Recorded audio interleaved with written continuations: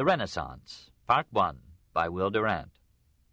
This book consists of 23 chapters and is 728 pages long.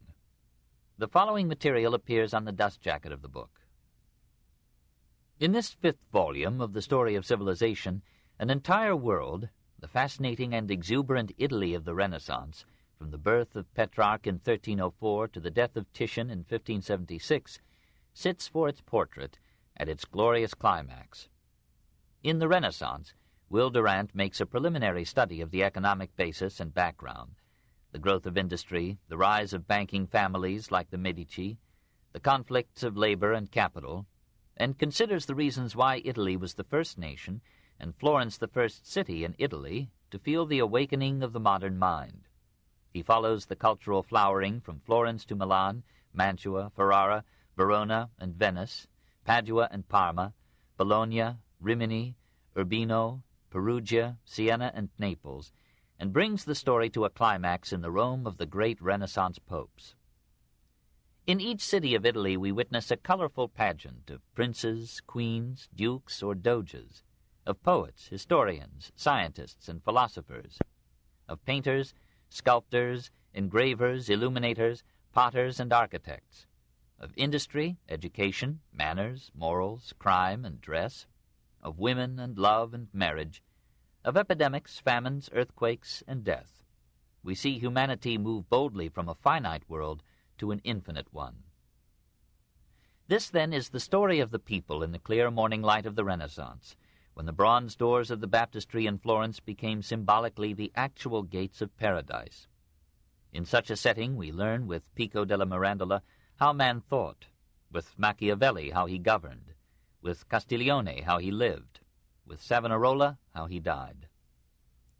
At almost every turn Dr. Durant draws vivid vignettes of Petrarch, Boccaccio, Cosimo de' Medici, Fra Angelico, Donatello, Lorenzo il Magnifico, Botticelli, Andrea del Sarto, Ludovico il Moro, Beatrice and Isabella d'Este, Leonardo da Vinci, Bramante, Piero della Francesca, Signorelli, Perugino, Montaigne, Ariosto, Giovanni Bellini, Giorgione, Aldus Manutius, Correggio, Alexander VI, Caesar and Lucrezia Borgia, Julius II, Leo X, Raphael, Michelangelo, Clement VII.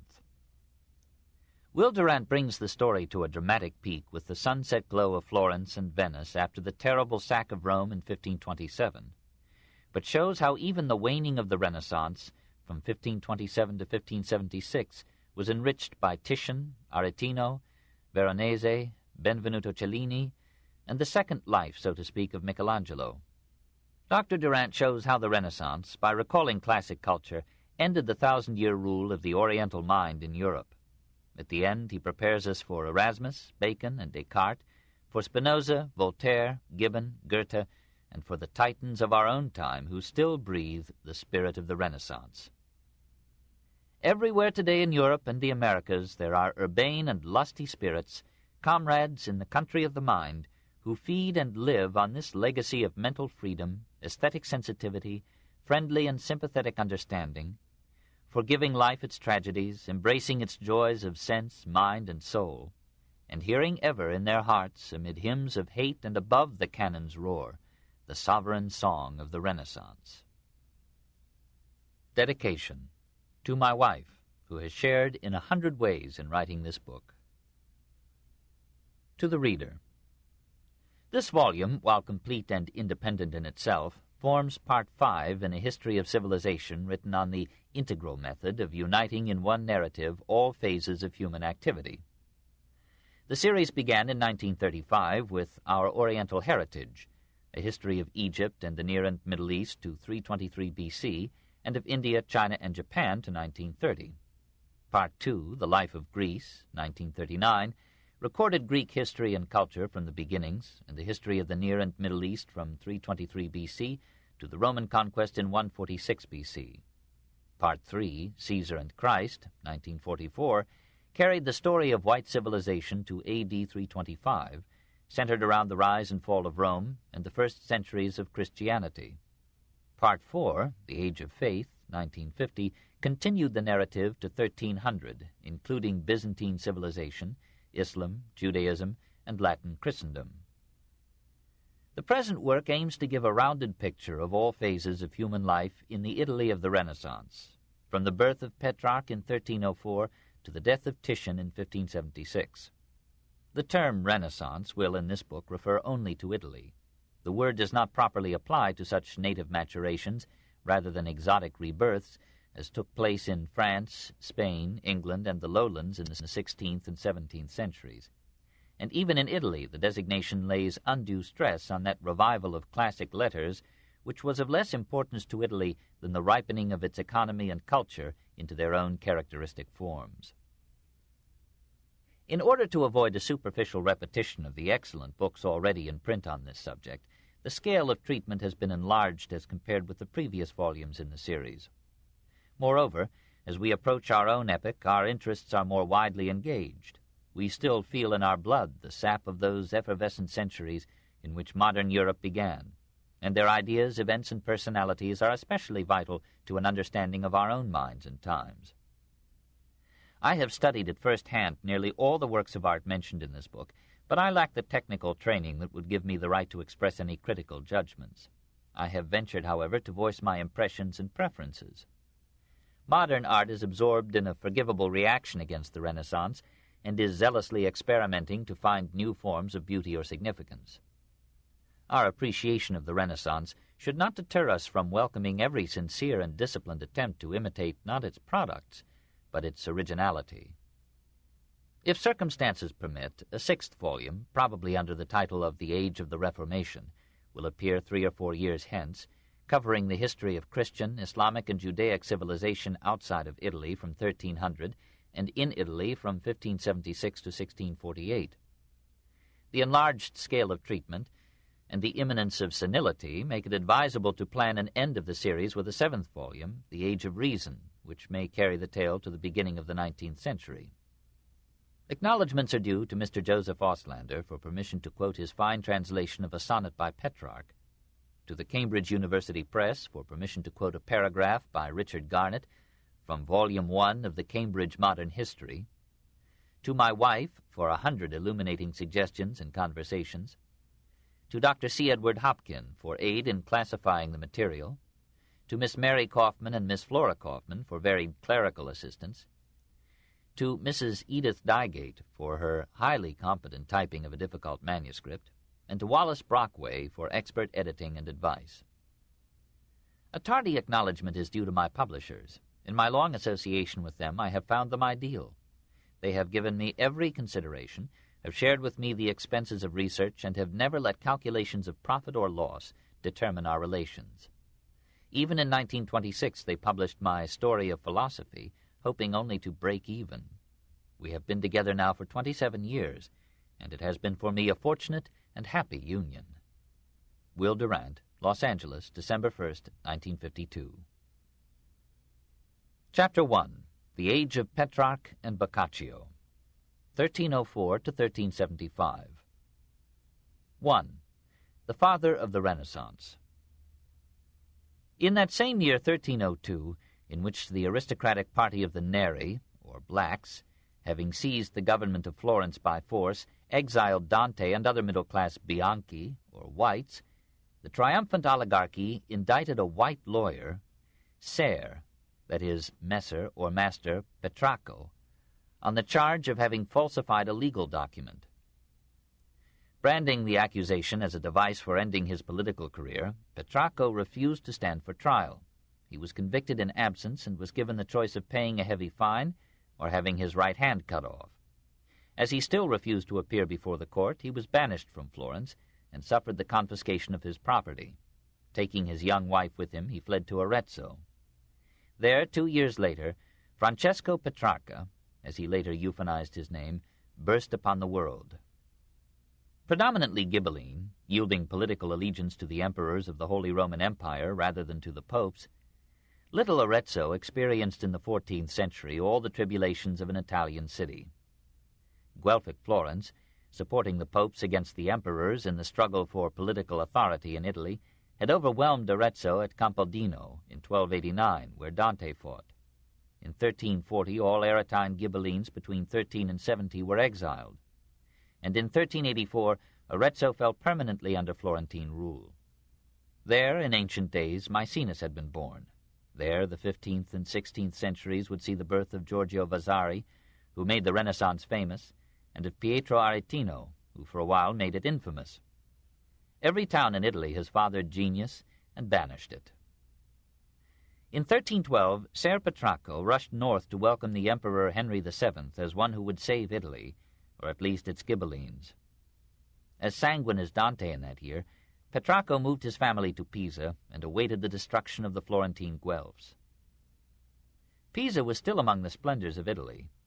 The shattering of her fleet by the Genoese in 1284 had reduced her possessions and narrowed her commerce, and the strife of Guelph and Ghibelline within her gates left her with scant strength to elude the imperialistic grasp of a mercantile Florence eager to control the Arno to its mouth. But her brave burghers gloried in their majestic marble cathedral, their precarious campanile, and their famous cemetery, that Campo Santo, or sacred field, whose central quadrangle had been filled with soil from the Holy Land, and whose walls were soon to receive frescoes by Giotto's pupils and the Lorenzetti, and whose sculptured tombs gave a moment's immortality to the heroic or lavish dead. In Pisa's university, soon after its establishment, the subtle jurist Bartolus of Sassoferrato adapted Roman law to the needs of the age, but phrased his legal science in such esoteric verbiage as brought both Petrarch and Boccaccio down upon his head. Perhaps Bartolus found obscurity prudent, since he justified tyrannicide and denied the right of governments to take a man's property except by due process of law. Henry VII died in 1313 before he could make up his mind to be or not to be a Roman emperor. The Guelphs of Italy rejoiced, and Ser Petrarch, unsafe in Pisa, emigrated with his wife, his daughter, and his 2 sons to Avignon on the Rhone, where the newly established papal court and a rapidly expanding population offered opportunities for a lawyer's skill. They sailed up the coast to Genoa, and Petrarch never forgot the unfolding splendor of the Italian Riviera. Towns like diadems on mountain brows, slipping down to green-blue seas. This, said the young poet, is liker to heaven than to earth. They found Avignon so stuffed with dignitaries that they moved some 15 miles northeast to Carpentras in 1315. And there Francesco spent 4 years of happy carelessness. Bliss ended when he was sent off to Montpellier from 1319 to 1323, and then to Bologna from 1323 to 1326 to study law. Bologna should have pleased him. It was a university town full of the frolic of students, the odor of learning, the excitement of independent thought. Here in this 14th century were given the first courses in human anatomy. Here were women professors, some, like Novella d'Andrea, who died in 1366, so attractive that tradition, doubtless fanciful, described her as lecturing behind a veil, lest the students should be distracted by her beauty. The Commune of Bologna had been among the first to throw off the yoke of the Holy Roman Empire and proclaim its autonomy.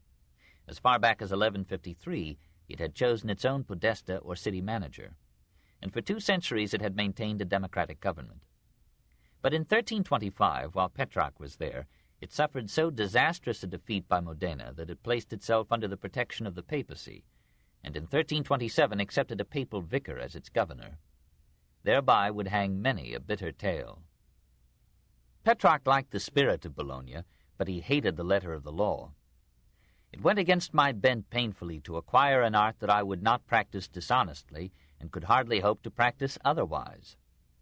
All that he cared for in the legal treatises was their numberless references to Roman antiquity. Instead of studying law, he read all that he could find of Virgil, Cicero, and Seneca. They opened to him a new world, both of philosophy and of literary art. He began to think like them. He longed to write like them. When his parents died in 1326, he abandoned law, returned to Avignon, and steeped himself in classic poetry and romantic love. It was on Good Friday of 1327, he tells us, that he saw the woman whose withheld charms made him the most famous poet of his age. He described her in fascinating detail, but kept the secret of her identity so well that even his friends thought her the invention of his muse, and counted all his passion as poetic license. But on the flyleaf of his copy of Virgil, jealously treasured in the Ambrosian Library at Milan, may still be seen the words that he wrote in 1348. Laura, who was distinguished by her virtues and widely celebrated by my songs, first appeared to my eyes in the year of our Lord 1327, on the 6th day of April, at the first hour, in the church of Santa Clara at Avignon. In the same city, in the same month, on the same 6th day, at the same first hour, in the year 1348, that light was taken from our day. Who was this Laura? A will was filed in Avignon on April 3rd, 1348, by one Laura de Sade, wife of Count Hugues de Sade, to whom she had given 12 children. Presumably this was the lady of the poet's love, and her husband was a distant ancestor of the most famous sadist in history. A miniature attributed to Simone Martini, now in the Laurentian Library at Florence, is described by tradition as a portrait of Petrarch's Laura. It shows a face of delicate beauty, fine mouth, straight nose, and lowered eyes, suggesting a pensive modesty. We do not know if Laura was married or already a young mother when Petrarch first saw her. In any case, she received his adoration calmly, kept him at a distance, and gave his passion all the encouragement of denial. The occasional sincerity of his feeling for her is suggested by his later remorse over its sensual elements and his gratitude for the refining influence of this unrequited love. Meanwhile, he lived in Provence, the land of the troubadours. The echoes of their songs still lingered in Avignon, and Petrarch, like the young Dante a generation before him, became unconsciously a troubadour, wedding his passion to 1,000 tricks of verse. The writing of poetry was then a popular pastime. Petrarch complained in one of his letters that lawyers and theologians, nay, even his own valet, had taken to rhyming. Soon, he feared, the very cattle would begin to low in verse.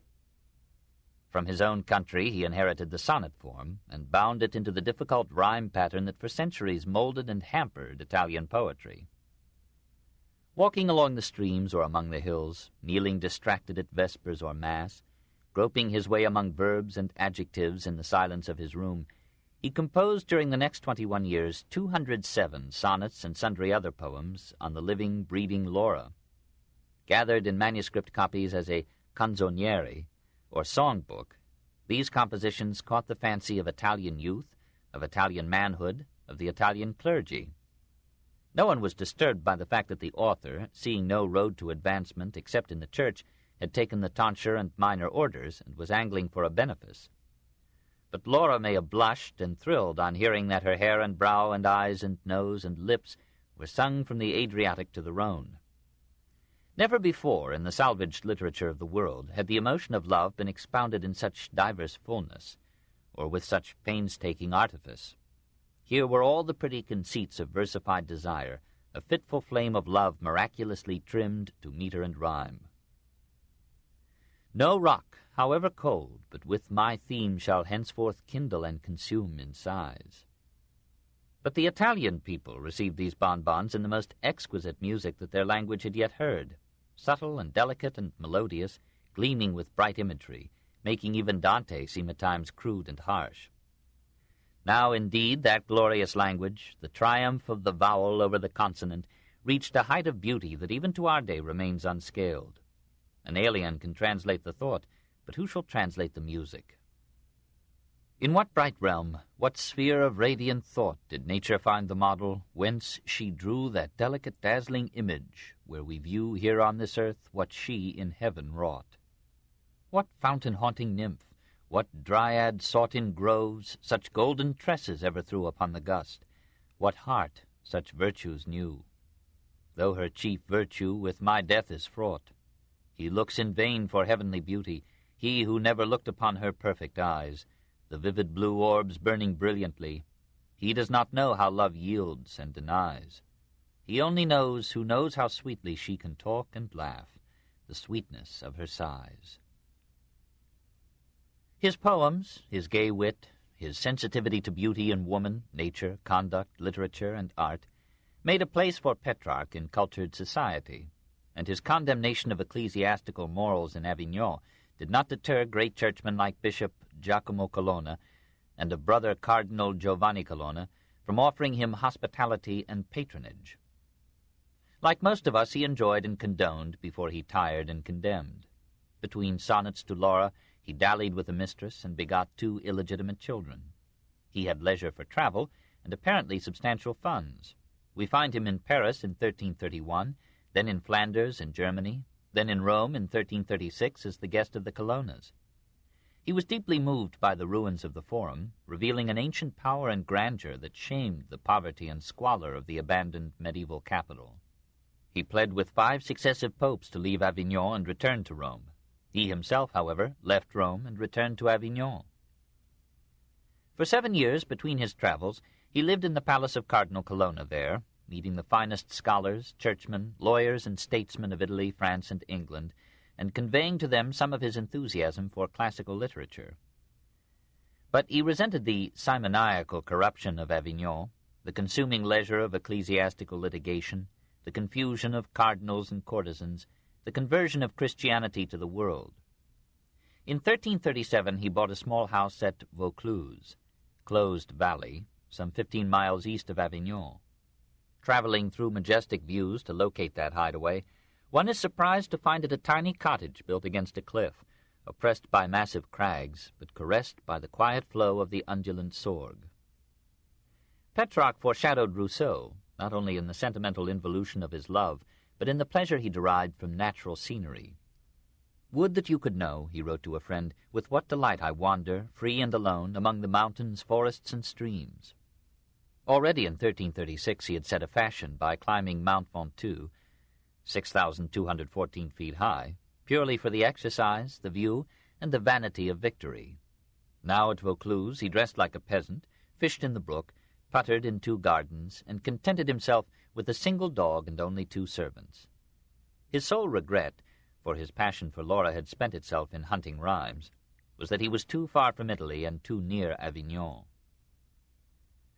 From that foot of land he moved half the literary world. He loved to write long letters to his friends, to popes and kings, to dead authors, to unborn posterity. He kept copies of this correspondence, and in his declining years he amused his pride by revising it for posthumous publication.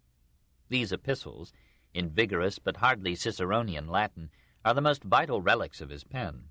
Some of them so harshly criticized the Church that Petrarch kept them secret till he was safely dead. While accepting with apparent sincerity the full doctrine of Catholic Christianity, he dwelt in spirit with the ancients. He wrote to Homer, Cicero, Livy, as if they were living comrades, and complained that he had not been born in the heroic days of the Roman Republic. He habitually called one of his correspondents Lelius, and another Socrates. He inspired his friends to search for lost manuscripts of Latin or Greek literature, to copy ancient inscriptions, and collect ancient coins as precious documents of history. He urged the establishment of public libraries. He practiced what he preached. On his travels, he sought and bought classic texts as more valuable merchandise than anything offered by the Arabs or the Chinese. He transcribed unpurchasable manuscripts with his own hand, and at home he hired copyists to live with him. He gloried in a Homer sent him from Greece, begged the sender for a copy of Euripides, and made his copy of Virgil a vade-mecum, on whose fly-leaf he entered events in the careers of his friends. The Middle Ages had preserved, and some medieval scholars had loved, many pagan classics. But Petrarch knew from references in these works that numberless masterpieces had been forgotten or mislaid, and it became his passion to recover them.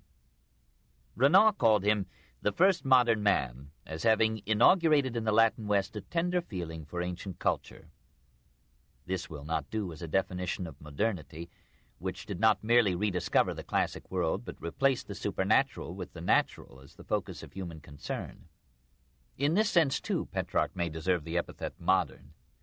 For though moderately pious and occasionally worried about the afterlife, his revival of interest in antiquity fostered the Renaissance emphasis on man and the earth, on the legitimacy of sensory pleasure, and on mortal glory as a substitute for personal immortality. Petrarch had some sympathy for the medieval view, and in his Dialogues de Contemptu Mundi he let St. Augustine expound it well. but in those imaginary conversations he made himself the defender of secular culture and earthly fame. Though Petrarch was already 17 when Dante died, an abyss divided their moods. By common consent he was the first humanist, the first writer to express with clarity and force the right of man to concern himself with this life, to enjoy and augment its beauties, and to labor to deserve well of posterity. He was the father of the Renaissance. 2. Naples and Boccaccio. At Vaucluse, Petrarch began the poem by which he aspired to rival Virgil, an epic, Africa, on the liberation of Italy through the victory of Scipio Africanus over Hannibal. Like the humanists of a century after him, he chose Latin as his medium, not, like Dante, Italian. He wished to be understood by the whole literate Western world. As the poem progressed, he became more and more doubtful of its merit. He never completed it, never published it. While he was absorbed in Latin hexameters, his Italian canzoniere was spreading his fame through Italy, and a translation carried his name through France. In 1340, not without some sly manipulations on his part, 2 invitations reached him, one from the Roman Senate, the other from the University of Paris, to come and receive at their hands the poet's laurel crown. He accepted the Senate's offer, and the suggestion of Robert the Wise that he should stop at Naples on the way. After the overthrow of Frederick II and the Hohenstaufens by the arms and diplomacy of the popes, his Regno, Italy south of the Papal States, had been given to the House of Anjou in the person of Charles, Count of Provence. Charles ruled as King of Naples and Sicily. His son Charles II lost Sicily to the House of Aragon. His grandson Robert, though failing in his war to recapture Sicily, earned his cognomen by competent government, wise diplomacy, and the discriminating patronage of literature and art. The kingdom was poor in industry, and its agriculture was dominated by myopic landowners who, as now, exploited the peasantry to the edge of revolution. But the commerce of Naples gave the court an income that made the royal Castelnuovo ring with frequent festivities. The well-to-do imitated the court. Marriages became ruinous ceremonies, periodic regattas animated the historic bay, and in the city square, young blades jousted in perilous tournaments while their garlanded ladies smiled upon them from bannered balconies. Life was pleasant in Naples, and morals were comfortably loose. Women were beautiful and accessible, and poets found in this atmosphere of amorous dalliance many a theme and stimulus for their verse. In Naples, Boccaccio was formed. Giovanni had begun life in Paris as the unpremeditated result of an entente cordiale between his father, a Florentine merchant, and a French lass of doubtful name and morals. Perhaps his bastard birth and half-French origin shared in determining his character and history. He was brought in infancy to Certaldo, near Florence, and suffered an unhappy childhood under a stepmother. At the age of 10, in 1323, he was sent to Naples, where he was apprenticed to a career of finance and trade. He learned to hate business as Petrarch hated law. He announced his preference for poverty and poetry, lost his soul to Ovid, feasted on the Metamorphoses and the Heroides, and learned by heart most of the Ars Amandi, wherein he wrote, "The greatest of poets shows how the sacred fire of Venus may be made to burn in the coldest breast." The father, unable to make him love money more than beauty, allowed him to quit business on condition that he study canon law. Boccaccio agreed, but he was ripe for romance. The gayest lady in Naples was Maria d'Aquino. She was the natural daughter of King Robert the Wise, but her mother's husband accepted her as his own child. She was educated in a convent and was married at 15 to the Count of Aquino, but found him inadequate to her needs. She encouraged a succession of lovers to supply his deficiencies and to spend their substance upon her finery. Boccaccio first saw her at Mass on Holy Saturday in 1331, 4 Easters after Petrarch's discovery of Laura under similarly sacred auspices. She seemed to him fairer than Aphrodite. The world held nothing lovelier than her blonde hair, nothing more alluring than her roguish eyes. He called her Fiammetta, little flame, and longed to singe himself in her fire. He forgot canon law, forgot all the commandments he had ever learned. For months he thought only of how he might be near her. He went to church solely in the hope that she might appear. He paced the street before her window. He went to Baiae on hearing that she was there. For 5 years he pursued her. She let him wait until other purses were empty. Then she allowed him to persuade her. A year of costly assignations dulled the edge of adultery. She complained that he looked at other women. Besides, his funds ran out. The little flame sought other food, and Boccaccio retired to poetry. Very probably he had read Petrarch's Canzoniere and Dante's Vita Nuova. His first poems were like theirs, sonnets of yearning, burning, churning love. Most of them were addressed to Fiammetta. Some celebrated lesser flames. For her he wrote a long and dreary prose version, Filocopo, of a medieval romance, Fleur et Blanc-Fleur. Finer was his Filostrato. Here he told in glowing verse how Chryseida vowed eternal fidelity to Troilus, was captured by the Greeks, and soon yielded herself to Diomed on the plea that he was so tall and strong and beautiful, and at hand. For his medium, Boccaccio chose an 8-line stanza, ottavo rima, that set a form for Pulci, Boiardo, and Ariosto. It is a frankly sensual story, whose 5,400 lines reached their climax when Chryseida, throwing away her shift, sprang naked into her lover's arms. But it is also a remarkable psychological study of one type of woman, lightly false and gaily vain, and it ends with phrases now familiar in opera. Giovane donna è mobile, e vogliosa. A young woman is flighty, eager for many lovers. She rates her beauty beyond what the mirror shows, and is proud. She knows neither virtue nor intelligence, always giddy like a leaf in the wind. Soon afterward, as if to break down resistance with sheer weight, Boccaccio presented to Fiammetta an epic poem, Teseide, precisely as long as the Aeneid. It told of the bloody rivalry of two brothers, Palemon and Arcite, for Emilia, the death of the victor in her loving arms, and her acceptance of the loser after a proper delay. But even heroic love palls after half the 9,896 lines, and the English reader may content himself with Chaucer's judicious abbreviation of the story in The Knight's Tale. Early in 1341, Boccaccio abandoned Naples for Florence. 2 months later, Petrarch arrived at King Robert's court. He basked a while in the royal shade, and then went on to seek a crown in Rome. 3. The Poet Laureate. It was a pitiful capital of the world. The papacy having moved to Avignon in 1309, no economic means remained of supporting even such moderate splendor as the city had known in the 13th century. The wealth that had trickled from 1,000 bishoprics into streams from a dozen states no longer flowed into Rome. No foreign embassies kept palaces there, and rare was the cardinal who showed his face amid the ruins of the empire and the church. Christian shrines rivaled classic colonnades in dilapidation. Shepherds grazed their flocks on the slopes of the 7 hills. Beggars roamed the streets, and highwaymen lurked along the roads. Wives were abducted, nuns were raped, pilgrims were robbed. Every man carried arms.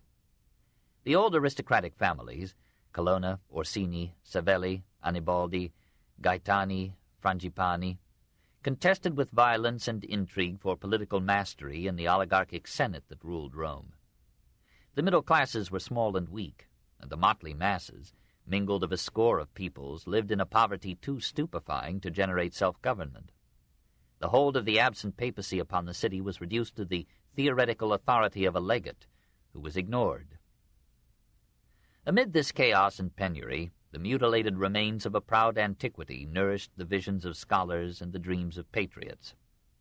Some day, the Romans believed, Rome would again be the spiritual and political capital of the world, and the barbarians beyond the Alps would send imperial tribute as well as Peter's pence. Here and there men could still spare a pittance for art. Pietro Cavallini adorned Santa Maria in Trastevere with remarkable mosaics, and in Santa Cecilia he inaugurated a Roman school of fresco painting almost as important as Duccio's in Siena or Giotto's in Florence. Even in Rome's destitution, poets sang, forgetting the present for the past. After Padua and Prato had restored Domitian's right of placing a laurel wreath upon the brow of a favorite bard, the Senate thought it befitting the traditional primacy of Rome to crown the man who by universal consent was the leading poet of his nation and his time. And so on April 8th, 1341, a colorful procession of youths and senators escorted Petrarch, clad in the purple robe that King Robert had given him, to the steps of the Capitol. There a laurel crown was laid upon his head, and the aged senator Stefano Colonna pronounced a eulogy. From that day Petrarch had new fame and new enemies. Rivals plucked at his laurels with their pens, but kings and popes gladly received him at their courts. Soon Boccaccio would rank him with the illustrious ancients, and Italy, proud of his renown, proclaimed that Virgil had been born again. What sort of man was he at this apex of his curve? In his youth he had been handsome, and vain of his looks and clothes. In later years he laughed at his once meticulous ritual of toilet and dress, and curling of the hair and squeezing of the feet into fancy shoes. In middle age he grew a bit stout and doubled his chin, but his face had still the charm of refinement and animation. He remained vain to the end, merely pluming himself on his achievements instead of his appearance, but this is a fault that only the greatest saints can shun. His letters, so fascinating and brilliant, would have been more so without their sham modesty and honest pride. Like all of us, he relished applause. He longed for fame, for literary immortality. So early in this presage of the Renaissance, he struck one of its most sustained notes, the thirst for glory. He was a little jealous of his rivals, and descended to answer their slurs. He fretted some, though he denied it, at Dante's popularity. He shuddered at Dante's ferocity as Erasmus would at Luther's crudity. But he suspected that there was something in the dour Florentine too deep to be fathomed by a facile pen. Himself now half French in spirit, he was too urbane to curse half the world. He lacked the passion that exalted and exhausted Italy. Equipped with several ecclesiastical benefices, he was affluent enough to despise wealth, and timid enough to like the literary life. There is no lighter burden, nor more agreeable, than a pen.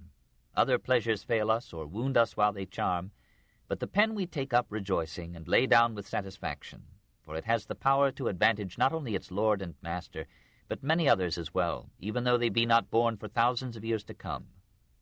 As there is none among earthly delights more noble than literature, so there is none more lasting, none gentler or more faithful, none that accompanies its possessor through the vicissitudes of life at so small a cost of effort or anxiety.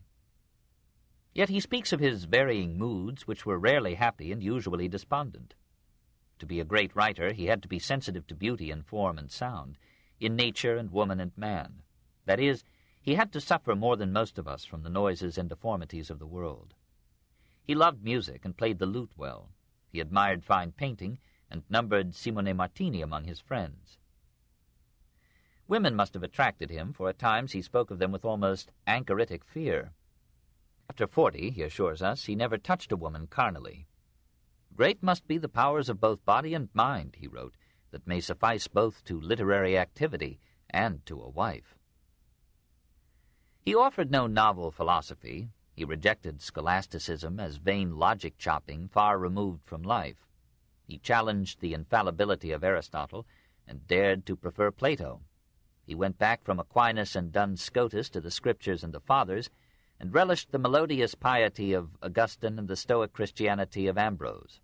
However, he quoted Cicero and Seneca as reverently as he cited the saints, and drew his arguments for Christianity most often from pagan texts.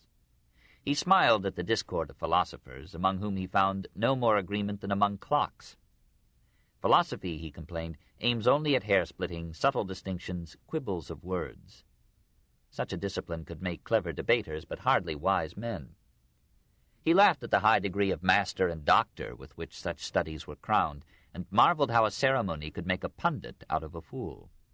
Almost in modern terms, he rejected astrology, alchemy, demoniac possession, prodigies, auguries, dream prophecies, and the miracles of his time. He had the courage to praise Epicurus in an age when that name was used as a synonym for atheist. Now and then he spoke like a skeptic, confessing Cartesian doubt. Distrustful of my own faculties, I embraced doubt itself as truth, affirming nothing and doubting all things except those in which doubt is sacrilege. Apparently he made this exception in all sincerity. He expressed no doubt as to any dogma of the Church. He was too genial and comfortable to be a heretic. He composed several devotional works, and wondered had it not been better for him, like his brother, to ease his way into heaven through monastic peace. He had no use for the near atheism of the Averroists in Bologna and Padua. Christianity seemed to him an indisputable moral advance upon paganism, and he hoped that men would find it possible to be educated without ceasing to be Christians. The election of a new pope, Clement VI, in 1342, made it advisable for Petrarch to return to Avignon and present his compliments and expectations.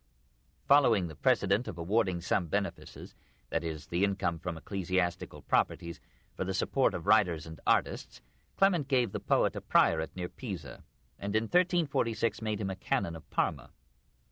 In 1343 he sent him on a mission to Naples, and there Petrarch met one of the most unruly rulers of the age. Robert the Wise had just died, and his granddaughter Joanna I had inherited his throne and dominions, including Provence and, therefore, Avignon. To please her father, she had married her cousin Andrew, son of the King of Hungary. Andrew thought he should be king as well as consort. Joanna's lover, Louis of Taranto, slew him in 1345 and married the queen. Andrew's brother Louis, succeeding to the throne of Hungary, marched his army into Italy and took Naples in 1348. Joanna fled to Avignon and sold that city to the papacy for 80,000 florins, or about $2 million. Clement declared her innocent, sanctioned her marriage, and ordered the invader back to Hungary. King Louis ignored the order, but the Black Death in 1348 so withered his army that he was compelled to withdraw. Joanna regained her throne in 1352 and ruled in splendor and vice until deposed by Pope Urban VI in 1380. A year later she was captured by Charles, Duke of Durazzo, and in 1382 she was put to death. Petrarch touched this bloody romance only at its source, in the first year of Joanna's reign. He soon resumed his wandering, staying for a while at Parma, then at Bologna, then in 1345 at Verona. There, in a church library, he found a manuscript of Cicero's lost letters to Atticus, Brutus, and Quintus. In Liège, he had already in 1333 disentombed Cicero's speech Pro Archia, a paean to poetry. These were among the most fruitful explorations in the Renaissance discovery of antiquity. Verona, in Petrarch's time, might have been classed among the major powers of Italy. This book is continued at this point on the other side of this cassette. Please reverse or turn the cassette over now. The Story of Civilization, Volume 5, The Renaissance, Part 1, by Will Durant. Continued, Cassette 1, Side 2. Verona, in Petrarch's time, might have been classed among the major powers of Italy.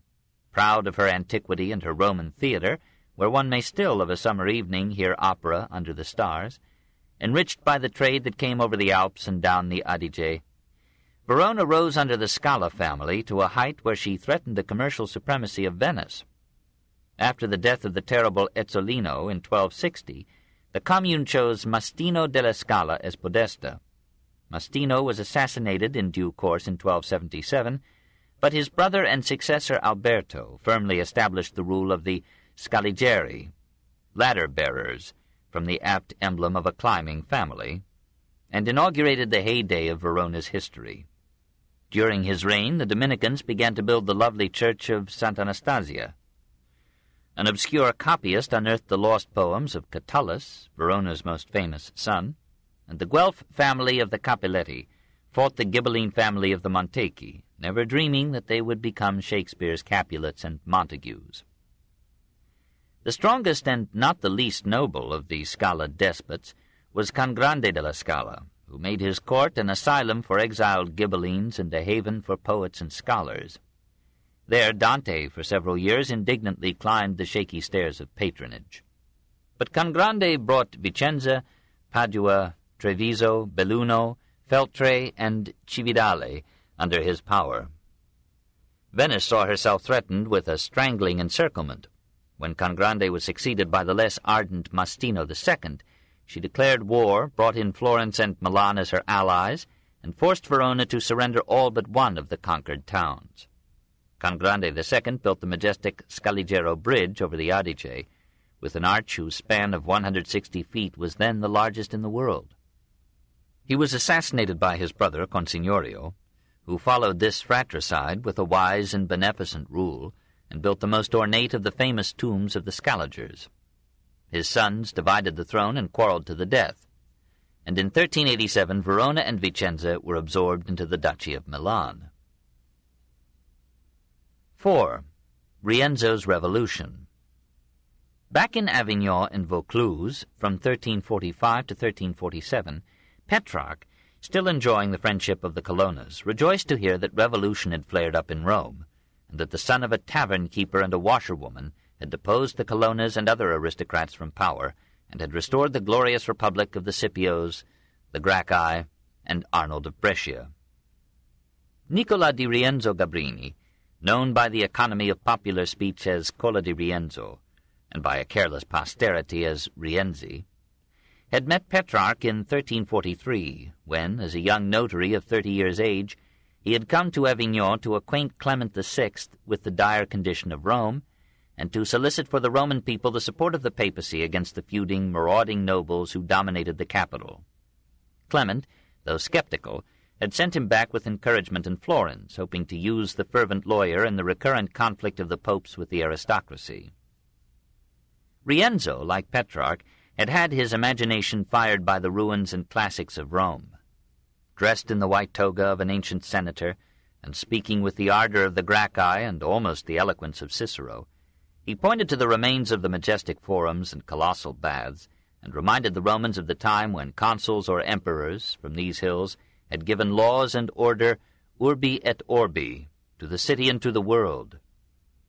And he challenged them to seize the government, to restore the popular assembly, and to elect a tribune strong enough to protect them against the usurping nobility.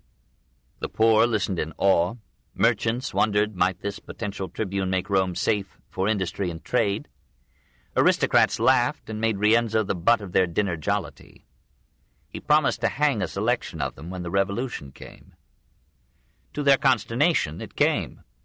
On May 20th, 1347, a concourse of Romans crowded to the capital. Rienzo appeared before them, escorted by the Bishop of Orvieto as vicar of the Pope. He proclaimed the restoration of the Republic and a distribution of alms. They elected him dictator, and at a later meeting allowed him to take the old popular title of tribune. The aged senator Stefano Colonna protested. Cola ordered him and the other nobles to leave the city. Furious, but respecting the armed revolutionaries, they withdrew to their country estates. Delirious with success, Rienzo began to speak of himself as the divinely inspired, illustrious Redeemer of the Holy Roman Republic by the authority of Jesus Christ. His administration was excellent. Food prices were regulated to check profiteering. Surplus corn was stored in the granaries. Work was begun to drain the malarial marshes and put the Campagna under cultivation. New courts dealt out justice with impartial severity. A monk and a baron were beheaded for equal felonies. A former senator was hanged for robbing a merchant vessel.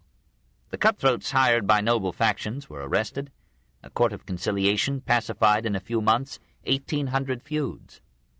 Aristocrats accustomed to being their own law were shocked to find themselves held responsible for crimes committed on their estates. Some paid heavy fines. Pietro Colonna, dripping dignity, was led on foot to jail. Judges guilty of malfeasance were exposed in public pillories. Peasants tilled their fields in unwonted security and peace. Merchants and pilgrims en route to Rome kissed the insignia of the resurrected republic that made the highways safe after half a century of brigandage. All Italy marveled at this intrepid transformation, and Petrarch raised to Rienzo a paean of gratitude and praise. Seizing his opportunity with bold statesmanship, the tribune dispatched envoys throughout the peninsula, inviting the cities to send representatives who would form a great parliament to unite and govern the whole of sacred Italy in a federation of municipalities, and to make Rome again the capital of the world. To a preliminary council of judges gathered from all Italy, he submitted a question. Might the Roman Republic, now reconstituted, rightfully reclaim all the privileges and powers that in its decay had been delegated to other authorities? Answered in the affirmative, Rienzo put through the popular assembly a law restoring to the Republic all such grants of power. This grandiose declaration, sweeping away a millennium of donations, abdications, and coronations, threatened alike the Holy Roman Empire, the autonomous cities, and the temporal power of the Church. 25 communes sent representatives to Rienzo's parliament, but the major city-states, Venice, Florence, Milan, hesitated to submit their sovereignty to a federation. Clement VI was pleased with the tribune's piety, his formal sharing of his authority with the Bishop of Orvieto, the protection he gave to pilgrims, the prospects he held out of a lucrative jubilee in 1350. But he began to wonder, was not this sanguine republican an impractical idealist who would outreach himself to ruin? Amazing and pitiful was the collapse of the noble dream. Power, like freedom, is a test that only a sober intelligence can meet. Rienzo was too great an orator to be a realistic statesman. He came to believe his own magnificent phrases, promises, and claims. He was poisoned by his own periods. When the Federative Assembly met in August 1347, he had arranged that it should begin by conferring knighthood upon him. That evening he proceeded with his escort to the baptistry of St. John Lateran, and plunged bodily into the great basin wherein, according to legend, Constantine had washed away his paganism and his sins. Then, clad in white, he slept through the night on a public couch set up amid the pillars of the church. On the morrow he issued to the assembly and the world a decree, declaring all the cities of Italy to be free, endowing them with Roman citizenship, and reserving exclusively to the people of Rome and Italy the authority to elect an emperor. Drawing his sword, he flourished it in three directions, saying, as the representative of Rome, "This belongs to me, and that." He now began to indulge in ostentatious extravagance.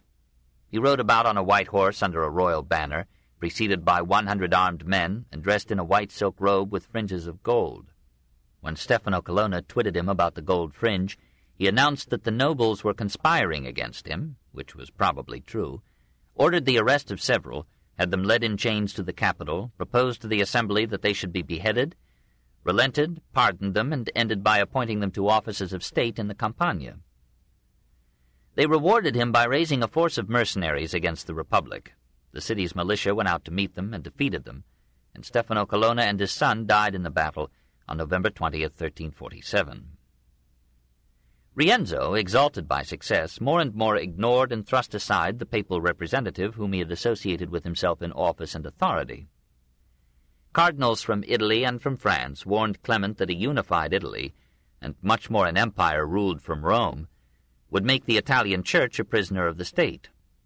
On October 7th, Clement commissioned his legate Bertrand de Deux to offer Rienzo a choice between deposition and the restriction of his powers to the secular affairs of the city of Rome.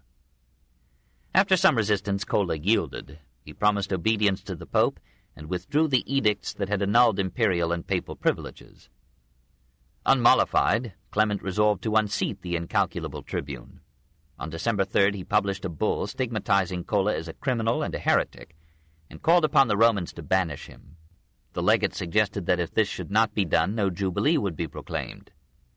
Meanwhile the nobles had raised another army, which now advanced upon Rome. Rienzo had the tocsin rung to call the people to arms. Only a few came. Many resented the taxes he had levied. Some preferred the profits of a jubilee to the responsibilities of freedom. As the forces of the aristocracy neared the capital, Rienzo's wonted courage waned. He discarded the insignia of his office, said goodbye to his friends, broke into tears, and shut himself up in the Castello Sant'Angelo on December 15th, 1347. The triumphant nobles re-entered their city palaces, and the papal legate named 2 of them as senators to rule Rome. Unmolested by the nobles, but still under the ban of the Church, Rienzo fled to Naples, and then to the mountain forests of the Abruzzi, near Sulmona. There he donned the garb of a penitent, and for 2 years lived as an anchorite. Then, surviving 1,000 hardships and tribulations, he made his way, secretly and in disguise, through Italy and the Alps and Austria to the Emperor Charles IV at Prague. He pronounced before him an angry indictment of the popes. To their absence from Rome he attributed the anarchy and poverty of that city, and to their temporal power and policy the abiding division of Italy.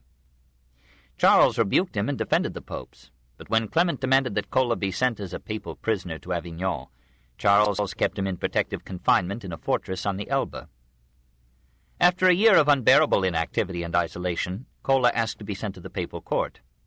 On his journey to Avignon, crowds flocked to see him, and gallant knights offered to guard him with their swords. On August 10th, 1352, he reached Avignon in such miserable raiment that all men pitied him. He asked for Petrarch, who was at Vaucluse. The poet responded by issuing to the people of Rome a clarion call to protect the man who had offered them liberty. To the Roman people, invincible conquerors of nations, Your former tribune is now a captive in the power of strangers. And a sad spectacle indeed.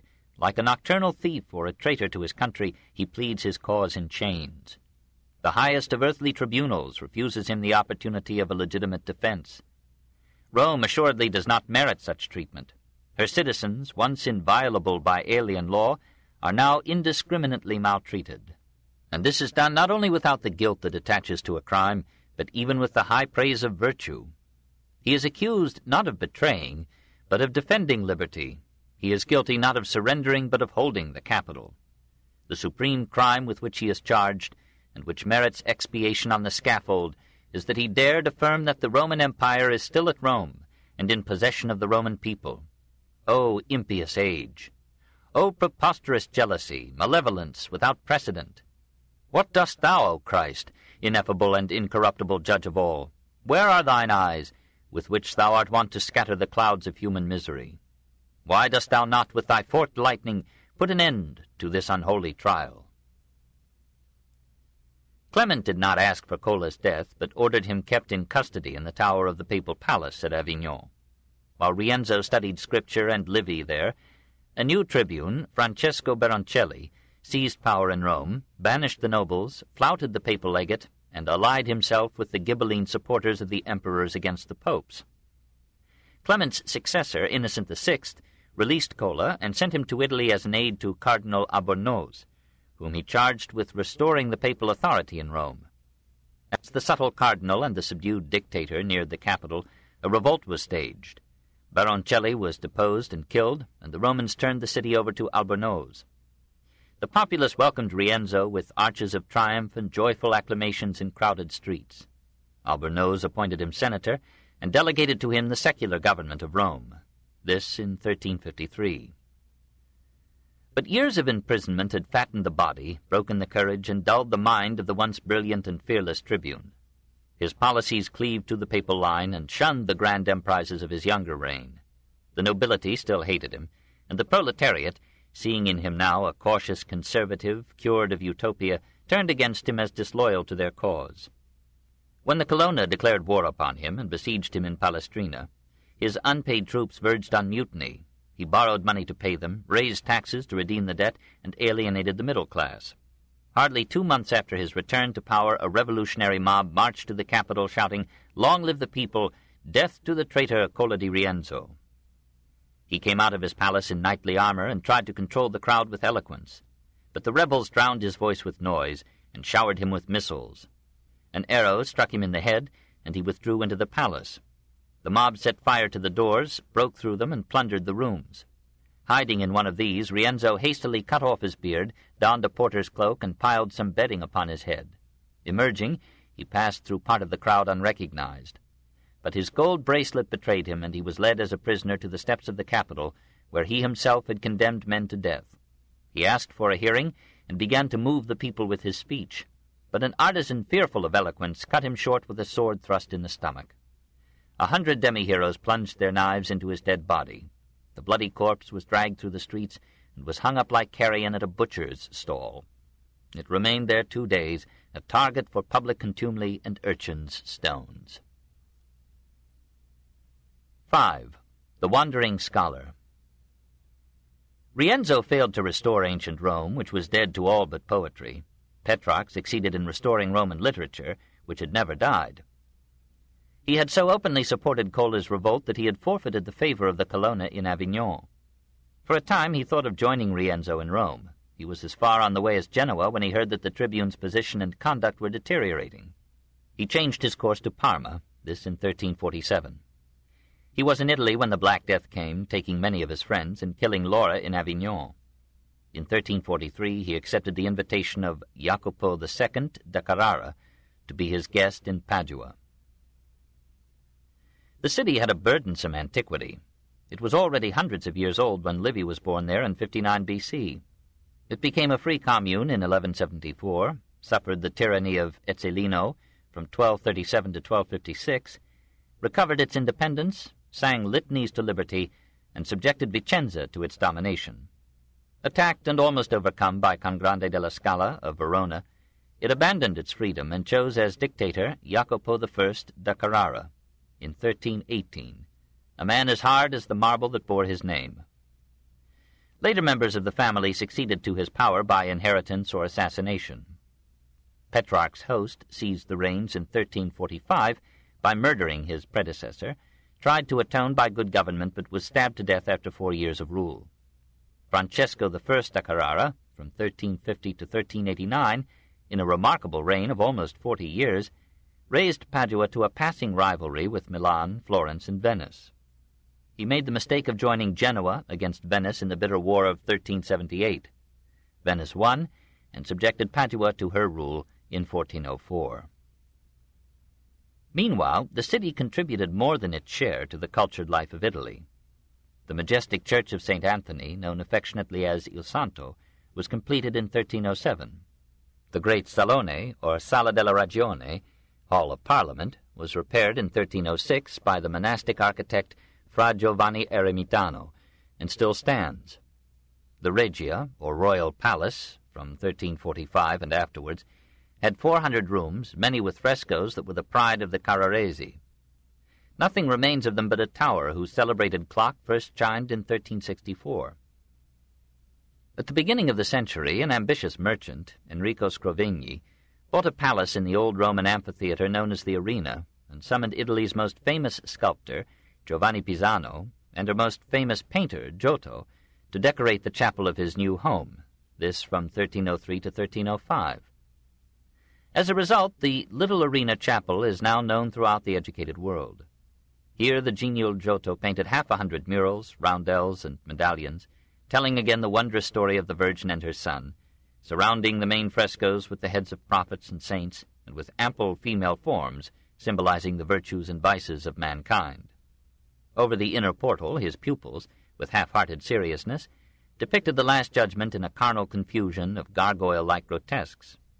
Mantegna, decorating a chapel in the nearby church of the Eremitani a century and a half later, may have smiled at the simple draftsmanship, the primitive perspective, the monotonous similarity of faces, poses, and figures, the imperfect sense and command of anatomy, the blonde heaviness of nearly all the figures, as if the Lombards of Padua were still Longobards freshly come from well-fed Germany.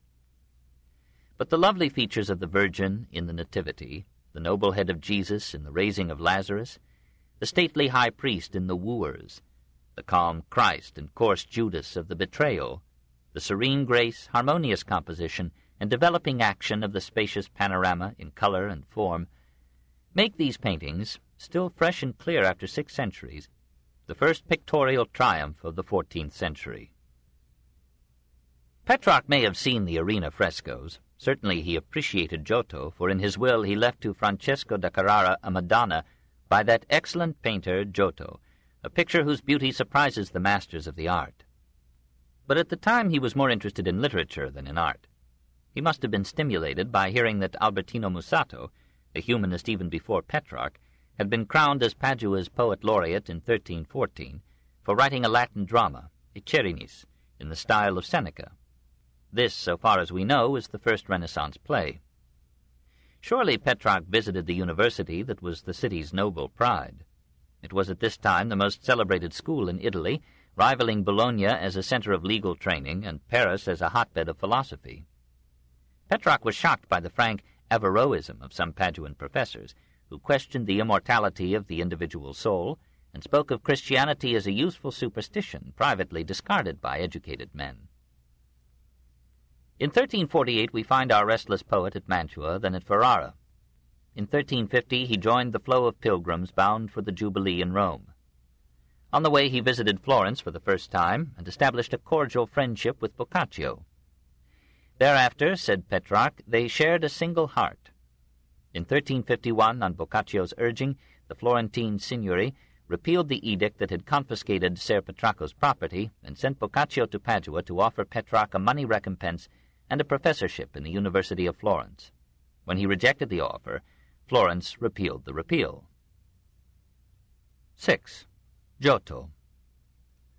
It is difficult to love medieval Florence. She was so hard and bitter in industry and politics, but it is easy to admire her, for she devoted her wealth to the creation of beauty. There, in the very youth of Petrarch, the Renaissance was in full swing. It developed in a stimulating atmosphere of business competition, family feuds, and private violence unparalleled in the rest of Italy.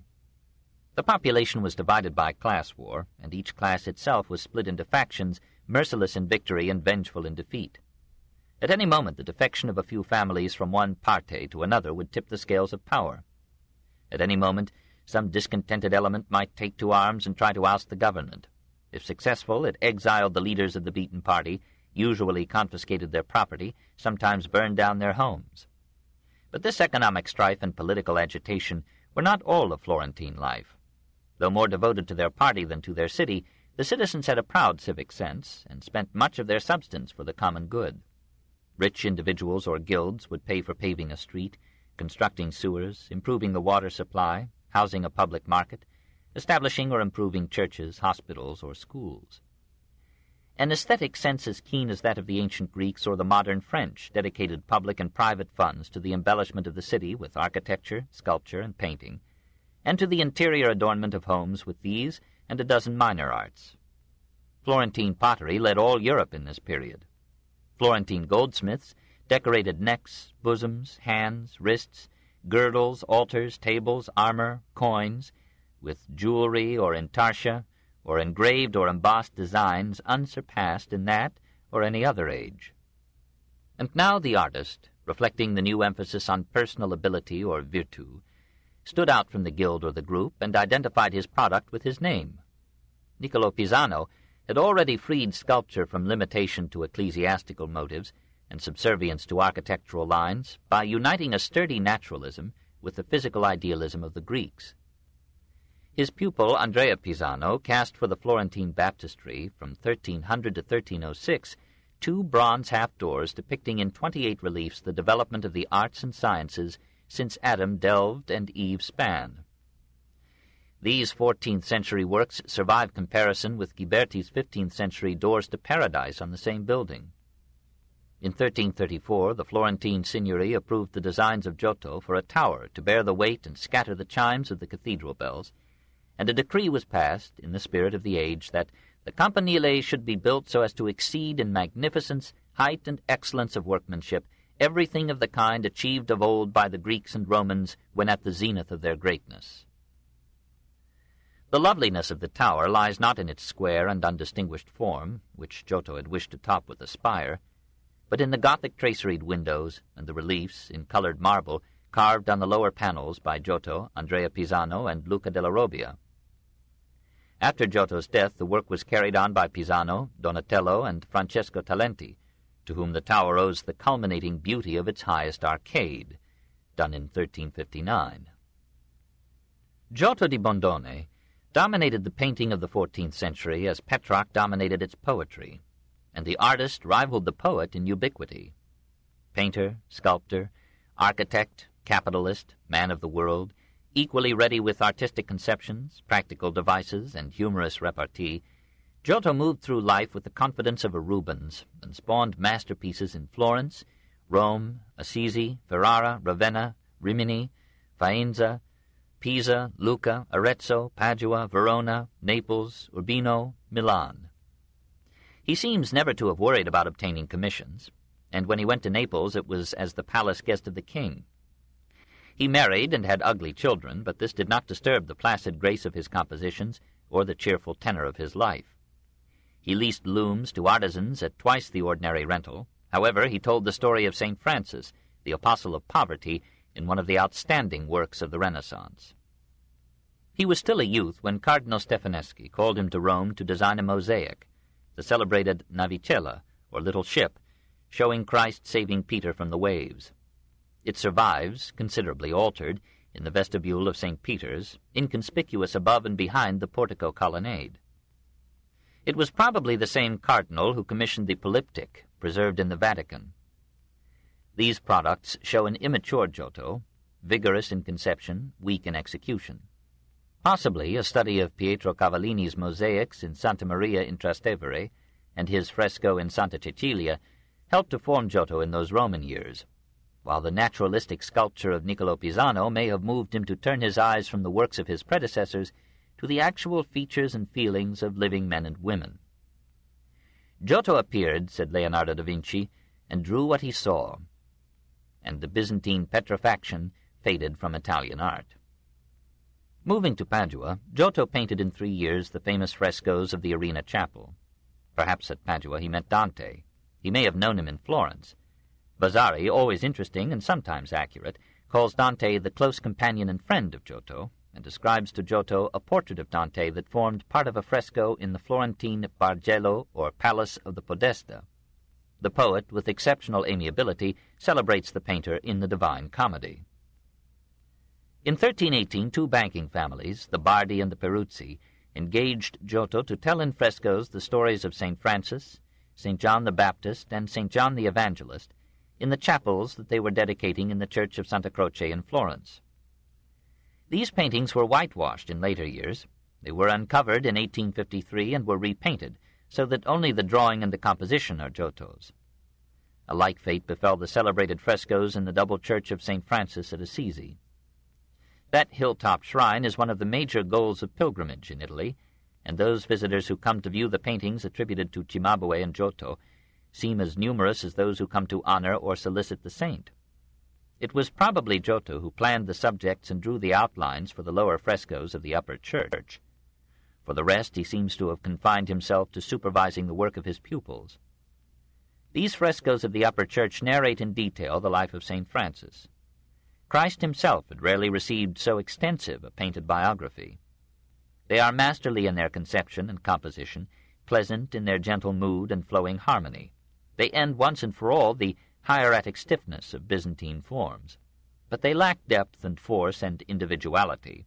They are graceful tableaus, without the color of passion or the blood of life. The frescoes in the lower church, less mangled by time, mark an advance in Giotto's power. He seems to have been directly responsible for the pictures in the Magdalen Chapel, while his aides painted the allegories illustrating the Franciscan vows of poverty, obedience, and chastity.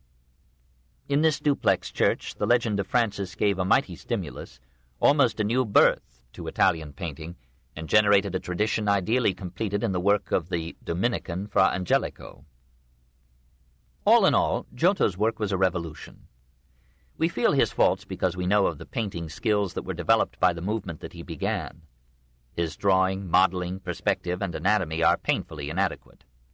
Art, like the medical science of Giotto's time, was just beginning to dissect the human body, to learn the place, structure, and function of each muscle, bone, tendon, nerve.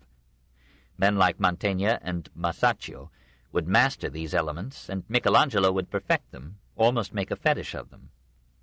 But in Giotto's day it was still unusual to study, scandalous to represent, the nude. What is it, then, that makes the work of Giotto in Padua and Assisi a landmark in the history of art? It is the rhythmic composition, drawing the eye from every angle to the center of interest, the dignity of quiet motion, the soft and luminous coloring, the majestic flow of the narrative, the restraint of expression even in deep feeling, the grandeur of the calm that bathes these troubled scenes. And now and then, the naturalistic portraiture of men, women, and children, not as studied in past art, but as seen and felt in the movement of life. These were the components of Giotto's triumph over Byzantine rigidity and gloom. These were the secrets of his enduring influence. For a century after him, Florentine art lived on his example and his inspiration. In his wake came 2 generations of Giotteschi, who imitated his themes and style, but rarely touched his excellence. His godson and pupil, Taddeo Gaddi, almost inherited art. Taddeo's father and 3 of Taddeo's 5 sons were painters. The Italian Renaissance, like German music, tended to run in families and prospered there through the transmission and accumulation of techniques in homes, studios, and schools. Taddeo began as an apprentice to Giotto. By 1347 he was at the head of Florentine painters. Even then, however, he signed himself devotedly Discepolo di Giotto il Buon Maestro. He became so rich through his industry as painter and architect that his descendants could afford to be patrons of art. An impressive work long attributed to him but now ascribed to Andrea da Firenze shows how, in this first century of the Renaissance, Italy was still medieval.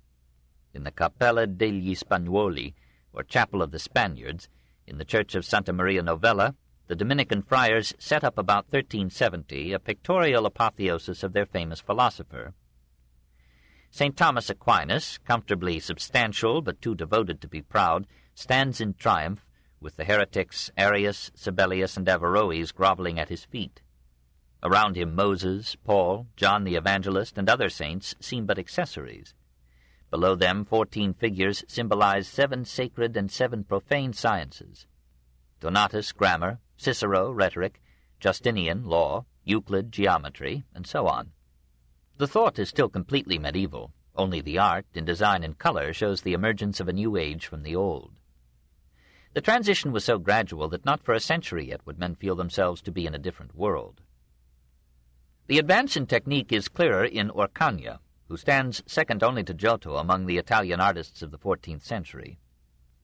Named originally Andrea di Cione, he was called Arcagnolo, Archangel, by his admiring contemporaries, and lazy tongues shortened the appellation to Orcagna. Although often listed among Giotto's followers, he was rather a pupil of the sculptor Andrea Pisano. Like the greatest geniuses of the Renaissance, he was a master of many arts. As a painter, he made a colorful altarpiece of Christ enthroned for the Strozzi Chapel in Santa Maria Novella, while his elder brother Nardo executed on the walls vivid frescoes of heaven and hell, these from 1354 to 1357.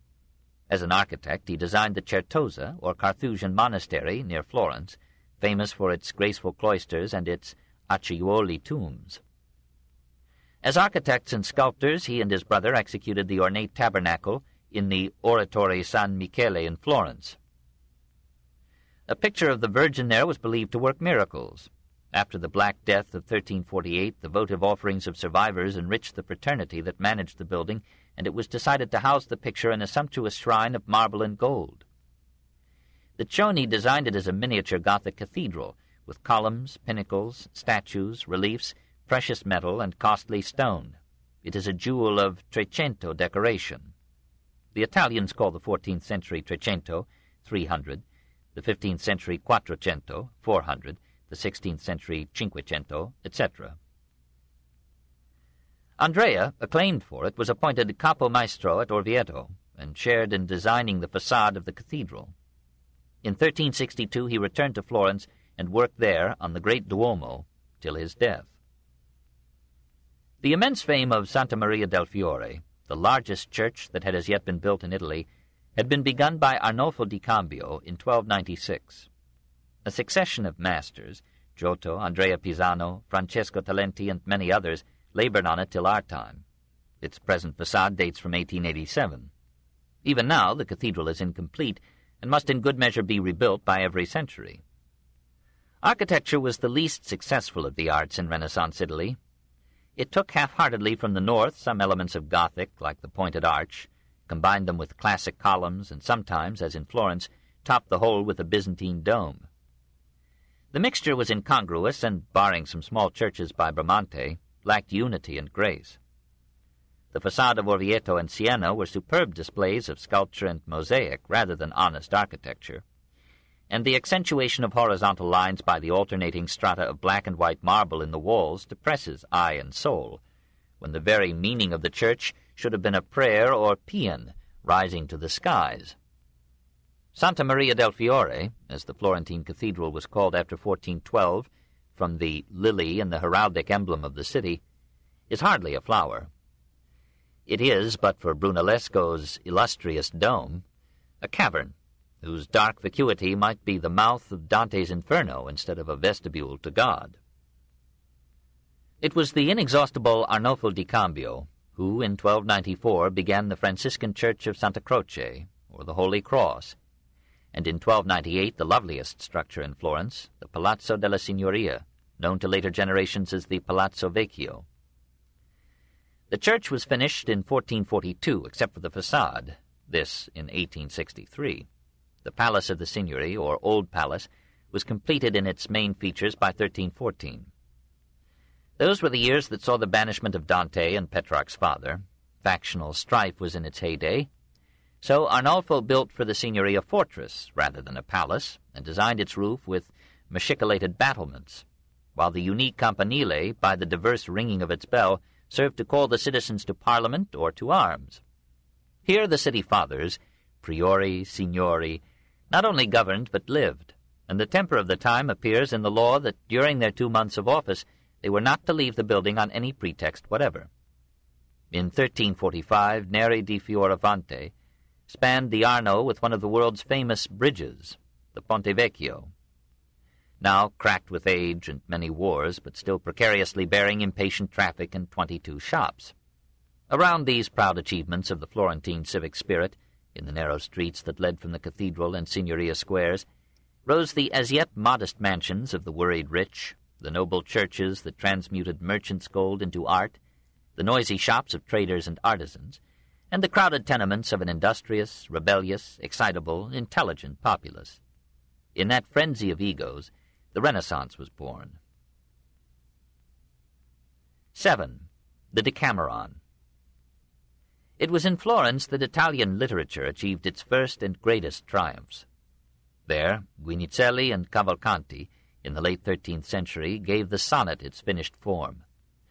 Not there, but longing for it, Dante the Florentine struck the first and last true note of Italian epic poetry. There Boccaccio composed the supreme work of Italian prose, and Giovanni Villani wrote the most modern of medieval chronicles. Visiting Rome for the Jubilee of 1300, and moved, like Gibbon, by the ruins of a mighty past, Villani thought for a while of recording its history.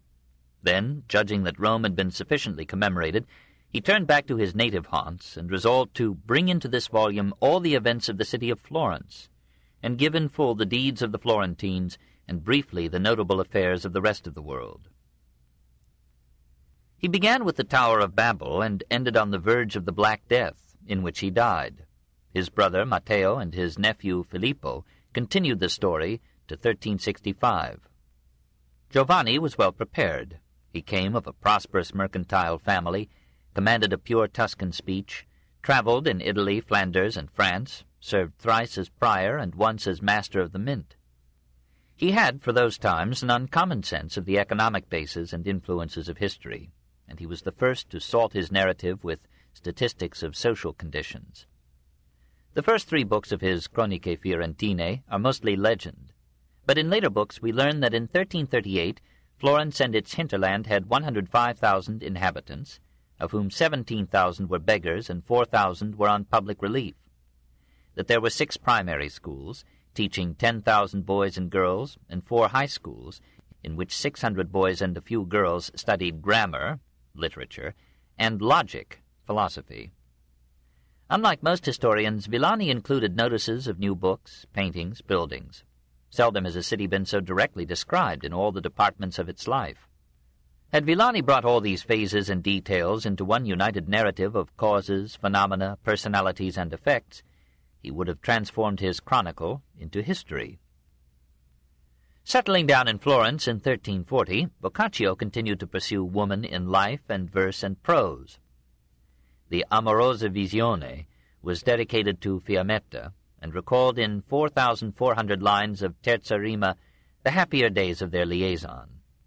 In a psychological novel, Fiammetta, the bastard princess is made to tell the story of her deviation with Boccaccio. She analyzes the emotions of love, the torments of desire and jealousy and desertion, in Richardsonian detail. And when her conscience rebukes her infidelity, she imagines Aphrodite chiding her for cowardice. Make not thyself so timorous in saying, I have a husband, and holy laws and promised faith forbid me these things. These are but vain conceits and frivolous objections against the power of Eros. For like a strong and mighty prince he plants his eternal laws. Not caring for other laws of lower state, he accounts them base and servile rules. Boccaccio, abusing the power of the pen, ends the book by having Fiammetta proclaim to his glory that it was he who deserted her, not she who deserted him. Returning to poetry, he sang in the Ninfale Fiessolano the love of a shepherd for a priestess of Diana. His triumph is described in fond detail, with some enthusiasm spared for natural scenery.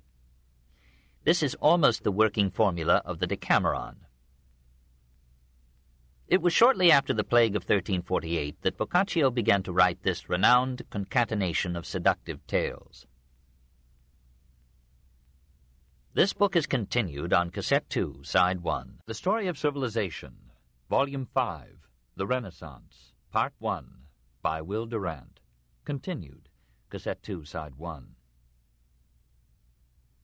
It was shortly after the plague of 1348 that Boccaccio began to write this renowned concatenation of seductive tales. He was now 35. The temperature of desire had fallen from poetry to prose. He could begin to see the humor of the mad pursuit. Fiammetta herself seems to have died in the plague, and Boccaccio was calm enough to use the name that he had given her for one of the least finicky raconteurs of his book. Though the whole was not published till 1353, some of it must have been issued in installments, for in the introduction to the Fourth Day, the author replies to the criticism that had reproved the earlier narratives. As we have the book now, it is a century of stories, a full 100. They were not meant to be read in any great number at one time. Published seriatim, they must have provided topics for many a Florentine evening. The Prelude describes the effects in Florence of the Black Death that struck all Europe in 1348 and afterward. Born apparently of the fertility and filth of Asiatic populations impoverished by war and weakened by famine, the infection crossed Arabia into Egypt and the Black Sea into Russia and Byzantium. From Constantinople, Alexandria, and other ports of the Near East, the merchants and vessels of Venice, Syracuse, Pisa, Genoa, and Marseille, aided by fleas and rats, brought it to Italy and France.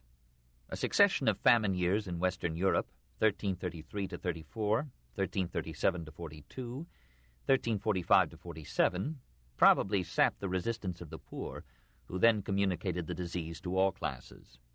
It took two forms: pulmonary, with high fever and spitting of blood, bringing death in 3 days, or bubonic, with fever, abscesses, and carbuncles, leading to death in 5 days. Half the population of Italy was carried off in the successive visitations of the plague from 1348 to 1365.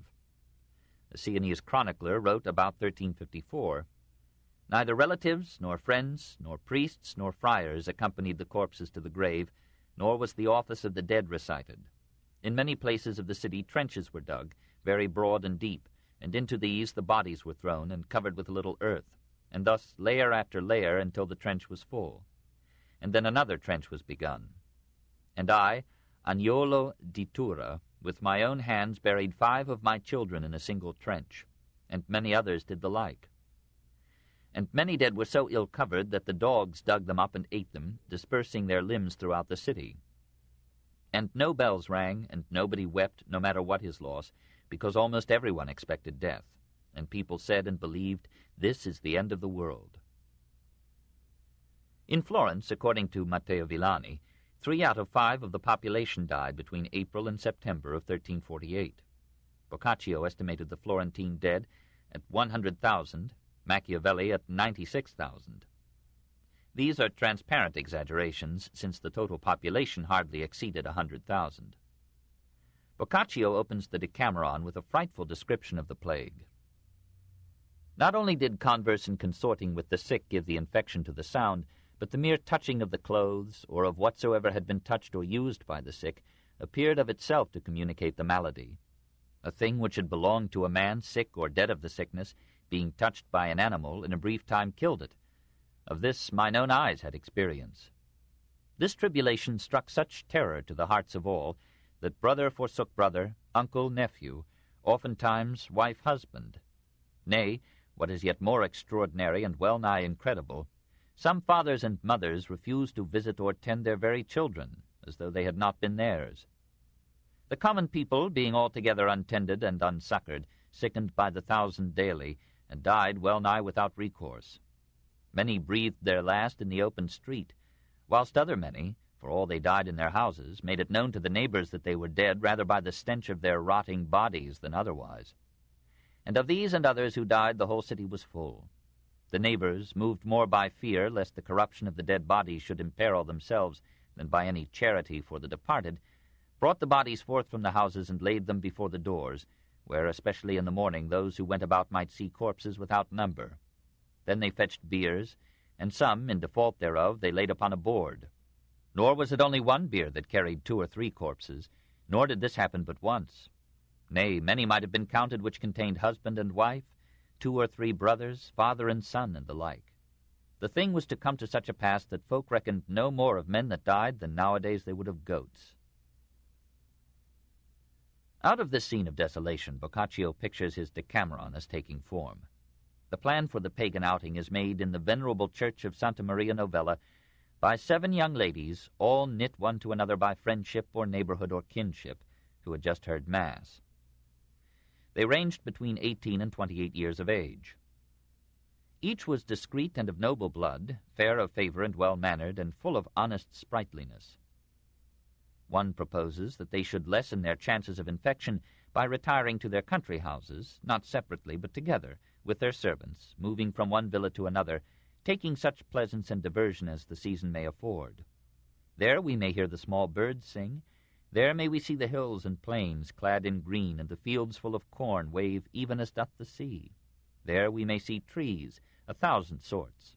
And there is the face of heaven more open to the view, the which, angered against us though it be, denieth not unto us its eternal beauties.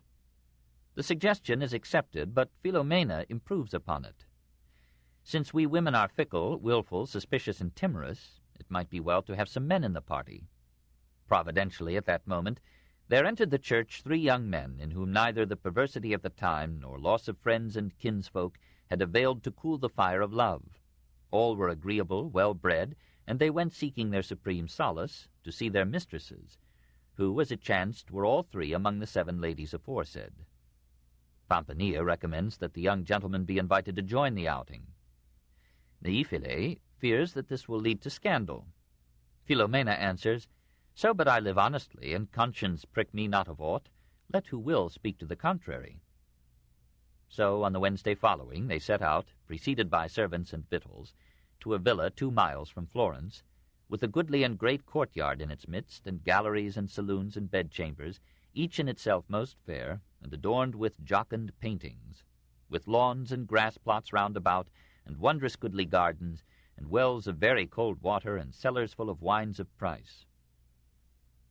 The ladies and gentlemen sleep late, breakfast leisurely, walk in the gardens, dine at length, and amuse themselves by matching stories. It is agreed that each of the 10 shall tell a story on each day of the outing. They stay in the country 10 days, whence the title of the book, from the Greek Decameron, 10 days.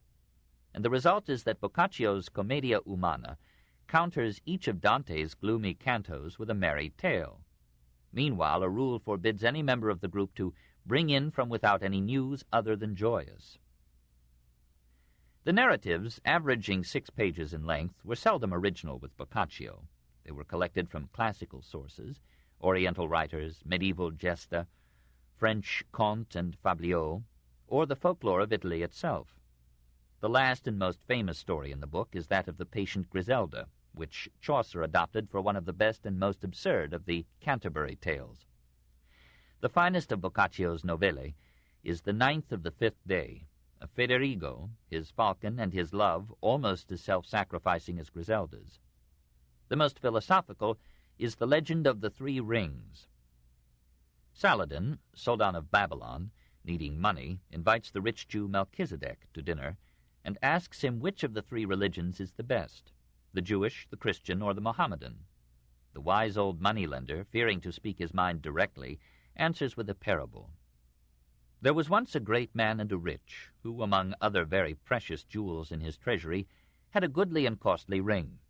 Wishing to leave it in perpetuity to his descendants, he declared that whichever of his sons should, at his death, be found in possession thereof, by his bequest unto him should be recognized as his heir, and be held by all the others in honor and reverence as chief and head. He to whom the ring was left held a like course with his own descendants, and did even as his father had done.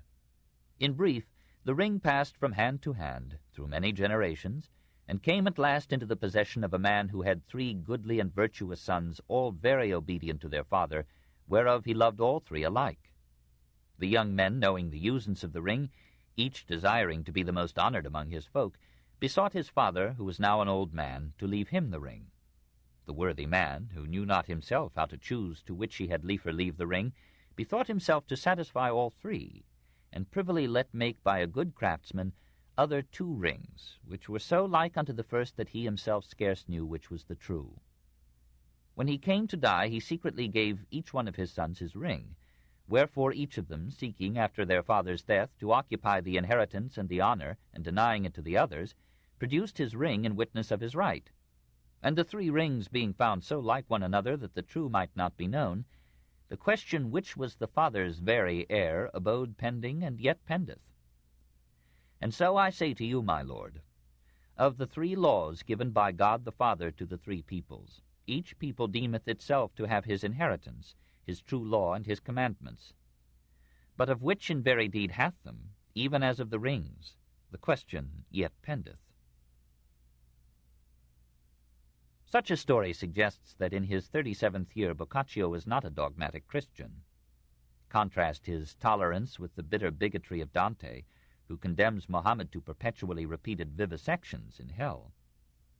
In the second story of the Decameron, the Jew Jehannet is converted to Christianity by the argument, adapted by Voltaire, that Christianity must be divine, since it has survived so much clerical immorality and simony. Boccaccio makes fun of asceticism, purity, the confessional, relics, priests, monks, friars, nuns, even the canonization of saints. He thinks most monks are hypocrites and laughs at the simpletons who give them alms. One of his most hilarious stories tells how the friar Cipolla, to raise a good collection, promised his audience to display a very holy relic, one of the angel Gabriel's feathers, which remained in the Virgin Mary's chamber after the Annunciation.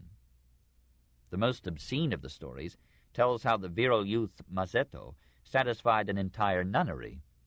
In another tale, Friar Rinaldo cuckolds a husband, whereupon the narrator asks, "What monks are there that do not do thus?" The ladies in the Decameron blush a bit at such stories, but enjoy the Rabelaisian Chaucerian humor.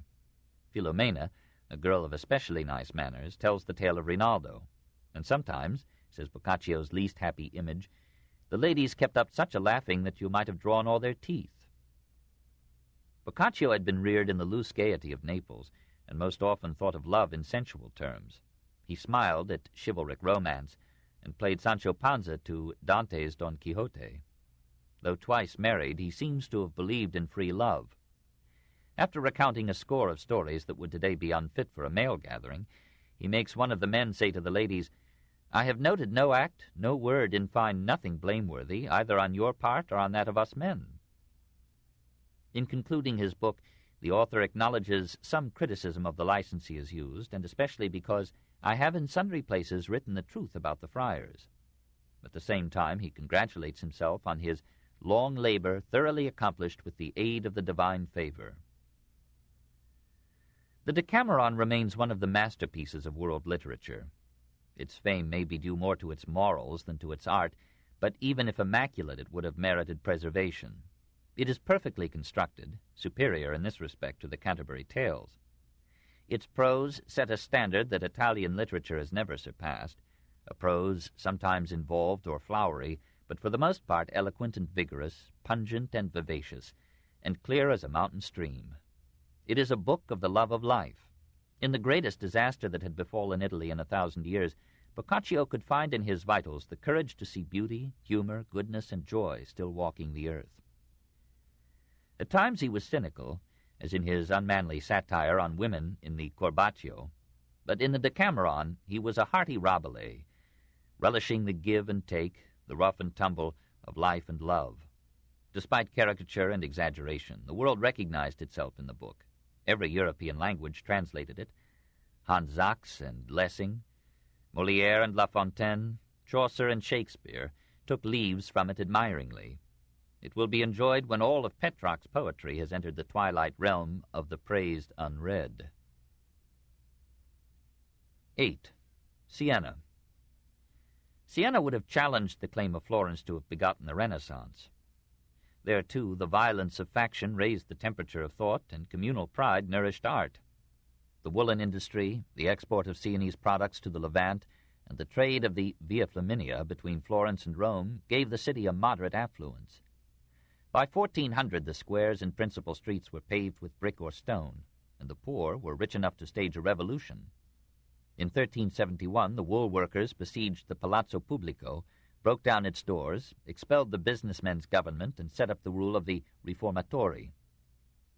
A few days later an army of 2,000 men, fully equipped by the mercantile interests, made its way into the city, invaded the quarters of the proletariat, and slew men, women, and children without discrimination or mercy, spitting some on the lance, hacking others with the sword. The nobility and the lower middle class came to the rescue of the commons, the counter-revolution was defeated, and the reform government gave Siena the most honest administration that the citizens could recall. In 1385 the rich merchants rose again, overthrew the Riformatori, and expelled 4,000 rebel workmen from the city. From that date, industry and art declined in Siena. It was in this turbulent 14th century that Siena reached the zenith of her art. On the west side of the spacious Campo, the main square of the city, rose the Palazzo Pubblico, built from 1288 to 1309. The adjoining Campanile, the Torre de Mangia, rearing its slender height to 334 feet, is the most beautiful tower in Italy. In 1310, the Sienese architect and sculptor Lorenzo Maitani went to Orvieto and designed the lordly facade of the cathedral there. He and other Sienese artists, and Andrea Pisano, engaged in a frenzy of decoration on the portals, pilasters, and pediments, and produced a miracle in marble to commemorate the miracle of Bolsena. In 1377, the great Duomo of Siena received a similar facade from designs left by Giovanni Pisano, perhaps too ornate, but still one of the wonders of inexhaustible Italy. Meanwhile, a brilliant band of Sienese painters had carried on where Duccio di Buoninsegna had left off. In 1315, Simone Martini was commissioned to decorate the hall of the Great Council in the Palazzo Pubblico with a maestà, that is, a coronation of the Virgin. For Mary was, in law as well as in theology, the crowned queen of the city, and might properly preside at meetings of the municipal government. The picture dared comparison with the maestà that Duccio had painted for the cathedral 5 years before. It was not so large, nor so overlaid with gold. Like that majesty, it betrayed the Byzantine derivation of Sienese painting by the immobile features and lifeless pose of its crowded characters. Perhaps it made some advance in color and design. But in 1326, Simone went to Assisi. There he studied the frescoes of Giotto, and when he was invited to picture in a chapel of the lower church the life of St. Martin, he escaped from the stereotyped faces of his earlier work and achieved a memorable individualization of the great Bishop of Tours. At Avignon he met Petrarch, painted portraits of the poet and Laura, and won an appreciative mention in the Canzoniere. These brief lines, said Vasari, have given more fame to Simone than all his own works have done, for a day will come when his paintings will be no more, whereas the writings of such a man as Petrarch endure for all time. No geologist would be so optimistic. Benedict XII made Simone official painter to the papal court in 1339, and in that capacity he illustrated the life of the Baptist in the papal chapel and of the Virgin and the Savior in the portico of the cathedral. He died at Avignon in 1344.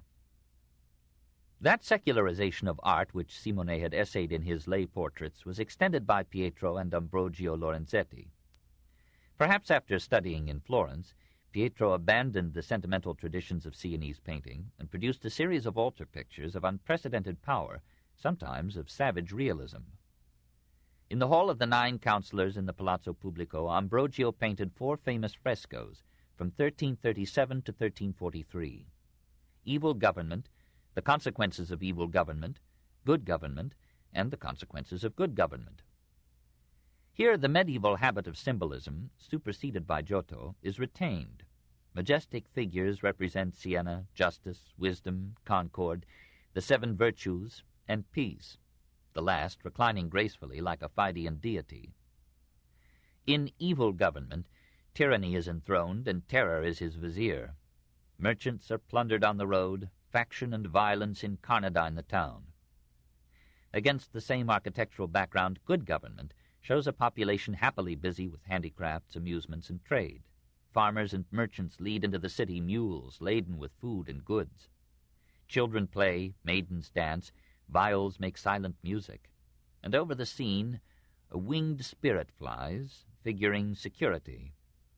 Perhaps it was these energetic brothers, or Orcagno or Francesco Traini, who painted the immense fresco, The Triumph of Death, in the Campo Santo at Pisa. A hunting party of lords and ladies richly attired comes upon 3 open coffins in which royal corpses lie festering. One hunter holds his nose at their smell. Above the scene hovers the angel of death, wielding an enormous scythe. In the air, ministers of grace escort saved souls to paradise, while winged demons drag most of the dead into hell. Serpents and black vultures entwine and consume the naked bodies of women and men, and below, kings, queens, princes, bishops, cardinals writhe in the pit of the damned. On a neighboring wall, the same authors, in another immense fresco, painted on the left a Last Judgment, and on the right a second vision of hell. All the terrors of medieval theology here take physical form. It is Dante's Inferno visualized without mercy and without stint. Siena never emerged from the Middle Ages. There, as in Gubbio, San Gimignano, and Sicily, they survived the Renaissance. They never die, but patiently, subtly bide their time to come again. 9. Milan. In 1351, Petrarch returned to Avignon. Probably at Vaucluse, he wrote a pretty essay, De Vita Solitaria, lauding the solitude that he could bear as a healing medicine but not as a sustaining food. It was shortly after this return to Avignon that he brought the medical fraternity down upon his head by exhorting Pope Clement VI, who was in failing health, to beware of doctors' prescriptions.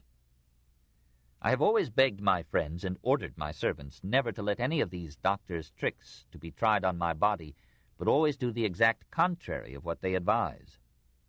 In 1355, exasperated by some therapeutic fiasco, he composed an intemperate invective against a physician. He was not much better disposed toward lawyers, who spend their entire time in disputations over trivial questions. Hear my verdict upon the whole pack of them. Their fame will die with their flesh, and a single grave will suffice for their names and their bones. To make Avignon completely distasteful to him, Pope Innocent VI proposed to excommunicate Petrarch as a necromancer, on the ground that the poet was a student of Virgil. Cardinal Talleyrand came to Petrarch's rescue, but the air of saintly ignorance that now perfumed Avignon sickened the laureate. He visited his monk brother, Gherardo, wrote a wistful treatise De Otio Religiosorum, on the leisure of monks, and toyed with the idea of entering a monastery. But when an invitation came to him to be the palace guest of the dictator of Milan in 1353, he accepted with a readiness that shocked his republican friends. The ruling family in Milan bore the name Visconti, from having often filled the post of vicecomites, or archiepiscopal judges. In 1311, the Emperor Henry VII appointed Matteo Visconti his vicar in Milan, which, like most cities in northern Italy, loosely acknowledged itself as part of the Holy Roman Empire. Though Matteo made serious blunders, he governed so ably that his descendants held power in Milan till 1447. They were seldom scrupulous, often cruel, sometimes extravagant, never stupid. They taxed the people heavily for the numerous campaigns that brought most of northwestern Italy under their rule, but their skill in finding competent administrators and generals brought victory to their arms and prosperity to Milan. To the woolen manufactures of the city they added a silk industry.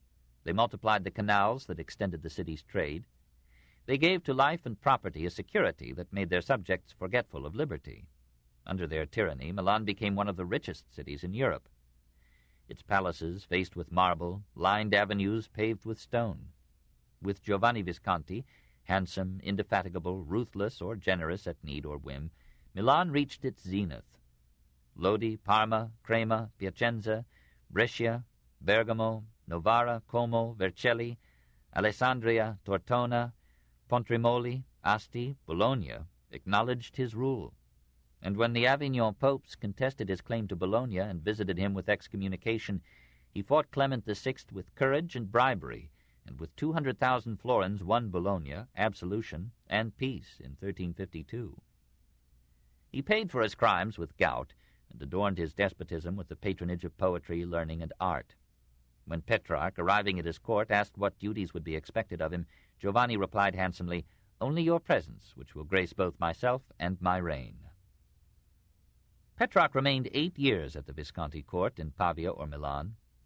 During this comfortable subjection, he composed in Italian terza rima a series of poems that he called Trionfi, the triumph of desire over man, of chastity over desire, of death over chastity, of fame over death, of time over fame, of eternity over time.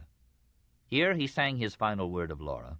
He asked pardon for the sensuality of his love, conversed with her chaste ghost, and dreamed of being united with her in paradise, her husband having apparently gone elsewhere.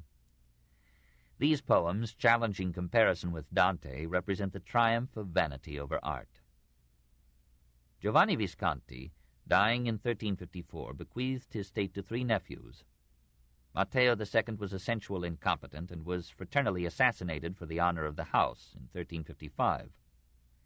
Bernabo governed part of the duchy from Milan, Galeazzo II, the remainder from Pavia. Galeazzo II was a capable ruler who wore his golden hair in curls and wedded his children to royalty. When his daughter Violante married the Duke of Clarence, son of King Edward III of England, Galeazzo dowered the bride with 200,000 gold florins, or $5 million, and gave the 200 English attendants of the groom such presents as outshone the generosity of the wealthiest contemporary kings. The leavings of the wedding banquet, we are assured, could have fed 10,000 men.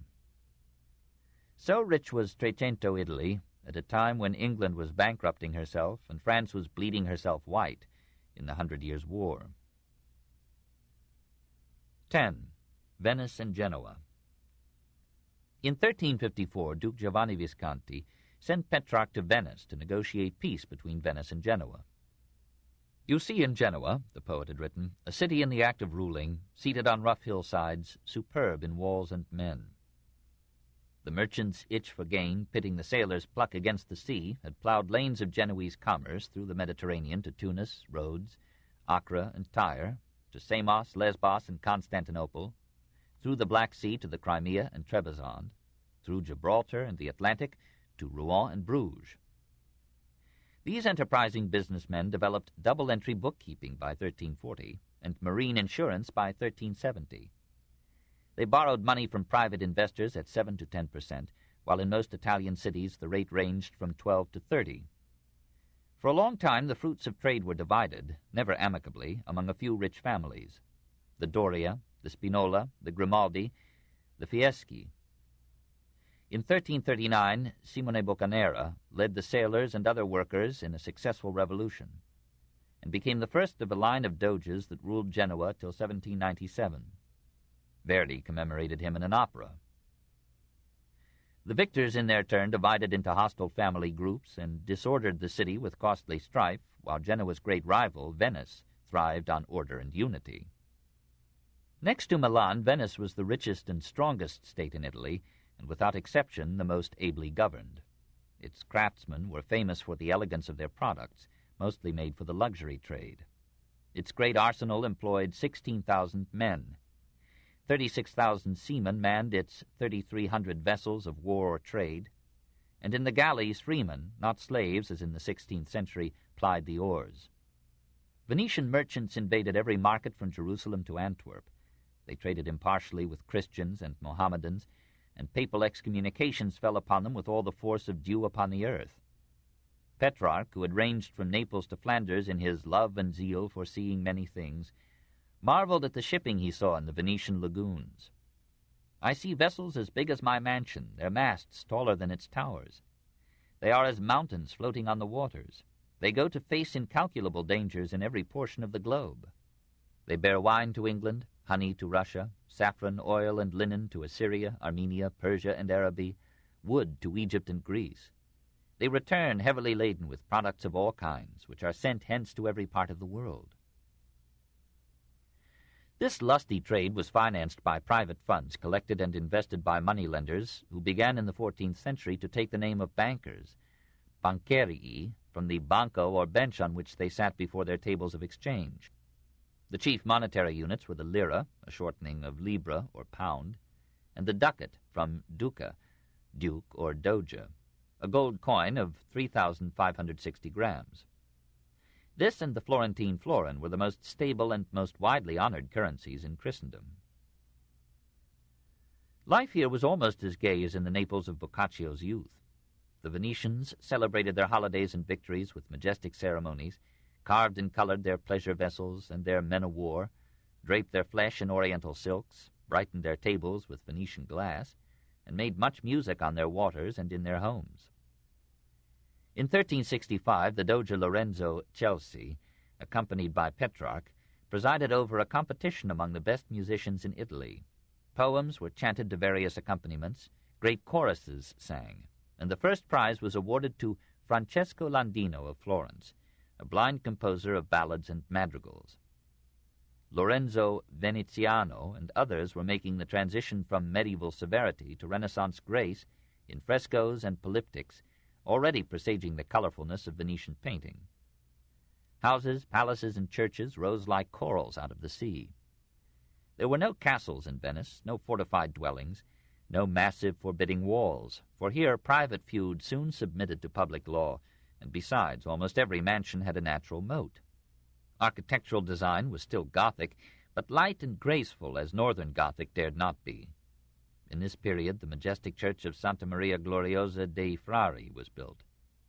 St. Mark's continued every now and then to lift its aging face with youthful decorations of sculpture, mosaic, and arabesques, and superimposed Gothic ogives upon some round arches of the old Byzantine form. Though the Piazza San Marco had not yet received its full encirclement of architecture, Petrarch doubted if it has an equal within the bounds of the world. All this beauty quivering in the reflection of the Grand Canal, all this monolithic structure of economy and government, ruling an Adriatic and Aegean empire from an Archimedean fragment of the earth, met a mortal challenge in 1378, when the old strife with Genoa reached its peak. Luciano Doria led a Genoese armada up to Pola, found the main Venetian fleet weakened by an epidemic among the sailors, and in an overwhelming victory captured 15 galleys and nearly 2,000 men. Luciano lost his life in the battle, but his brother Ambrogio, succeeding him as admiral, took the town of Chioggia, on a narrow promontory some 50 miles south of Venice, formed an alliance with Padua, blocked all Venetian shipping, and prepared, with Genoese seamen and Paduan mercenaries, to invade Venice itself. The proud city, apparently defenseless, asked for terms. These were so insolent and severe that the great council resolved to fight for every foot of water in the lagoons.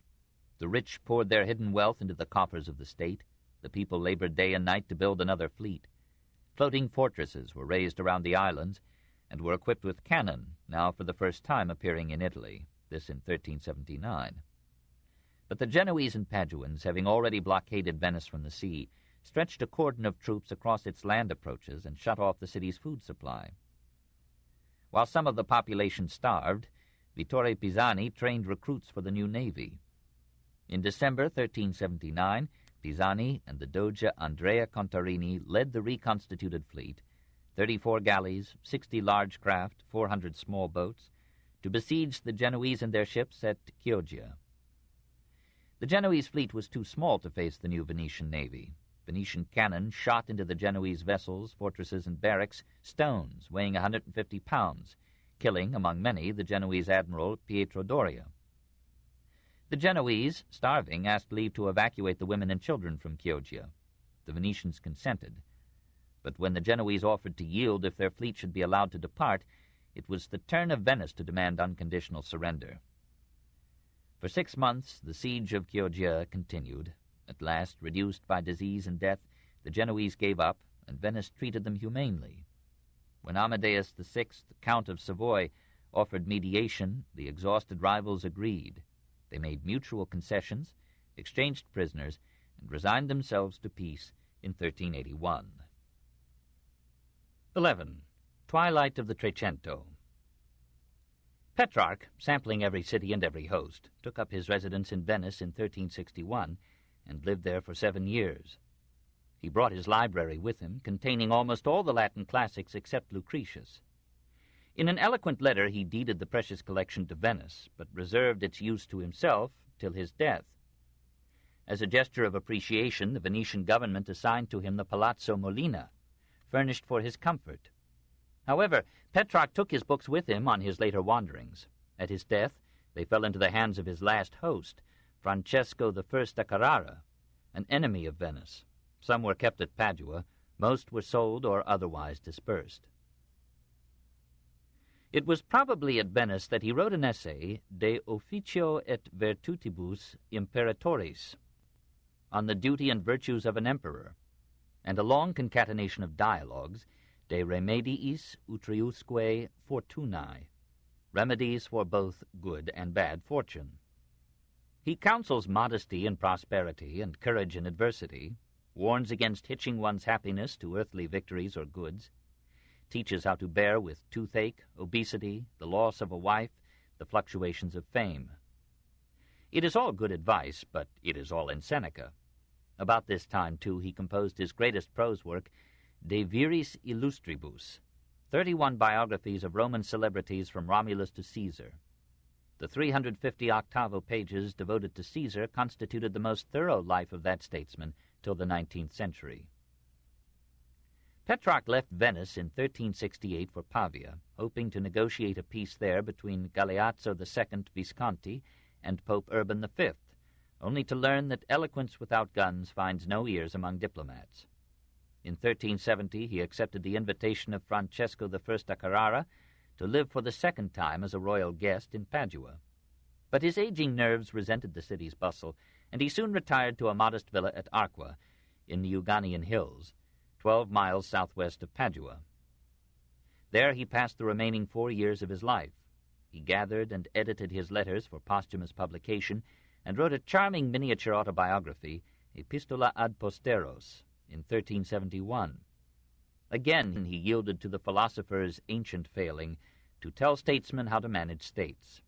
In De Republica Optime Administranda of 1372, he advised the Lord of Padua to be not the master but the father of thy subjects, and to love them as thy children, to drain marshes, ensure a food supply, maintain churches, support the sick and helpless, and give protection and patronage to men of letters, on whose pens all fame depends. Then he took up the Decameron and translated the story of Griselda into Latin to win for it a European audience. Boccaccio was now in a mood to regret that he had ever written the Decameron or the sensual poems of his youth. In 1361 a dying monk had sent him a message reproaching him with his evil life and merry tales, and prophesying for him, in case he deferred reform, a speedy death and everlasting agonies in hell. Boccaccio had never been an assiduous thinker. He accepted the delusions of his time in regard to casting horoscopes and telling the future through dreams. He believed in a multitude of demons and thought that Aeneas had veritably visited Hades. He turned now to orthodoxy and thought of selling his books and becoming a monk. Petrarch, advised of this, besought him to take a middle course, to turn from the writing of amorous Italian poems and novelle to the earnest study of the Latin and Greek classics. Boccaccio accepted the counsel of his venerable master and became the first Greek humanist in Western Europe. Urged on by Petrarch, he collected classical manuscripts, rescued books 11 through 16 of the Annals and books 1 through 5 of the Histories of Tacitus from their oblivion in the neglected library of Monte Cassino, restored the texts of Martial and Ausonius, and contrived to give Homer to the Western world. Some scholars in the Age of Faith had carried on a knowledge of Greek, but in Boccaccio's day Greek had almost totally disappeared from the ken of the West except in half-Greek southern Italy. In 1342, Petrarch began to study Greek with the Calabrian monk Barlaam. When a bishopric in Calabria fell vacant, Petrarch successfully recommended Barlaam for it. The monk departed, and Petrarch dropped Greek for lack of a teacher, a grammar, or a lexicon. No such books were then available in Latin or Italian. In 1359, Boccaccio met at Milan one of Barlaam's pupils, Leon Pilatus. He invited him to Florence and persuaded the university, which had been founded 11 years before, to establish a chair of Greek for Pilatus. Petrarch helped to pay his salary, sent copies of the Iliad and the Odyssey to Boccaccio, and commissioned Pilatus to translate them into Latin. The work was frequently delayed and involved Petrarch in a troublesome correspondence. He complained that the letters of Pilatus were even longer and dirtier than his beard. Only through Boccaccio's exhortations and cooperation was Pilatus prodded to complete the task. This inaccurate and prosaic version was the only Latin translation of Homer known to Europe in the 14th century. Meanwhile, Pilatus had taught Boccaccio enough Greek to read the Greek classics haltingly. Boccaccio confessed that he understood the texts only partly, but described what he did understand as surpassingly beautiful. Inspired by these books and Petrarch, he devoted almost all his remaining literary work to the purpose of promoting in Latin Europe a knowledge of Greek literature, mythology, and history. In a series of brief biographies, De Casibus Virorum Illustrium, on the vicissitudes of famous men, He ranged from Adam to King John of France. In De Claris Mulieribus, he told the stories of famous women from Eve to Queen Joanna I of Naples.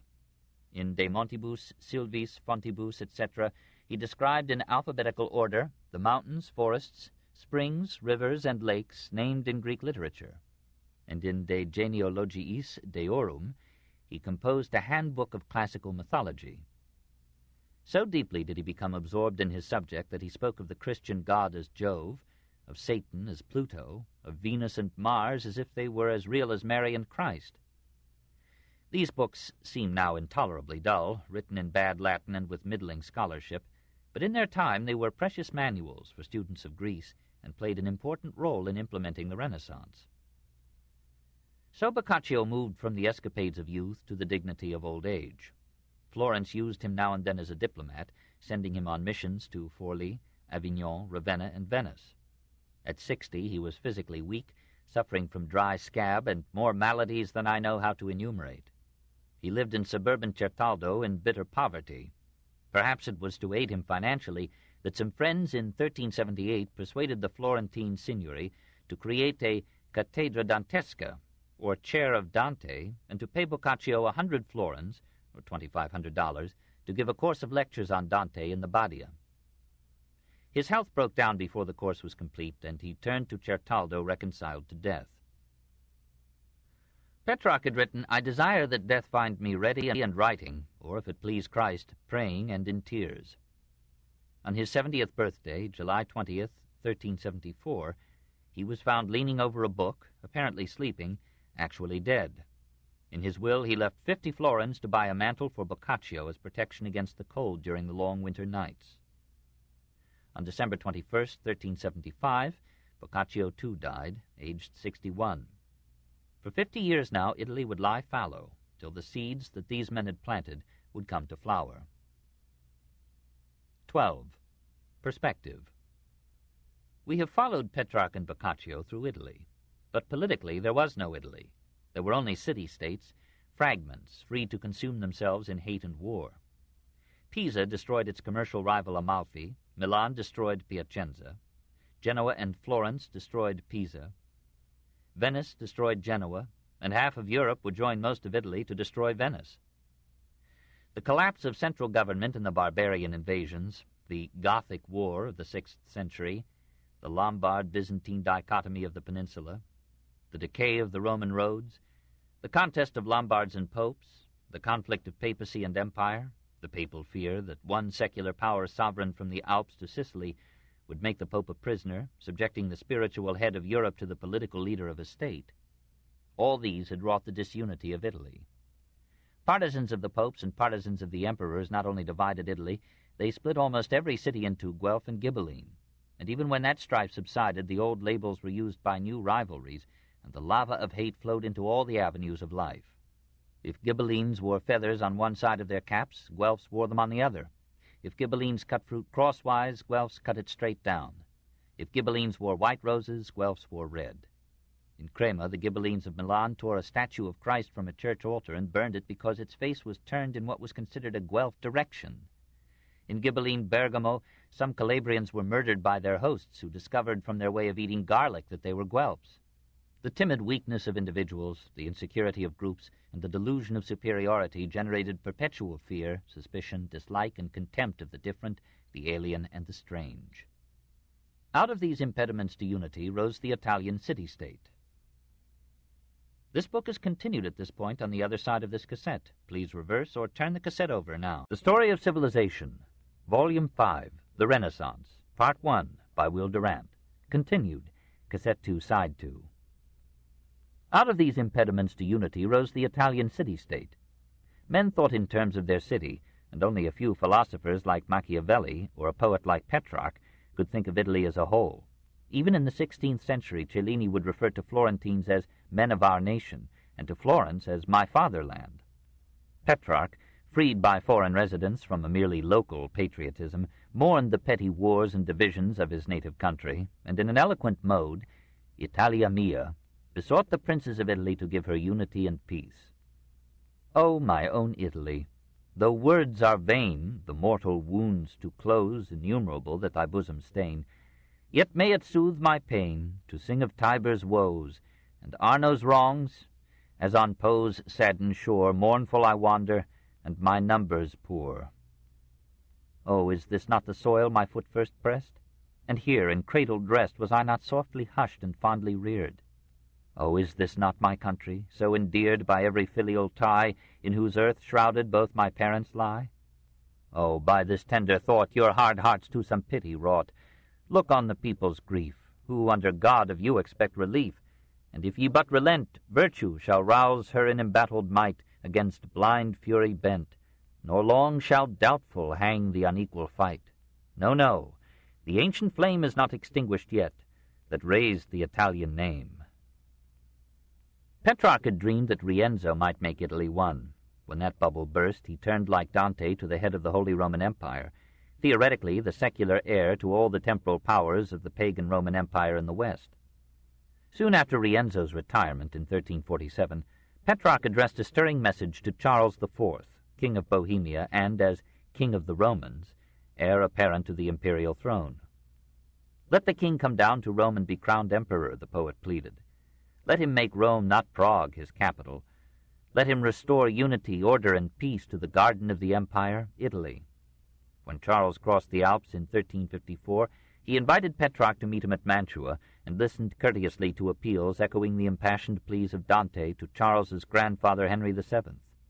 But Charles, having no force adequate to conquer all the despots of Lombardy and all the citizens of Florence and Venice, hurried to Rome, got himself crowned by a papal prefect for lack of a pope, and then hastened back to Bohemia, sedulously selling imperial vicariates on the way. 2 years later, Petrarch went to him in Prague as Milanese ambassador, but with no significant results for Italy. Perhaps there would have been no Renaissance if Petrarch had had his way. The fragmentation of Italy favored the Renaissance. Large states promote order and power rather than liberty or art. The commercial rivalry of the Italian cities inaugurated and completed the work of the Crusades in developing the economy and wealth of Italy. The variety of political centers multiplied interurban strife, but these modest conflicts never totaled the death and destruction caused in France by the 100 Years' War.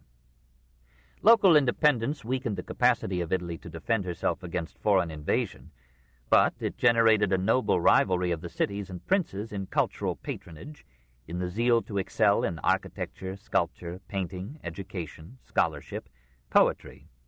Renaissance Italy, like Goethe's Germany, had many Parises. We need not exaggerate to appreciate the degree in which Petrarch and Boccaccio prepared the Renaissance. Both were still mortgaged to medieval ideas. The great storyteller, in his lusty youth, laughed at clerical immorality and relic-mongering, but so had millions of medieval men and women, and he became more orthodox and medieval in those very years in which he studied Greek. Petrarch properly and prophetically described himself as standing between two eras. He accepted the dogmas of the Church even while he flayed the morals of Avignon. He loved the classics with a troubled conscience at the close of the Age of Faith, as Jerome had loved them at its opening. He wrote excellent medieval essays on contempt of the secular world and on the holy peace of the religious life. Nevertheless, he was more faithful to the classics than to Laura. He sought and cherished ancient manuscripts and inspired others to do the same. He overleaped nearly all medieval authors except Augustine to regain continuity with Latin literature. He formed his manner and style on Virgil and Cicero, and he thought more of the fame of his name than of the immortality of his soul. His poems fostered a century of artificial sonneteering in Italy, but they helped to mold the sonnets of Shakespeare. His eager spirit passed down to Pico, his polished form to Politian. His letters and essays threw a bridge of classical urbanity and grace between Seneca and Montaigne. His reconciliation of antiquity and Christianity matured in Popes Nicholas V and Leo X.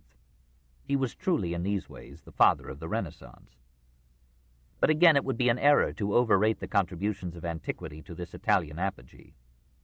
It was a fulfillment rather than a revolution, and the medieval maturation played a far greater role than the recovery of classic manuscripts and art. Many medieval scholars had known and loved the pagan classics. It was the monks who had preserved them. It was clerics who in the 12th and 13th centuries had translated or edited them. The great universities had since 1100 passed down to the youth of Europe some measure of the mental and moral heritage of the race. The growth of a critical philosophy in Origena and Abelard, the introduction of Aristotle and Averroes into university curriculums, the brave proposal of Aquinas to prove nearly all Christian dogmas by reason, so soon followed by Duns Scotus's confession that most of these doctrines were beyond reason, had reared and shattered the intellectual edifice of scholasticism, and had left the educated Christian free to attempt a new synthesis of pagan philosophy and medieval theology with the experience of life. The liberation of the towns from feudal hindrances, the widening of commerce, the spread of a money economy, all these had preceded Petrarch's birth. Roger of Sicily and Frederick II, not to speak of Moslem caliphs and sultans, had taught rulers to give glamour to power by patronizing art and poetry, science and philosophy. Medieval men and women, despite another worldly minority, had kept unabashed the natural human relish for the simple and sensual pleasures of life. The men who conceived, built, and carved the cathedrals had their own sense of beauty, and a sublimity of thought and form never surpassed. Therefore, all the bases of the Renaissance had been established by the time of Petrarch's death. The amazing growth and zest of Italian trade and industry had gathered the wealth that financed the movement, and the passage from rural peace and stagnation to urban vitality and stimulus had begotten the mood that nourished it. The political basis had been prepared in the freedom and rivalry of the cities, in the overthrow of an idle aristocracy, in the rise of educated princes and of virile bourgeoisie. The literary basis had been prepared in the improvement of the vernacular languages and in the zeal for recovering and studying the classics of Greece and Rome. The ethical basis had been laid. Increasing wealth was breaking down old moral restraints.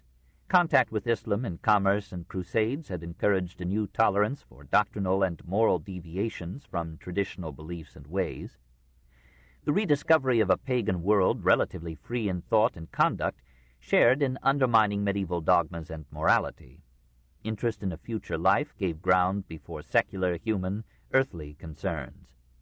Aesthetic development proceeded. The medieval hymns, the cycles of romance, the songs of the troubadours, the sonnets of Dante and his Italian predecessors, the sculptured harmony and form of the Divine Comedy, had left a heritage of literary art. The classic models transmitted a refinement of taste and thought, a polish and politeness of speech and style to Petrarch, who would bequeath it to an international dynasty of urbane genius from Erasmus to Anatole France.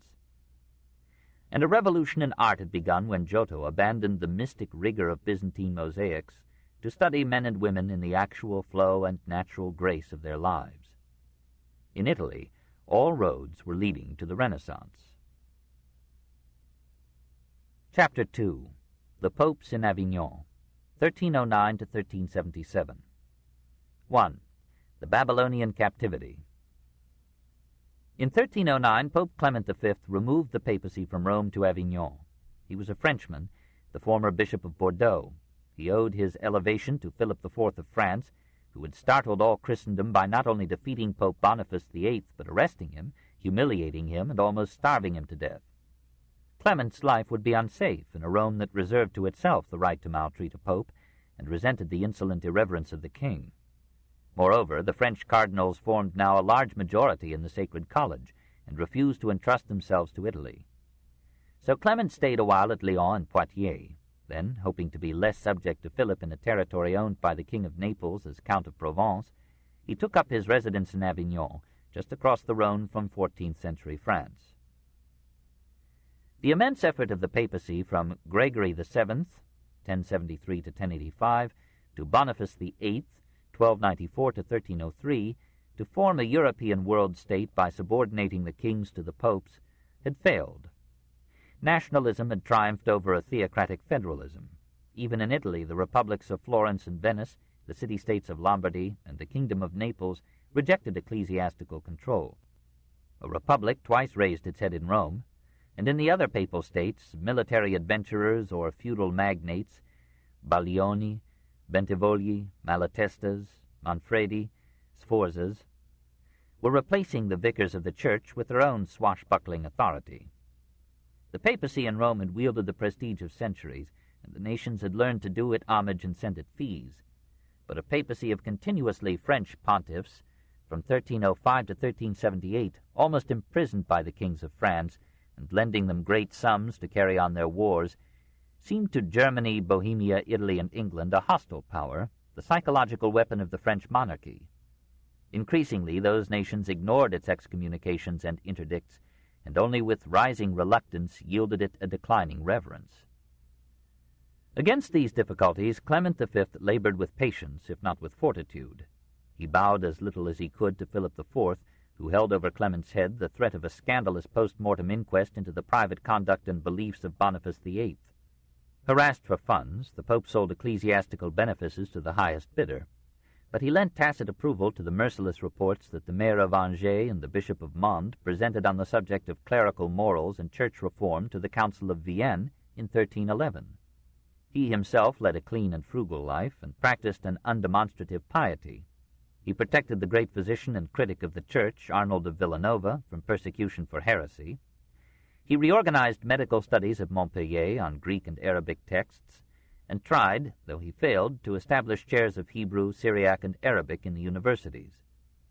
To all his troubles was added a painful disease, lupulus, probably a fistula, which compelled him to shun society and killed him in 1314. In a better environment he would have been an ornament to the Church. The chaotic interregnum that followed revealed the temper of the times. Dante wrote to the Italian cardinals, urging them to hold out for an Italian pope and a return to Rome. But only 6 of the 23 cardinals were Italian, and when the conclave met in a locked room at Carpentras, near Avignon, it was surrounded by a Gascon populace that shouted, "Death to the Italian cardinals!" The houses of these prelates were attacked and destroyed. The crowd set fire to the building that housed the conclave. The cardinals broke a passage through the rear wall and fled from the fire and the mob. For 2 years no further attempt was made to choose a pope. Finally, at Lyon, under the protection of French soldiery, the cardinals raised to the papacy a man already 72 years of age, who might reasonably be expected to die soon, but who was destined to rule the Church for 18 years with rugged zeal, insatiable avidity, and imperial will. John XII had been born at Cahors in southern France, the son of a cobbler. It was the second time that a cobbler's son had risen, by the remarkable democracy of an authoritarian church, to the highest place in Christendom. Urban IV, from 1261 to 1264, had shown the way. Employed as a teacher for the children of the French king of Naples, John studied civil and canon law with such aptitude that the king took him into favor. On the king's recommendation, Boniface VIII made him Bishop of Fréjus, and Clement V raised him to the see of Avignon. At Carpentras, the gold of Robert of Naples silenced the patriotism of the Italian cardinals, and the cobbler's son became one of the strongest of the popes. He displayed abilities rarely combined, scholarly studies and administrative skill.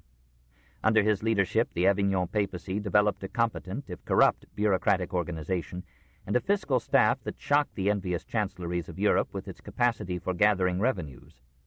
John undertook a dozen major conflicts that called for funds. Like his predecessor, he sold benefices, but without a blush. By sundry devices, this scion of the banking town of Cahors so fattened the papal treasury that at his death it held 18 million gold florins, or $450 million, and 7 million in plate and jewelry.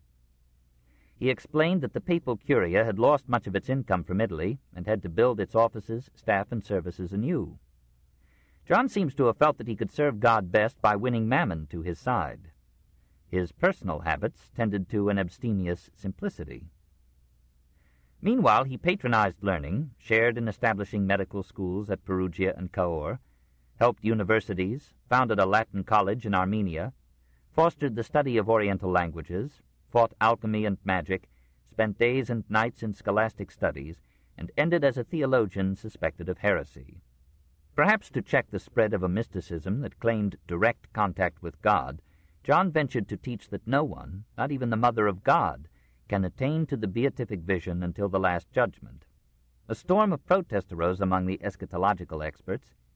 The University of Paris denounced the Pope's view, a church synod at Vincennes condemned it as heresy, and Philip VI of France ordered him to reform his theology. The crafty nonagenarian eluded them all by dying in 1334. John's successor was a man of gentler mold. Benedict XII, the son of a baker, tried to be a Christian as well as a pope. He resisted the temptation to distribute offices among his relatives. He earned an honorable hostility by bestowing benefices for merits, not for fees. He repressed bribery and corruption in all branches of church administration. He alienated the mendicant orders by commanding them to reform. He was never known to be cruel or to shed blood in war. All the forces of corruption rejoiced at his early death in 1342. Clement VI, born of a noble house in Limousin, was accustomed to luxury, gaiety, and art, and could not understand why a pope should be austere when the papal treasury was full. Almost all who came to him for appointments secured them. No one, he said, should depart from him unsatisfied. He announced that any poor clergyman who should come to him within the next 2 months would partake of his bounty. An eyewitness reckoned that 100,000 came. He gave rich gifts to artists and poets, maintained a stud of horses equal to any in Christendom, admitted women freely to his court, enjoyed their charms, and mingled with them in Gallic gallantry. The Countess of Turenne was so close to him that she sold ecclesiastical preferments with careless publicity. Hearing of Clement's good nature, the Romans sent an embassy inviting him to reside in Rome. He did not relish the prospect, but he appeased them by declaring that the Jubilee, which Boniface VIII had established in 1300 for every 100 years, should be celebrated every half-century. Rome rejoiced at the news, deposed Rienzo, and renewed its political submission to the popes.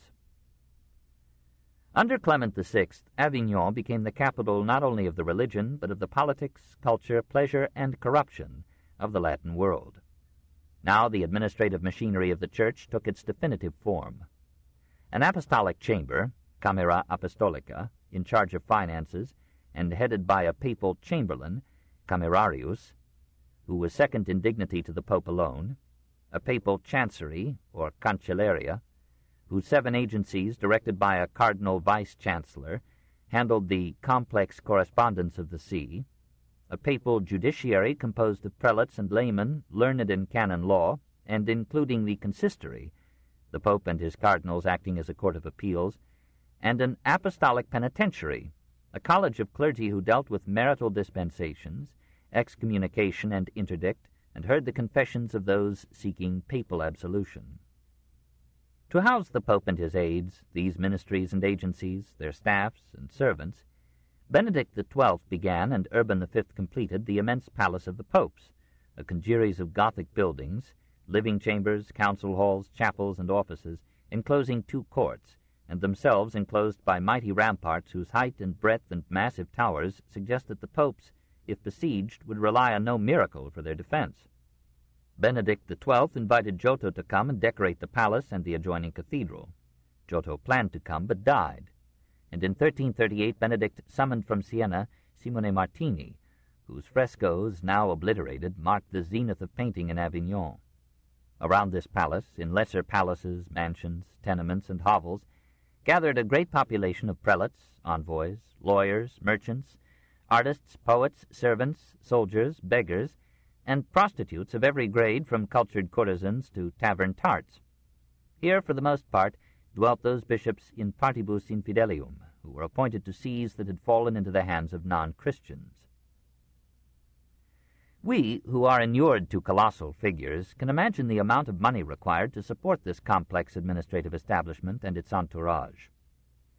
Several sources of income were nearly dried up. Italy, deserted by the papacy, sent hardly anything. Germany, at odds with John XII, sent half its usual tribute. France, holding the Church almost at its mercy, appropriated for secular purposes a large part of French ecclesiastical revenues, and borrowed heavily from the papacy to finance the 100 Years' War.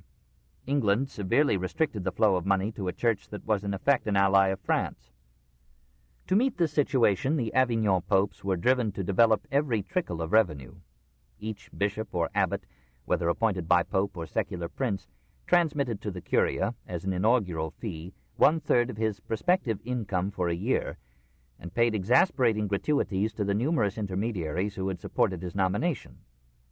If he became an archbishop, he had to pay a substantial fee for the archiepiscopal pallium, a circular band of white wool worn over the chasuble as the insignia of his office.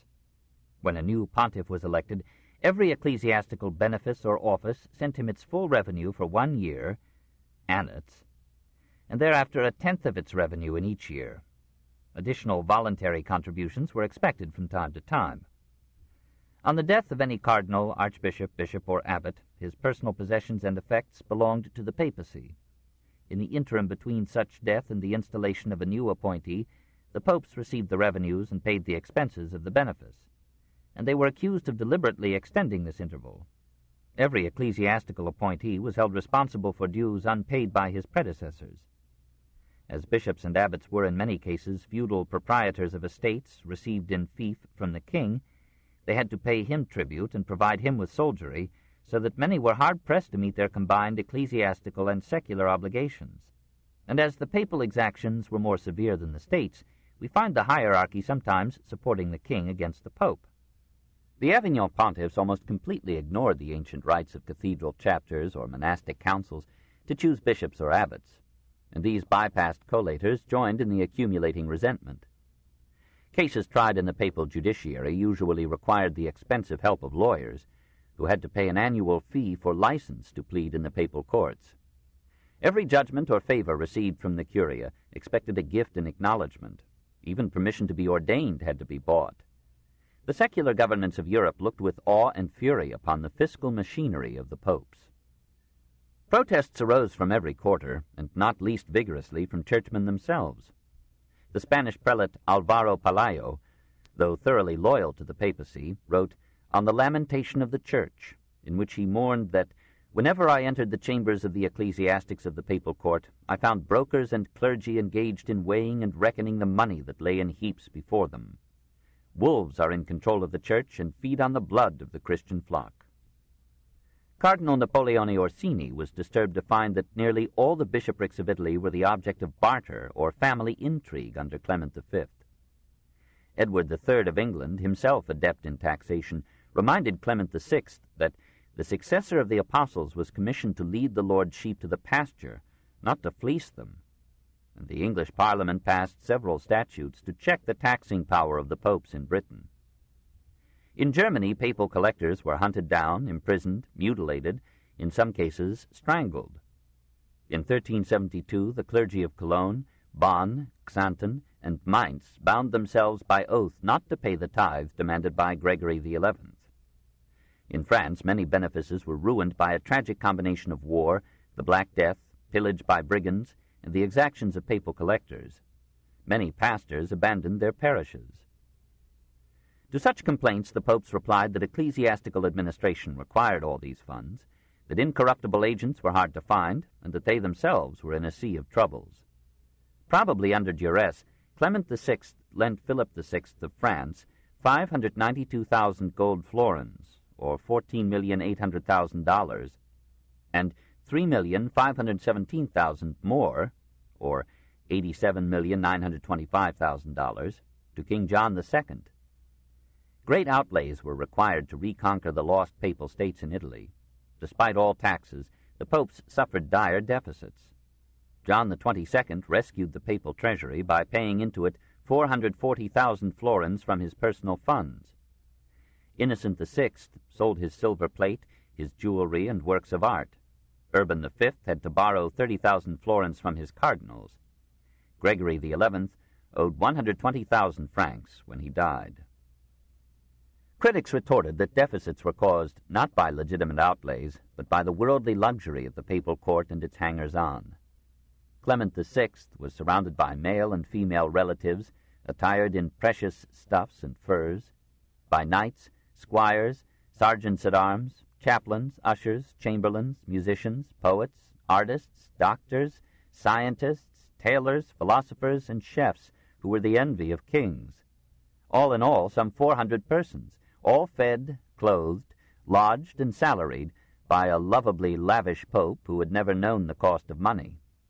Clement thought of himself as a ruler who had to awe his subjects and impress ambassadors by conspicuous consumption, after the custom of kings. The cardinals, too, as the royal council of a state, as well as the princes of the church, had to maintain establishments befitting their dignity and power. Their retinues, equipages, banquets were the talk of the town. Perhaps Cardinal Bernard of Garve overdid it, who hired 51 dwellings to house his retainers, and Cardinal Peter of Banach, 5 of whose 10 stables sheltered 39 horses in comfort and style. Even bishops fell in line, and, despite remonstrances from provincial synods, kept rich establishments with jesters, falcons, and dogs. Avignon now assumed the morals as well as the manners of royal courts. Venality there was notorious. Guillaume Durant, Bishop of Mende, reported to the Council of Vienne, "The whole church might be reformed if the Church of Rome would begin by removing evil examples from itself, by which men are scandalized, and the whole people, as it were, infected.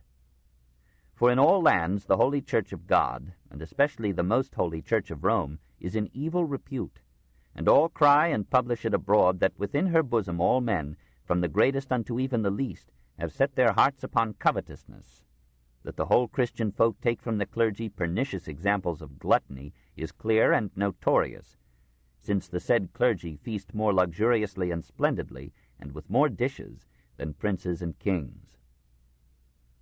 And Petrarch, a master of words, exhausted his vocabulary of vituperation to brand Avignon as the impious Babylon, the hell on earth, the sink of vice, the sewer of the world.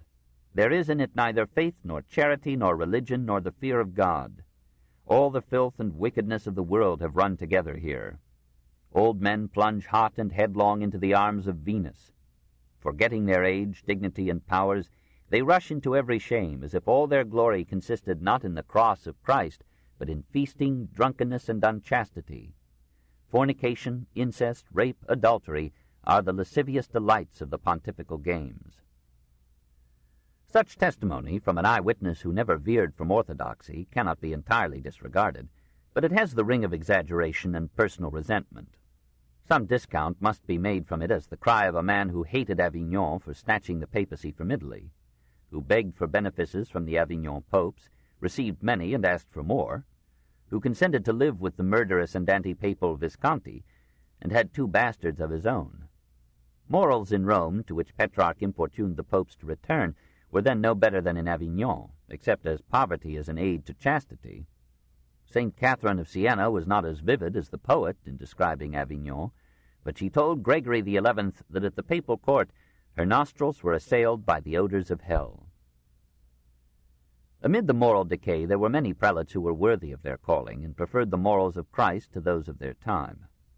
When we reflect that of the 7 Avignon popes, only one lived a life of worldly pleasure, and another, John the 22nd, however rapacious and severe, disciplined himself to ascetic austerity, and another, Gregory XI, though merciless in war, was in peace a man of exemplary morals and piety, and 3, Benedict XII, Innocent VI, and Urban V, were men of almost saintly life, we cannot hold the popes responsible for all the vice that gathered in papal Avignon. The cause was wealth, which has had like results in other times, in the Rome of Nero, the Rome of Leo X, the Paris of Louis XIV, the New York and Chicago of today. And as in these last cities we perceive that the vast majority of men and women lead decent lives or practice their vices modestly, so we may presume that even in Avignon the lecher and the courtesan, the glutton and the thief, the crooked lawyer and the dishonest judge, the worldly cardinal and the faithless priest were exceptions, standing out more vividly than elsewhere because surveyed, and sometimes condoned, by the Apostolic See. The scandal was real enough to share with the flight from Rome in undermining the prestige and authority of the Church. As if to confirm the suspicion that they were no longer a world power but merely the tools of France, the Avignon popes named 113 Frenchmen to the College of Cardinals in a total of 134 nominations. Hence the connivance of the English government at Wycliffe's uncompromising attacks upon the papacy. The German electors repudiated any further interference of the popes in the election of their kings and emperors. In 1372, the abbots of the Archdiocese of Cologne, in refusing the tithe to Pope Gregory XI, publicly proclaimed that the Apostolic See has fallen into such contempt that the Catholic faith in these parts seems to be seriously imperiled. The laity speaks slightingly of the Church because, departing from the custom of former days, she hardly ever sends forth preachers or reformers, but rather ostentatious men, cunning, selfish, and greedy. Things have come to such a pass that few are Christians in more than name. It was the Babylonian captivity of the popes in Avignon and the ensuing papal schism that prepared the Reformation, and it was their return to Italy that restored their prestige and deferred catastrophe for a century. 2. The road to Rome. The status of the Church was lowest in Italy. In 1342, Benedict XII, to weaken the rebellious Louis of Bavaria, confirmed to all the despots of the Lombard cities the authority they had assumed in defiance of imperial claims. Louis, in revenge, gave the imperial sanction to the despots who had seized the papal states. Milan openly flouted the popes. When Urban V sent 2 legates to Milan in 1362, bearing bulls of excommunication to the Visconti, Bernabo compelled them to eat the bulls, parchment, silken cords, and leaden seals. Sicily, ever since its Vespers in 1282, had remained in open enmity to the popes. Clement VI engaged an army to recapture the papal states, but it was his successor, Innocent VI, who for a time restored them to obedience. Innocent was almost a model pope. After indulging a few relatives with appointments, he determined to stop the current of nepotism and corruption. He put an end to the Epicurean splendor and wasteful outlay of the papal court, dismissed the horde of servants that had ministered to Clement VI, scattered the swarm of place-seekers, ordered every priest to reside in his benefice, and himself led a life of integrity and modesty. He saw that the authority of the Church could be restored only by liberating her from the power of France and returning the papacy to Italy. But a Church alienated from France could hardly maintain herself without the revenues that had formerly come to her from the papal states. Innocent, a man of peace, decided that these could be reclaimed only by war. He entrusted the task to a man with the fervent faith of a Spaniard, the energy of a Dominic, and the chivalry of a Castilian grandee. Gilles Alvarez Carrillo de Albornoz had been a soldier under Alfonso XI of Castile, and had not abandoned war on becoming Archbishop of Toledo. Now, as Cardinal Egidio d'Albornoz, he became a brilliant general. He persuaded the Republic of Florence, which feared the despots and brigands that surrounded her, to advance him the funds to organize an army. By clever and yet honorable negotiation, rather than by force, he deposed one after another of the petty tyrants that had seized the papal states. He gave to these states the Aegidian constitutions of 1357 that remained their basic law till the 19th century, and that provided a workable compromise between self-government and allegiance to the papacy. He outwitted the famous English adventurer John Hawkwood, took him prisoner, and threw the fear, if not of God, at least of the papal legate into the condottieri. He recovered Bologna from a rebellious archbishop and persuaded the Visconti of Milan to make their peace with the Church. The way was now open for the popes to return to Italy. Urban V continued the austerity and reforms of Innocent VI. He labored to restore discipline and honesty in the clergy and at the papal court, discountenanced luxury among the cardinals, checked the chicanery of the lawyers and the extortions of the moneylenders, punished simony, and won to his service men of excellence in character and mind. He maintained at his own expense 1,000 students in the universities, founded a new college at Montpellier, and supported many savants. To crown his pontificate, he resolved to restore the papacy to Rome. The cardinals were horrified at the prospect. Most of them had their roots and affections in France and were hated in Italy. They begged him not to heed the pleas of St. Catherine or the eloquence of Petrarch. Urban pointed out to them the chaotic condition of France, its king a prisoner in England, its armies shattered, the English conquering the southern provinces and coming ever nearer to Avignon. What would a victorious England do to a papacy that had served and financed France? So on April 30th, 1367, he sailed from Marseille, joyously escorted by Italian galleys. On October 16th, he entered Rome amid the wild acclaim of the populace, the clergy, and the aristocracy. Italian princes held the bridle of the white mule on which he rode, and Petrarch poured out his gratitude to the French pope who dared to live in Italy. It was a desolate though happy Rome, impoverished by its long separation from the papacy, half of its churches deserted and decayed, St. Paul's in ruins, St. Peter's threatening at any minute to collapse, the Lateran Palace but recently destroyed by fire, palaces rivaling the tenements in dilapidation, swamps where there had been buildings, rubbish lying ungathered in the squares and streets. Urban gave orders and allotted funds for rebuilding the papal palace. Unable to bear the sight of Rome, he went to live at Montefiascone. but even there his memories of luxurious Avignon and beloved France made him miserable. Petrarch heard of his hesitations and urged him to persevere. St. Bridget of Sweden predicted that he would die soon if he left Italy. The Emperor Charles IV sought to strengthen him, gave the imperial sanction to the papal recovery of central Italy, came humbly to Rome in 1368 to lead the Pope's horse from Sant'Angelo to St. Peter's, served him at Mass, and was crowned by him in a ceremony that seemed happily to heal the old strife of empire and papacy. Then, on September 5th, 1370, perhaps yielding to his French cardinals and saying that he wished to make peace between England and France, Urban embarked for Marseille. On September 27th he reached Avignon, and there, on December 19th, he died, clothed in the habit of a Benedictine monk, lying on a miserable couch, and having ordered that all who cared to enter should be admitted, so that all might see how vain and brief is the splendor of the most exalted man. Gregory XI had been made a cardinal at 18 by his genial uncle, Clement VI. On December 29, 1370, he was ordained a priest, and on December 30th, aged 39, he was elected pope. He was a man of learning, in love with Cicero. Fate made him a man of war and consumed his pontificate in violent revolt. Urban V, fearing that a French pope could not yet trust Italians, had named too many Frenchmen as legates to govern the papal states. Finding themselves in a hostile environment, these prelates had built fortresses against the people, had imported numerous French aids, had taxed exorbitantly, and had preferred tyranny to tact. At Perugia, a nephew of the legate pursued a married lady so voraciously that in trying to escape him she fell from a window and was killed. When a deputation demanded punishment for the nephew, the legate replied, "Why all this fuss? Do you mistake a Frenchman for a eunuch?"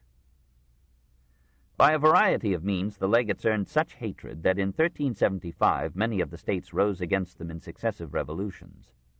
St. Catherine made herself the voice of Italy and urged Gregory to remove these evil pastors who poison and devastate the garden of the Church.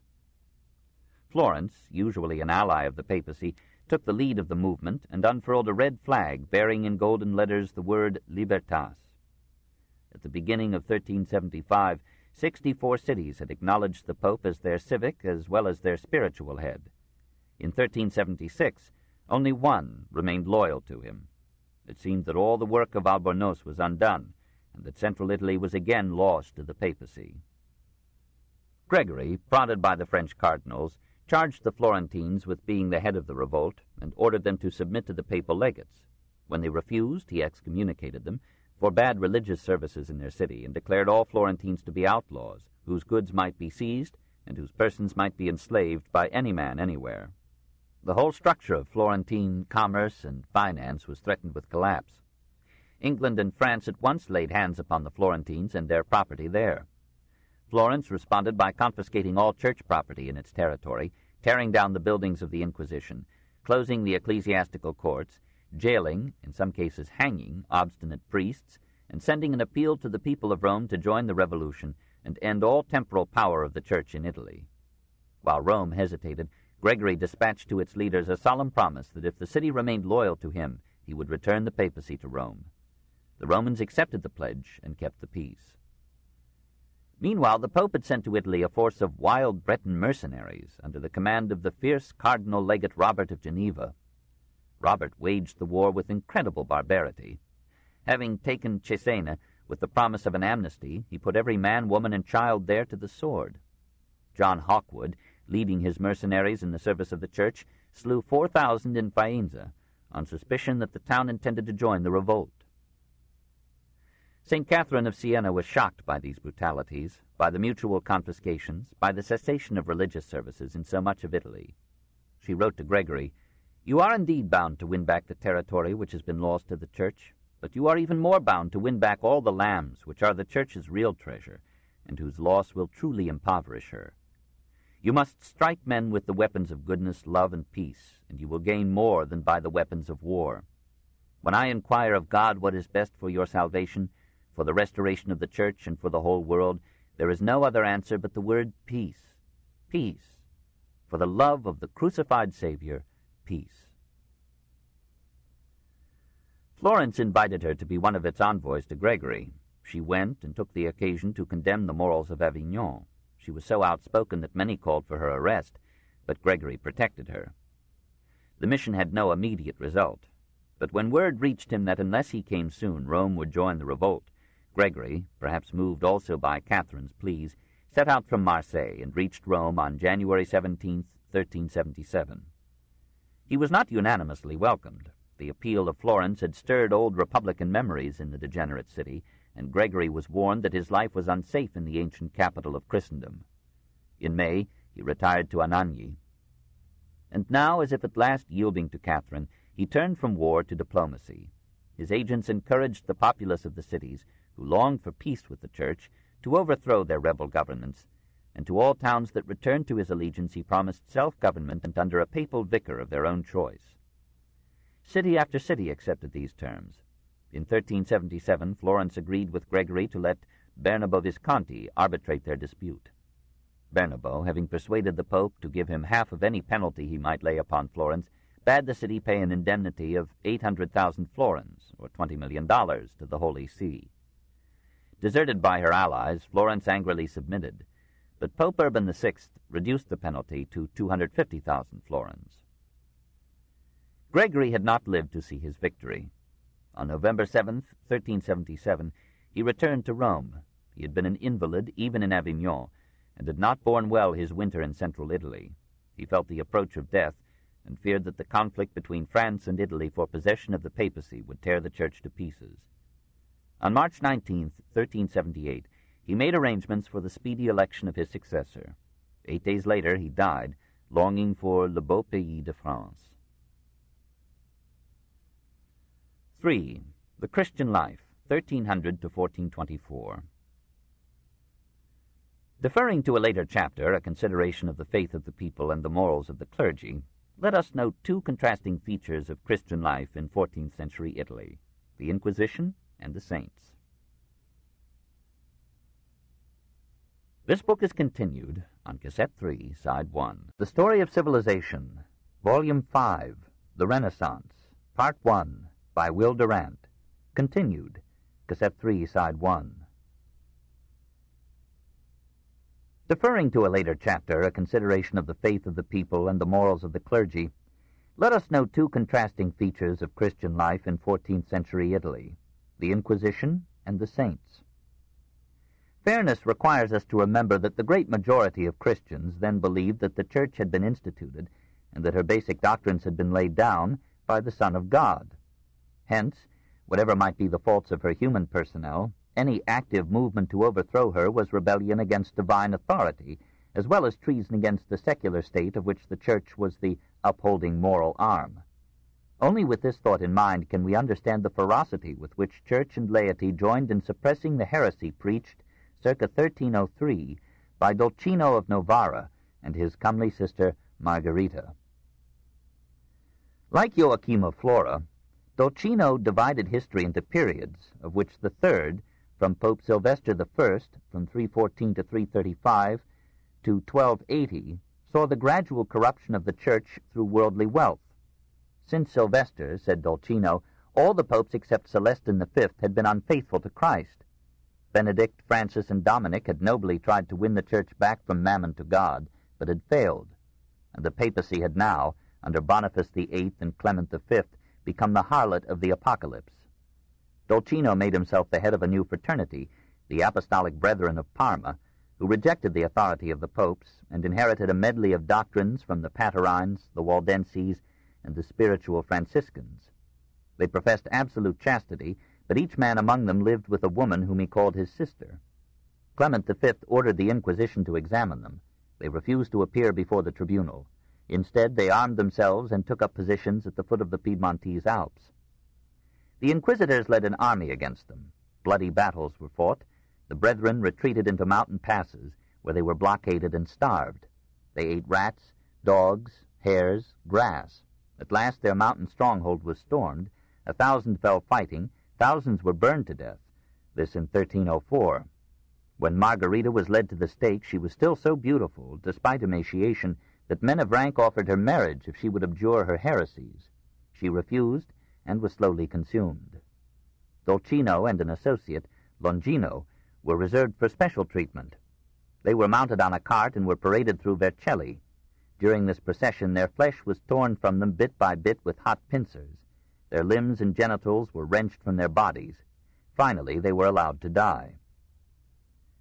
It is pleasant to turn from such barbarism to the continuing efficacy of Christianity in inspiring men and women to saintliness.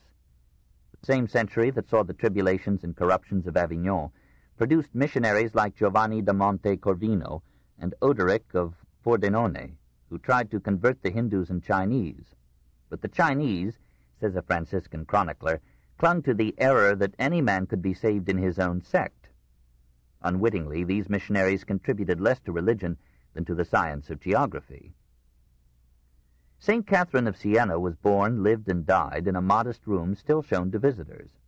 From that foot of earth she helped to move the papacy and to revive in the people of Italy a piety that has survived Rinascita and Risorgimento alike.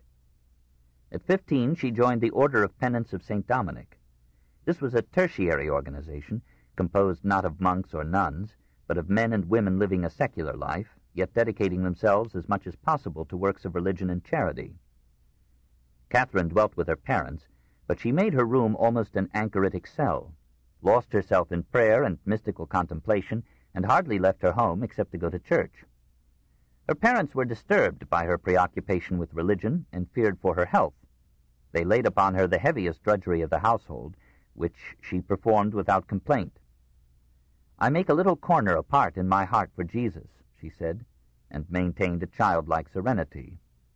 All the joy, doubt, and ecstasy that other girls might derive from profane love, Catherine sought and found in devotion to Christ.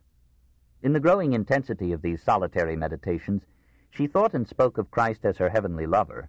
She exchanged hearts with him, saw herself in vision married to him. And like St. Francis, she thought so long about the 5 wounds of the crucified that it seemed to her that she felt them in her own hands and feet and side. All temptations of the flesh she rejected as the wiles of Satan to withdraw her from her one engrossing love. After 3 years of almost solitary piety, she felt that she could safely venture into the life of the city. As she had devoted her womanhood to Christ, so she devoted her maternal tenderness to the sick and needy of Siena. She stayed to the last moment with the victims of plague, and stood in spiritual consolation beside condemned criminals until the hour of their execution. When her parents died and left her a modest patrimony, she distributed it among the poor. Though she was disfigured by smallpox, her face was a blessing to all who saw her. Young men at her word abandoned their wonted blasphemies, and older men heard with melting skepticism her simple and trusting philosophy. All the evils of human life, she thought, were the result of human wickedness, but all the sins of mankind would be swallowed up and lost in the ocean of God's love, and all the ills of the world would be cured if men could be persuaded to practice Christian love. Many believed her. Montepulciano sent for her to come and reconcile its feuding families. Pisa and Lucca sought her counsel. Florence invited her to join an embassy to Avignon. Gradually, she was drawn into the world. She was horrified by what she saw in Italy and France.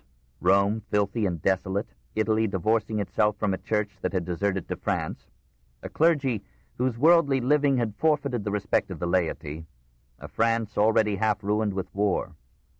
Confident in her divine mission, she denounced prelates and pontiffs to their faces, and told them that only a return to Rome and to decency could save the Church.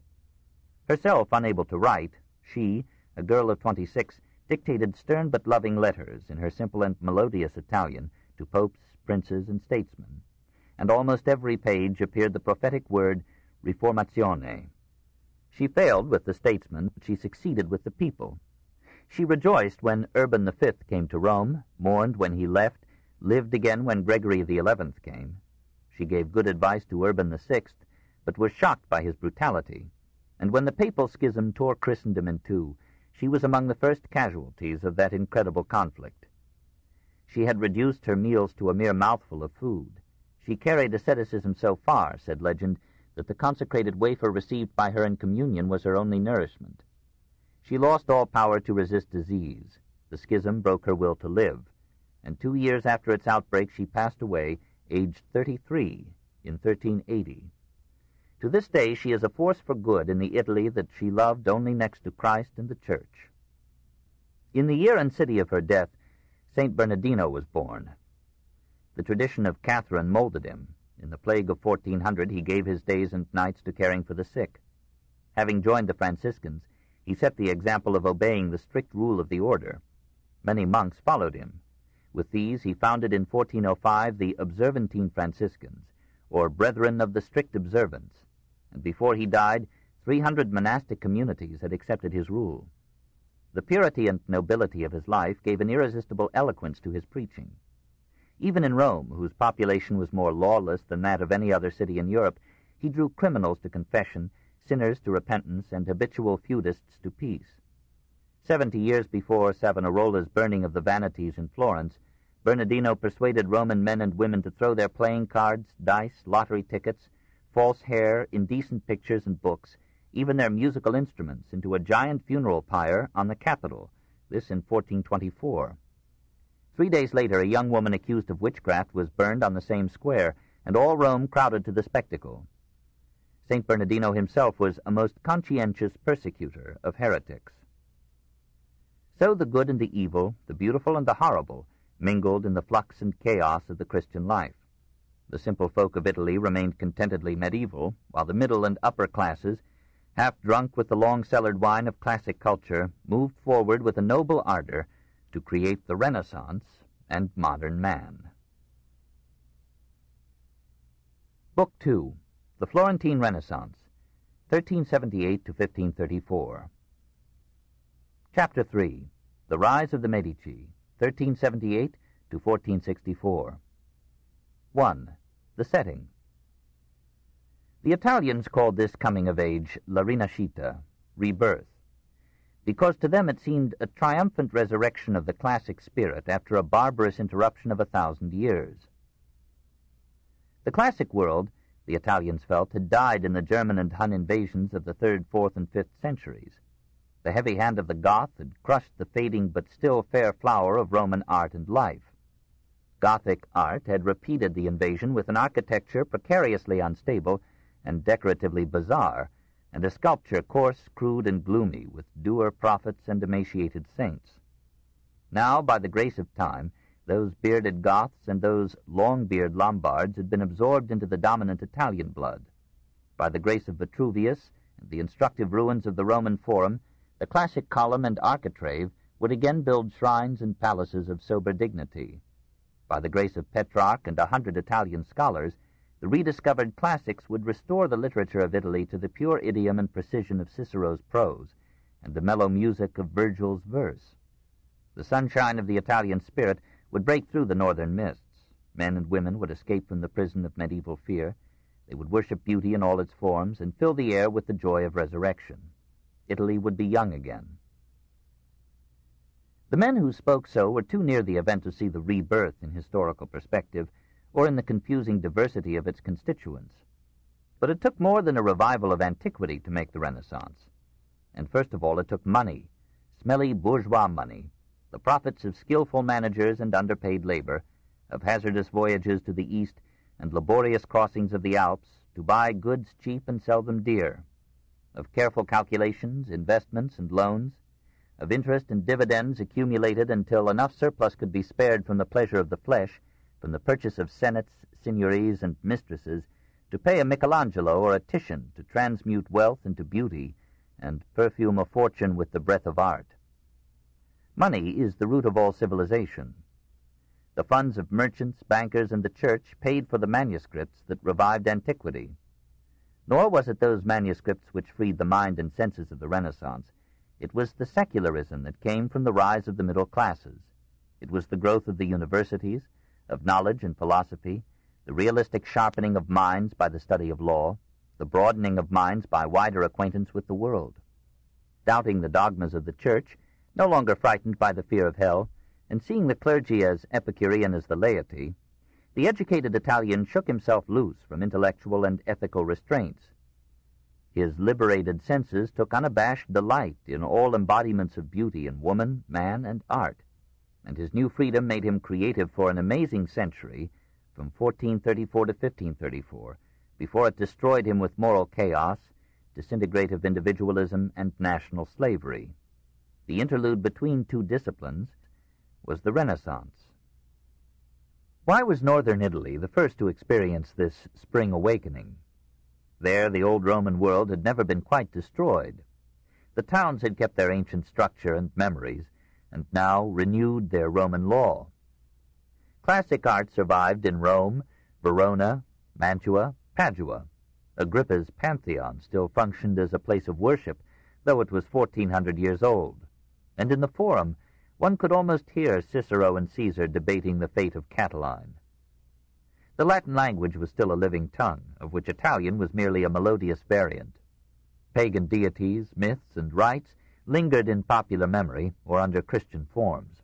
Italy stood athwart the Mediterranean, commanding that basin of classic civilization and trade. Northern Italy was more urban and industrial than any other region of Europe except Flanders.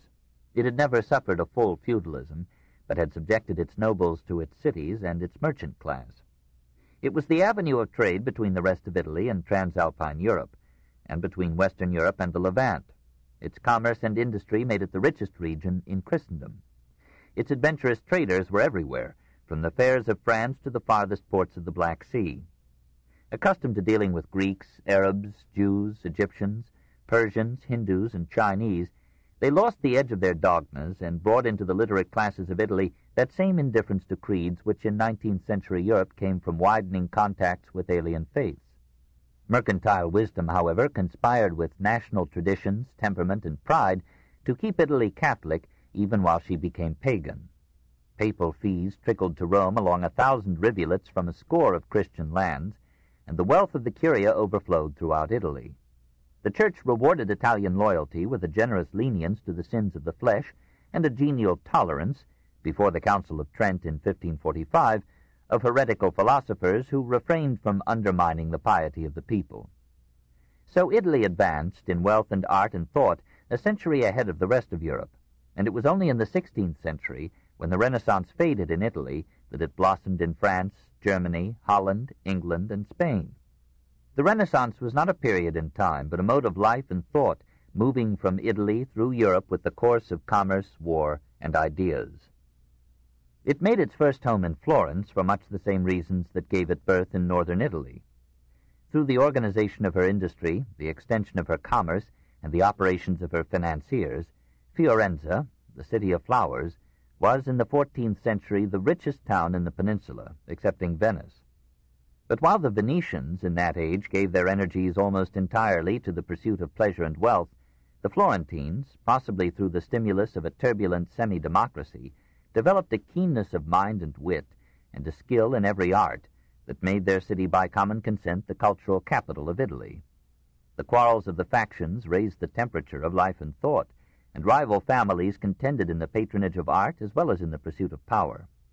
The final, not the first, stimulus was given when Cosimo de' Medici offered the resources of his own and other fortunes and palaces to house and entertain the delegates to the Council of Florence in 1439. The Greek prelates and scholars who came to that assembly to discuss the reunion of Eastern and Western Christianity had a far better knowledge of Greek literature than any Florentine could then possess. Some of them lectured in Florence, and the elite of the city crowded to hear them.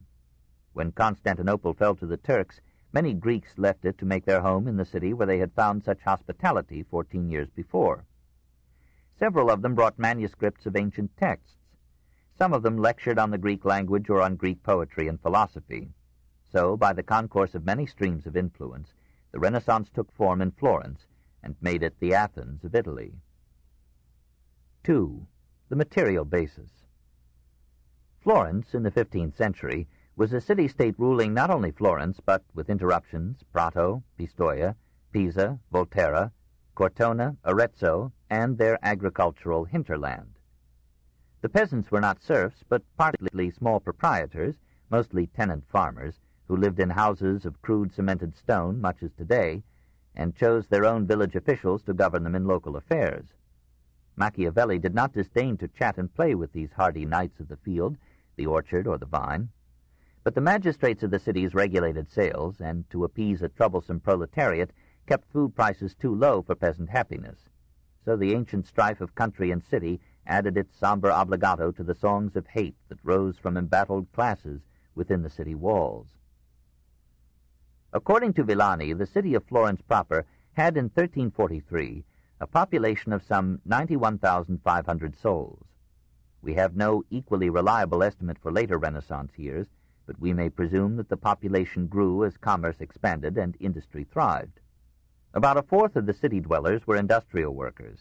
The textile lines alone in the 13th century employed 30,000 men and women in 200 factories. In 1300, Federigo Oricillari earned his surname by bringing from the East the secret of extracting from lichens a violet pigment, orchela, or arkel. This technique revolutionized the dye industry and made some woolen manufacturers into what today would be millionaires. In textiles, Florence had already reached by 1300 the capitalistic stage of large investment, central provision of materials and machinery, systematic division of labor, and control of production by the suppliers of capital. In 1407, a woolen garment passed through 30 processes, each performed by a worker specializing in that operation. To sell its products, Florence encouraged its merchants to maintain trade with all ports of the Mediterranean and along the Atlantic as far as Bruges. Consuls were stationed in Italy, the Baleares, Flanders, Egypt, Cyprus, Constantinople, Persia, India, and China to protect and promote Florentine trade. Pisa was conquered as an indispensable outlet of Florentine goods to the sea, and Genoese merchant vessels were hired to carry them. Foreign products competitive with Florentine manufactures were excluded from the markets of Florence through protective tariffs set by a government of merchants and financiers. To finance this industry and commerce, and much else, the 80 banking houses of Florence, chiefly the Bardi, Peruzzi, Strozzi, Pitti, and Medici, invested the savings of their depositors. They cashed checks, or polizze, issued letters of credit, or lettere di pagamenti, exchanged merchandise as well as credit, and supplied governments with funds for peace or war. Some Florentine firms lent 1,365,000 florins, possibly about $34,125,000, to Edward III of England, and were ruined by his default in 1345. Despite such catastrophes, Florence became the financial capital of Europe from the 13th through the 15th century. It was there that rates of exchange were fixed for the currencies of Europe. As early as 1300, a system of insurance protected the cargoes of Italy on their voyages, a precaution not adopted in England till 1543. Double-entry bookkeeping appears in a Florentine account book of 1382. Probably it was already a century old in Florence, Venice, and Genoa. In 1345, the Florentine government issued negotiable gold-redeemable bonds bearing the low interest rate of 5%, a proof of the city's reputation for commercial prosperity and integrity. The revenue of the government in 1400 was greater than that of England in the heyday of Elizabeth. The bankers, merchants, manufacturers, professional men, and skilled workers of Europe were organized in guilds. In Florence, 7 guilds, arti, or arts, trades, were known as arti maggiori, or greater guilds. Clothing manufacturers, wool manufacturers, silk goods manufacturers, fur merchants, financiers, physicians, and druggists, and a mixed guild of merchants, judges, and notaries. The remaining 14 guilds of Florence were the arti minori, or minor trades, clothiers, hosiers, butchers, bakers, vintners, cobblers, saddlers, armorers, blacksmiths, locksmiths, carpenters, innkeepers, masons, and stone-cutters, and a motley conglomeration of oil sellers, pork butchers, and rope makers.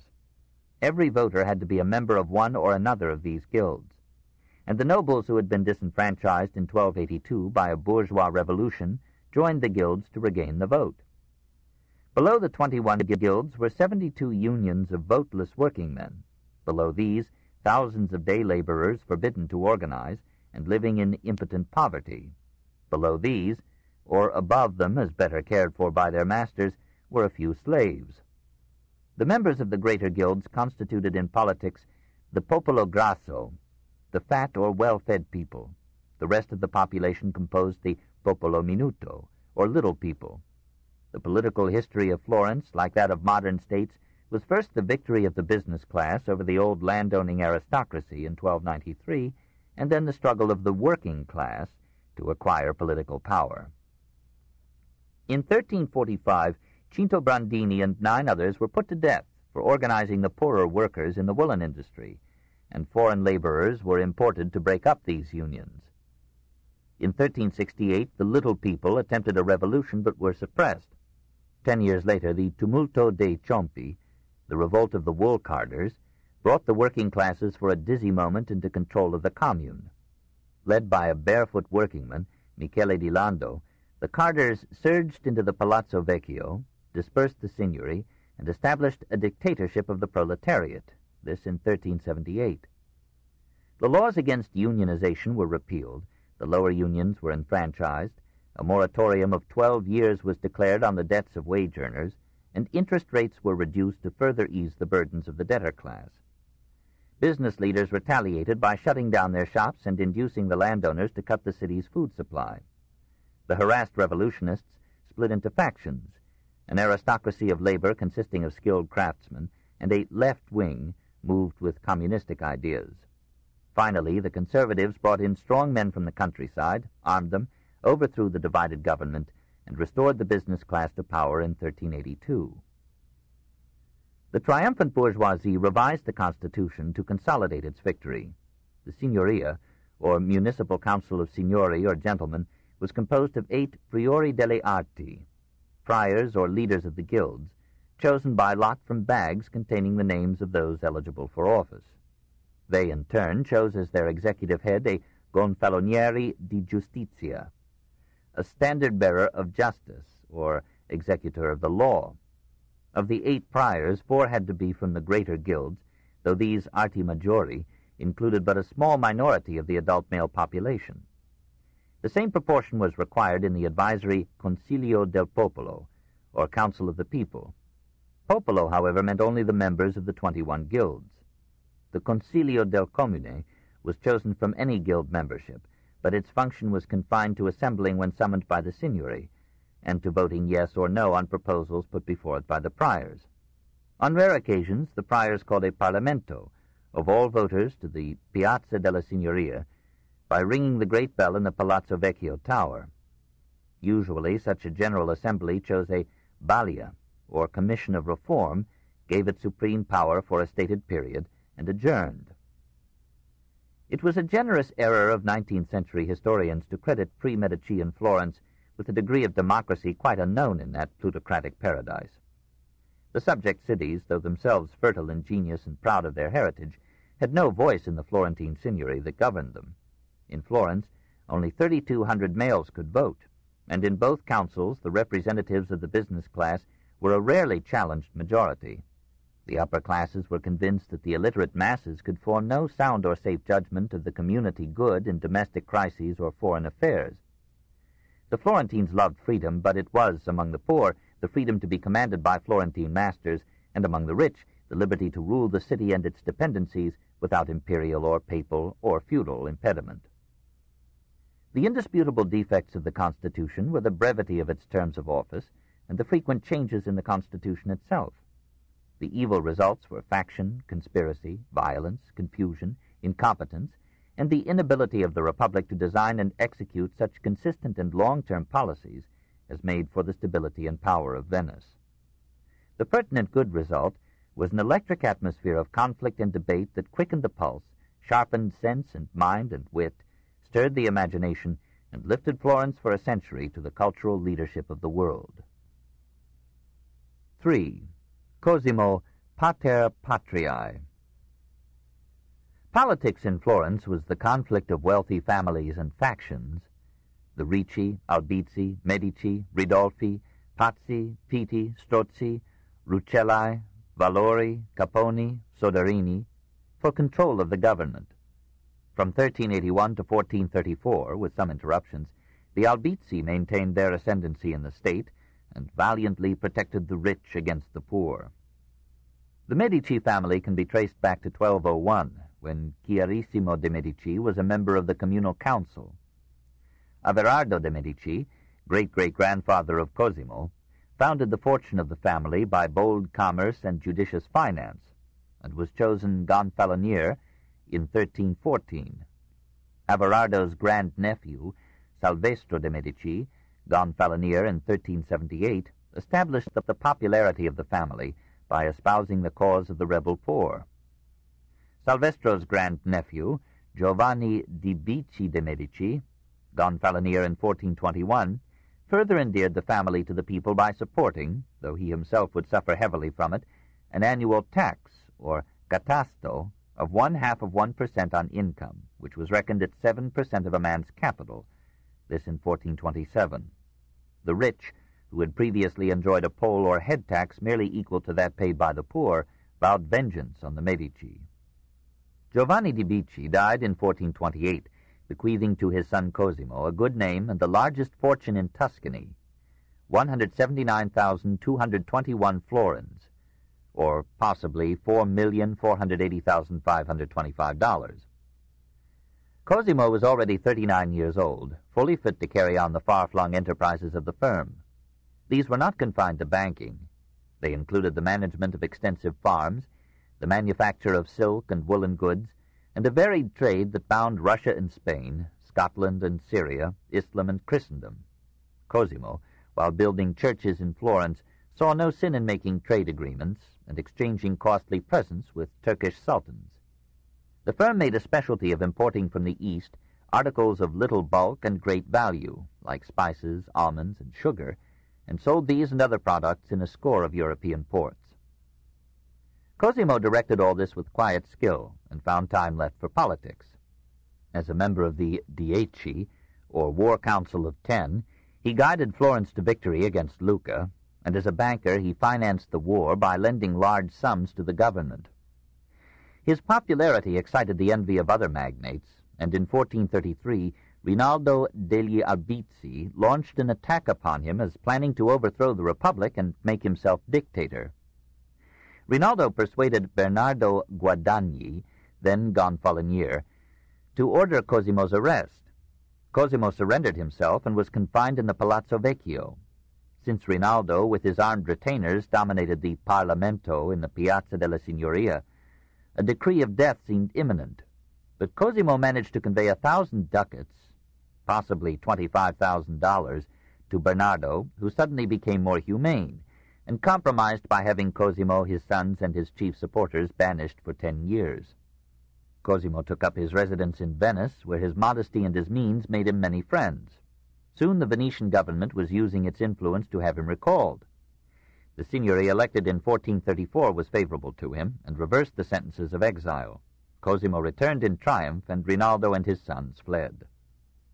A Parlamento appointed a Balia and gave it supreme power. After serving 3 short terms, Cosimo relinquished all political positions.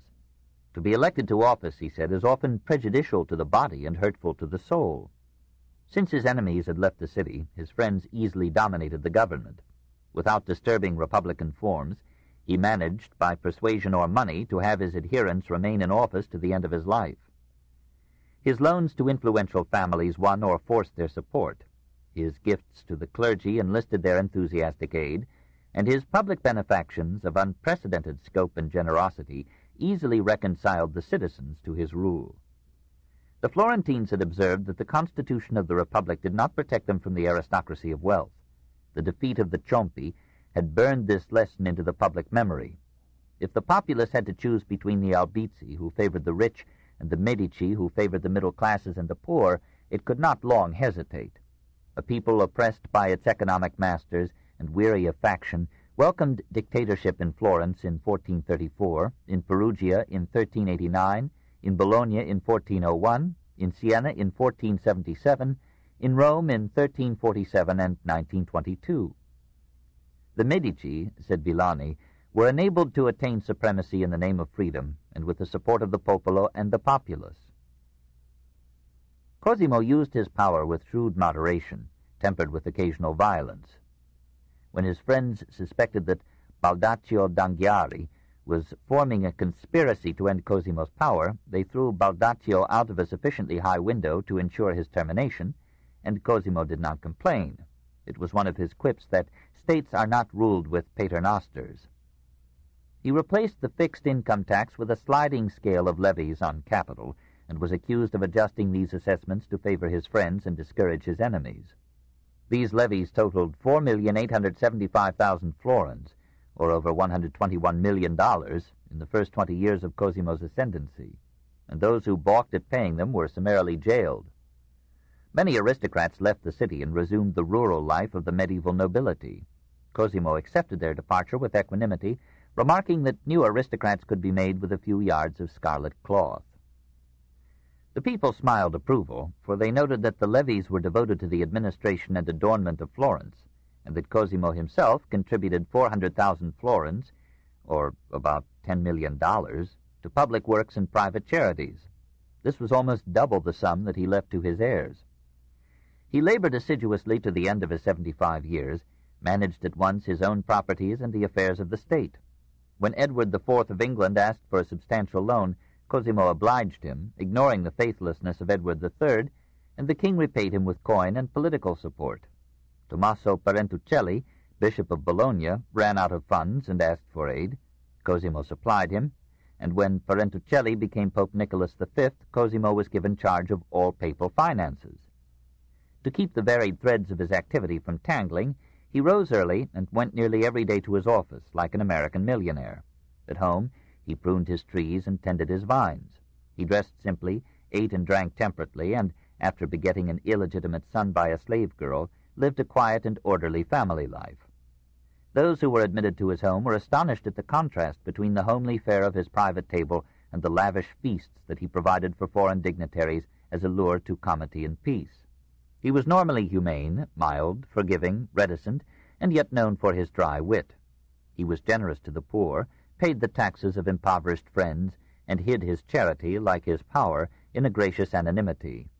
Botticelli, Pontormo, and Benozzo Gozzoli have pictured him for us. Of middle stature and olive complexion, with gray receding hair, long sharp nose, and a grave kindly countenance bespeaking shrewd wisdom and calm strength. His foreign policy was dedicated to the organization of peace. Coming to power after a series of ruinous conflicts, Cosimo noted how war, actual or imminent, hobbled the march of trade. When the rule of the Visconti in Milan collapsed in chaos at Filippo Maria's death, and Venice threatened to absorb the duchy and dominate all northern Italy to the very gates of Florence, Cosimo sent Francesco Sforza the means to establish himself in Milan and check the Venetian advance. When Venice and Naples formed an alliance against Florence, Cosimo called in so many loans made to their citizens that their governments were induced to make peace. Thereafter, Milan and Florence stood against Venice and Naples in a balance of power so even that neither side dared to risk a war. This policy of balanced powers, conceived by Cosimo and continued by Lorenzo, gave Italy those decades of peace and order from 1450 to 1492, during which the cities grew rich enough to finance the early Renaissance. It was the good fortune of Italy and mankind that Cosimo cared as much for literature, scholarship, philosophy, and art as for wealth and power. He was a man of education and taste. He knew Latin well and had a smattering of Greek, Hebrew, and Arabic. He was broad enough to appreciate the piety and painting of Fra Angelico, the engaging rascality of Fra Filippo Lippi, the classical style of Ghiberti's reliefs, the bold originality of Donatello's sculpture, the grandiose churches of Brunellesco, the restrained power of Michelozzo's architecture, the pagan Platonism of Gemistus Plato, the mystic Platonism of Pico and Ficino, the refinement of Alberti, the learned vulgarity of Poggio, the bibliolatry of Niccolo de Niccoli, and all these men experienced his generosity. He brought Joannes Argyropoulos to Florence to instruct its youth in the language and literature of ancient Greece, and for 12 years he studied with Ficino the classics of Greece and Rome. He spent a large part of his fortune collecting classic texts, so that the most costly cargoes of his ships were in many cases manuscripts carried from Greece or Alexandria.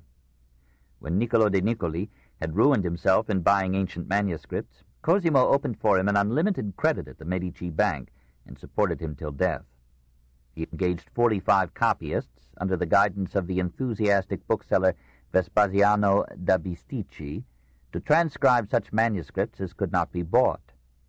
All these precious minims he placed in rooms at the monastery of San Marco, or in the abbey of Fiesole, or in his own library. When Nicoli died in 1437, leaving 800 manuscripts valued at 6,000 florins, or $150,000, along with many debts, and naming 16 trustees to determine the disposal of the books, Cosimo offered to assume the debts if he might allocate the volumes. It was so agreed, and Cosimo divided the collection between San Marco's library and his own. All these collections were open to teachers and students without charge. Said the Florentine historian Varchi, with patriotic exaggeration, "The Greek letters were not completely forgotten to the great loss of humanity, and that Latin letters have been revived to the infinite benefit of the people. This all Italy, nay, all the world, owes solely to the high wisdom and friendliness of the house of the Medici." Of course, the great work of revival had been inaugurated by translators in the 12th and 13th centuries, and by Arabic commentators, and by Petrarch and Boccaccio. It had been continued by scholars and collectors like Salutati, Traversari, Bruni, and Valla before Cosimo. It was carried forward independently of him by Nicoli, Poggio, Filelfo, King Alfonso the Magnanimous of Naples, and 100 other contemporaries of Cosimo, even by his exiled rival, Palestrozzi. But if we embrace in our judgment not only Cosimo Pater Patriae, but his descendants Lorenzo the Magnificent, Leo X, and Clement VII, we may admit that in the patronage of learning and art the Medici have never been equaled by any other family in the known history of mankind. 4. The Humanists. It was under the Medici, or in their day, that the Humanists captivated the mind of Italy, turned it from religion to philosophy, from heaven to earth, and revealed to an astonished generation the riches of pagan thought and art. These men, mad about scholarship, received, as early as Ariosto, the name of Humanisti, because they called the study of classic culture humanità, the humanities, or literae humaniores. Not more humane, but more human letters. The proper study of mankind was now to be man, in all the potential strength and beauty of his body, in all the joy and pain of his senses and feelings, in all the frail majesty of his reason, and in these as most abundantly and perfectly revealed in the literature and art of ancient Greece and Rome. This was humanism. Nearly all the Latin and many of the Greek classics now extant were known to medieval scholars here and there, and the 13th century was acquainted with the major pagan philosophers. But that century had almost ignored Greek poetry, and many ancient worthies now honored by us lay neglected in monastic or cathedral libraries. It was mostly in such forgotten corners that Petrarch and his successors found the lost classics, gentle prisoners, he called them, held in captivity by barbarous jailers. Boccaccio, visiting Monte Cassino, was shocked to find precious manuscripts rotting in dust or mutilated to make psalters or amulets. Poggio, visiting the Swiss monastery of St. Gall while attending the Council of Constance, found the Institutiones of Quintilian in a foul, dark dungeon, and felt, as he reclaimed the rolls, that the old pedagogue was stretching out his hands, begging to be saved from the barbarians. For by that name the culture-conscious Italians, like the ancient Greeks and Romans, called their virile conquerors beyond the Alps. Poggio alone, undeterred by winter's cold or snow, exhumed from such tombs the texts of Lucretius, Columella, Frontinus, Vitruvius, Valerius Flaccus, Tertullian, Plautus, Petronius, Ammianus Marcellinus, and several major speeches of Cicero. Coluccio Salutati unearthed Cicero's letters ad familiares at Vercelli in 1389. Gerardo Landriani found Cicero's treatises on rhetoric in an old chest at Lodi in 1422. Ambrogio Traversari rescued Cornelius Nepos from oblivion in Padua in 1434. The Agricola, Germania, and Dialogi of Tacitus were discovered in Germany in 1455. The first 6 books of Tacitus's Annales and a full manuscript of the younger Pliny's letters were recovered from the monastery of Corvey in 1508 and became a prized possession of Leo X. In the half-century before the Turks took Constantinople, a dozen humanists studied or traveled in Greece. One of them, Giovanni Aurispa, brought back to Italy 238 manuscripts, including the plays of Aeschylus and Sophocles. Another, Francesco Filelfo, salvaged from Constantinople in 1427 texts of Herodotus, Thucydides, Polybius, Demosthenes, Aeschines, and Aristotle, and 7 dramas of Euripides. When such literary explorers returned to Italy with their finds, they were welcomed like victorious generals, and princes and prelates paid well for a share of the spoils. The fall of Constantinople resulted in the loss of many classics previously mentioned by Byzantine writers as in the libraries of that city. Nevertheless, thousands of volumes were saved, and most of them came to Italy. To this day, the best manuscripts of Greek classics are in Italy. For 3 centuries, from Petrarch to Tasso, men collected manuscripts with philatelic passion. Niccolò di Niccoli spent more than he had in this pursuit. Andreolo de Ocis was ready to sacrifice his home, his wife, his life to add to his library. Poggio suffered when he saw money being spent on anything else than books. An editorial revolution ensued. The texts so recovered were studied, compared, corrected, and explained in a campaign of scholarship that ranged from Lorenzo Valla in Naples to Sir Thomas More in London. Since these labors in many cases required a knowledge of Greek, Italy, and later France, England, and Germany, sent out a call for teachers of Greek. Arispa and Filelfo learned the language in Greece itself. After Manuel Chrysoloras came to Italy in 1397 as Byzantine envoy, the University of Florence persuaded him to join its faculty as professor of Greek language and literature. Among his pupils there were Poggio, Palestrozzi, Marsupini, and Manetti. Leonardo Bruni, studying law, abandoned it under the spell of Chrysoloras for the study of Greek. "I gave myself to his teaching with such ardor," he tells us, "that my dreams at night were filled with what I had learned from him during the day." Who now could imagine that Greek grammar was once an adventure and a romance? In 1439, Greeks met Italians at the Council of Florence, and the lessons they exchanged in language had far more result than their laborious negotiations in theology.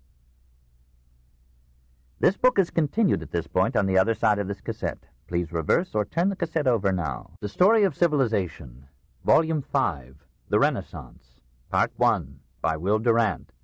Continued, Cassette 3, Side 2. In 1439, Greeks met Italians at the Council of Florence, and the lessons they exchanged in language had far more result than their laborious negotiations in theology. There, Gemistus Pletho gave the famous lectures that ended the reign of Aristotle in European philosophy and enthroned Plato as almost a god. When the council dispersed, Joannes Bessarion, who had come to it as Bishop of Nicaea, remained in Italy and gave part of his time to teaching Greek. Other cities contracted the fever. Bessarion brought it to Rome. Theodorus Gaza taught Greek at Mantua, Ferrara in 1444, and Rome in 1451. Demetrius Chalcondyles taught at Perugia in 1450, Padua, Florence, and Milan from circa 1492 to 1511. Joannes Argyropoulos at Padua in 1441, Florence from 1456 to 1471, and Rome from 1471 to 1486. All these men came to Italy before the fall of Constantinople in 1453, so that event played a minor role in the transit of Greek from Byzantium to Italy. But the gradual encirclement of Constantinople by the Turks after 1356 shared in persuading Greek scholars to go west. One of those who fled at the collapse of the eastern capital was Constantine Lascaris, who came to teach Greek at Milan from 1460 to 1465, Naples and Messina from 1466 to 1501. The first Greek book printed in Renaissance Italy was his Greek grammar. With all these scholars and their pupils enthusiastically active in Italy, it was but a short time when the classics of Greek literature and philosophy were rendered into Latin with more thoroughness, accuracy, and finish than in the 12th and 13th centuries. Guarino translated parts of Strabo and Plutarch, Traversari, Diogenes Laertius, Valla, Herodotus, Thucydides, and the Iliad, Perotti, Polybius, Ficino, Plato, and Plotinus. Plato, above all, amazed and delighted the Humanists. They gloried in the fluid grace of his style. They found in the dialogues a drama more vivid and contemporary than anything in Aeschylus, Sophocles, or Euripides. They envied and marveled at the freedom with which the Greeks of Socrates' time discussed the most crucial problems of religion and politics, and they thought they had found in Plato, clouded with Plotinus, a mystical philosophy that would enable them to retain a Christianity that they had ceased to believe in but never ceased to love. Moved by the eloquence of Gemistus Pletho and the enthusiasm of his pupils at Florence, Cosimo established there, in 1445, a Platonic academy for the study of Plato, and provided handsomely for Marsilio Ficino to give half a lifetime to the translation and exposition of Plato's works. Now, after a reign of 400 years, scholasticism lost its domination in the philosophy of the West. The dialogue and essay replaced the Scholastica Disputatio as the form of philosophical exposition, and the exhilarating spirit of Plato entered like an energizing yeast into the rising body of European thought. But as Italy recovered more and more of its own classic heritage, the admiration of the Humanists for Greece was surpassed by their pride in the literature and art of ancient Rome. They revived Latin as a medium of living literature. They Latinized their names and Romanized the terms of Christian worship and life. God became Jupiter, Providence Fatum, the saints Divi, nuns Vestales, the Pope Pontifex Maximus. They fashioned their prose style on Cicero, their poetry on Virgil and Horace, and some, like Filelfo, Valla, and Politian, achieved an almost classic elegance. So, in its course, the Renaissance moved back from Greek to Latin, from Athens to Rome. 15 centuries appeared to fall away, and the age of Cicero and Horace, of Ovid and Seneca, seemed reborn. Style became more important than substance, form triumphed over matter, and the oratory of majestic periods rang again in the halls of princes and pedagogues. Perhaps it would have been better if the Humanists had used Italian, but they looked down upon the speech of the Commedia and the Canzoniere as a corrupt and degenerate Latin, which almost it was, and deplored Dante's choice of the vernacular tongue. As a penalty, the Humanists lost touch with the living sources of literature, and the people, leaving their works to the aristocracy, preferred the jolly tales, or novelle, of Sacchetti and Bandello, or the exciting mixture of war and love in the romances that were being translated or adapted into Italian from the French. Nevertheless, this passing infatuation with a dying language and an immortal literature helped Italian authors to recapture the architecture, sculpture, and music of style, and to formulate the canons of taste and utterance that lifted the vernaculars to literary form and set a goal and a standard for art. In the field of history, it was the Humanists who ended the succession of medieval chronicles, chaotic and uncritical, by scrutinizing and harmonizing sources, marshaling the matter into order and clarity, vitalizing and humanizing the past by mingling biography with history, and raising their narratives to some level of philosophy by discerning causes, currents, and effects, and studying the regularities and lessons of history.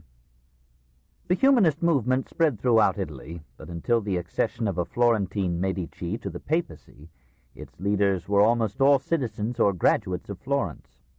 Coluccio Salutati, who became executive secretary or chancellor, cancellarius, to the signory in 1375, was a bridge from Petrarch and Boccaccio to Cosimo, knowing and loving all three. The public documents drawn up by him were models of classical Latinity, and set an example that officials in Venice, Milan, Naples, and Rome bestirred themselves to follow. Gian Galeazzo, Visconti of Milan, said that Salutati had done him more harm by excellence of style than could have come from an army of mercenaries.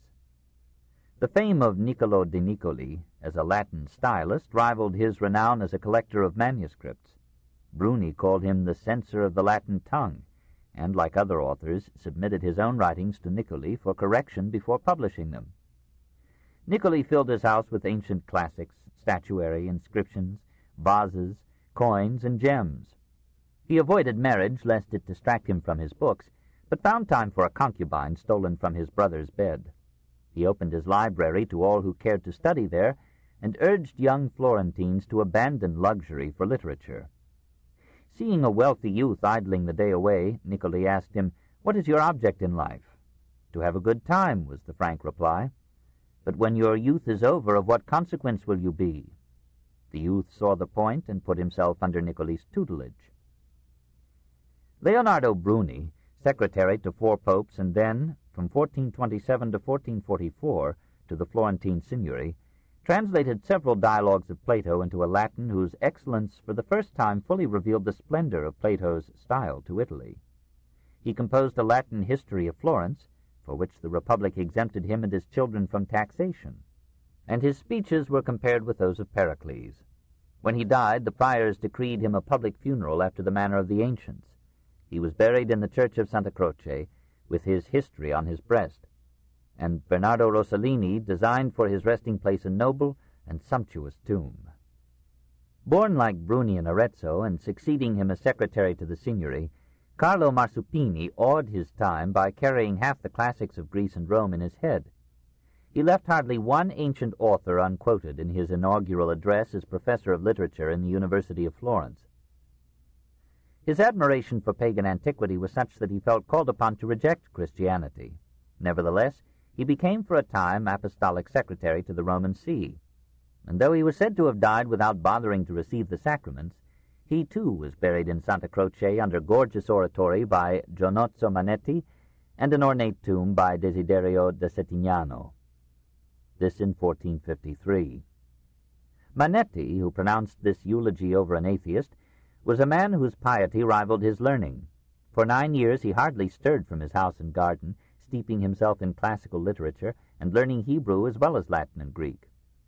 Sent as ambassador to Rome, Naples, Venice, Genoa, he charmed all and won friendships precious to his government by his culture, his liberality, and his integrity. All these men except Salutati were members of the circle that gathered in the city house or country villa of Cosimo, and led the movement of scholarship during his ascendancy. Another friend of Cosimo almost equaled him as a host to learning. Ambrogio Traversari, general of the Camaldolite order, lived in a cell in the monastery of Santa Maria degli Angeli, near Florence. He mastered Greek and suffered qualms of conscience in his affection for the classics. He refrained from quoting them in his writings, but revealed their influence in a Latin style whose idiomatic purity would have shocked all the famous Gregories. Cosimo, who knew how to reconcile the classics as well as high finance with Christianity, loved to visit him. Niccoli, Marsupini, Bruni, and others made his cell a literary rendezvous. The most active and troublesome of the Italian humanists was Poggio Bracciolini. Born poor near Arezzo in 1380, he was educated at Florence, studied Greek under Manuel Chrysoloras, supported himself by copying manuscripts, was befriended by Salutati, and secured appointment at 24 as a secretary in the papal chancery at Rome. For the next half-century he served the Curia, never taking even minor orders but wearing ecclesiastical dress. Valuing his energy and his learning, the Curia sent him on a dozen missions. From these he digressed time and again to search for classic manuscripts. His credentials as a papal secretary won him access to the most jealously guarded or most carelessly neglected treasures in the monastic libraries at St. Gall, Langres, Weingarten, and Reichenau, and his spoils were so rich that Bruni and other humanists hailed him as epical. Back in Rome he wrote for Martin V vigorous defenses of church dogmas, and then, in private gatherings, joined with other employees of the Curia in laughing at the Christian creed. He composed dialogues and letters in rough but breezy Latin, satirizing the vices of the clergy even while practicing them to the extent of his means. When Cardinal Sant'Angelo reproved him for having children, which hardly befitted a man in ecclesiastical dress, and for maintaining a mistress, which seemed unbecoming in a layman, Poggio replied with his usual insolence, "I have children, which is becoming to a layman, and I have a mistress, which is an old custom of the clergy." At 55 he abandoned the mistress who had given him 14 children and married a girl of 18. Meanwhile, he almost founded modern archaeology by collecting ancient coins, inscriptions, and statuary, and by describing with scholarly precision the surviving monuments of classic Rome. He accompanied Pope Eugenius IV to the Council of Florence, quarreled with Francesco Filelfo, and exchanged with him enthusiastic invectives of the coarsest indecency, peppered with accusations of theft, atheism, and sodomy. Again in Rome, he worked with especial pleasure for the humanist Pope Nicholas V. At 70, he composed his famous Liber Facetiarum, a collection of stories, satires, and obscenities. When Lorenzo Valla joined the papal secretariat, Poggio attacked him in a new series of invectivae, charging him with larceny, forgery, treachery, heresy, drunkenness, and immorality. Valla replied by laughing at Poggio's Latin, quoting his sins against grammar and idiom, and setting him aside as a fool in his dotage. No one but the immediate victim took such literary assaults seriously. They were competitive essays in Latin composition. Indeed, Poggio proclaimed in one of them that he would show how well classic Latin could express the most modern ideas and the most private concerns. He was so adept in the art of erudite scurrility that the whole world, says Vespasiano, was afraid of him. His pen, like that of a later Aretine, became an instrument of blackmail. When Alfonso of Naples delayed in acknowledging Poggio's gift of Xenophon's Cyropedia, translated into Latin, the irate humanist hinted that a good pen could stab any king, and Alfonso hastily sent him 500 ducats to hold his tongue. After enjoying every instinct and impulse for 70 years, Poggio composed a treatise, De Miseriis Humanae Conditiones, in which he reckoned that the ills of life outweigh the joys, and concluded like Solon that the luckiest people are those who escape being born. At 72 he returned to Florence, was soon made secretary to the Signory, and finally was elected to the Signory itself. He expressed his appreciation by writing a history of Florence in the style of the ancients, politics, war, and imaginary speeches. Other humanists breathed relief when at last, at age 79, he died, this in 1459. He, too, was buried in Santa Croce. His statue by Donatello was erected on the facade of the Duomo, and in 1560, in the confusion of some alterations, it was set up inside the cathedral as one of the 12 apostles. It is clear that Christianity, in both its theology and its ethics, had lost its hold on perhaps a majority of the Italian humanists. Several, like Traversari, Bruni, and Manetti in Florence, Vittorino da Feltre in Mantua, Guarino da Verona in Ferrara, and Flavio Biondo in Rome, remained loyal to the faith. But to many others, the revelation of a Greek culture lasting 1,000 years and reaching the heights of literature, philosophy, and art in complete independence of Judaism and Christianity was a mortal blow to their belief in the Pauline theology, or in the doctrine of nulla salus extra ecclesiam, no salvation outside the church. Socrates and Plato became for them uncanonized saints. The dynasty of the Greek philosophers seemed to them superior to the Greek and Latin fathers. The prose of Plato and Cicero made even a cardinal ashamed of the Greek of the New Testament and the Latin of Jerome's translation. The grandeur of imperial Rome seemed nobler than the timid retreat of convinced Christians into monastic cells. The free thought and conduct of Periclean Greeks or Augustan Romans filled many humanists with an envy that shattered in their hearts the Christian code of humility, otherworldliness, continence. And they wondered why they should subject body, mind, and soul to the rule of ecclesiastics who themselves were now joyously converted to the world. For these humanists, the 10 centuries between Constantine and Dante were a tragic error, a Dantesque losing of the right road. The lovely legends of the Virgin and the saints faded from their memory to make room for Ovid's Metamorphoses and Horace's ambisexual odes. The great cathedrals now seemed barbarous, and their gaunt statuary lost all charm for eyes that had seen, fingers that had touched, the Apollo Belvedere. So the humanists, by and large, acted as if Christianity were a myth conformable to the needs of popular imagination and morality, but not to be taken seriously by emancipated minds. They supported it in their public pronouncements, professed a saving orthodoxy, and struggled to harmonize Christian doctrine with Greek philosophy. The very effort betrayed them. Implicitly, they accepted reason as the supreme court and honored Plato's dialogues equally with the New Testament. Like the sophists of pre-Socratic Greece, they directly or indirectly, willfully or unwittingly, undermined their hearers' religious faith. Their lives reflected their actual creed. Many of them accepted and practiced the ethics of paganism in the sensual rather than in the Stoic sense. The only immortality they recognized was that which came through the recording of great deeds. They, with their pens, not God would confer it, would destine men to everlasting glory or shame. A generation after Cosimo, they would agree to share this magic power with the artists who carved or painted the effigies of patrons, or built noble edifices that preserved a donor's name. The desire of patrons to achieve such mundane immortality was one of the strongest generative forces in the art and literature of the Renaissance. The influence of the humanists was for a century the dominant factor in the intellectual life of Western Europe. They taught writers a sharper sense of structure and form. They taught them also the artifices of rhetoric, the frills of language, the abracadabra of mythology, the fetishism of classical quotation, the sacrifice of significance to correctness of speech and beauty of style. Their infatuation with Latin postponed for a century, from 1400 to 1500, the development of Italian poetry and prose. They emancipated science from theology, but impeded it by worshipping the past and by stressing erudition rather than objective observation and original thought. Strange to say, they were least influential in the universities. These were already old in Italy, and at Bologna, Padua, Pisa, Piacenza, Pavia, Naples, Siena, Arezzo, Lucca, the faculties of law, medicine, theology, and arts, that is, language, literature, rhetoric, and philosophy, were too mortized in medieval custom to allow a new emphasis on ancient cultures.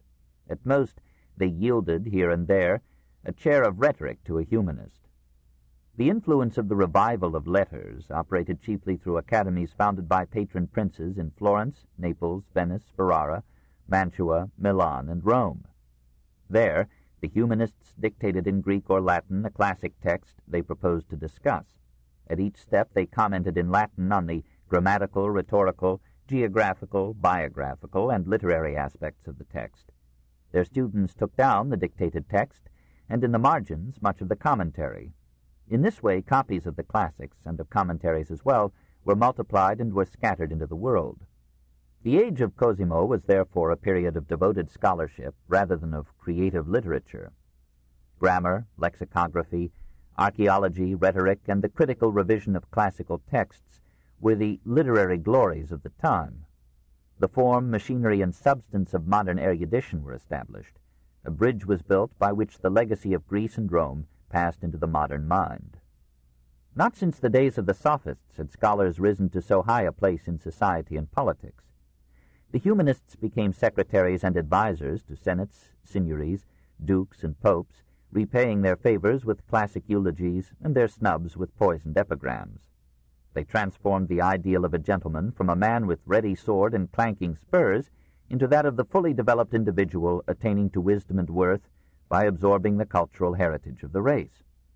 The prestige of their learning and the fascination of their eloquence conquered Transalpine Europe at the very time when the arms of France, Germany, and Spain were preparing to conquer Italy. Country after country was inoculated with the new culture and passed from medievalism to modernity. The same century that saw the discovery of America saw the rediscovery of Greece and Rome, and the literary and philosophical transformation had far profounder results for the human spirit than the circumnavigation and exploration of the globe. For it was the humanists, not the navigators, who liberated man from dogma, taught him to love life rather than brood about death, and made the European mind free. Humanism influenced art last because it appealed rather to intellect than to sense.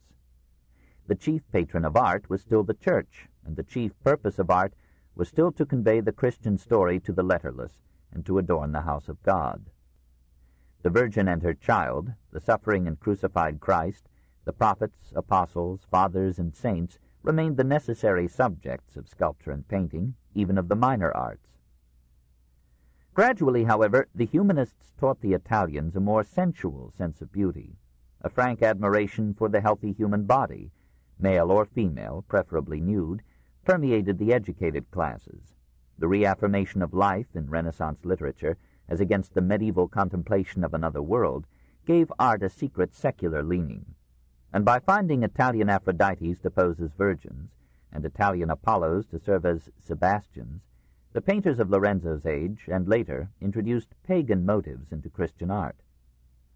In the 16th century, when secular princes rivaled ecclesiastics in financing artists, Venus and Ariadne, Daphne and Diana, the Muses and the Graces challenged the rule of the Virgin, but Mary, the modest mother, continued her wholesome dominance to the end of Renaissance art. 5. Architecture, the Age of Brunellesco. "Cursed be the man who invented this wretched Gothic architecture," cried Antonio Filarete in 1450. "Only a barbarous people could have brought it to Italy." Those walls of glass hardly suited the son of Italy. Those flying buttresses, though at Notre Dame de Paris they had been forged into a frame of beauty like fountain jets petrified in their flow, seemed to the south unsightly scaffoldings left by builders who had failed to give their structures a self-contained stability. The Gothic style of pointed arch and soaring vault had well expressed the aspirations of tender spirits turning from the laborious soil to the solacing sky. But men new dowered with wealth and ease wished now to beautify life, not to escape or malign it. Earth would be heaven, and they themselves would be gods. The architecture of the Italian Renaissance was not basically a revolt against Gothic, for Gothic had never conquered Italy. Every kind of style and influence spoke its piece in the experiments of the 14th and 15th centuries. The heavy columns and round arches of Lombard Romanesque, the Greek cross of some ground plans, the Byzantine pendentive and dome, the stately grace of campaniles, echoing Moslem minarets, the slender columns of Tuscan cloisters, remembering mosque or classic porticos, the beamed ceilings of England and Germany, the groined vault and ogive and tracery of Gothic, the harmonious majesty of Roman facades, and above all the simple strength of the basilican nave, flanked by its supporting aisles. All these, in Italy, were mingling fruitfully when the Humanists turned architectural vision to the ruins of Rome. Then the shattered colonnades of the Forum, rising through the medieval mist, seemed to Italian eyes more beautiful than the Byzantine bizarreries of Venice, the somber majesty of Chartres, the fragile audacity of Beauvais, or the mystic reaches of Amiens' vault.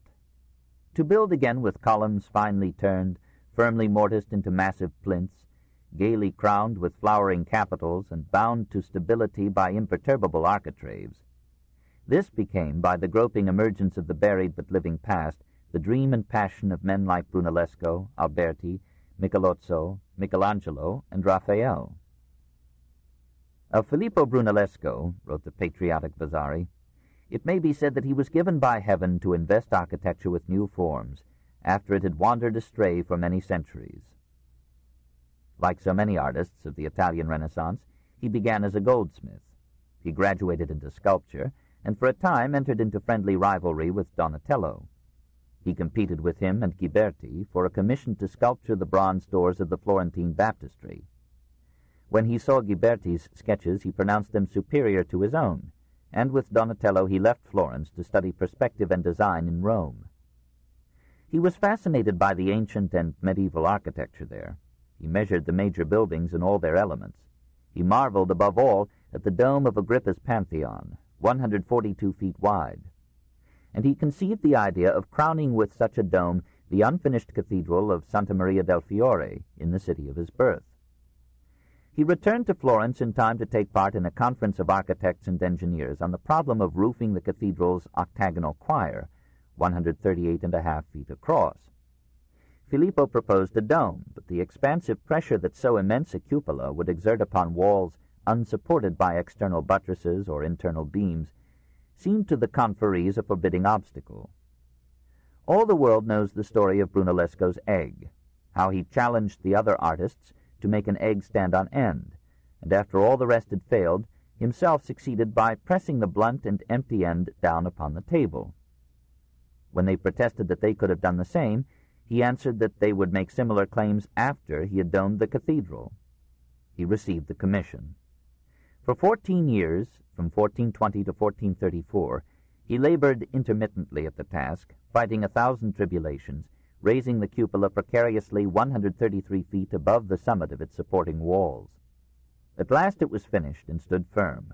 All the city gloried in it as the first major achievement, and with one exception the boldest, in the architecture of the Renaissance. When Michelangelo, a century later, planned the dome of St. Peter's and was told that he had an opportunity to surpass Brunellesco's, he answered, "I will make a sister dome, larger but not more beautiful." The lordly, colorful cupola still dominates, for leagues around, the panorama of a red-roofed Florence nestling like a bed of roses in the lap of the Tuscan hills.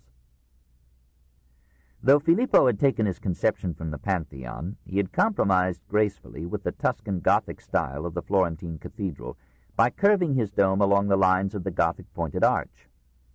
But in buildings that he was allowed to design from the ground, he made his classic revolution more explicit and complete. In 1419 he had begun, for Cosimo's father, the church of San Lorenzo. He finished only the old sacristy, but there he chose the basilican form, the colonnade and entablature, and the Romanesque arch as the elements of his plan. In the cloisters of Santa Croce, he built for the Pazzi family a pretty chapel, again recalling the dome and colonnaded portico of the Pantheon. And in those same cloisters he designed a rectangular portal of fluted columns, flowered capitals, sculptured architrave, and lunette reliefs, which formed the style of 100,000 Renaissance doors and survives everywhere in Western Europe and America. He began on classic lines the church of Santo Spirito, but died while the walls had barely left the ground. In 1446, the corpse of the passionate builder lay in state in the cathedral under the dome that he had raised, and from Cosimo to the simple working man who had labored there, the people of Florence came to mourn that geniuses must die. He lived as a good Christian, said Vasari, and left to the world the savor of his goodness. From the time of the ancient Greeks and Romans until now, there has been no man more rare or more excellent. In his architectural enthusiasm, Brunellesco had designed for Cosimo a palace so extensive and ornate that the modest dictator, fearing envy, denied himself the luxury of seeing it take form.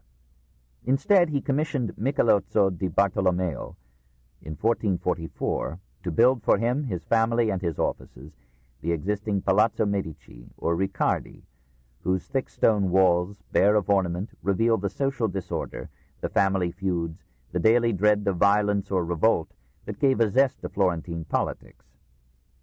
Immense iron gates opened to friends and diplomats, artists and poets, access to a court decorated with statuary by Donatello, and thence to rooms of moderate splendor, and a chapel brightened by the stately and colorful frescoes of Benozzo Gozzoli. There the Medici lived till 1538, with interludes of banishment. But surely they often left those gloomy walls to take the sun at the villas that Cosimo built outside the city, in Careggi and Capagiolo, and on the slopes of Fiesole. It was in those rural retreats that Cosimo and Lorenzo, with their friends and protégés, took refuge from politics in poetry, philosophy, and art.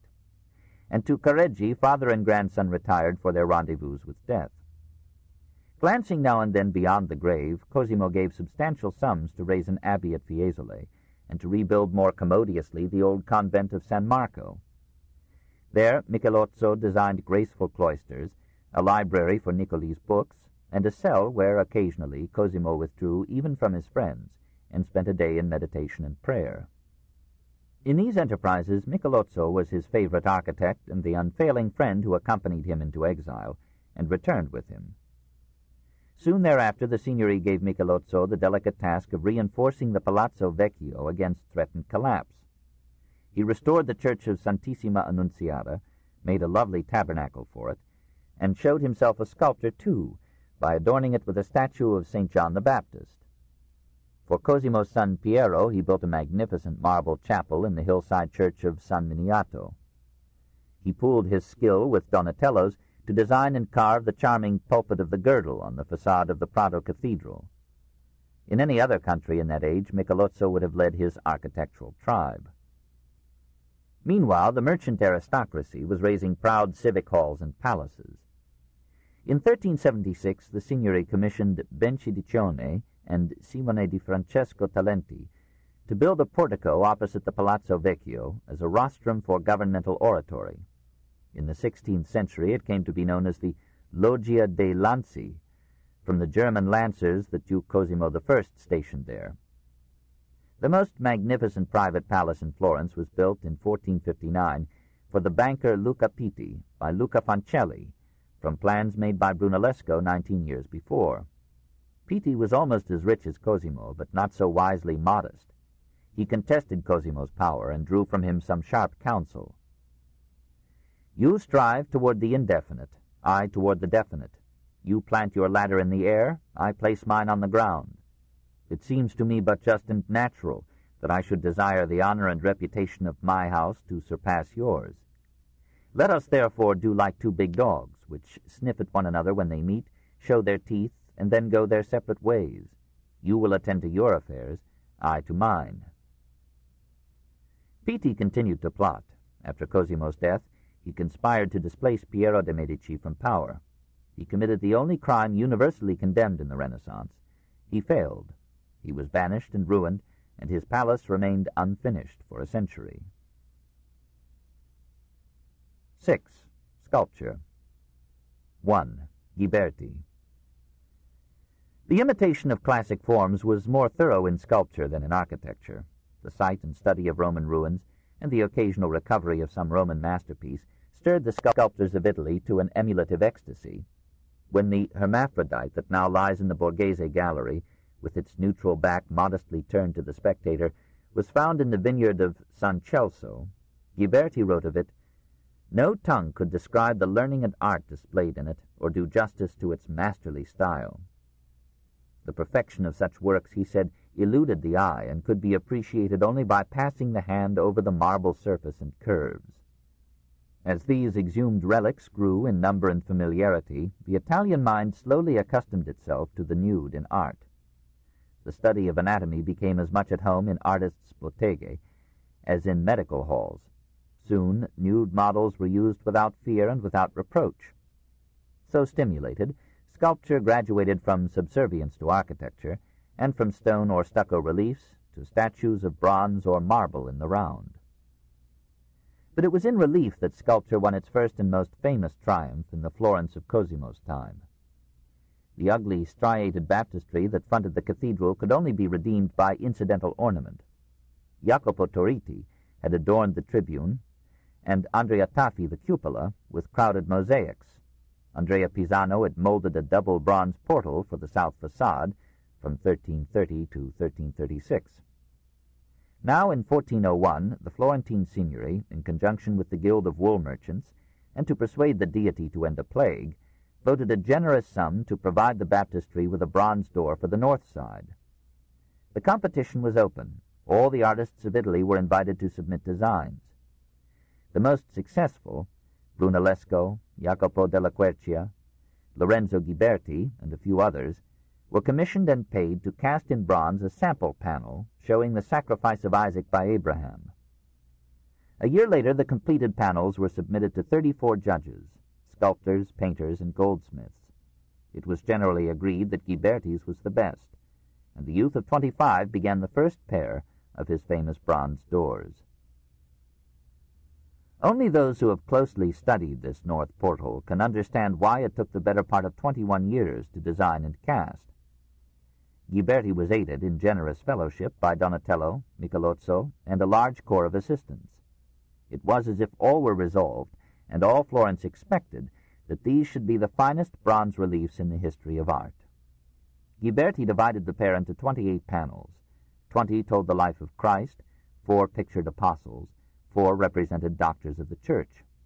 When all these had been designed, criticized, redesigned, cast, and set in place on the door, the donors, not grudging the 22,000 florins, or $500,000 already spent, engaged Ghiberti to make a corresponding double door for the east side of the baptistry in 1425. In this second undertaking, covering 27 years, Ghiberti had as assistants men already renowned or soon to be: Brunellesco, Antonio Filarete, Paolo Uccello, Antonio del Palaiuolo, and others. His studio became in the process a school of art that nurtured a dozen geniuses.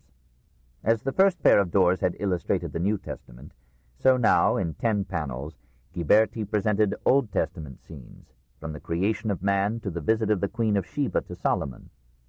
In the borders he added 20 figures in almost full relief, and varied ornament, animal and floral, of surpassing loveliness. Here the Middle Ages and the Renaissance met in perfect harmony.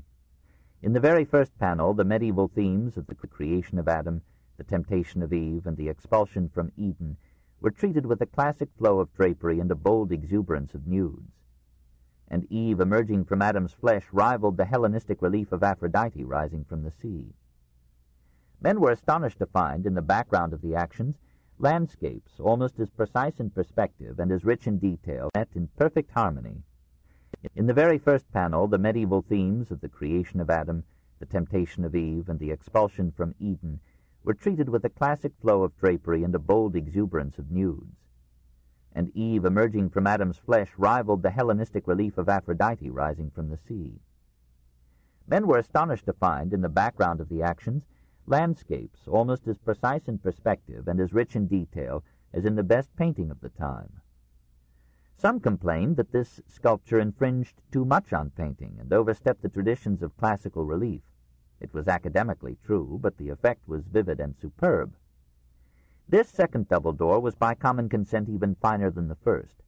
Michelangelo considered it so fine that it would grace the entrance of paradise, and Vasari, doubtless thinking only of reliefs, pronounced it perfect in every particular, the finest masterpiece in the world, whether among the ancients or the moderns.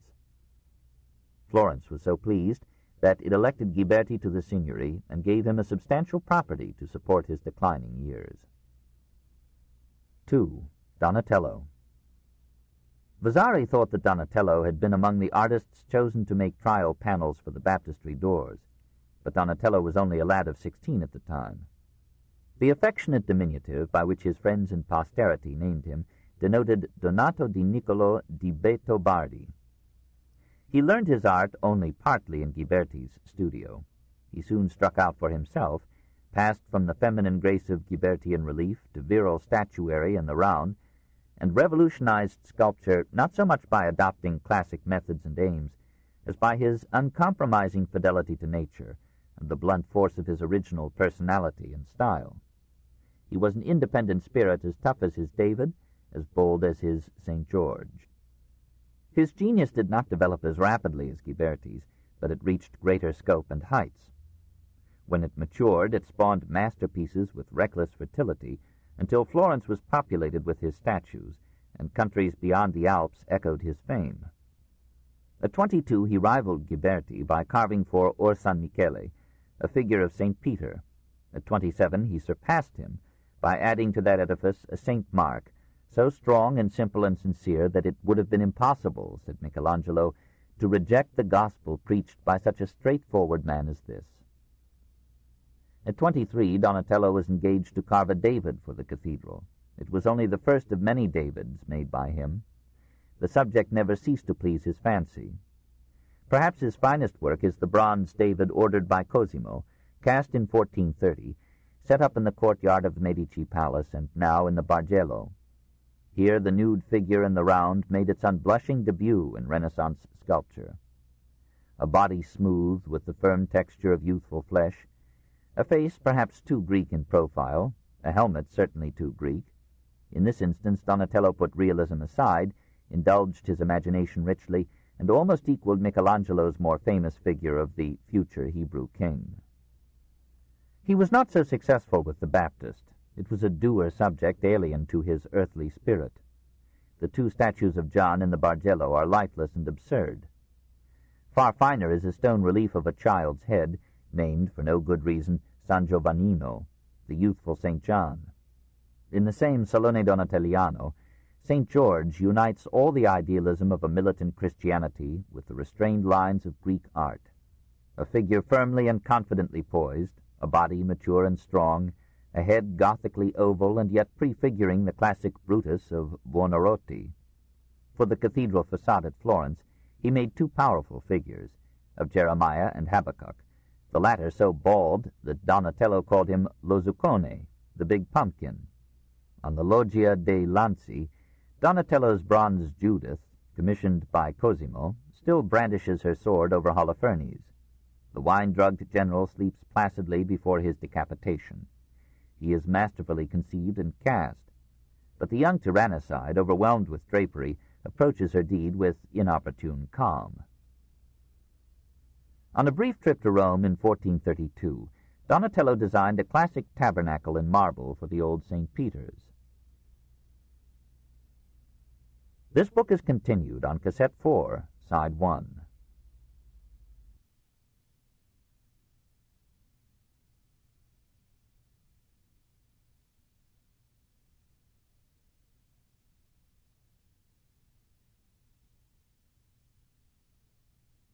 The Story of Civilization, Volume 5, The Renaissance, Part 1, by Will Durant.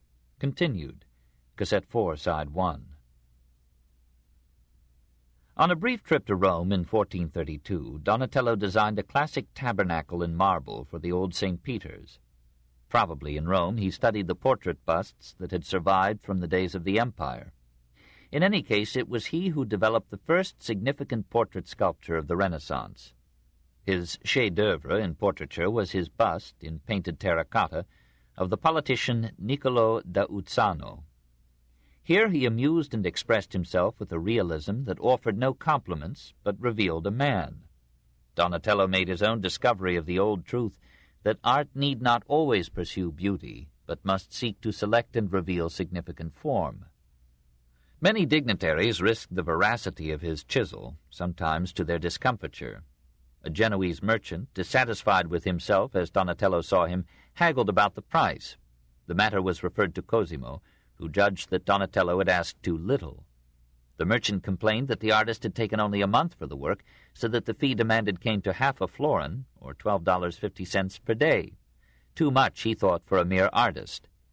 Donatello smashed the bust into 1,000 pieces, saying that this was a man who could bargain intelligently only about beans. The cities of Italy appreciated him better and competed for his services. Siena, Rome, and Venice lured him for a time, but Padua saw him fashion his masterpiece. In the Church of St. Anthony he carved a marble screen for the altar that covered the bones of the great Franciscan, and over it he placed moving reliefs and a bronze crucifixion most tenderly conceived. In the piazza before the church he set up, in 1453, the first important equestrian statue of modern times. Inspired, doubtless, by the mounted Aurelius in Rome, but thoroughly Renaissance in face and mood. No idealized philosopher-king, but a man of visibly contemporary character, fearless, ruthless, powerful. Gattamelata, the honeyed cat, the Venetian general. It is true that the chafing, foaming horse is too big for his legs, and that the pigeons, innocent of Vasari, daily bespatter the bald head of the conquering condottiere. But the pose is proud and strong, as if all the virtu of Machiavelli's longing had here passed with the fused bronze to harden in Donatello's mold. Padua gazed in astonishment and glory at this hero rescued from mortality, gave the artist 1,650 golden ducats, or over $41,000, for his 6 years of toil, and begged him to make their city his home. He whimsically demurred. His art could never improve at Padua, where all men praised him. He must for art's sake return to Florence, where all men criticized him. In truth, he returned to Florence because Cosimo needed him, and he loved Cosimo. Cosimo was a man who understood art, and gave him intelligent and bountiful commissions. So close was the entente between them that Donatello divined from the slightest indication all that Cosimo desired. At Donatello's suggestion, Cosimo collected ancient statuary, sarcophagi, arches, columns, and capitals, and placed them in the Medici gardens for young artists to study. For Cosimo, with Michelozzo's collaboration, Donatello set up in the baptistry a tomb of the refugee anti-pope John the 23rd. For Cosimo's favorite church, San Lorenzo, he carved 2 pulpits and adorned them with bronze reliefs of the Passion. From those pulpits, among others, Savonarola would launch his bolts against later Medici. For the altar he molded a lovely terracotta bust of St. Lawrence. For the old sacristy he designed 2 pairs of bronze doors and a simple but beautiful sarcophagus for Cosimo's parents. Other works came from him as if they were child's play, an exquisite stone relief of the Annunciation for the Church of Santa Croce. For the cathedral, a cantoria of singing boys, plump putti violently chanting hymns, this from 1433 to 1438. A bronze bust of a young man, the incarnation of healthy youth, in the Metropolitan Museum of Art. A Santa Cecilia, possibly by Desiderio da Settignano, fair enough to be the Christian muse of song. A bronze relief of the Crucifixion, in the Bargello, overpowering in its realistic detail. And in Santa Croce another crucifixion, a gaunt and solitary figure in wood, one of the most moving representations of this scene, despite Brunellesco's criticism of it as a crucified peasant. patron and artist grew old together, and Cosimo took such care of the sculptor that Donatello rarely thought about money. He kept his funds, says Vasari, in a basket suspended from the ceiling of his studio, and bade his aides and friends take from it according to their needs, without consulting him. When Cosimo was dying, in 1464, he recommended Donatello to the care of his son Piero. Piero gave the old artist a house in the country, but Donatello soon returned to Florence, preferring his accustomed studio to the sunshine and insects of the countryside. He lived in simplicity and content till the age of 80. All the artists, nearly all the people of Florence, joined in the funeral that laid him to rest, as he had asked, in the crypt of San Lorenzo, beside Cosimo's own tomb, this in 1466. He had immeasurably advanced the sculptural art. Now and then he poured too much force into his poses and designs. Often he fell short of the finished form that exalts Ghiberti's doors. But his faults were due to his resolve to express not beauty so much as life, not merely a strong and healthy body, but a complex character or mental state. He developed sculptural portraiture by extending it from the religious to the secular field, and by giving his subjects an unprecedented variety, individuality, and power. Overcoming 100 technical difficulties, he created the first great equestrian statue left to us by the Renaissance. Only one sculptor would reach greater heights, and then by inheriting what Donatello had learned, achieved, and taught.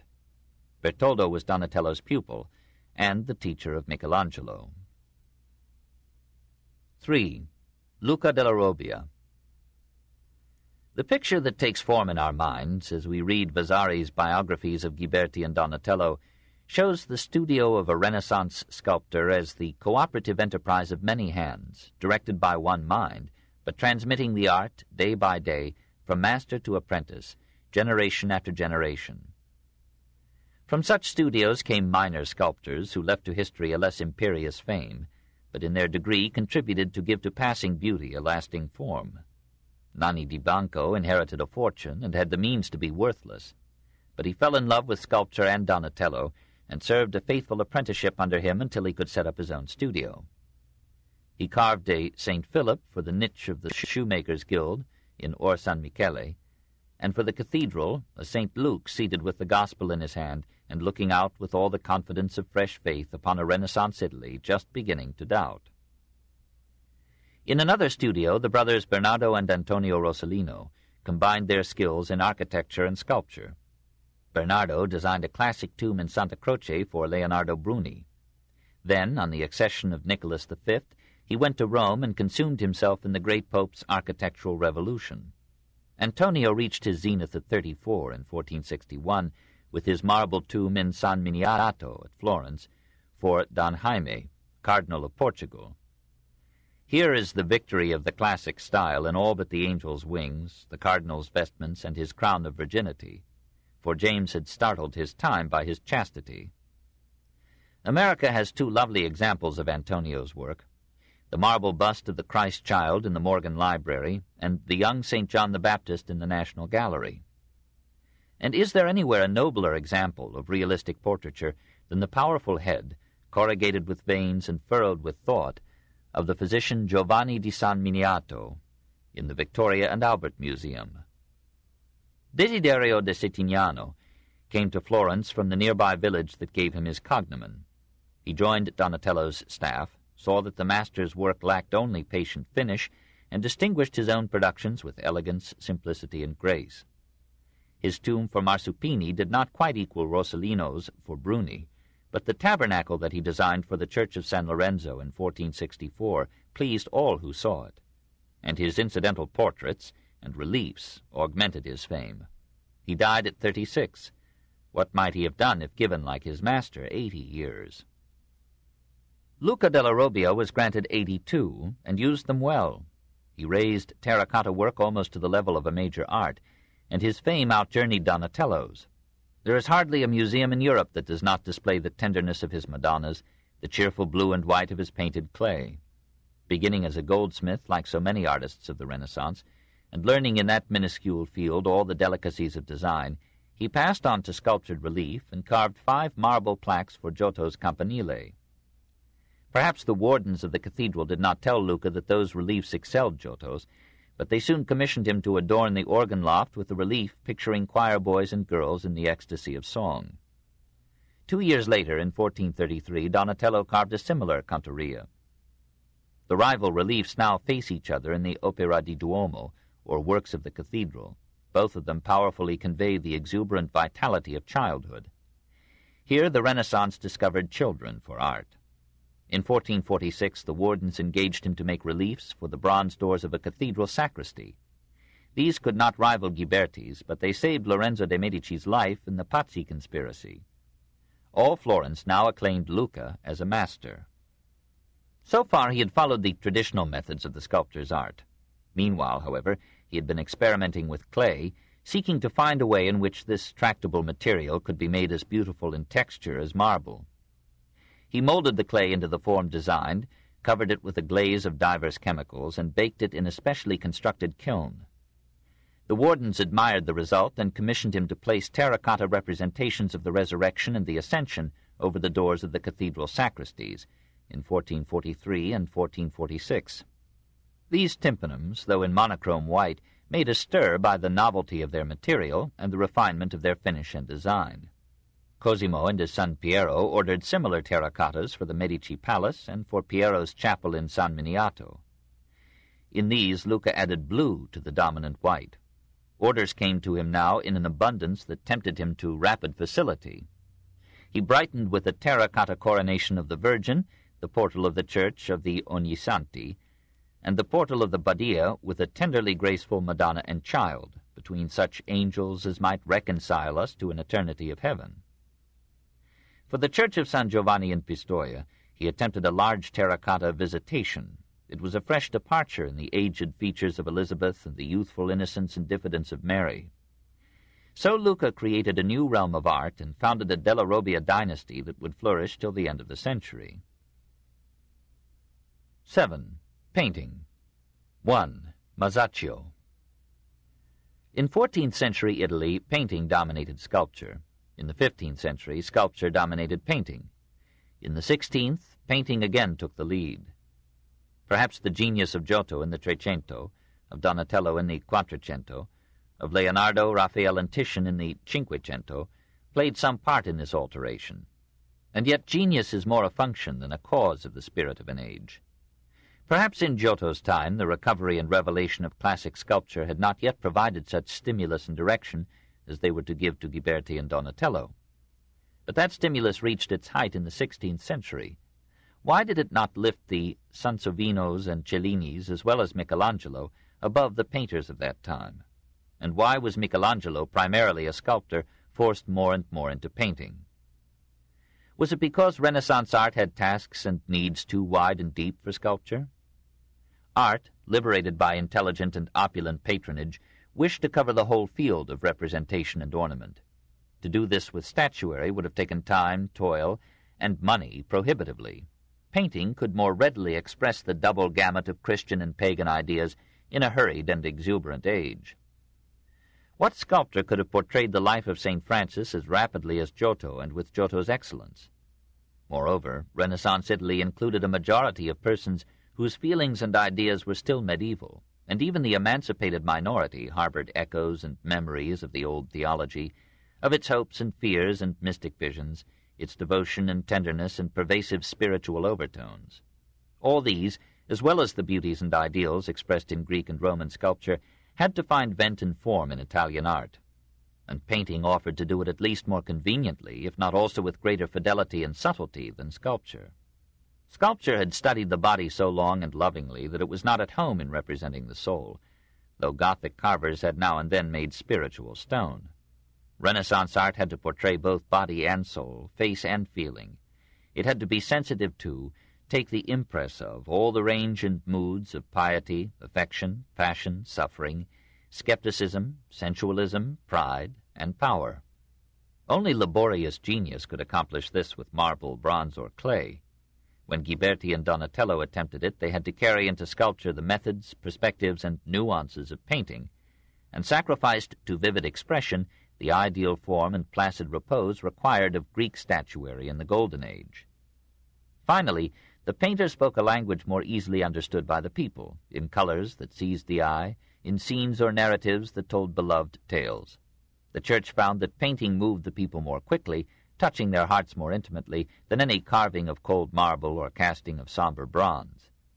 As the Renaissance progressed and art broadened its scope and aim, sculpture receded into the background, painting advanced.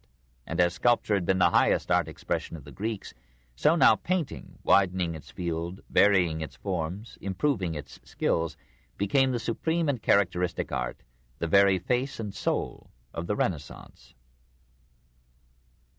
In this period it was still groping and immature. Paolo Uccello studied perspective until nothing else interested him. Fra Angelico was the perfection in life and art of the medieval ideal. Only Masaccio felt the new spirit that would soon triumph in Botticelli, Leonardo, and Raphael. Certain minor talents had transmitted the techniques and traditions of the art. Giotto taught Gaddo Gaddi, who taught Taddeo Gaddi, who taught Agnolo Gaddi, who, as late as 1380, adorned Santa Croce with frescoes still in Giottesque style. Agnolo's pupil, Cennino Cennini, gathered into a Libro dell'Arte in 1437 the accumulated knowledge of his time in drawing, composition, mosaic, pigments, oils, varnishes, and other phases of the painter's work. Here, says page 1, begins the book of the art, made and composed in the reverence of God and the Virgin Mary and all the saints, and in the reverence of Giotto, of Taddeo, and of Agnolo. Art was becoming a religion. Agnolo's greatest pupil was a Camaldolese monk, Lorenzo Monaco. In the magnificent altarpiece, The Coronation of the Virgin, that Lawrence the monk painted in 1413 for his Monastery of the Angels, a fresh vigor of conception and execution appeared. The faces were individualized, the colors were brilliant and strong. But in that triptych there was no perspective. The figures in the rear rose taller than those in the foreground, like heads in an audience seen from the stage. Who would teach Italian painters the science of perspective? Brunellesco, Ghiberti, Donatello had made approaches to it. Paolo Uccello almost gave his life to the problem. Night after night he pored over it to the fury of his wife. "How charming a thing is this perspective," he told her. "Ah, if I could only get you to understand its delights." Nothing seemed to Paolo more beautiful than the steady approximation and distant merging of parallel lines in the furrows of a pictured field. Aided by a Florentine mathematician, Antonio Manetti, he set himself to formulate the laws of perspective. He studied how to represent accurately the receding arches of a vault, the ungainly enlargement of objects as they advanced into the foreground, the peculiar distortion of columns arranged in a curve. At last he felt that he had reduced these mysteries to rules. Through these rules, one dimension could convey the illusion of three. Painting could represent space and depth. This, to Paolo, seemed a revolution as great as any in the history of art.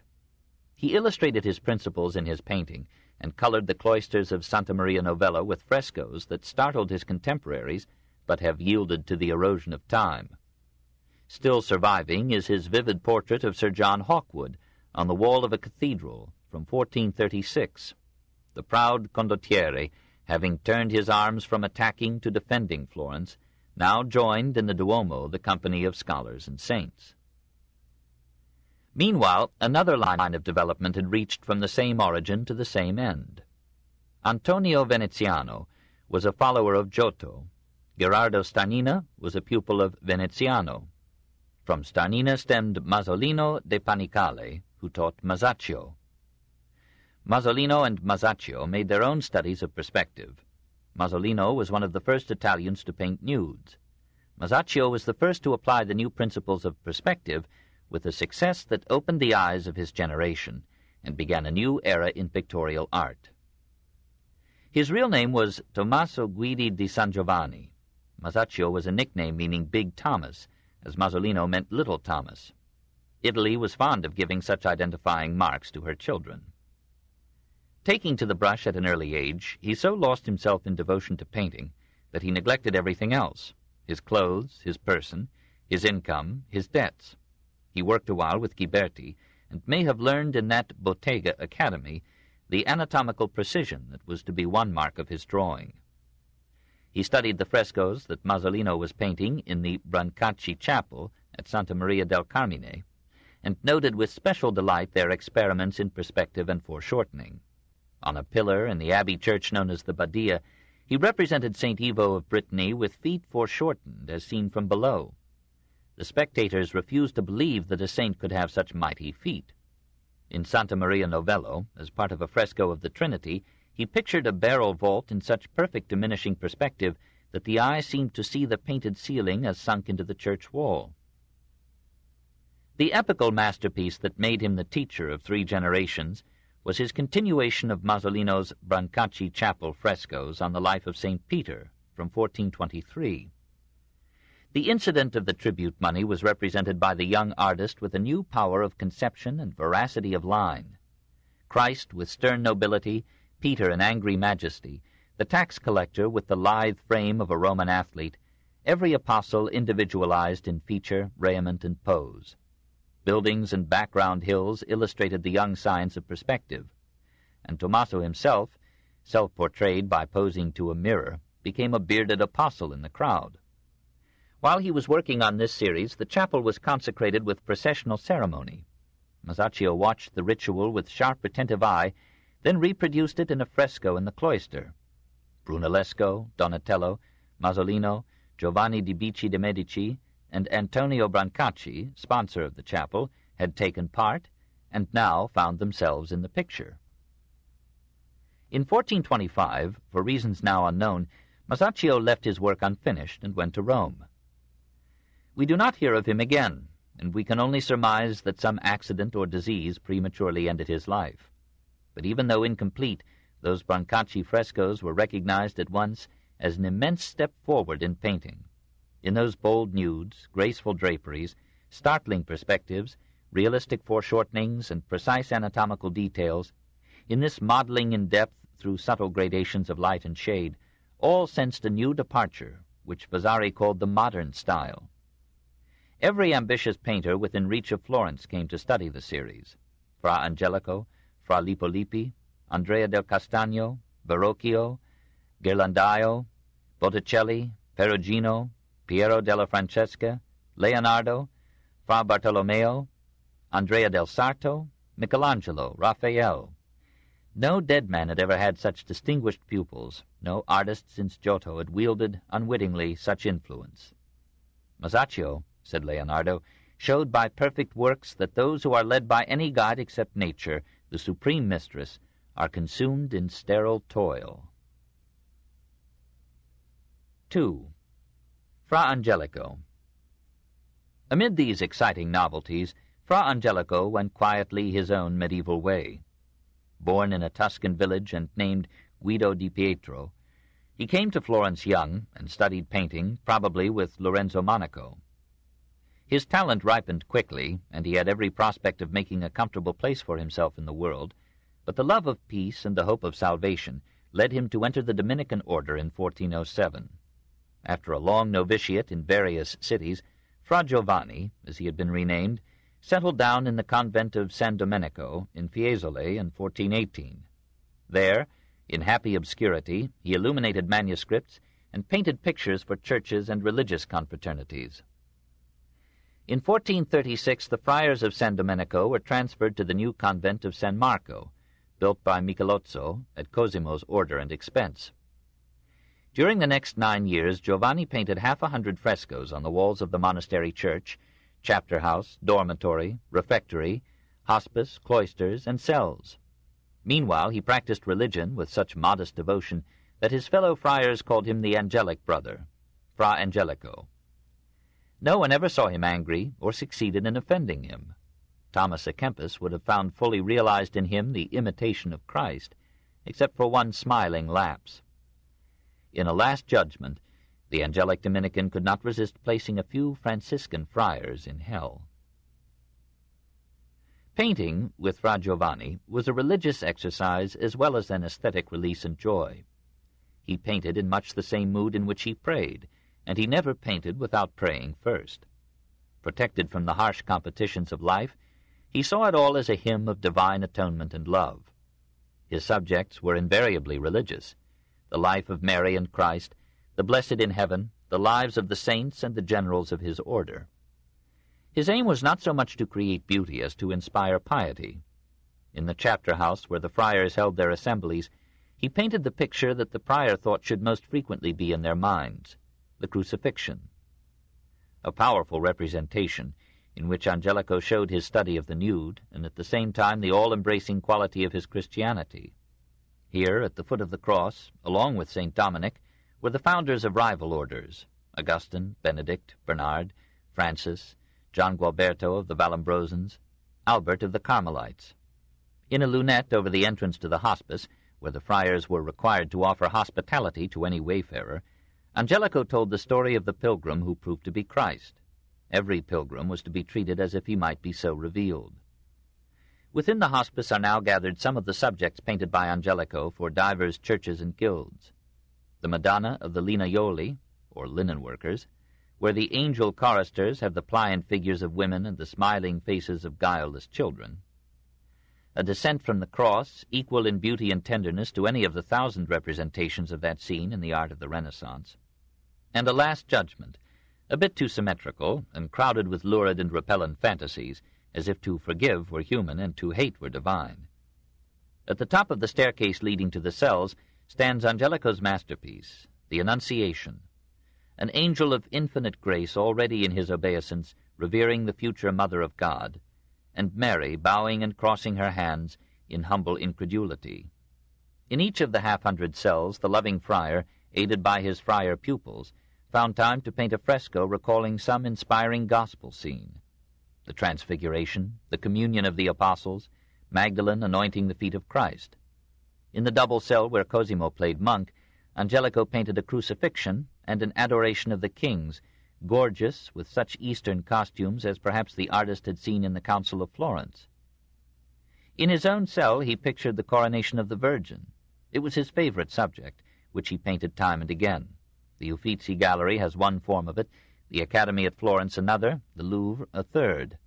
Best of all is that which Angelico painted for the dormitory of San Marco, wherein the figures of Christ and Mary are among the most exquisite in the history of art. The fame of these devout creations brought Giovanni hundreds of proffered commissions.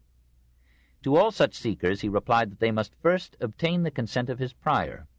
That secured, he would not fail them. When Nicholas V asked him to come to Rome, he left his Florentine cell and went to decorate the chapel of the Pope with scenes from the lives of St. Stephen and St. Lawrence. They are still among the most pleasant sights in the Vatican. Nicholas so admired the painter that he offered to make him Archbishop of Florence. Angelico excused himself and recommended his beloved prior. Nicholas accepted the suggestion, and Fra Antonino remained a saint, even under the pallium. No painter except El Greco ever made a style so uniquely his own as Fra Angelico. Even a novice can identify his hand. A simplicity of line and form going back to Giotto, a narrow but ethereal assemblage of colors, gold, vermilion, scarlet, blue, and green, reflecting a bright spirit and happy faith, figures perhaps too simply imaged and almost without anatomy, faces beautiful and gentle, but too pale to be alive, too monotonously alike in monks, angels, and saints, conceived rather as flowers in paradise, and all redeemed by an ideal spirit of tender devotion, a purity of mood and thought recalling the finest moments of the Middle Ages and never to be captured again by the Renaissance.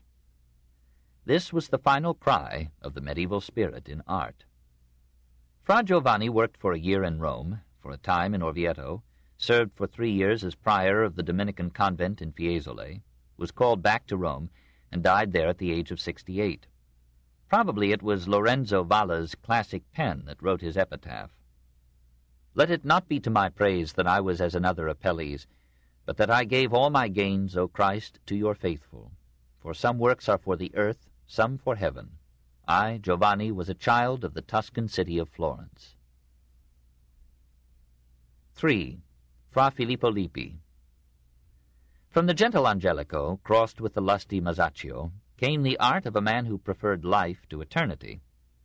Filippo, son of the butcher Tommaso Lippi, was born in Florence in a poor street behind the convent of the Carmelites. Orphaned at 2, he was reluctantly reared by an aunt, who rid herself of him when he was 8 by entering him into the Carmelite order. Instead of studying the books assigned to him, he covered their margins with caricatures. The prior, noting their excellence, set him to drawing the frescoes that Masaccio had just painted in the Carmelite church. Soon the lad was painting frescoes of his own in that same church. They have disappeared, but Vasari thought them as good as Masaccio's. At the age of 26, in 1432, Filippo left the monastery. He continued to call himself fra, brother, friar, but he lived in the world and supported himself by his art. Vasari tells a story that tradition has accepted, though we cannot test its truth.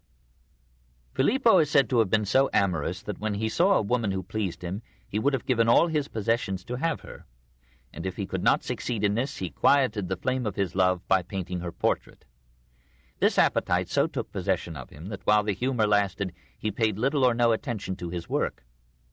Thus, on one occasion, when Cosimo was employing him, he shut him up in the house so that he might not go out and waste time. Filippo remained so for 2 days, but, overcome by his amorous and bestial desires, he cut up his sheet with a pair of scissors, and letting himself out of the window, devoted many days to his pleasures. When Cosimo could not find him, he caused a search to be made for him, until at length Filippo returned to his labors. From that time forward Cosimo gave him liberty to go and come as he chose, repenting that he had shut him up. For, he said, geniuses are celestial forms, and not pack-asses. Ever afterward he sought to hold Filippo by the bonds of affection, and was thus served by him with greater readiness. In 1439, Fra Lippo described himself in a letter to Piero de' Medici as the poorest friar in Florence, living with and supporting with difficulty 6 nieces anxious to be married. His work was in demand, but apparently not as well paid as the nieces wished. His morals could not have been notoriously bad, for we find him engaged to paint pictures for various nunneries. At the convent of Santa Margherita in Prato, unless Vasari and tradition err, he fell in love with Lucrezia Buti, a nun or a ward of the nuns. He persuaded the prioress to let Lucrezia pose for him as the Virgin. Soon they eloped.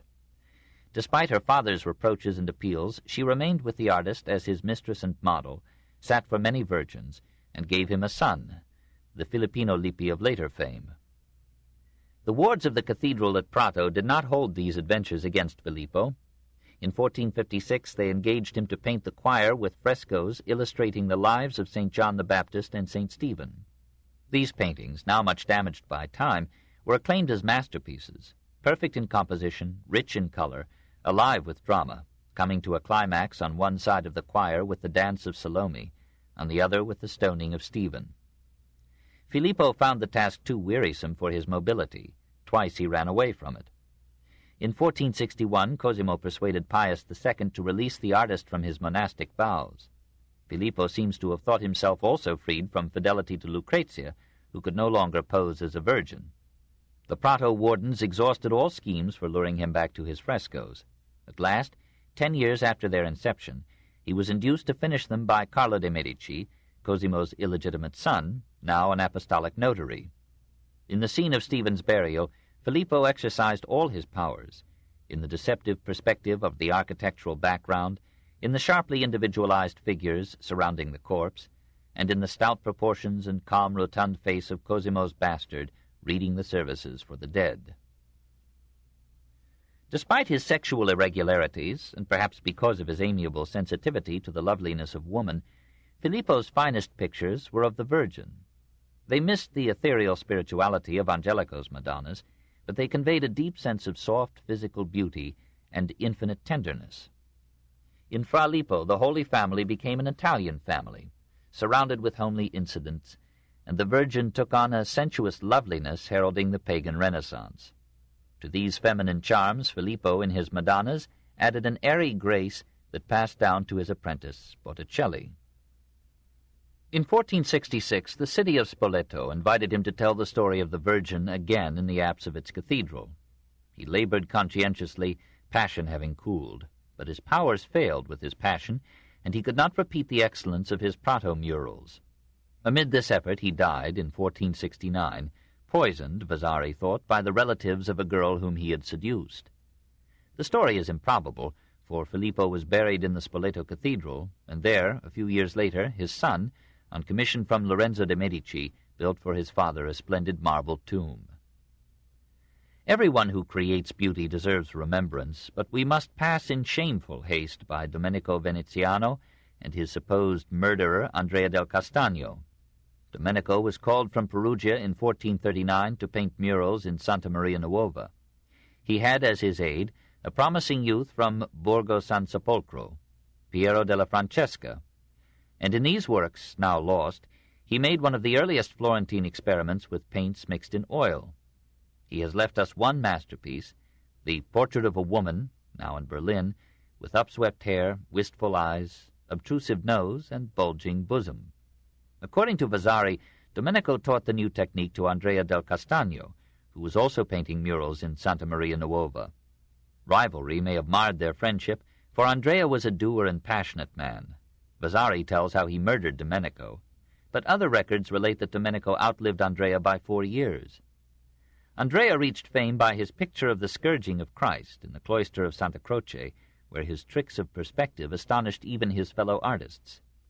Hidden away in the old monastery of Santa Polonia in Florence are his imaginary portraits of Dante, Petrarch, Boccaccio, Farinata degli Uberti, a vivid representation of the swashbuckler Pippo Spanna, and a Last Supper from 1450 that seems poorly drawn and lifeless, but may have suggested an idea or two to Leonardo nonetheless. 8. A Miscellany. To feel with any vividness the life of art in Cosimo's Florence, we must not only contemplate those major geniuses whom we have here commemorated so hurriedly.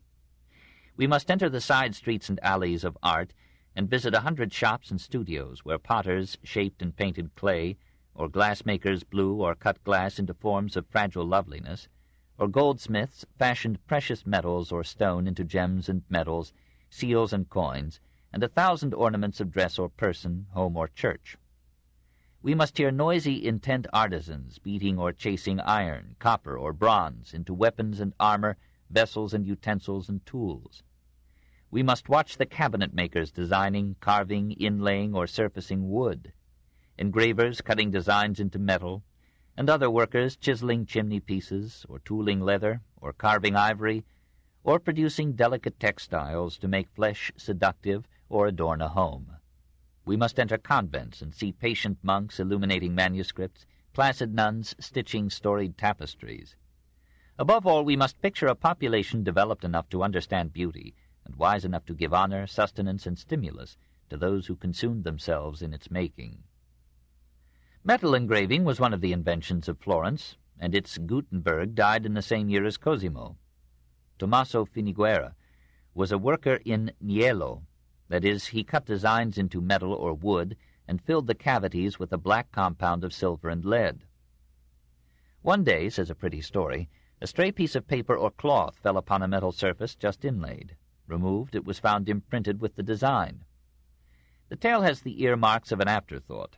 In any case, Finiguera and others deliberately took such impressions on paper in order to judge of the effect of the engraved patterns. Baccio Baldini, circa 1450, a Florentine goldsmith, was apparently the first to take such impressions from incised metal surfaces as a means of preserving and multiplying the drawings of artists. Botticelli, Mantegna, and others supplied him with designs.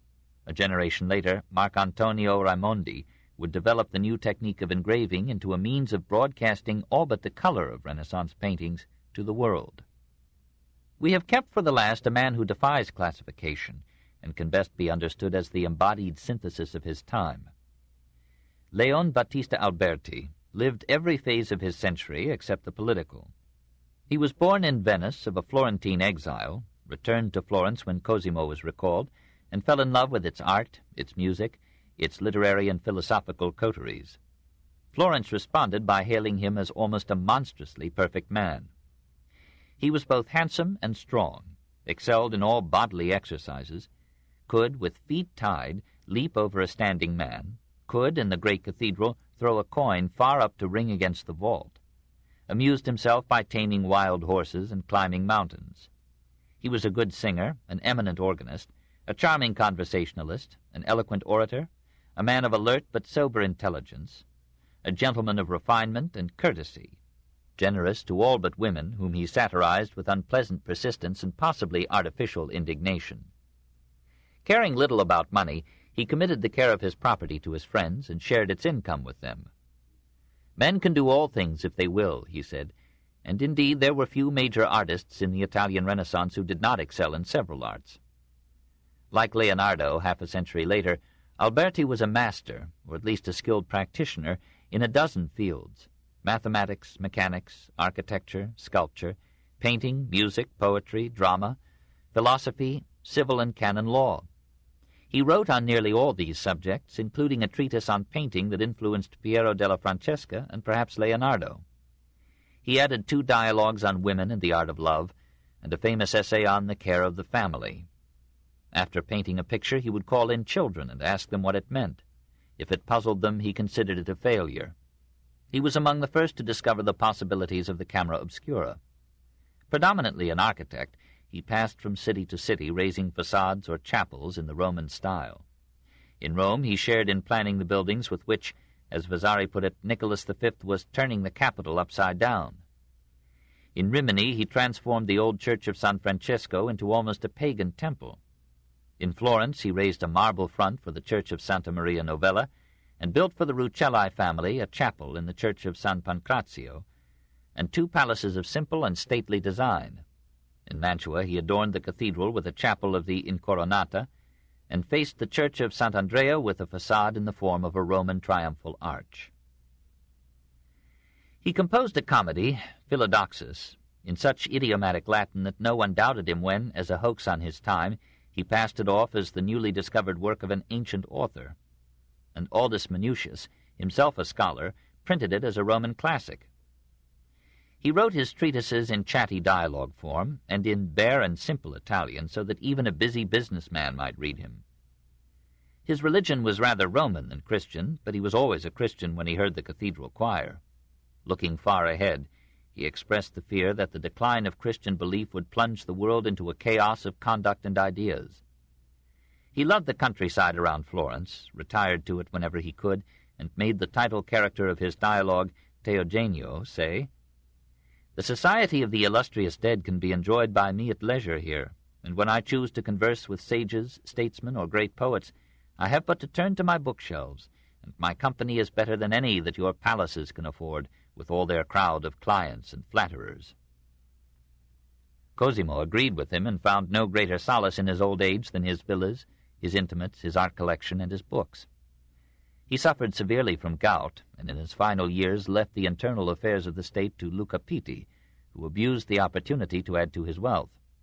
Cosimo's own fortune had not been diminished by his numerous charities.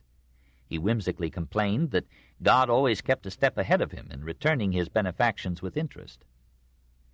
In his country seats he applied himself to the study of Plato, under the tutelage of his protégé Ficino. When Cosimo lay dying, it was on the authority of Plato's Socrates, not on that of Christ, that Ficino promised him a life beyond the grave. Friends and enemies alike grieved over his death in 1464, fearing chaos in the government, and almost the entire city followed his corpse to the tomb that he had commissioned Desiderio de Settignano to prepare for him in the church of San Lorenzo.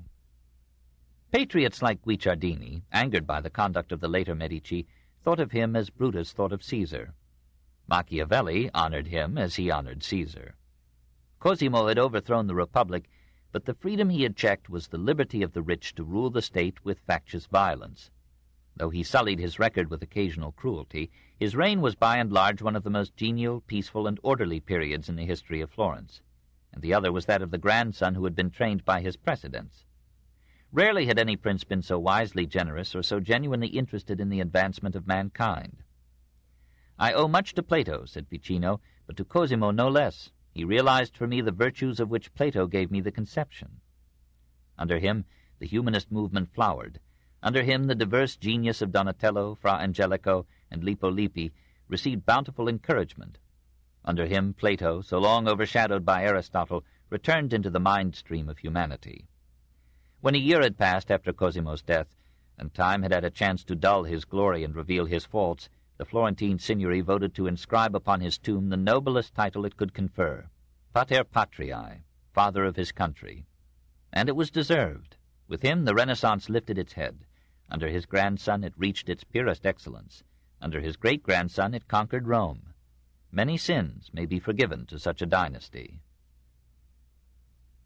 This book is continued at this point on the other side of this cassette. Please reverse or turn the cassette over now. The Story of Civilization, Volume 5, The Renaissance, Part 1, by Will Durant.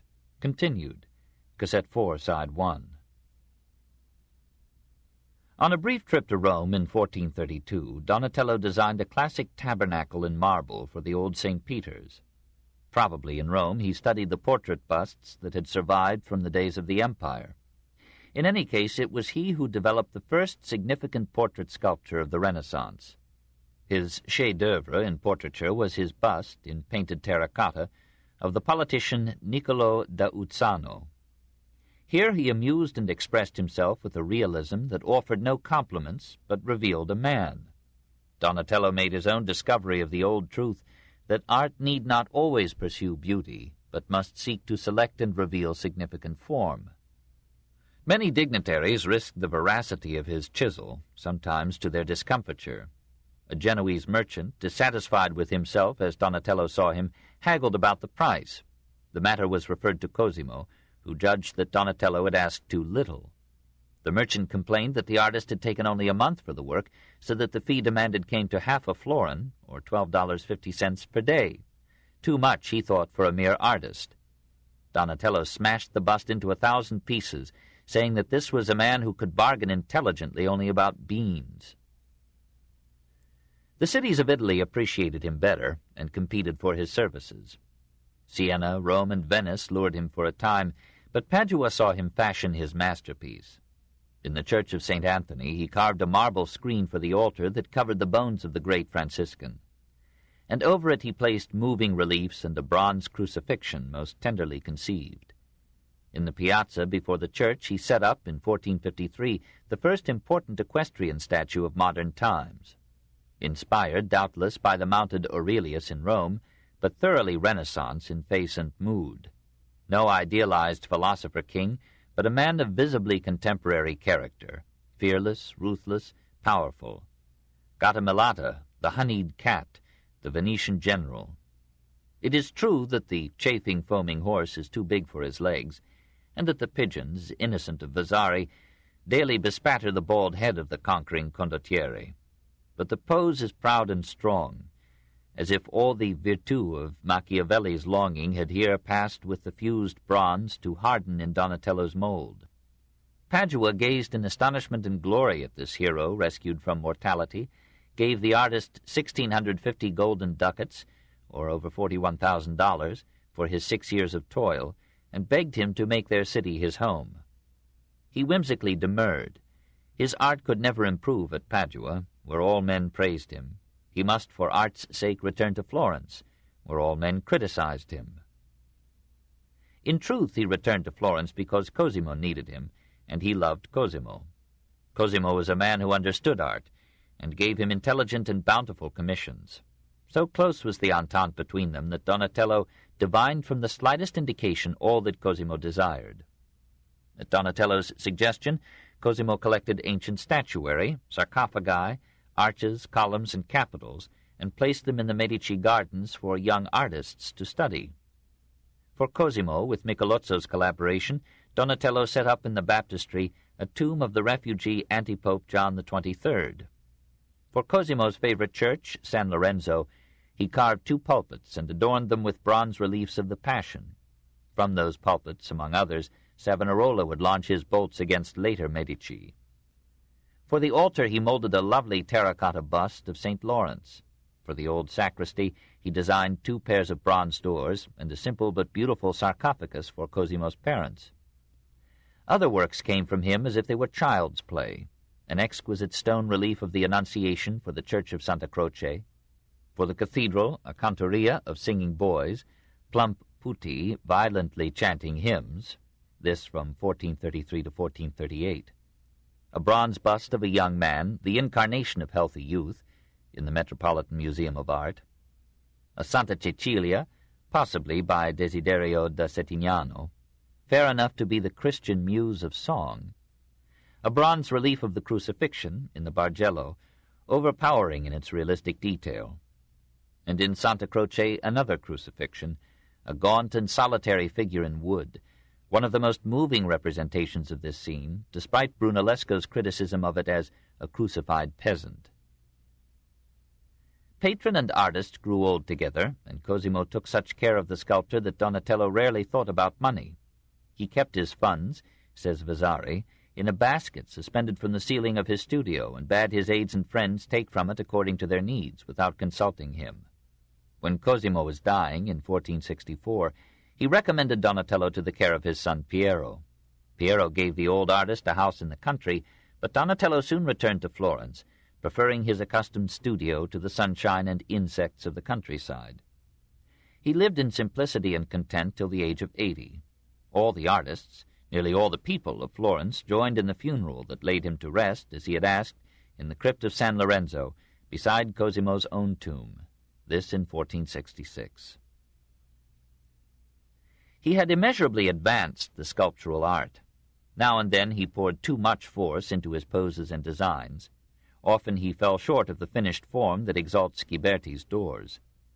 But his faults were due to his resolve to express not beauty so much as life, not merely a strong and healthy body, but a complex character or mental state.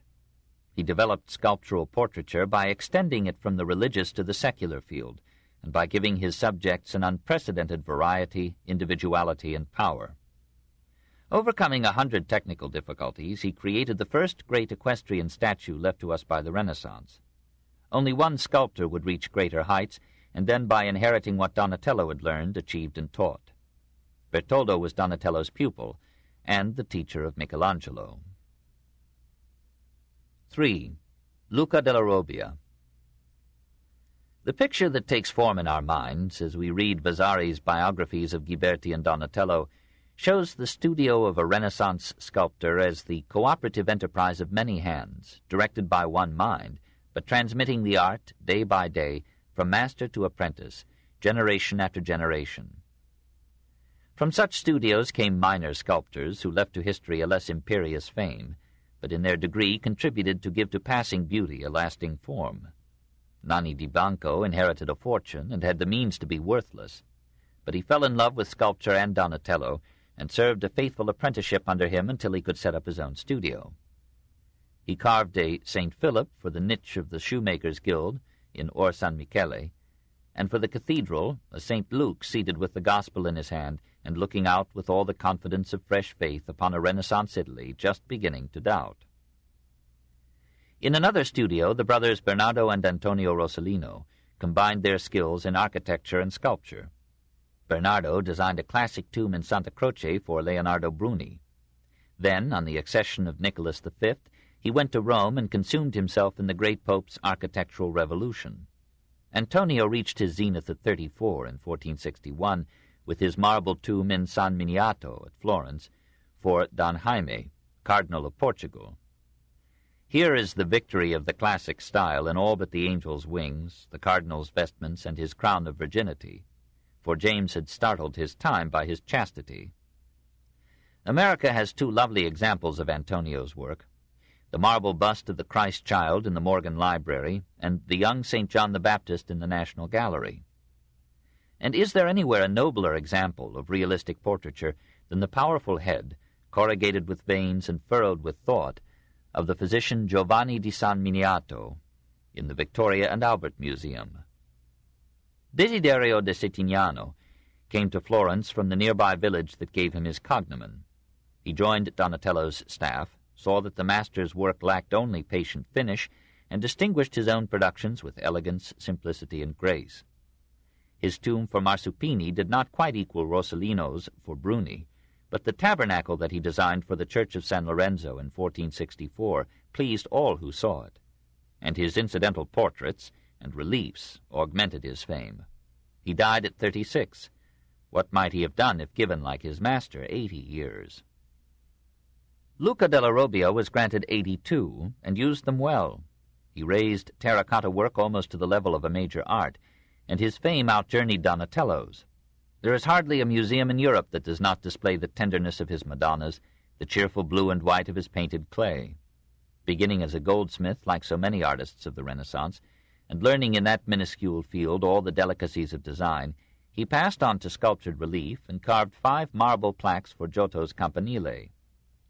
Perhaps the wardens of the cathedral did not tell Luca that those reliefs excelled Giotto's, but they soon commissioned him to adorn the organ loft with a relief picturing choir boys and girls in the ecstasy of song. 2 years later, in 1433, Donatello carved a similar cantoria. The rival reliefs now face each other in the Opera di Duomo, or works of the cathedral. Both of them powerfully convey the exuberant vitality of childhood. Here the Renaissance discovered children for art. In 1446, the wardens engaged him to make reliefs for the bronze doors of a cathedral sacristy. These could not rival Ghiberti's, but they saved Lorenzo de' Medici's life in the Pazzi conspiracy. All Florence now acclaimed Luca as a master. So far he had followed the traditional methods of the sculptor's art. Meanwhile, however, he had been experimenting with clay, seeking to find a way in which this tractable material could be made as beautiful in texture as marble. He molded the clay into the form designed, covered it with a glaze of divers chemicals, and baked it in a specially constructed kiln. The wardens admired the result and commissioned him to place terracotta representations of the Resurrection and the Ascension over the doors of the cathedral sacristies in 1443 and 1446. These tympanums, though in monochrome white, made a stir by the novelty of their material and the refinement of their finish and design. Cosimo and his son Piero ordered similar terracottas for the Medici Palace and for Piero's chapel in San Miniato. In these, Luca added blue to the dominant white. Orders came to him now in an abundance that tempted him to rapid facility. He brightened with a terracotta coronation of the Virgin, the portal of the church of the Ognissanti, and the portal of the Badia with a tenderly graceful Madonna and Child, between such angels as might reconcile us to an eternity of heaven. For the church of San Giovanni in Pistoia, he attempted a large terracotta Visitation. It was a fresh departure in the aged features of Elizabeth and the youthful innocence and diffidence of Mary. So Luca created a new realm of art and founded a Della Robbia dynasty that would flourish till the end of the century. 7. Painting. 1. Masaccio. In 14th century Italy, painting dominated sculpture. In the 15th century, sculpture dominated painting. In the 16th, painting again took the lead.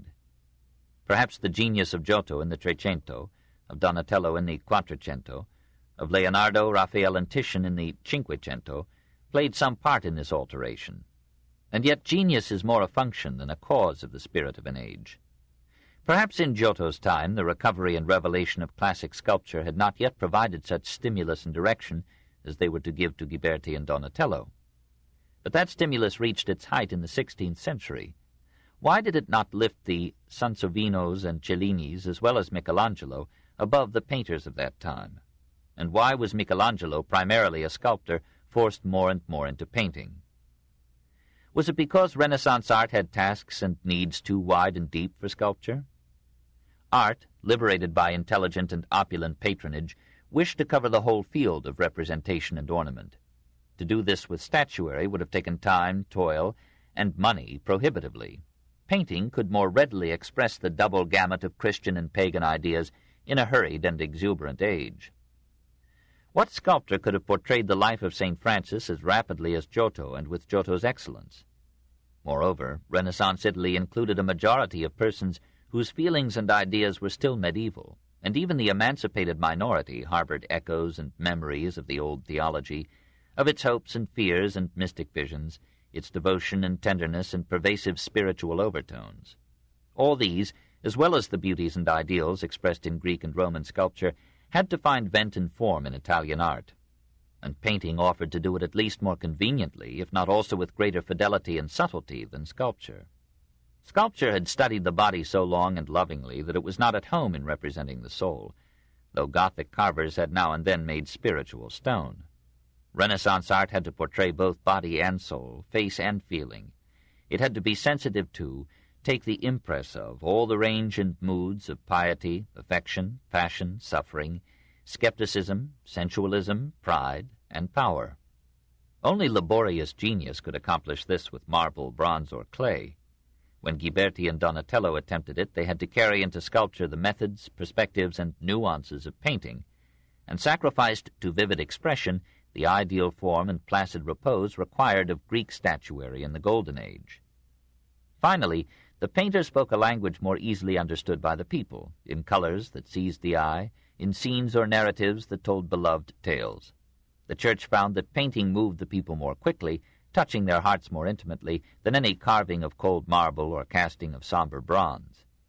As the Renaissance progressed and art broadened its scope and aim, sculpture receded into the background, painting advanced.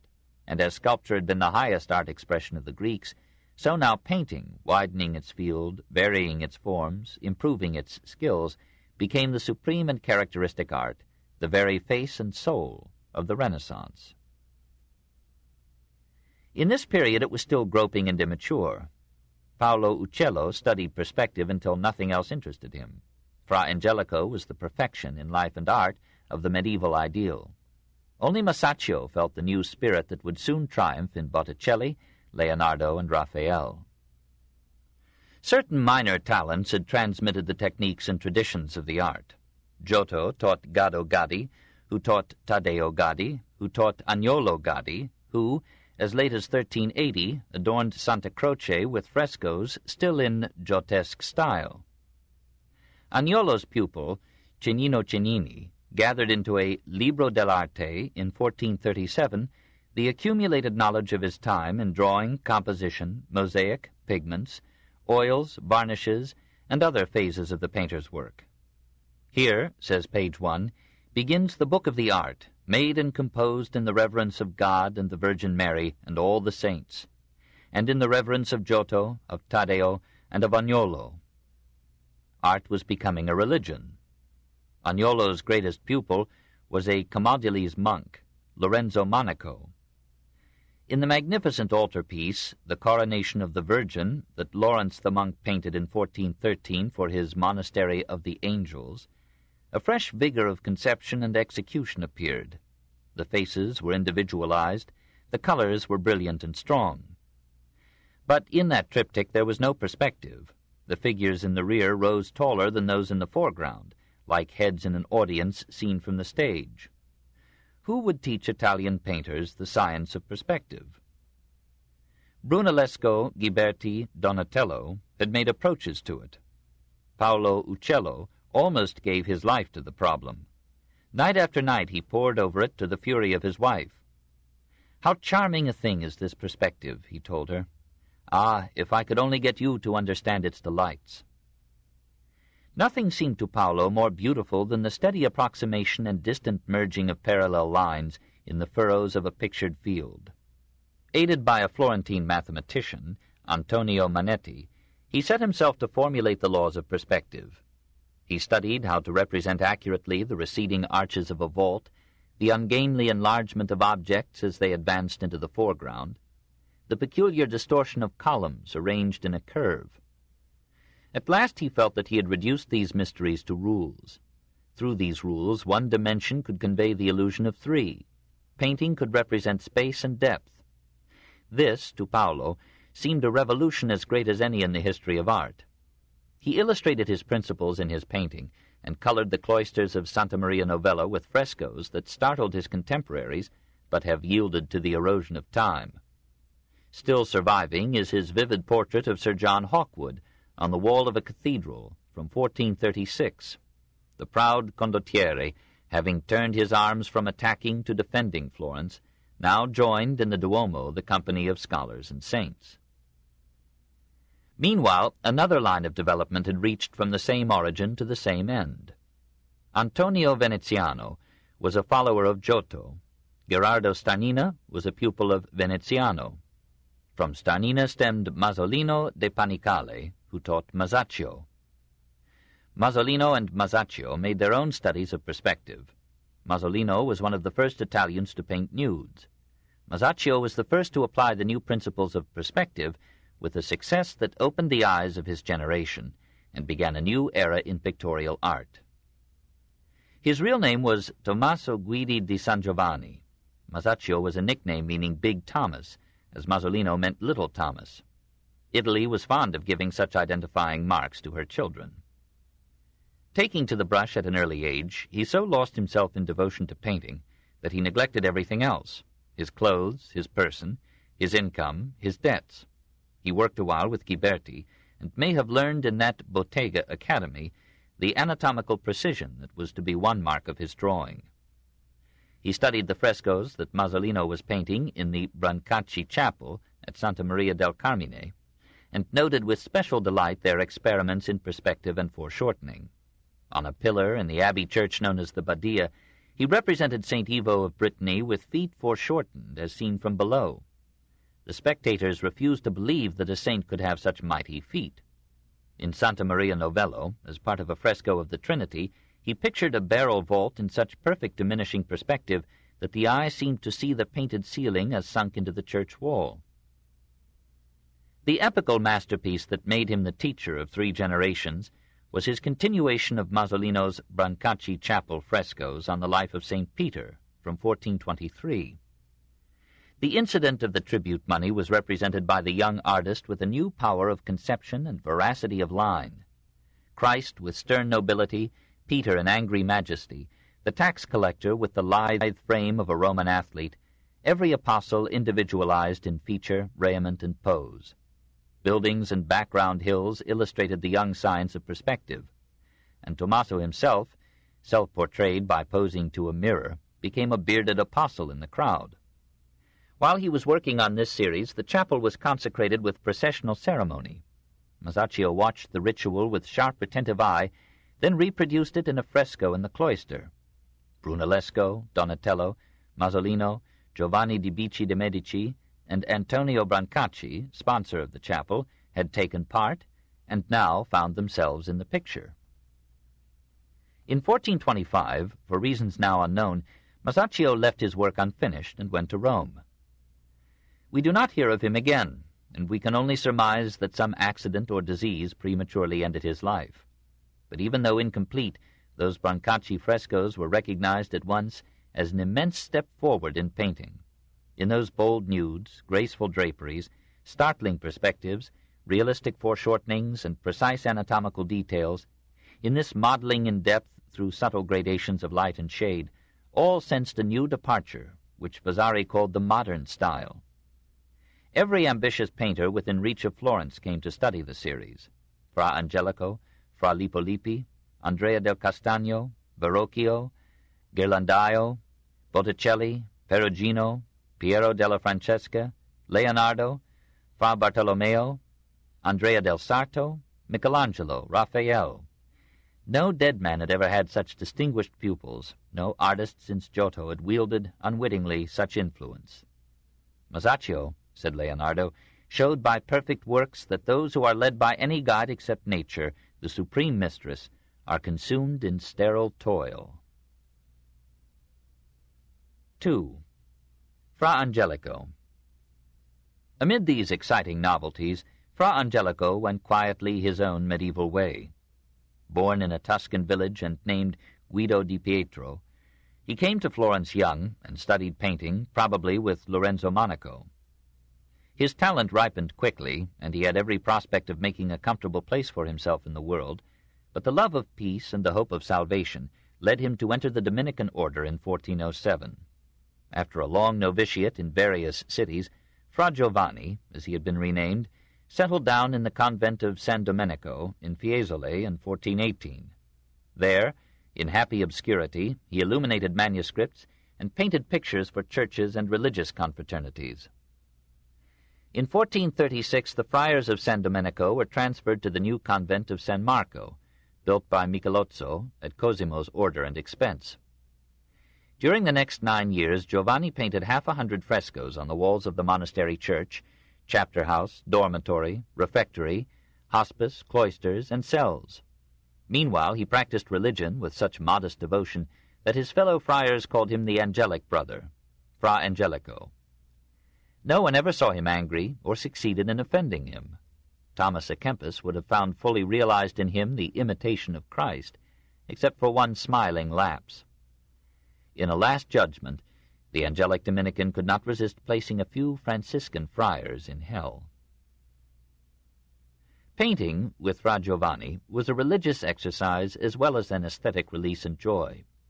He painted in much the same mood in which he prayed, and he never painted without praying first. Protected from the harsh competitions of life, he saw it all as a hymn of divine atonement and love.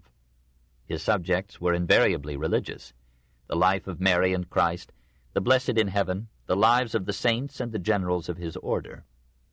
His aim was not so much to create beauty as to inspire piety. In the chapter house where the friars held their assemblies, he painted the picture that the prior thought should most frequently be in their minds, the crucifixion.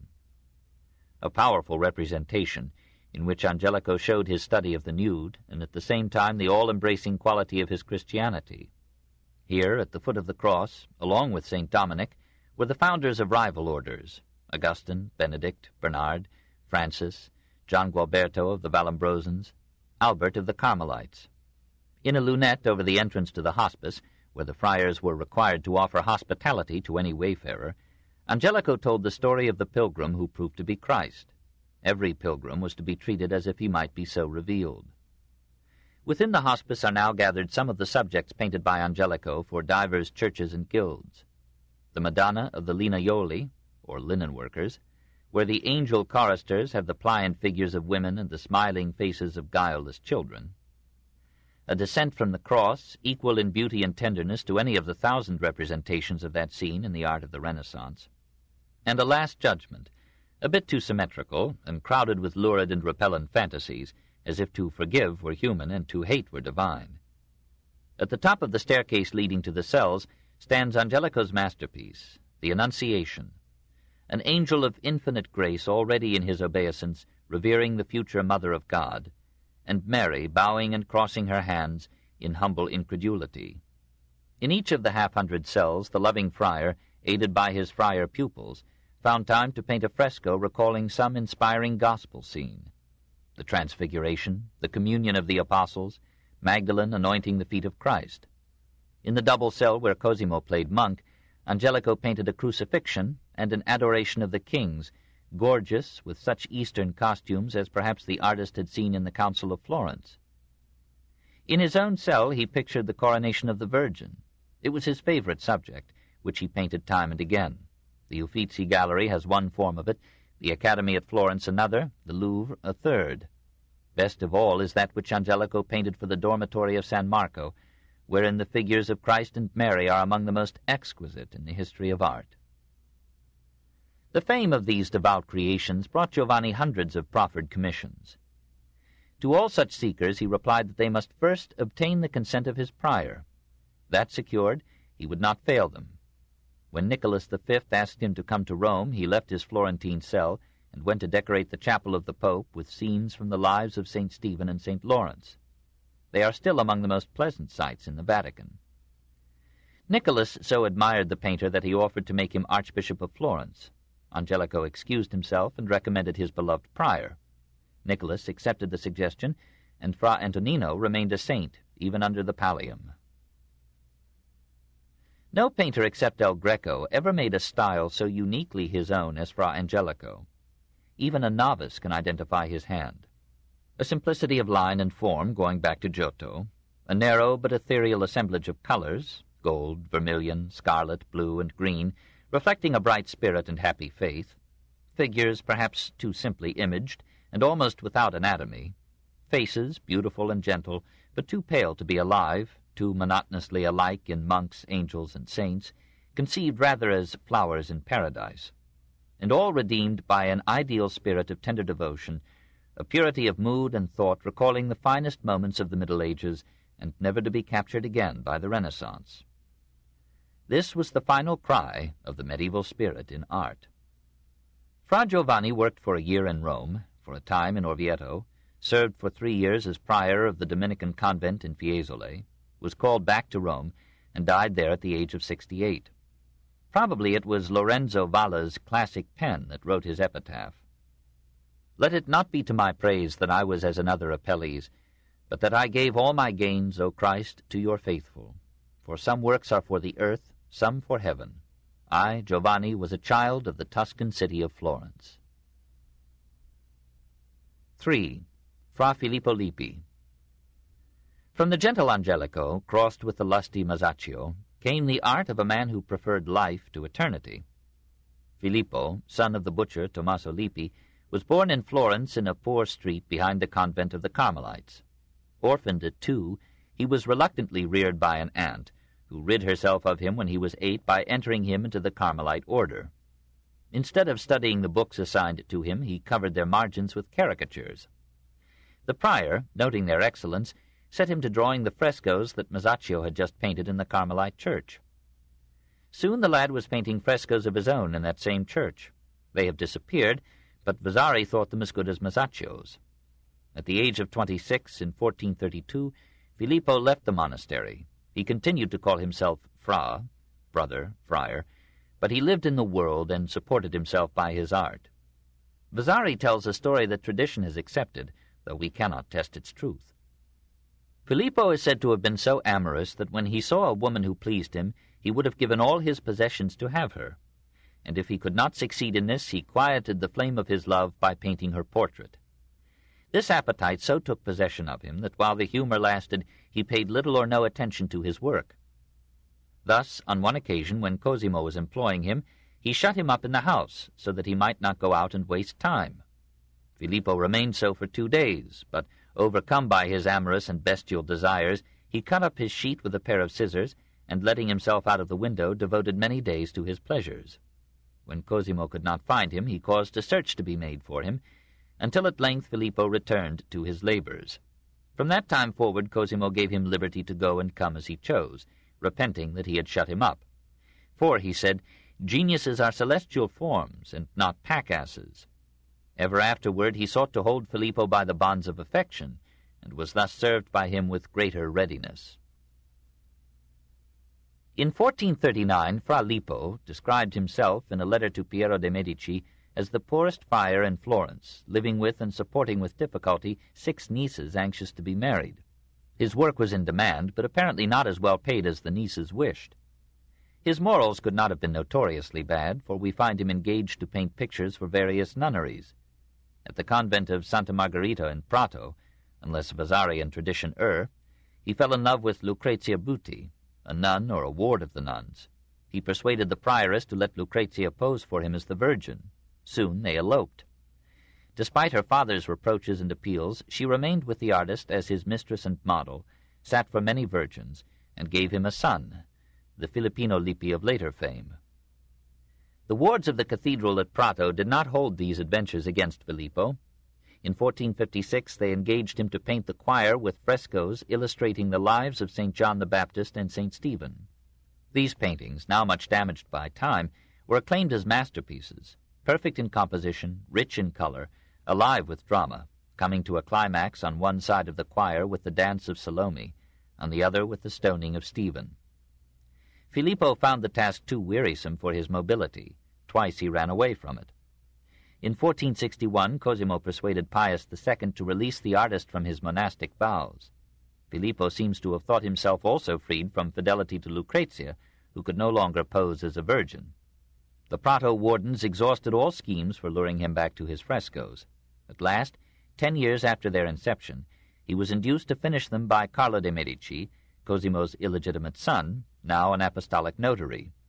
In the scene of Stephen's burial, Filippo exercised all his powers, in the deceptive perspective of the architectural background, in the sharply individualized figures surrounding the corpse, and in the stout proportions and calm rotund face of Cosimo's bastard reading the services for the dead. Despite his sexual irregularities, and perhaps because of his amiable sensitivity to the loveliness of woman, Filippo's finest pictures were of the Virgin. They missed the ethereal spirituality of Angelico's Madonnas, but they conveyed a deep sense of soft physical beauty and infinite tenderness. In Fra Lippo, the Holy Family became an Italian family, surrounded with homely incidents, and the Virgin took on a sensuous loveliness heralding the pagan Renaissance. To these feminine charms, Filippo, in his Madonnas, added an airy grace that passed down to his apprentice, Botticelli. In 1466, the city of Spoleto invited him to tell the story of the Virgin again in the apse of its cathedral. He labored conscientiously, passion having cooled, but his powers failed with his passion, and he could not repeat the excellence of his Prato-murals. Amid this effort he died in 1469, poisoned, Vasari thought, by the relatives of a girl whom he had seduced. The story is improbable, for Filippo was buried in the Spoleto Cathedral, and there, a few years later, his son, on commission from Lorenzo de Medici, built for his father a splendid marble tomb. Everyone who creates beauty deserves remembrance, but we must pass in shameful haste by Domenico Veneziano and his supposed murderer, Andrea del Castagno. Domenico was called from Perugia in 1439 to paint murals in Santa Maria Nuova. He had as his aide a promising youth from Borgo San Sepolcro, Piero della Francesca, and in these works, now lost, he made one of the earliest Florentine experiments with paints mixed in oil. He has left us one masterpiece, the portrait of a woman, now in Berlin, with upswept hair, wistful eyes, obtrusive nose, and bulging bosom. According to Vasari, Domenico taught the new technique to Andrea del Castagno, who was also painting murals in Santa Maria Nuova. Rivalry may have marred their friendship, for Andrea was a dour and passionate man. Vasari tells how he murdered Domenico, but other records relate that Domenico outlived Andrea by 4 years. Andrea reached fame by his picture of the scourging of Christ in the cloister of Santa Croce, where his tricks of perspective astonished even his fellow artists. Hidden away in the old monastery of Santa Polonia in Florence are his imaginary portraits of Dante, Petrarch, Boccaccio, Farinata degli Uberti, a vivid representation of the swashbuckler Pippo Spana, and a Last Supper from 1450 that seems poorly drawn and lifeless, but may have suggested an idea or two to Leonardo nonetheless. 8. A Miscellany. To feel with any vividness the life of art in Cosimo's Florence, we must not only contemplate those major geniuses whom we have here commemorated so hurriedly. We must enter the side streets and alleys of art and visit 100 shops and studios where potters shaped and painted clay, or glassmakers blew or cut glass into forms of fragile loveliness, or goldsmiths fashioned precious metals or stone into gems and medals, seals and coins, and 1,000 ornaments of dress or person, home or church. We must hear noisy, intent artisans beating or chasing iron, copper, or bronze into weapons and armor, vessels and utensils and tools. We must watch the cabinet makers designing, carving, inlaying, or surfacing wood, engravers cutting designs into metal, and other workers chiseling chimney pieces, or tooling leather, or carving ivory, or producing delicate textiles to make flesh seductive or adorn a home. We must enter convents and see patient monks illuminating manuscripts, placid nuns stitching storied tapestries. Above all, we must picture a population developed enough to understand beauty, and wise enough to give honor, sustenance, and stimulus to those who consumed themselves in its making. Metal engraving was one of the inventions of Florence, and its Gutenberg died in the same year as Cosimo. Tommaso Finiguera was a worker in niello, that is, he cut designs into metal or wood and filled the cavities with a black compound of silver and lead. One day, says a pretty story, a stray piece of paper or cloth fell upon a metal surface just inlaid. Removed, it was found imprinted with the design. The tale has the earmarks of an afterthought. In any case, Finiguera and others deliberately took such impressions on paper in order to judge of the effect of the engraved patterns. Baccio Baldini, circa 1450, a Florentine goldsmith, was apparently the first to take such impressions from incised metal surfaces as a means of preserving and multiplying the drawings of artists. Botticelli, Mantegna, and others supplied him with designs. A generation later, Marcantonio Raimondi would develop the new technique of engraving into a means of broadcasting all but the color of Renaissance paintings to the world. We have kept for the last a man who defies classification and can best be understood as the embodied synthesis of his time. Leon Battista Alberti lived every phase of his century except the political. He was born in Venice of a Florentine exile, returned to Florence when Cosimo was recalled, and fell in love with its art, its music, its literary and philosophical coteries. Florence responded by hailing him as almost a monstrously perfect man.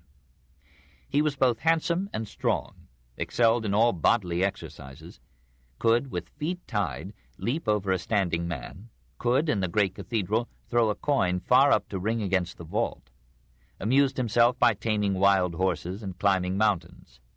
He was a good singer, an eminent organist, a charming conversationalist, an eloquent orator, a man of alert but sober intelligence, a gentleman of refinement and courtesy, generous to all but women, whom he satirized with unpleasant persistence and possibly artificial indignation. Caring little about money, he committed the care of his property to his friends and shared its income with them. Men can do all things if they will, he said, and indeed there were few major artists in the Italian Renaissance who did not excel in several arts. Like Leonardo, half a century later, Alberti was a master, or at least a skilled practitioner, in a dozen fields: mathematics, mechanics, architecture, sculpture, painting, music, poetry, drama, philosophy, civil and canon law. He wrote on nearly all these subjects, including a treatise on painting that influenced Piero della Francesca and perhaps Leonardo.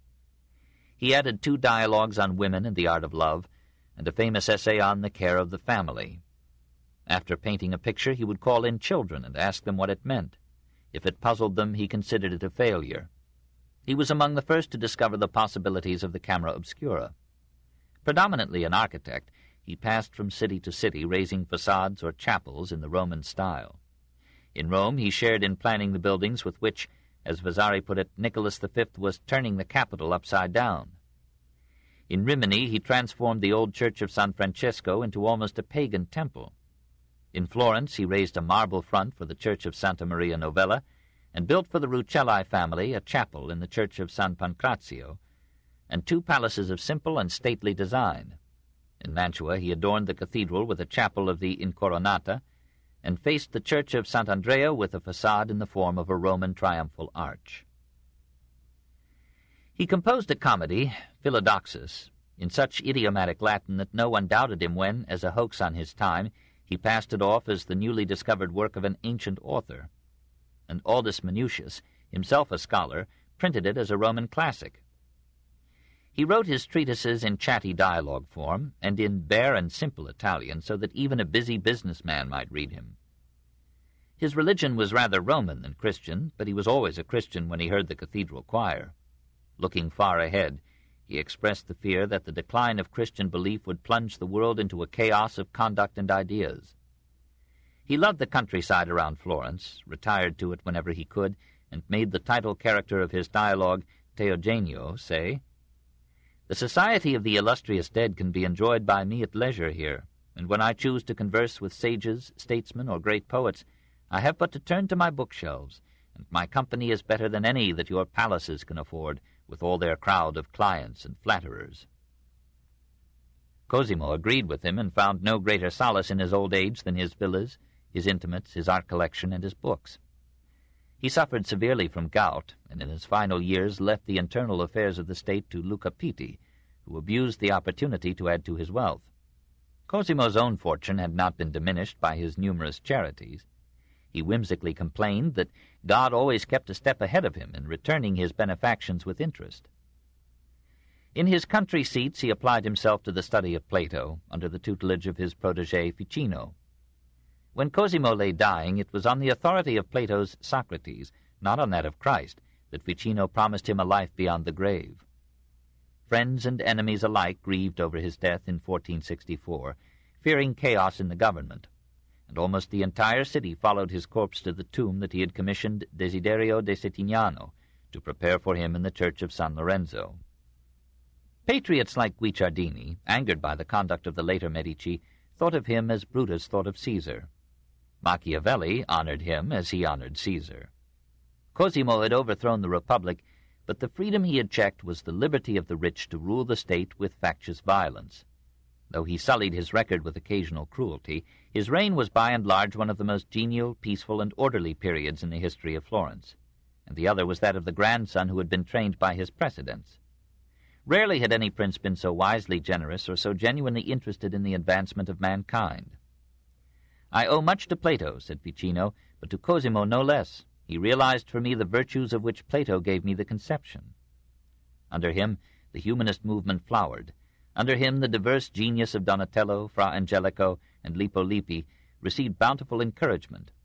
Under him, Plato, so long overshadowed by Aristotle, returned into the mind stream of humanity. When a year had passed after Cosimo's death, and time had had a chance to dull his glory and reveal his faults, the Florentine Signory voted to inscribe upon his tomb the noblest title it could confer, Pater Patriae, Father of his country. And it was deserved. With him the Renaissance lifted its head. Under his grandson it reached its purest excellence. Under his great-grandson it conquered Rome. Many sins may be forgiven to such a dynasty. This book is continued at this point on the other side of this cassette. Please reverse or turn the cassette over now. The Story of Civilization, Volume 5, The Renaissance, Part 1, by Will Durant. Continued, Cassette 5, Side 1. Lorenzo would not have been the full man that he was had he not enjoyed some humor with his philosophy, some doubt with his faith, some license with his loves. As his son would welcome jesters and smile at risque comedies at the papal court, so the banker prince of Florence invited to his friendship and his table Luigi Pulci, and relished the rough satire of the Morgante Maggiore. That famous poem, so admired by Byron, was read aloud, canto by canto, to Lorenzo and his household guests. Luigi was a man of robust and uninhibited wit, who convulsed a palace and a nation by applying the language, idioms, and views of the bourgeoisie to the romances of chivalry. The legends of Charlemagne's adventures in France, Spain, and Palestine had entered Italy in the 12th century or before, and had been spread through the peninsula by minstrels and improvisatori, to the delight of every class. But there has always been, in the common male of the species, a bluff and lusty self-ridiculing realism, accompanying and checking the romantic spirit given to literature and art by woman and youth. Pulci combined all these qualities and put together, from popular legends, from the manuscripts in the Laurentian library, and from the conversation at Lorenzo's table, an epic that laughs at the giants, demons, and battles of chivalric tales, and recounts, in sometimes serious, sometimes mocking verse, the adventure of the Christian knight Orlando and the Saracen giant who gives the poem half its name. Attacked by Orlando, Morgante saves himself by announcing his sudden conversion to Christianity. Orlando teaches him theology, explains to him that his two brothers, just slain, are now in hell as infidels, promises him heaven if he becomes a good Christian, but warns him that in heaven he will be required to look without pity upon his burning relatives. The doctors of our church, says the Christian knight, are agreed that if those who are glorified in heaven were to feel pity for their miserable kindred, who lie in such horrible confusion in hell, their beatitude would come to nothing. Morgante is not disturbed. "You shall see," he assures Orlando, "if I grieve for my brethren, and whether or no I submit to the will of God and behave myself like an angel, I will cut off the hands of my brothers, and take the hands to these holy monks, that they may be sure that their enemies are dead." In the 18th canto, Pulci introduces another giant, Margute, a jolly thief and mild murderer, who ascribes to himself every vice but that of betraying a friend. To Morgante's question whether he believes in Christ or prefers Mohammed, Margute answers, "I don't believe in black more than in blue, but in fat capons, boiled or maybe roasted. And I believe sometimes in butter, too, in beer and must, where Bob's a pippin toasted. But mostly to old wine my faith I pin, and hold him saved who firmly trusts therein. Faith, like the itch, is catching. Faith is as man gets it, this, that, or another. See then what sort of creed I'm bound to follow, for you must know a Greek nun was my mother, my sire, at Bruges amid the Turks, a mullah." Margute dies of laughter after rollicking through 2 cantos. Pulci wastes no tear over him, but pulls from his magic fancy a demon of the first order, Astarote, who rebelled with Lucifer. Summoned from hell by the sorcerer Malagigi to bring Rinaldo swiftly from Egypt to Roncesvalles, he accomplishes the matter deftly, and wins such affection from Rinaldo that the Christian knight proposes to beg God to free Astarote from hell. But the courteous devil is an excellent theologian, and points out that rebellion against infinite justice was an infinite crime requiring eternal punishment. Malagigi wonders why a God who foresaw everything, including Lucifer's disobedience and everlasting damnation, proceeded to create him. Astorete confesses that this is a mystery which even a wise devil cannot resolve. He was in truth a wise devil, for Pulci, writing in 1483, puts into his mouth an astonishing anticipation of Columbus. Referring to the old warning at the Pillars of Hercules, Gibraltar, ne plus ultra, go no further, Astorete says to Rinaldo, "Know that this theory is false. His bark the daring mariner shall urge far o'er the western wave, a smooth and level plain, albeit the earth is fashioned like a wheel. Man was in ancient days of grosser mould, and Hercules might blush to learn how far beyond the limits he had vainly set the dullest sea-boat soon shall wing her way. Men shall descry another hemisphere. Since to one common centre all things tend, so earth, by curious mystery divine, well balanced, hangs amid the starry spheres. At our antipodes are cities, states, and thronged empires, ne'er divined of yore. But see, the sun speeds on his western path to glad the nations with expected light." It was part of Pulci's method to introduce each canto, however full of buffoonery, with a pious invocation of God and the saints. The more profane the matter, the more solemn the prologue. The poem ends with a declaration of faith in the goodness of all religions, a proposition sure to offend every true believer. Now and then Pulci allows himself a timid heresy, as when he quotes Scripture to argue that Christ's foreknowledge did not equal that of God the Father, or when he allows himself to hope that all souls, even Lucifer, will in the end be saved. But like a good Florentine and the other members of Lorenzo's circle, he remained externally faithful to a church inextricably bound up with Italian life. Ecclesiastics were not deceived by his disobedience. When he died in 1484, his body was refused burial in consecrated ground. If Lorenzo's group could produce so varied a literature in one generation, we may reasonably suppose, and shall find, a like awakening in other cities, Milan, Ferrara, Naples, Rome. In the century between Cosimo's birth and Lorenzo's death, Italy had accomplished and transcended the first stage in her Renaissance. She had rediscovered ancient Greece and Rome, had established the essentials of classical scholarship, and had made Latin again a language of masculine splendor and pithy force.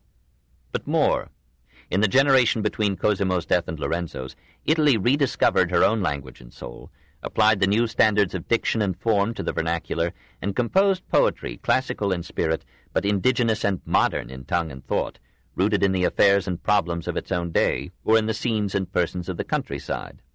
And again, Italy in one generation, through Pulci, had lifted the humorous romance into literature, had prepared the way for Boiardo and Ariosto, had even anticipated Cervantes's smiles at chivalric fustian and pretense. The age of the scholars receded. Imitation gave way to creation. Italian literature, which had languished after Petrarch's choice of Latin for his epic, was reborn. Soon the revival of antiquity would be almost forgotten in the exuberance of an Italian culture leading the world in letters and flooding it with art. 5. Architecture and Sculpture, the Age of Verrocchio. Lorenzo continued enthusiastically the Medician tradition of supporting art. He was such an admirer of all the remains of antiquity, wrote his contemporary Valori, that there was nothing with which he was more delighted. Those who wished to oblige him were accustomed to collect, from every part of the world, medals, coins, statues, busts, and whatever else bore the stamp of ancient Greece or Rome. Uniting his architectural and sculptural collections with those left by Cosimo and Piero, he placed them in a garden between the Medici Palace and the monastery of San Marco, and admitted to them all responsible scholars and visitors. To students who showed application and promise, among whom was the young Michelangelo, he gave a stipend for their maintenance and awards for special proficiency. Says Vasari, "It is highly deserving of notice that all those who studied in the gardens of the Medici and were favored by Lorenzo became excellent artists. This can only be ascribed to the exquisite judgment of this great patron, who could not merely distinguish men of genius, but had the will and power to reward them."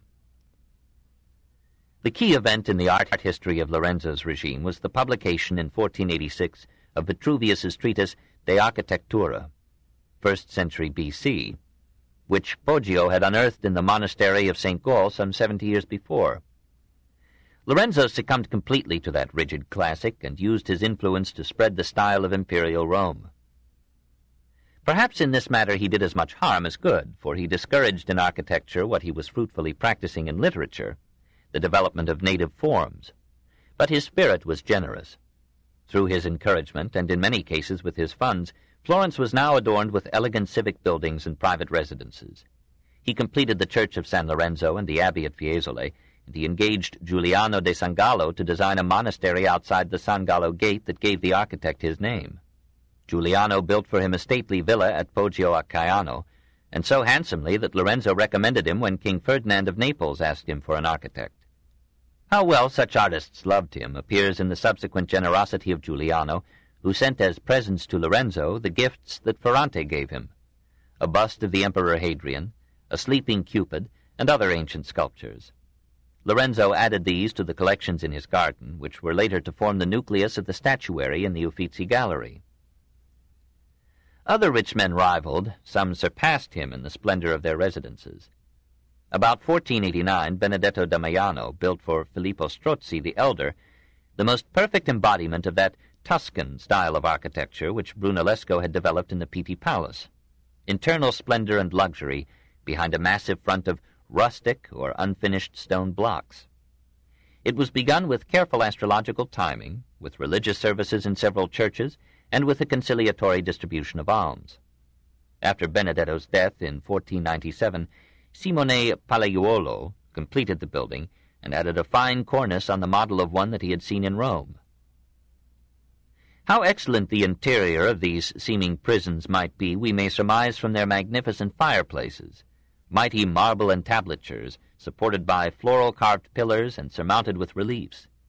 Meanwhile, the Signory continued to improve its unique and beautiful home, the Palazzo Vecchio.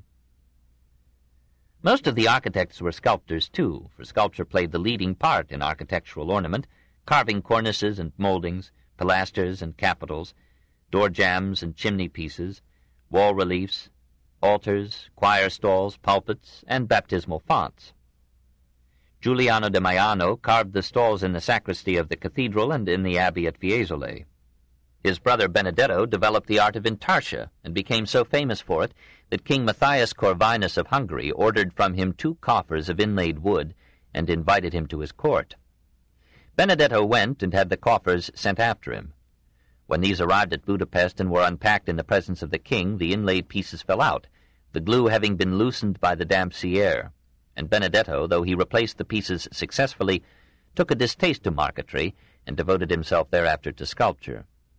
There are few sculptured virgins lovelier than his enthroned Madonna, few busts that surpass his honest and revealing Filippo Strozzi, few tombs so fine as that of the same Strozzi in Santa Maria Novella, no pulpit more elegantly carved than that which Benedetto made for the church of Santa Croce, and few altars so near perfection as that of Santa Fina in the collegiate church of San Gimignano.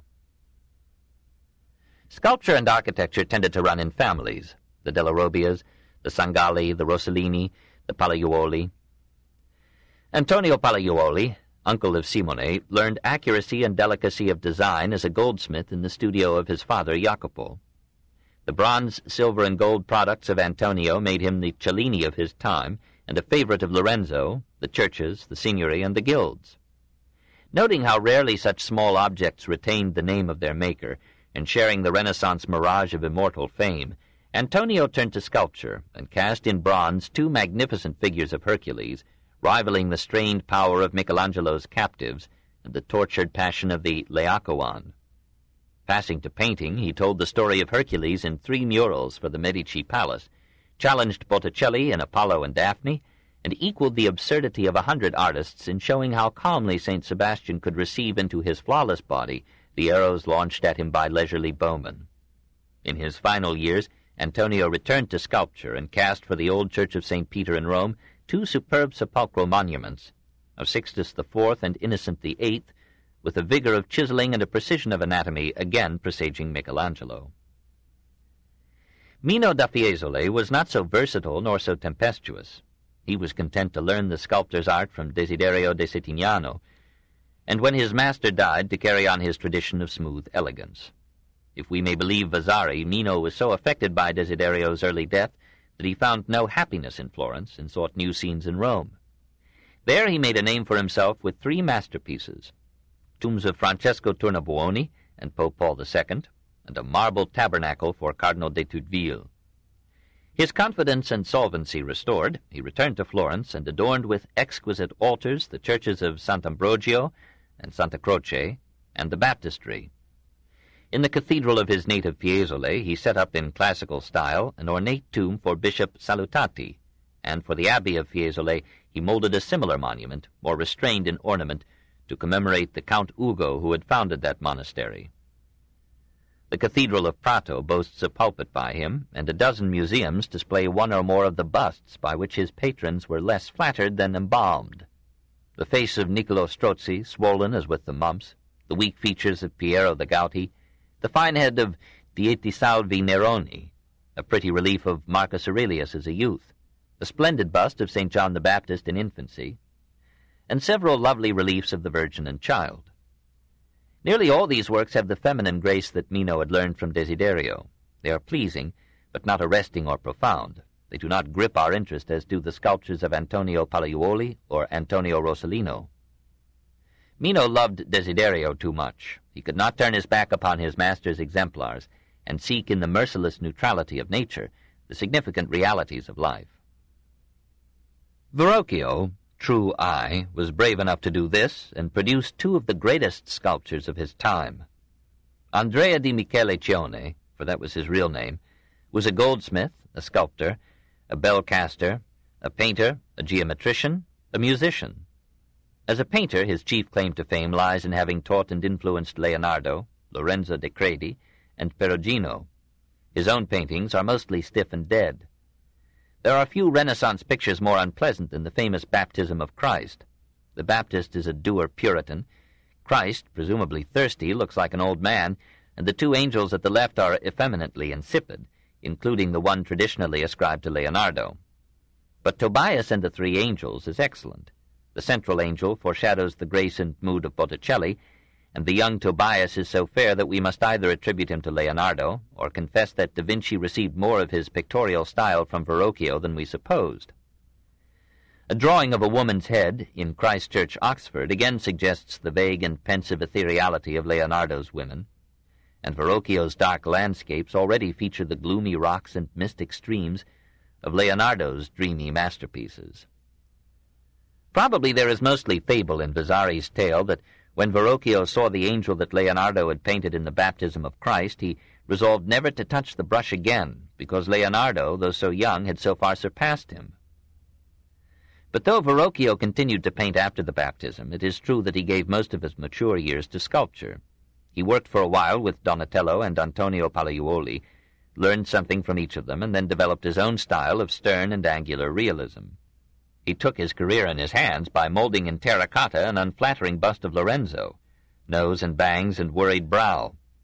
In any case, Il Magnifico was well pleased with two bronze reliefs of Alexander and Darius, made for him by Verrocchio. He sent them to Matthias Corvinus of Hungary and engaged the sculptor in 1472 to design in the church of San Lorenzo a tomb for his father Piero and his uncle Giovanni.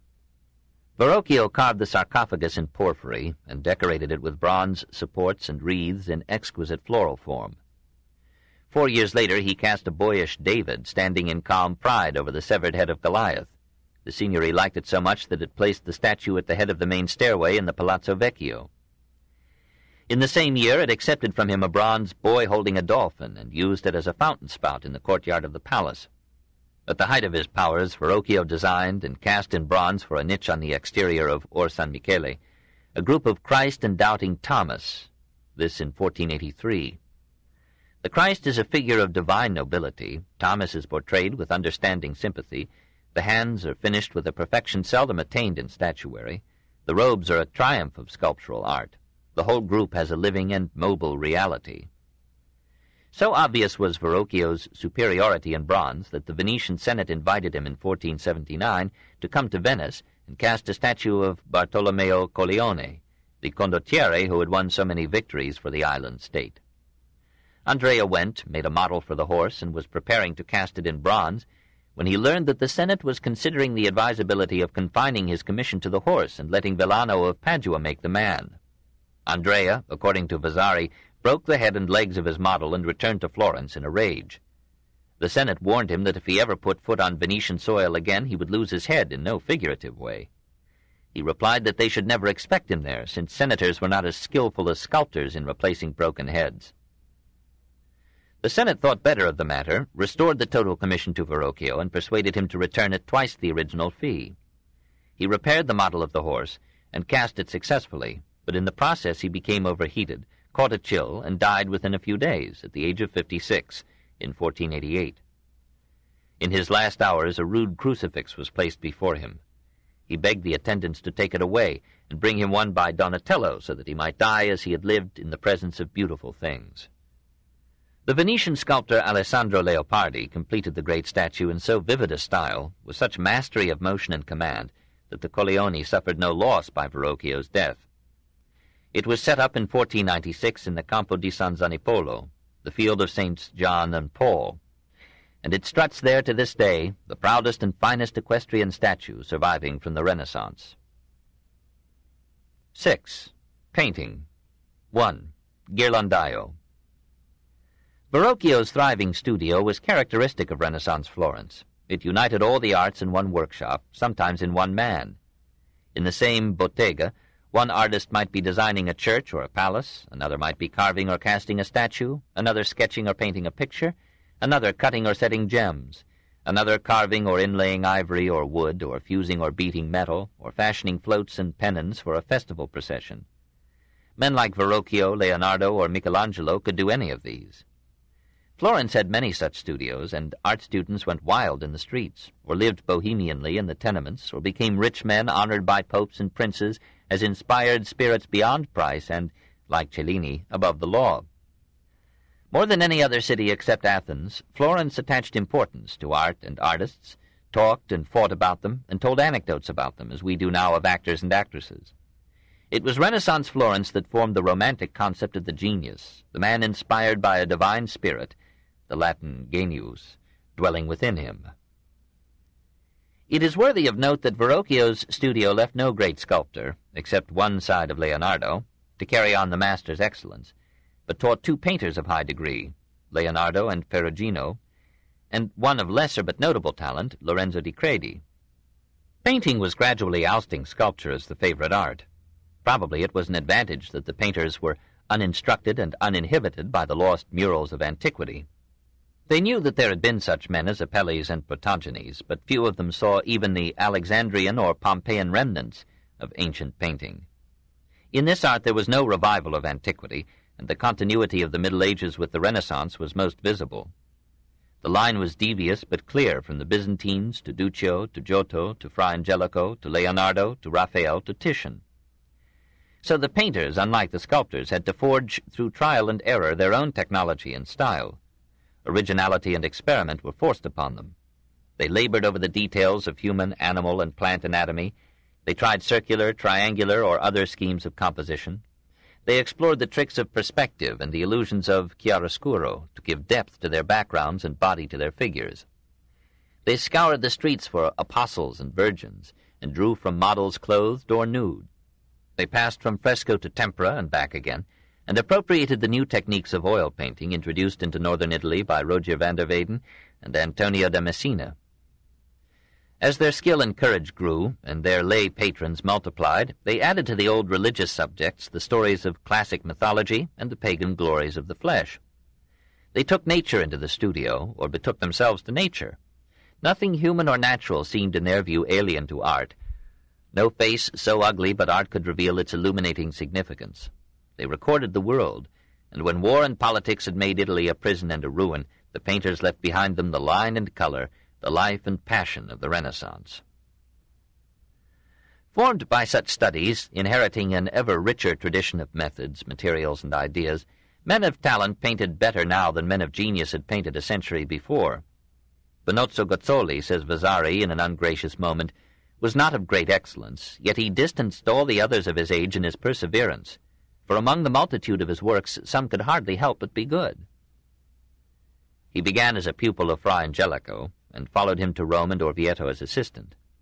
Piero the Gouty recalled him to Florence and invited him to portray, on the walls of the chapel in the Medici Palace, the journey of the Magi from the east to Bethlehem. These frescoes are Benozzo's chef-d'œuvre, a stately and yet lively procession of kings and knights in gorgeous robes, of squires, pages, angels, hunters, scholars, slaves, horses, leopards, dogs, and half a dozen Medici, and Benozzo himself slyly introduced into the parade, and all against backgrounds and landscapes marvelous and picturesque. Flushed with triumph, Benozzo went to San Gimignano and decorated the choir of Sant'Agostino with 17 scenes from the life of its patron saint.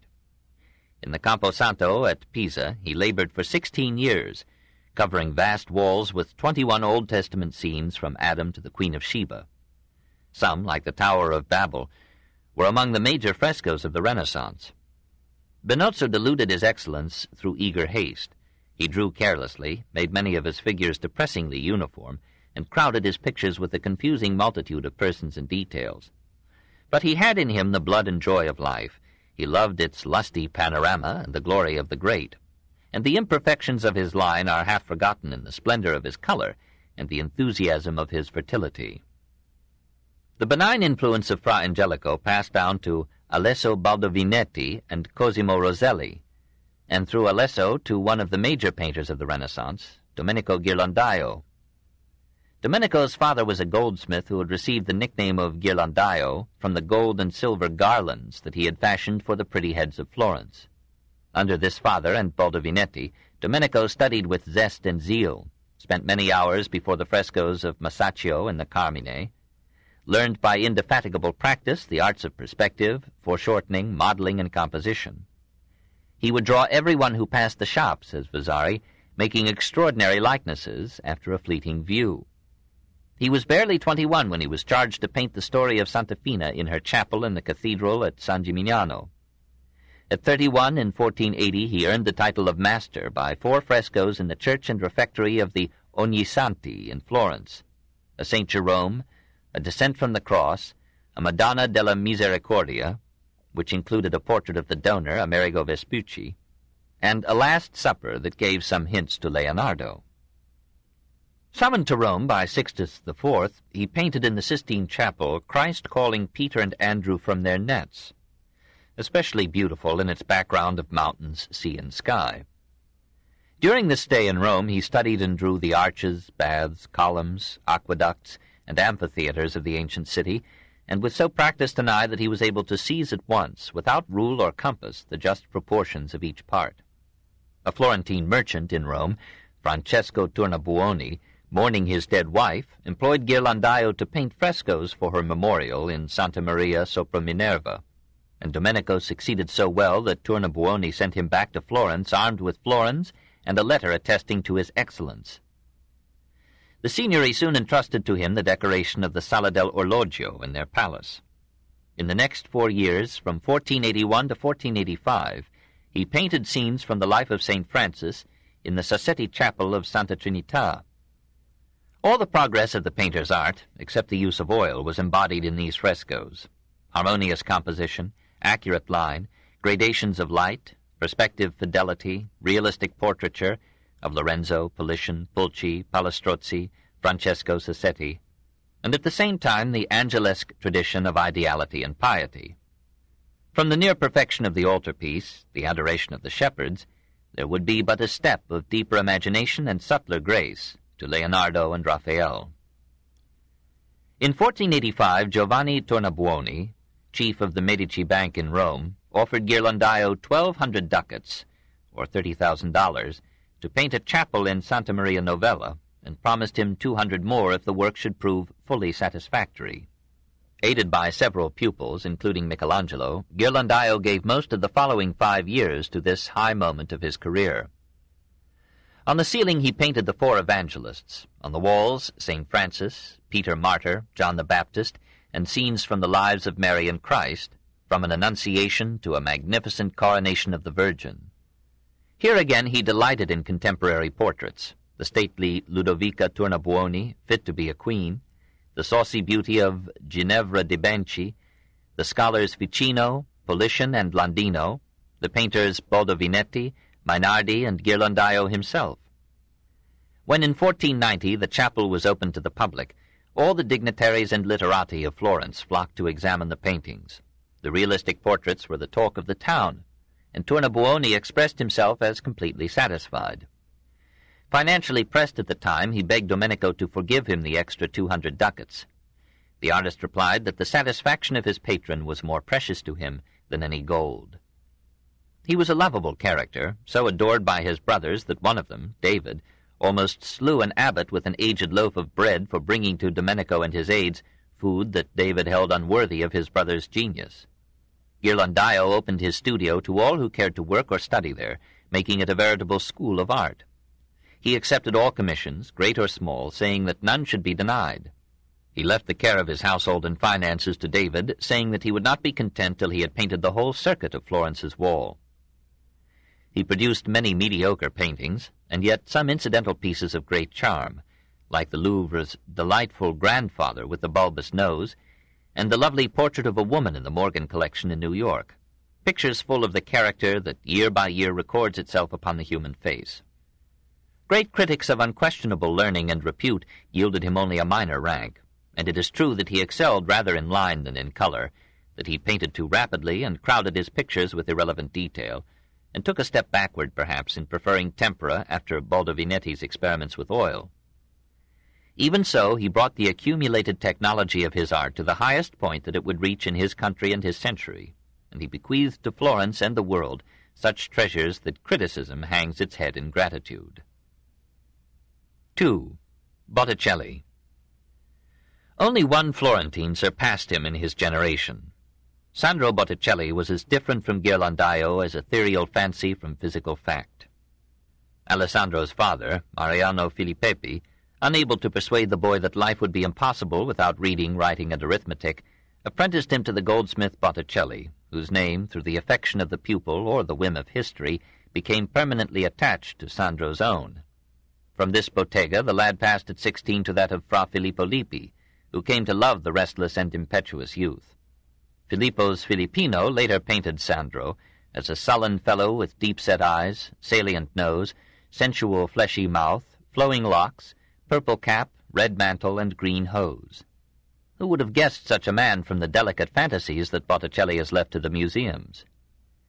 Perhaps every artist must be a sensualist before he can paint ideally. He must know and love the body as the ultimate source and standard of the aesthetic sense.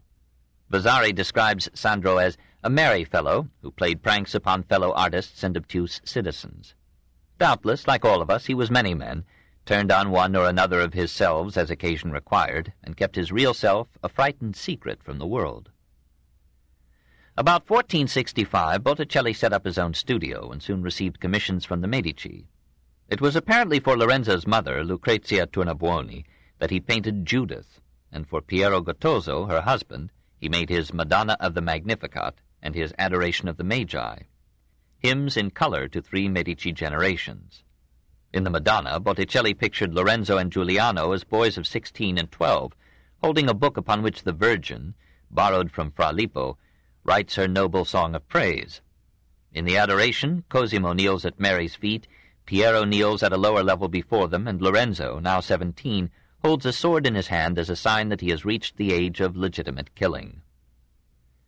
Lorenzo and Giuliano carried on Piero's patronage of Botticelli. His finest portraits are of Giuliano and Giuliano's beloved Simonetta Vespucci.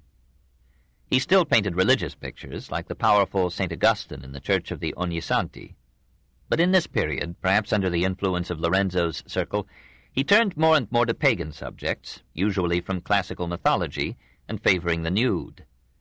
Vasari reports that in many houses Botticelli painted plenty of naked women, and accuses him of serious disorders in his living. The humanists and animal spirits had won Sandro for a time to an Epicurean philosophy. It was apparently for Lorenzo and Giuliano that he painted in 1480 the birth of Venus.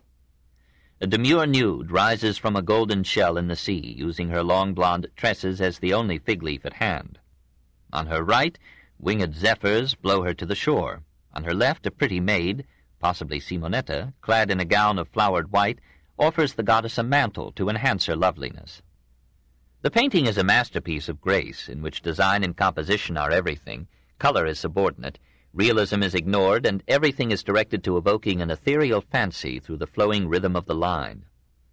Botticelli had taken the theme from a passage in Politian's La Giostra. From a description in the same poem of Giuliano's victories in jousts and love, the artist took his second pagan picture, Mars and Venus. Here Venus is clothed, and may again be Simonetta. Mars lies exhausted and asleep, no rude warrior, but a youth of unblemished flesh, who might almost be mistaken for another Aphrodite. Finally, in his Spring, Primavera, Botticelli expressed the mood of Lorenzo's hymn to Bacchus, "Who would be happy, let him be." The auxiliary lady of the birth reappears with her flowing robe and pretty feet. At the left, Giuliano, possibly, plucks an apple from a tree to give to one of the three Graces standing half-nude beside him. On the right, a lusty male seizes a maiden dressed in a little mist. Simonetta presides modestly over the scene, and in the air above her Cupid shoots his quite superfluous darts.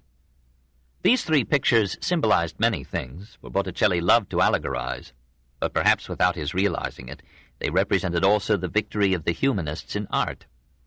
The Church would now, for half a century, from 1480 to 1534, struggle to regain her dominance over pictorial themes.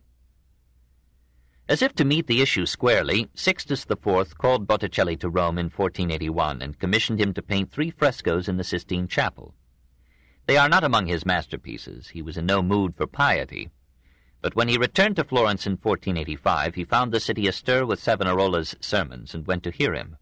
He was deeply moved. He had always harbored a strain of austerity, and whatever skepticism he might have caught from Lorenzo, Pulci, and Politian had been lost in the secret well of his youthful faith. Now the fiery preacher at San Marco's pressed upon him and Florence the awful implications of that faith. God had allowed himself to be insulted, scourged, and crucified to redeem mankind from the guilt of Adam and Eve's sin. Only a life of virtue or sincere repentance could win some grace from that sacrifice of God to God, and so escape eternal hell. It was about this time that Botticelli illustrated Dante's Divine Comedy. He turned his art again to the service of religion, and told once more the marvelous story of Mary and Christ. For the Church of St. Barnabas he painted a masterly group of the Virgin enthroned with divers saints. She was still the tender and lovely maiden whom he had drawn in Fra Lippo's studio. Soon afterward he painted the Madonna of the Pomegranate, the Virgin surrounded by singing cherubim, the child holding in his hand the fruit, whose innumerable seeds symbolized the dissemination of the Christian faith. In 1490 he recapitulated the epic of the Divine Mother in 2 pictures, the Annunciation and the Coronation, but he was aging now and had lost the fresh clarity and grace of his art. In 1498 Savonarola was hanged and burned. Botticelli was horrified at this most distinguished murder of the Renaissance. Perhaps it was shortly after that tragedy that he painted his complex symbolism, Calumny. Against a background of classic archways and distant sea, 3 women, fraud, deception, calumny, led by a ragged male, envy, drag a nude victim by the hair to a tribunal where a judge with the long ears of an ass, advised by females personifying suspicion and ignorance, prepares to yield to the fury and bloodthirst of the crowd and condemn the fallen man, while at the left, Remorse, garbed in black, looks in sorrow upon naked truth. Botticelli's Venus, once more, clad in the same reptilian hair. Was the victim intended to represent Savonarola? Perhaps, though the nudes might have startled the monk. The Nativity in the National Gallery at London is Botticelli's final masterpiece, confused but colorful, and capturing for the last time his rhythmic grace. Here all seems to breathe a heavenly happiness. The ladies of the spring return as winged angels, hailing the miraculous and saving birth, and dancing precariously on a bough suspended in space. But on the picture Botticelli wrote in Greek these words, savoring of Savonarola, and recalling the Middle Ages in the height of the Renaissance. This picture I, Alessandro, painted at the end of the year 1500 in the troubles of Italy during the fulfillment of the 11th chapter of St. John, in the second woe of the Apocalypse, in the loosing of the devil for 3 years and a half. Later he shall be chained according to the 12th of St. John, and we shall see him trodden down as in this picture. After 1500 we have no paintings from his hand. He was only 56 and might have had some art left in him, but he yielded place to Leonardo and Michelangelo and lapsed into a morose poverty. The Medici, who had been his mainstay, gave him charity, but they themselves were in a fallen state. He died alone and infirm, aged 66, while the forgetful world hurried on. Among his pupils was his teacher's son, Filippino Lippi. This love-child was loved by all who knew him, a man gentle, affable, modest, courteous, whose excellence was such, says Vasari, that he obliterated the stain of his birth, if any there be. Under his father's tutelage and Sandro's, he learned the painter's art so rapidly that already at 23 he produced in The Vision of St. Bernard a portrait that, in Vasari's judgment, lacked only speech. When the Carmelite monks decided to complete the frescoes begun in their Brancacci chapel 60 years before, they awarded the commission to Filippino, still but 27. The result did not equal Masaccio, but in St. Paul addressing St. Peter in prison, Filippino achieved a memorable figure of simple dignity and quiet power. In 1489, at Lorenzo's suggestion, Cardinal Carafa called him to Rome to decorate a chapel in Santa Maria sopra Minerva with scenes from the life of St. Thomas Aquinas. In the main fresco, the artist, perhaps recalling a similar picture by Andrea da Firenze a century before, showed the philosopher in triumph, with Arius, Averroes, and other heretics at his feet. Meanwhile, in the universities of Bologna and Padua, the doctrines of Averroes were gaining ground over the Orthodox faith. Back in Florence, in the chapel of Filippo Strozzi in Santa Maria Novella, Filippino recorded the careers of the apostles Philip and John, in frescoes so realistic that legend told how a boy tried to hide a secret treasure in a hole that Filippino had represented in a pictured wall. Interrupting this series for a time and replacing the dilatory Leonardo, he painted an altarpiece for the monks of Scopeto. He chose the old subject of the Magi adoring the child, but enlivened it with Moors, Indians, and many Medici. One of these last, serving as an astrologer with a quadrant in his hands, is among the most human and humorous portraits of the Renaissance. Finally, in 1498, as if to say that his father's sins had been forgiven, Filippino was invited to Prato to paint a Madonna. Vasari praised it. The Second World War destroyed it. He settled down to marriage at 40 and knew for a few years the joys and tribulations of parentage. Suddenly, at 47, he died of so simple an ailment as quinsy sore throat. This in 1505. 7. Lorenzo passes. Lorenzo himself was not among the few who in those centuries reached old age. Like his father, he suffered from arthritis and gout, to which was added a stomach disorder that frequently caused him exhausting pain. He tried a dozen remedies and found nothing better than the passing alleviation given by warm mineral baths. For some time before his death, he perceived that he, who had preached the gospel of joy, had not much longer to live. His wife died in 1488, and though he had been unfaithful to her, he sincerely mourned her loss and missed her helping hand. She had given him a numerous progeny, of whom 7 survived. He had sedulously supervised their education, and in his later years he labored to guide them into marriages that might redound to the happiness of Florence as well as their own. The oldest son, Piero, was affianced to an Orsini to win friends in Rome. The youngest, Giuliano, married a sister of the Duke of Savoy, received from Francis I the title of Duke of Nemours, and so helped to build a bridge between Florence and France. Giovanni, the second son, was directed into an ecclesiastical career, and took to it amiably. He pleased everyone by his good nature, good manners, and good Latin. Lorenzo persuaded Innocent VIII to violate all precedents by making him a cardinal at 14. The Pope yielded for the same reason that made most marriages of royalty, to bind one government to another in the amity of one blood. Lorenzo retired from active participation in the government of Florence, delegated more and more of his public and private business to his son Piero, and sought comfort in the peace of the countryside and the conversation of his friends. He excused himself in a characteristic letter. What can be more desirable to a well-regulated mind than the enjoyment of leisure with dignity? This is what all good men wish to obtain, but which great men alone accomplish. In the midst of public affairs we may indeed be allowed to look forward to a day of rest, but no rest should totally seclude us from an attention to the concerns of our country. I cannot deny that the path which it has been my lot to tread has been arduous and rugged, full of dangers and beset with treachery, but I console myself in having contributed to the welfare of my country, the prosperity of which may now rival that of any other state, however flourishing. Nor have I been inattentive to the interests and advancement of my own family, having always proposed to my imitation the example of my grandfather Cosimo, who watched over his public and private concerns with equal vigilance. Having now obtained the object of my cares, I trust I may be allowed to enjoy the sweets of leisure, to share the reputation of my fellow citizens, and to exult in the glory of my native place. But little time was left him to enjoy his unaccustomed peace. This book is continued at this point on the other side of this cassette. Please reverse or turn the cassette over now.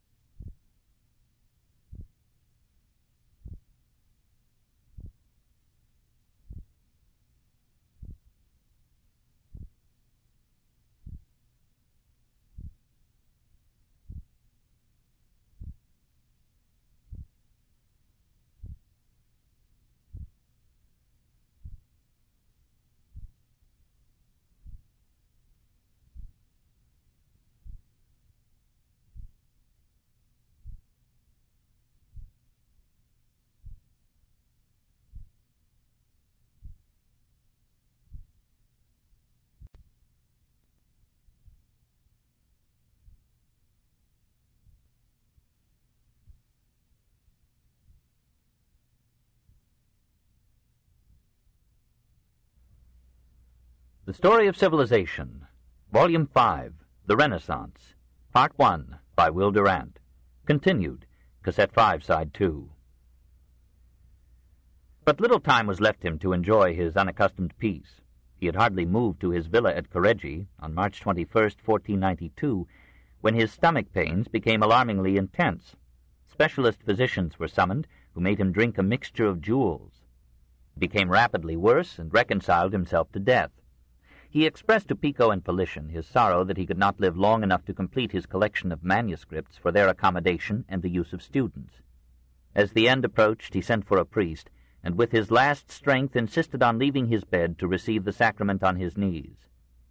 He thought now of the uncompromising preacher who had denounced him as a destroyer of liberty and a corrupter of youth, and he longed to have that man's forgiveness before he died. He dispatched a friend to beg Savonarola to come to him to hear his confession and give him a more precious absolution. Savonarola came.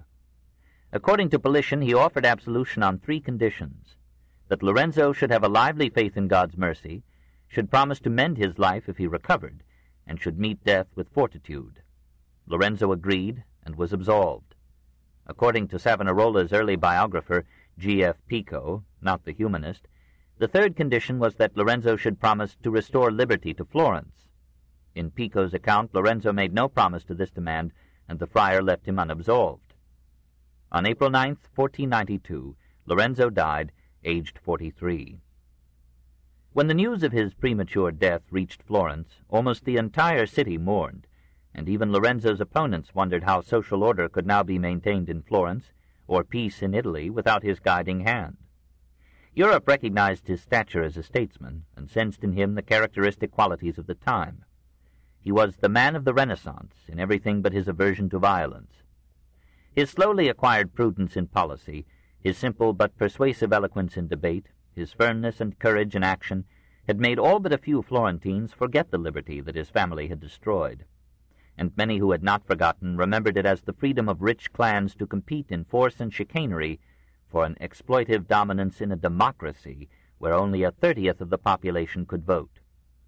Lorenzo had used his power with moderation and for the good of the state, even to the neglect of his private fortune. He had been guilty of sexual looseness, and had given a bad example to Florentine youth. He had given a good example in literature, had restored the Italian language to literary standing, and had rivaled his protégés in poetry. He had supported the arts with a discriminating taste that set a standard for Europe. Of all the despots, he was the gentlest and the best. This man, said King Ferdinand of Naples, lived long enough for his glory, but too short a time for Italy. After him, Florence declined, and Italy knew no peace. Chapter 5. Savonarola and the Republic, 1492 to 1534. 1. The Prophet. The advantage of hereditary rule is continuity. Its nemesis is mediocrity. Piero di Lorenzo succeeded without trouble to his father's power, but his character and misjudgments forfeited the popularity upon which the rule of the Medici had been based. He was endowed with a violent temper, a middling mind, a vacillating will, and admirable intentions. He continued Lorenzo's generosity to artists and men of letters, but with less discrimination and tact. He was physically strong, excelled in sports, and took part more frequently and prominently in athletic competitions than Florence thought becoming in the head of an endangered state. It was among his many misfortunes that Lorenzo's enterprises and extravagance had depleted the city's treasury, that the competition of British textiles was causing economic depression in Florence, that Piero's Orsini wife turned up her Roman nose at the Florentines as a nation of shopkeepers, that the collateral branch of the Medici family, derived from Cosimo's brother Lorenzo the Elder, began now to challenge the descendants of Cosimo, and led a party of opposition in the name of liberty. It was Piero's crowning misery that he was contemporary with Charles VIII of France, who invaded Italy, and of Savonarola, who proposed to replace the Medici with Christ. Piero had not been built to withstand such strains. The Savonarola family came from Padua to Ferrara about 1440, when Michele Savonarola was invited by Niccolo III d'Este to be his court physician. Michael was a man of piety rare in medicos. He was wont to rebuke the Ferrarese for preferring romances to religion. His son Niccolo was a mediocre physician, but Niccolo's wife, Elena Bonaccorsi, was a woman of strong character and high ideals. Girolamo was the third of their 7 children. They set him in his turn to study medicine, but he thought Thomas Aquinas more absorbing than anatomy, and solitude with his books more pleasant than the sports of youth. At the University of Bologna he was horrified to find no student so poor as to do virtue reverence. "To be considered a man here," he wrote, "you must defile your mouth with the most filthy, brutal, and tremendous blasphemies. If you study philosophy and the good arts, you are considered a dreamer. If you live chastely and modestly, a fool. If you are pious, a hypocrite. If you believe in God, an imbecile." He left the university and returned to his mother in solitude. He became self-conscious, fretted over the thought of hell and the sinfulness of men. His earliest known composition was a poem denouncing the vices of Italy, including the popes, and pledging himself to reform his country and his church. He passed long hours in prayer, and fasted so earnestly that his parents mourned his emaciation. In 1474 he was stirred to even severer piety by the Lenten sermons of Fra Michele, and he rejoiced to see many Ferrarese bringing masks, false hair, playing cards, unseemly pictures, and other worldly apparatus, to fling them upon a burning pyre in the marketplace. A year later, aged 23, he fled secretly from home and entered a Dominican monastery in Bologna. He wrote a tender letter to his parents, begging their forgiveness for disappointing the expectations they had had of his advancement in the world. When they importuned him to return, he answered angrily, "Ye blind, why do you still weep and lament? You hamper me, though you should rejoice. What can I say if you grieve yet, save that you are my sworn enemies and foes to virtue? If so, then I say to you, get ye behind me, all ye who work evil." 6 years he stayed in the Bologna convent. He proudly asked that the most humble tasks should be given him, but his talent as an orator was discovered, and he was set to preaching. In 1481 he was transferred to San Marco in Florence, and was assigned to preach in the church of San Lorenzo. His sermons there proved unpopular. They were too theological and didactic, for a city that knew the eloquence and polish of the Humanists. His congregation dwindled week by week. The prior set him to instructing novices. It was probably in the next 5 years that his final character was formed. As the intensity of his feelings and purposes increased, they wrote themselves upon his features in a furrowed and frowning forehead, the thick lips tight with determination, the immense nose curving out as if to encompass the world, a countenance somber and severe, expressing an infinite capacity for love and hate, a small frame racked and haunted with visions, frustrated aspirations, and introverted storms. "I am still flesh like you," he wrote to his parents, "and the senses are unruly to reason, so that I must struggle cruelly to keep the demon from leaping upon my back." He fasted and flogged himself to tame what seemed to him the inherent corruption of human nature. If he personified the promptings of flesh and pride as satanic voices, he could with equal readiness personify the admonitions of his better self. Alone in his cell, he glorified his solitude by conceiving himself as a battleground of spirits hovering over him for evil or for good.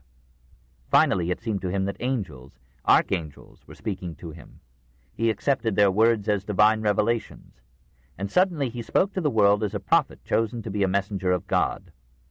He avidly absorbed the apocalyptic visions attributed to the Apostle John, and inherited the eschatology of the mystic Joachim of Flora. Like Joachim, he announced that the reign of Antichrist had come, that Satan had captured the world, that soon Christ would appear to begin his earthly rule, and that divine vengeance would engulf the tyrants, adulterers, and atheists who seemed to dominate Italy. When his prior sent him to preach in Lombardy in 1486, Savonarola abandoned his youthful pedagogic style and cast his sermons into the form of denunciations of immorality, prophecies of doom, and calls to repentance. Thousands of people who could not have followed his earlier arguments listened with awe to the newly impassioned eloquence of a man who seemed to be speaking with authority. Pico della Mirandola heard of the friar's success. He asked Lorenzo to suggest to the prior that Savonarola should be brought back to Florence. Savonarola returned in 1489. 2 years later he was chosen prior of San Marco, and Lorenzo found in him an enemy more forthright and powerful than any that had ever crossed his path. Florence was surprised to discover that the swarthy preacher who a decade before had chilled them with argument could now awe them with apocalyptic fantasies, thrill them with vivid descriptions of the paganism, corruption, and immorality of their neighbors, lift up their souls to repentance and hope, and renew in them the full intensity of the faith that had inspired and terrified their youth. "Ye women who glory in your ornaments, your hair, your hands, I tell you, you are all ugly. Would you see true beauty? Look at the pious man or woman in whom spirit dominates matter. Watch him when he prays, when a ray of the divine beauty glows upon him when his prayer is ended. You will see the beauty of God shining in his face. You will behold it as if it were the face of an angel." Men marveled at his courage, for he flayed the clergy and the papacy more than the laity, and the princes more than the people, and a note of political radicalism warmed the hearts of the poor. In these days there is no grace, no gift of the Holy Spirit, that may not be bought or sold. On the other hand, the poor are oppressed by grievous burdens, and when they are called to pay sums beyond their means, the rich cry unto them, "Give me the rest." There be some who, having an income of 50 florins per year, pay a tax on 100, while the rich pay little, since the taxes are regulated at their pleasure. "Bethink ye well, O rich, for affliction shall smite ye. This city shall no more be called Florence, but a den of thieves, of baseness and bloodshed. Then ye shall all be poverty-stricken, and your name, O priests, shall be changed into a terror." After the priests, the bankers. "You have found many ways of making money, and many exchanges which you call lawful, but which are most unjust. And you have corrupted the offices and magistrates of the city. No one can persuade you that usury, interest, is sinful. You defend it at the peril of your souls. No one is ashamed of lending at usury. Nay, those who do otherwise pass for fools. Your brow is that of a whore, and you will not blush. You say, a good and glad life lies in gain. And Christ says, Blessed are the poor in spirit, for they shall inherit heaven. And a word for Lorenzo. Tyrants are incorrigible because they are proud, because they love flattery and will not restore ill-gotten gains. They hearken not unto the poor, and neither do they condemn the rich. They corrupt voters and farm out taxes to aggravate the burdens of the people. The tyrant is wont to occupy the people with shows and festivals, in order that they may think of their own pastimes and not of his designs, and, growing unused to the conduct of the Commonwealth, may leave the reins of government in his hands. Nor shall that dictatorship be excused on the ground that it finances literature and art. The literature and art, said Savonarola, are pagan. The Humanists merely pretend to be Christians. Those ancient authors whom they so sedulously exhume and edit and praise are strangers to Christ and the Christian virtues, and their art is an idolatry of heathen gods or a shameless display of naked women and men. Lorenzo was disturbed. His grandfather had founded and enriched the monastery of San Marco. He himself had given to it lavishly.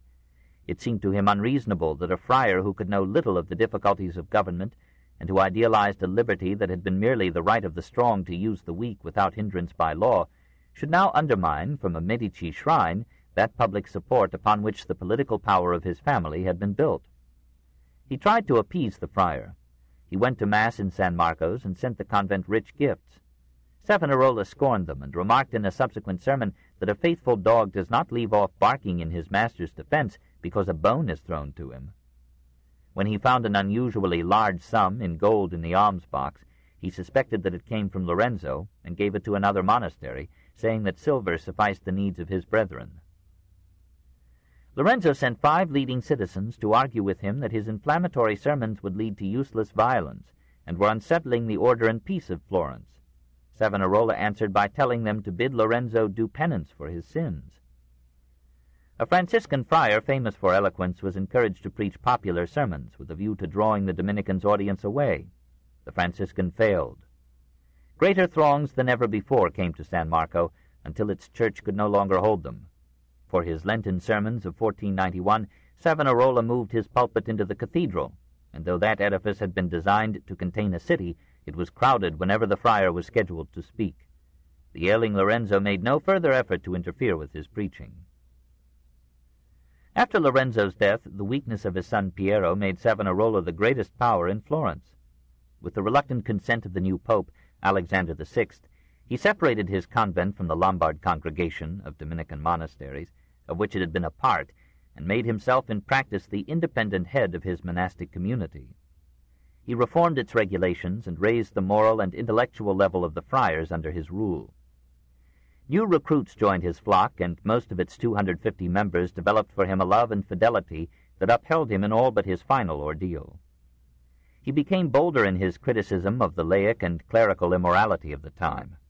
Inheriting, however unwittingly, the anti-clerical views of the Waldensian and Patriae heretics who still lurked here and there in northern Italy and central Europe, he condemned the worldly wealth of the clergy, the pomp of ecclesiastical ceremony, the great prelates with splendid mitres of gold and precious stones on their heads, with fine copes and stoles of brocade.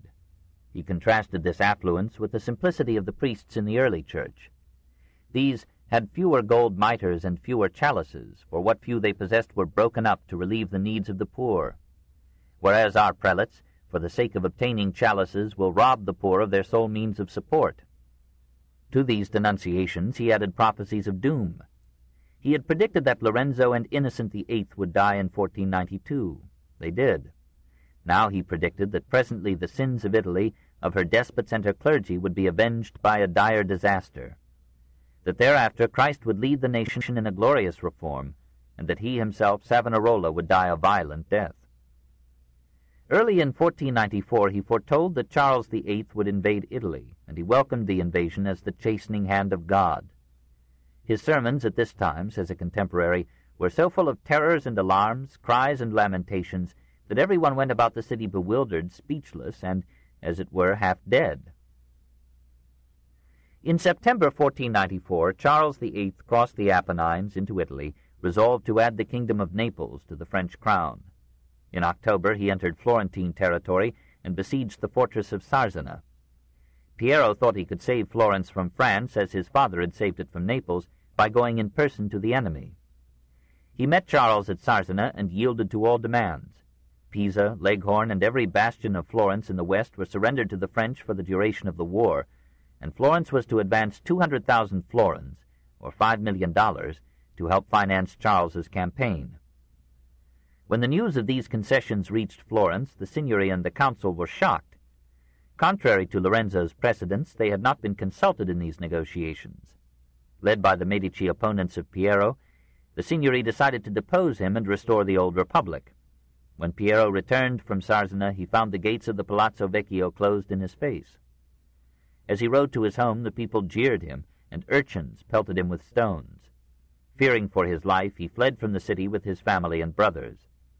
The populace sacked the Medici palace and gardens, and the homes of Piero's financial agents. The art collection gathered by 4 generations of Medici was plundered and scattered, and its remains were sold at auction by the government. The Signory offered a reward of 5,000 florins for the delivery of Piero and Cardinal Giovanni de' Medici alive, 2,000 for their delivery dead. It sent 5 men, including Savonarola, to Charles at Pisa to ask for better terms. Charles met them with noncommittal courtesy. When the delegation had left, the Pisans tore the lion and lilies of Florence from their buildings and declared their independence. Charles entered Florence, consented to some slight modification of his demands, and, eager to get to Naples, led his army to the south. Florence addressed itself now to one of history's most spectacular experiments in democracy. 2. The Statesman. On December 2nd, 1494, the citizens were summoned to a Parlamento by the great bell in the Palazzo Vecchio tower. The Signory asked and received the power to name 20 men, who would appoint a new Signory and new magistrates for a year, after which all offices were to be filled by lot from a register of the approximately 3,000 enfranchised males. The 20 dismissed the councils and agencies which, under the Medici, had considered and administered public affairs, and divided the diverse functions among themselves. They were inadequately experienced for these tasks, and were torn by family factions. The new governmental machinery broke down, and chaos was imminent. Commerce and industry hesitated, men were thrown out of work, and angry crowds gathered in the streets. Piero Capponi persuaded the 20 that order could be saved only by inviting Savonarola into their councils. The friar summoned them to his monastery and expounded to them an ambitious program of political, economic, and moral legislation.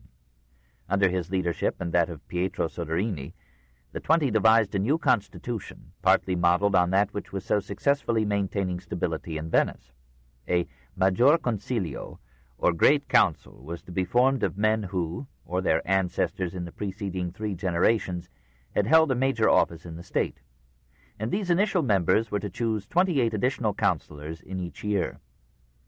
The executive organs of the government were to remain essentially as under the Medici, a Signory of 8 friars and a gonfalonier, chosen by the council for a term of 2 months, and various committees, the 12, the 16, the 10, the 8, to carry on administration, taxation, and war. Complete democracy was postponed as impractical in a society still largely illiterate and subject to waves of passion. But the Great Council, numbering almost 3,000 members, was considered to be a representative body.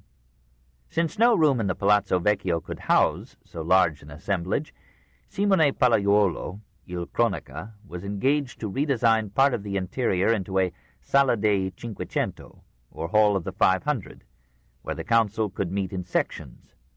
Here, 8 years later, Leonardo da Vinci and Michelangelo would be commissioned to paint opposed walls in a famous rivalry. Through Savonarola's influence and eloquence, the proposed constitution received public acclaim, and the new republic came into operation on June 10, 1495. It began amiably by issuing amnesty to all supporters of the deposed Medici regime. With self-respecting generosity, it abolished all taxes except a 10% levy on income from real property. The merchants who dominated the council thus exempted commerce from taxation and laid the whole burden on the landowning aristocracy and the land-using poor.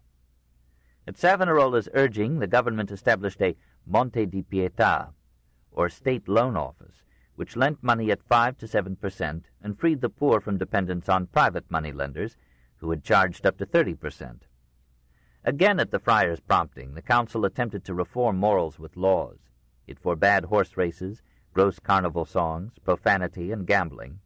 Servants were encouraged to inform against masters who gambled, and convicted offenders were punished with torture. Blasphemers had their tongues pierced, and homosexuals were degraded with merciless penalties. To aid in the enforcement of these reforms, Savonarola organized the boys of his congregation into a moral police. They pledged themselves to attend church regularly, to avoid races, pageants, acrobatic displays, loose company, obscene literature, dancing and music schools, and to wear their hair short. These bands of hope roamed the streets soliciting alms for the church. They dispersed groups that had gathered to gamble, and tore from the bodies of women what they judged to be indecent dress. For a time the city accepted these reforms. Many women gave them enthusiastic support, behaved modestly, dressed plainly, and put aside their jewelry. A moral revolution transformed what had been the gay Florence of the Medici. People sang hymns, not Bacchic lyrics, in the streets. Churches were filled, and alms were given in unprecedented quantity. Some bankers and merchants restored illegal gains. Savonarola called upon all the population, rich and poor, to shun idleness and luxury, to work assiduously, and to give a good example with their lives. Your reform, he said, must begin with the things of the spirit. Your temporal good must serve your moral and religious welfare, on which it depends. And if you have heard it said that states are not ruled by paternosters, remember that this is the rule of tyrants, a rule for oppressing, not for liberating a city. If you desire a good government, you must restore it to God. He proposed that Florence should think of its government as having an invisible king, Christ himself, and under this theocracy he predicted utopia. O Florence, then wilt thou be rich with spiritual and temporal wealth. Thou wilt achieve the reformation of Rome, of Italy, of all countries. The wings of thy greatness shall spread over the world.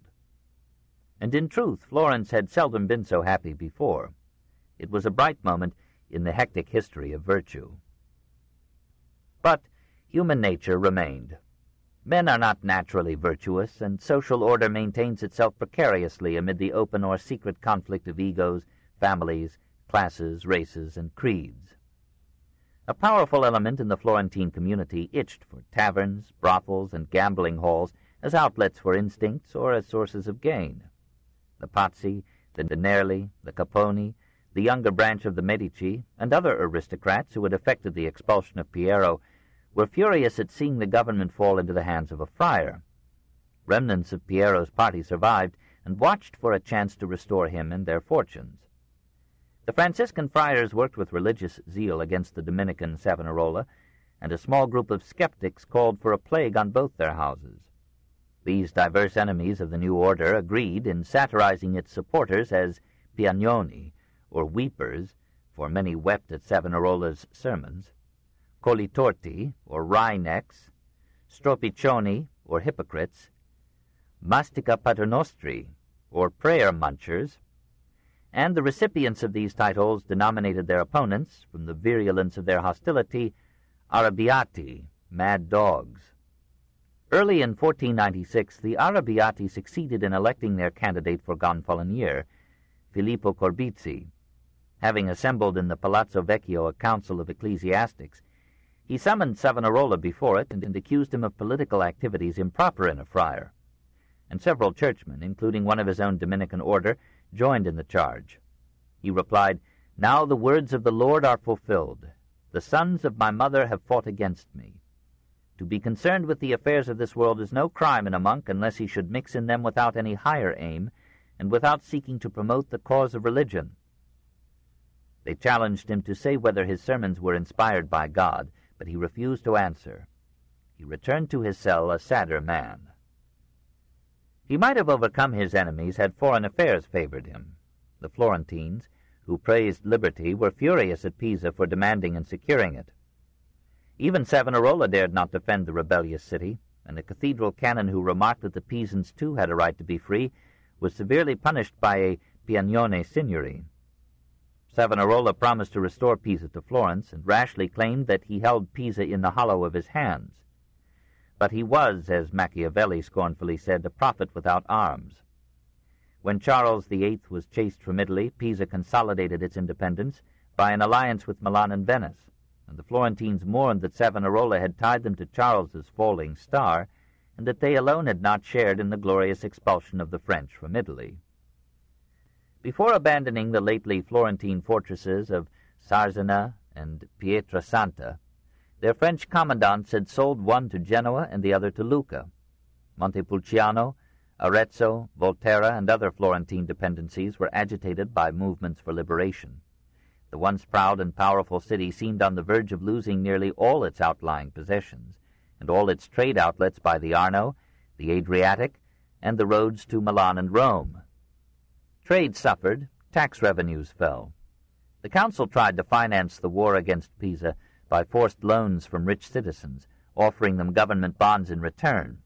But as bankruptcy neared, these bonds declined to 80, to 50, to 10% of their face value. In 1496, the treasury was exhausted, and the government imitated Lorenzo by borrowing money from a fund confided to the state to provide dowries for poor brides. In the administration of government funds, whether by Arrabbiati or Piagnoni, corruption and incompetence rose and spread. Francesco Valori, made Gonfalonier in January 1497 by a Piagnone majority in the council, maddened the mad dogs by excluding them from all magistracies, denying them membership in the council if they were delinquent in taxes, allowing none but Piagnoni to address the council, and expelling from Florence any Franciscan friar who preached against Savonarola. For 11 months in 1496, rain fell almost daily, ruining the crops of the narrowed hinterland. In 1497, people dropped dead of hunger in the streets. The government opened relief stations to provide grain for the poor. Women were crushed to death in the multitudes that applied. The Medici party plotted to restore Piero. 5 leaders were detected and were condemned to death in 1497. Appeal to the council, guaranteed by the Constitution, was refused them. They were executed within a few hours of their condemnation, and many Florentines contrasted the faction violence and severity of the Republic with the order and peace of Lorenzo's time. Hostile crowds repeatedly demonstrated before Savonarola's monastery. Piagnoni and Arrabbiati stoned each other in the streets. When the friar preached on Ascension Day of 1497, his sermon was interrupted by a riot in which his enemies tried to seize him and were repulsed by his friends. A Gonfalonier proposed to the signory that he should be banished as a means of quieting the city, and the proposal was lost by a single vote. Amid this bitter collapse of his dream, Savonarola faced and defied the strongest power in Italy. 3. The Martyr. Pope Alexander VI was not deeply disturbed by Savonarola's criticism of the clergy or of the morals of Rome. He had heard the like before. Hundreds of ecclesiastics, for centuries past, had complained that many priests lived immoral lives and that the popes loved wealth and power more than became the vicars of Christ. Alexander was of a genial temperament. He did not mind a little criticism so long as he felt secure in the apostolic chair. What disturbed him in Savonarola was the friar's politics, not the semi-democratic nature of the new constitution. Alexander had no special interest in the Medici, and perhaps preferred in Florence a weak republic to a strong dictatorship. Alexander feared another French invasion. He had joined in forming a league of Italian states to expel Charles VIII and to discourage a second French attack. He resented the adherence of Florence to its alliance with France, considered Savonarola the power behind this policy, and suspected him of secret correspondence with the French government. Savonarola wrote to Charles VIII about this time 3 letters, seconding the proposal of Cardinal Giuliano della Rovere that the king should call a general council of ecclesiastics and statesmen to reform the church and depose Alexander as an infidel and a heretic. Cardinal Ascanio Sforza, representing Milan at the papal court, urged the pope to end the friar's preaching and influence. On July 21, 1495, Alexander wrote a brief note to Savonarola. To our well-beloved son, greeting and the apostolic benediction. We have heard that of all the workers in the Lord's vineyard thou art the most zealous, at which we deeply rejoice, and give thanks to Almighty God. We have likewise heard that thou dost assert thy predictions proceed not from thee, but from God. The Church, to check false prophets, had pronounced such claims to be heretical. Therefore we desire, as behooves our pastoral office, to have speech with thee considering these things, so that, being by these means better informed of God's will, we may be better able to fulfill it. Wheretofore, by thy vow of holy obedience, we enjoin thee to wait on us without delay, and shall welcome thee with loving kindness." This letter was a triumph for Savonarola's enemies, for it placed him in a situation where he must either end his career as a reformer or flagrantly disobey the Pope. He feared that once in the papal power he would never be allowed to return to Florence. He might end his days in a Sant'Angelo dungeon, and if he did not come back, his supporters would be ruined. On their advice, he replied to Alexander that he was too ill to travel to Rome. That the Pope's motives were political appeared when he wrote to the Signory on September 8th, protesting against the continued alliance of Florence with France, and exhorting the Florentines not to endure the reproach of being the only Italians allied with the enemies of Italy.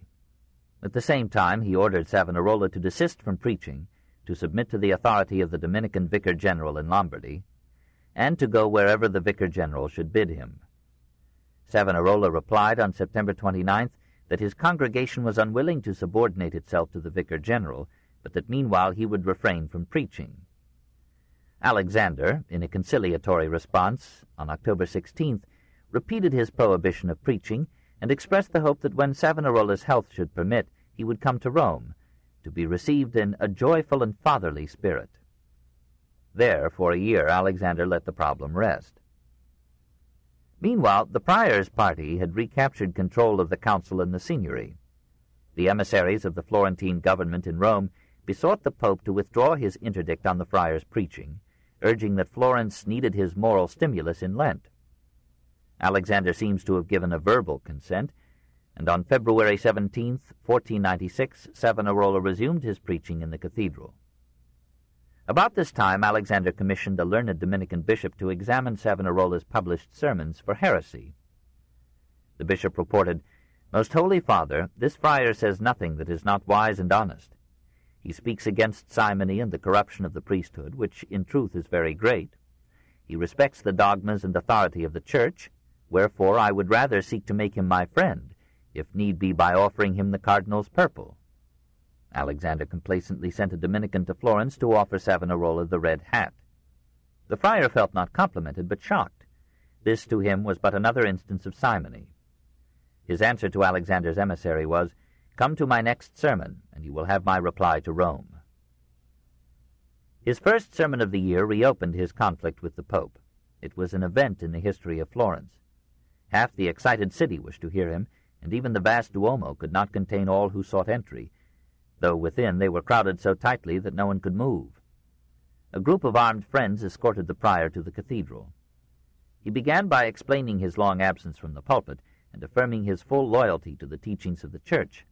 But then he issued an audacious challenge to the Pope. "The superior may not give me any command contrary to the rules of my order. The Pope may not give any command opposed to charity or the gospel. I do not believe that the Pope would ever seek to do so. But were he so to do, I should say to him, 'Now thou art no pastor, thou art not the Church of Rome, thou art in error.' Whenever it be clearly seen that the commands of superiors are contrary to God's commandments, and especially when contrary to the precepts of charity, no one is in such case bound to obedience. Were I to clearly see that my departure from a city would be the spiritual and temporal ruin of the people, I would obey no living man that commanded me to depart, for as much as in obeying him I should disobey the commands of the Lord." In a sermon for the second Sunday in Lent, he denounced the morals of Christendom's capital in harsh terms. 1,000, 10,000, 14,000 harlots are few for Rome, for there both men and women are made harlots.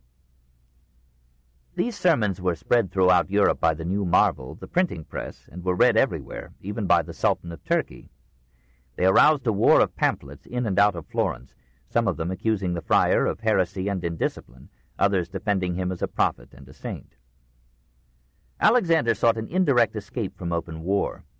In November 1496, he ordered the union of all Tuscan Dominican monasteries in a new Tuscan Roman congregation, to be directly under the authority of Padre Giacomo da Sicilia.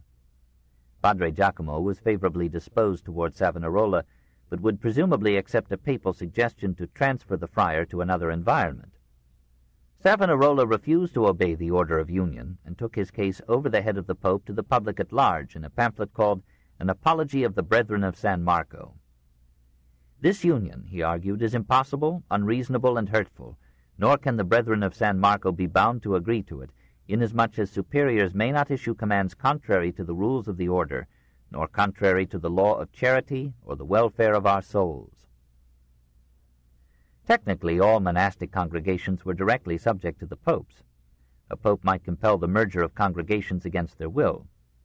Savonarola himself, in 1493, had approved Alexander's order uniting the Dominican congregation of St. Catherine's at Pisa, against its will, with Savonarola's congregation of St. Mark. Alexander, however, took no immediate action. Savonarola continued to preach and issued to the public a series of letters defending his defiance of the Pope. As the Lenten season of 1497 approached, the Arrabbiati prepared to celebrate Carnival by such festivities, processions, and songs as had been sanctioned under the Medici. To counter these plans, Savonarola's loyal aide, Fra Domenico, instructed the children of the congregation to organize a quite different celebration. During the week of Carnival, preceding Lent, these boys and girls went about the city in bands, knocked at doors, and asked for, sometimes demanded, the surrender of what they called vanities or cursed objects, anathemaze, pictures considered immoral, love songs, carnival masks and costumes, false hair, fancy dresses, playing cards, dice, musical instruments, cosmetics, wicked books like the Decameron or the Morgante Maggiore. On the final day of Carnival, February 7th, the more ardent supporters of Savonarola, singing hymns, marched in solemn procession behind a figure of the infant Jesus carved by Donatello and borne by 4 children in the guise of angels to the Piazza della Signoria. There a great pyramid of combustible material had been raised, 60 feet high and 240 feet in circumference at the base. Upon the 7 stages of the pyramid, the vanities, collected during the week, or now brought to the sacrifice, were arranged or thrown, including precious manuscripts and works of art.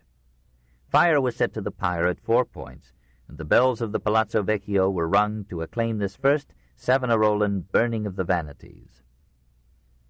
The Lenten sermons of the friar carried the war to Rome.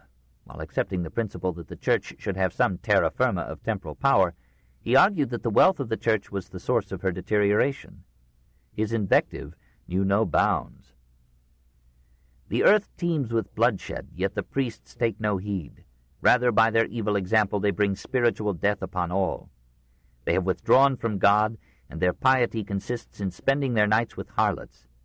They say that God hath no care of the world, that all cometh by chance. Neither believe they that Christ is present in the sacrament. Come hither, thou ribald church. The Lord saith, I gave thee beautiful vestments, but thou hast made idols of them. Thou hast dedicated the sacred vessels to vainglory, the sacraments to simony. Thou hast become a shameless harlot in thy lusts. Thou art lower than a beast. Thou art a monster of abomination. Once thou felt shame for thy sins, but now thou art shameless. Once anointed priests called their sons nephews, but now they speak of their sons. A reference to Alexander VI, the candor about his children. And thus, O prostitute church, thou hast displayed thy foulness to the whole world, and stinkest unto heaven. Savonarola suspected that such tirades would earn him excommunication. He welcomed it. Many of ye say that excommunication will be decreed. For my part, I beseech thee, O Lord, that it may come quickly. Bear this excommunication aloft on a lance. Open the gates to it. I will reply to it. And if I do not amaze thee, then thou mayest say what thou wilt. O Lord, I seek only thy cross. Let me be persecuted. I ask this grace of thee. Let me not die in my bed, but let me give my blood for thee, even as thou gavest thine for me. These passionate sermons created a furor throughout Italy. Men came from distant cities to hear them. The Duke of Ferrara came in disguise. The crowd overflowed from the cathedral into the square, and each striking sentence was relayed from those within to those without. In Rome, the people turned almost unanimously against the friar and called for his punishment. In April 1497, the Arrabbiati secured control of the council, and, on pretext of danger from the plague, forbade all preaching in the churches after May 5th. Urged on by Roman agents of the Arrabbiati, Alexander signed a decree excommunicating the friar on May 13th. But he let it be known that he would rescind the excommunication if Savonarola would obey the summons to Rome. The prior, fearing imprisonment, still refused, but for 6 months he held his peace. Then on Christmas Day he sang High Mass at San Marco, gave the Eucharist to his friars, and led them in a solemn procession around the square. Many were scandalized at an excommunicate celebrating Mass, but Alexander made no protest. On the contrary, he intimated that he would withdraw the excommunication if Florence would join the League to resist a second invasion from France. The Signory, gambling on the success of the French, rejected the proposal. On February 11, 1498, Savonarola completed his rebellion by preaching in San Marco. He denounced the excommunication as unjust and invalid, and charged with heresy any man who should uphold its validity. Finally, he issued an excommunication himself. Therefore, on him that giveth commands opposed to charity, anathema sit. Let there be a curse. Were such a command pronounced by an angel, even by the Virgin Mary herself and all the saints, which is certainly impossible, anathema sit. And if any pope hath ever spoken to the contrary, let him be declared excommunicate. On the last day before Lent, Savonarola read Mass in the open square before San Marcos, administered the sacrament to a great multitude, and publicly prayed. This book is continued on Cassette 6, Side 1.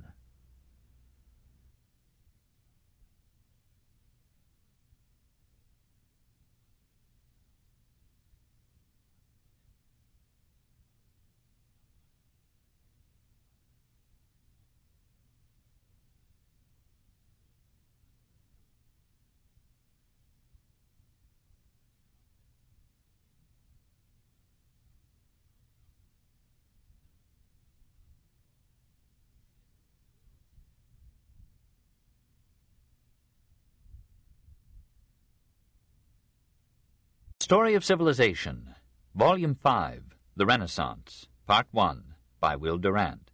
Continued, Cassette 6, Side 1.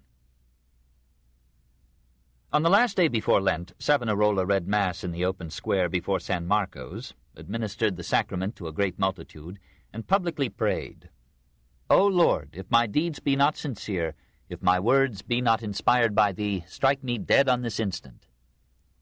That afternoon his followers staged a second burning of the vanities. Alexander informed the Signory that unless it could dissuade Savonarola from further preaching, he would lay an interdict upon the city. Though now thoroughly hostile to the prior, the Signory refused to silence him, preferring to let the onus of such a prohibition remain with the Pope. Besides, the eloquent friar might be useful in combating a pope who was organizing the Papal States into a power too strong for the comfort of its neighbors. Savonarola continued to preach, but only in the church of his monastery. The Florentine ambassador reported that feeling against the friar was so intense in Rome that no Florentine was safe there, and he feared that if the Pope issued the threatened interdict, all Florentine merchants in Rome would be thrown into jail. The Signory yielded, and ordered Savonarola to quit preaching, this on March 17th. He obeyed, but predicted great calamities for Florence. Fra Domenico filled the convent pulpit in his stead, and served as the voice of his prior. Meanwhile, Savonarola wrote to the sovereigns of France, Spain, Germany, and Hungary, begging them to call a general council for the reform of the Church. The moment of vengeance has arrived. The Lord commands me to reveal new secrets, and make manifest to the world the peril by which the bark of St. Peter is threatened, owing to your long neglect. The Church is all teeming with abomination, from the crown of her head to the soles of her feet. Yet not only do ye apply no remedy, but ye do homage to the cause of the woes by which she is polluted. Wherefore the Lord is greatly angered, and hath long left the Church without a shepherd. For I hereby testify that this Alexander is no pope, nor can be held as one, inasmuch as, leaving aside the mortal sin of simony, by which he hath purchased the papal chair, and daily selleth the benefices of the Church to the highest bidder, and likewise putting aside his other manifest vices, I declare that he is no Christian, and believes in no God. If, he added, the kings will call a council, he will appear before it and give proof of all these charges. One of these letters was intercepted by a Milanese agent and was sent to Alexander. On March 25, 1498, a Franciscan friar, preaching in the church of Santa Croce, turned the drama of the case upon himself by challenging Savonarola to an ordeal of fire. He stigmatized the Dominican as a heretic and false prophet, and offered to walk through fire if Savonarola would do the same. He expected, he said, that both of them would be burned, but hoped by his sacrifice to free Florence from the disorders that had been caused by a proud Dominican's disobedience of the Pope. Savonarola rejected the challenge. Domenico accepted it. The hostile signory seized the chance to discredit a prior who in its view had become a troublesome demagogue. It approved of the resort to medieval methods and arranged that on April 7th, Fra Giuliano Rondinelli of the Franciscans and Fra Domenico da Pescia should enter a fire in the Piazza della Signoria. On the appointed day, the great square was filled with a crowd eager to enjoy a miracle or the sight of human suffering. Every window and roof overlooking the scene was occupied with spectators. In the center of the square, athwart a passage 2 feet wide, twin pyres had been erected of wood mixed with pitch, oil, resin, and gunpowder, guaranteed to make a searing flame. The Franciscan friars took their stand in the Loggia dei Lanzi. The Dominicans marched in from the opposite direction. Fra Domenico carried a consecrated host, Savonarola a crucifix. The Franciscans complained that Fra Domenico's red cape might have been charmed into incombustibility by the prior. They insisted on his discarding it. He protested. The crowd urged him to yield. He did. The Franciscans asked him to remove other garments which they thought might have been charmed.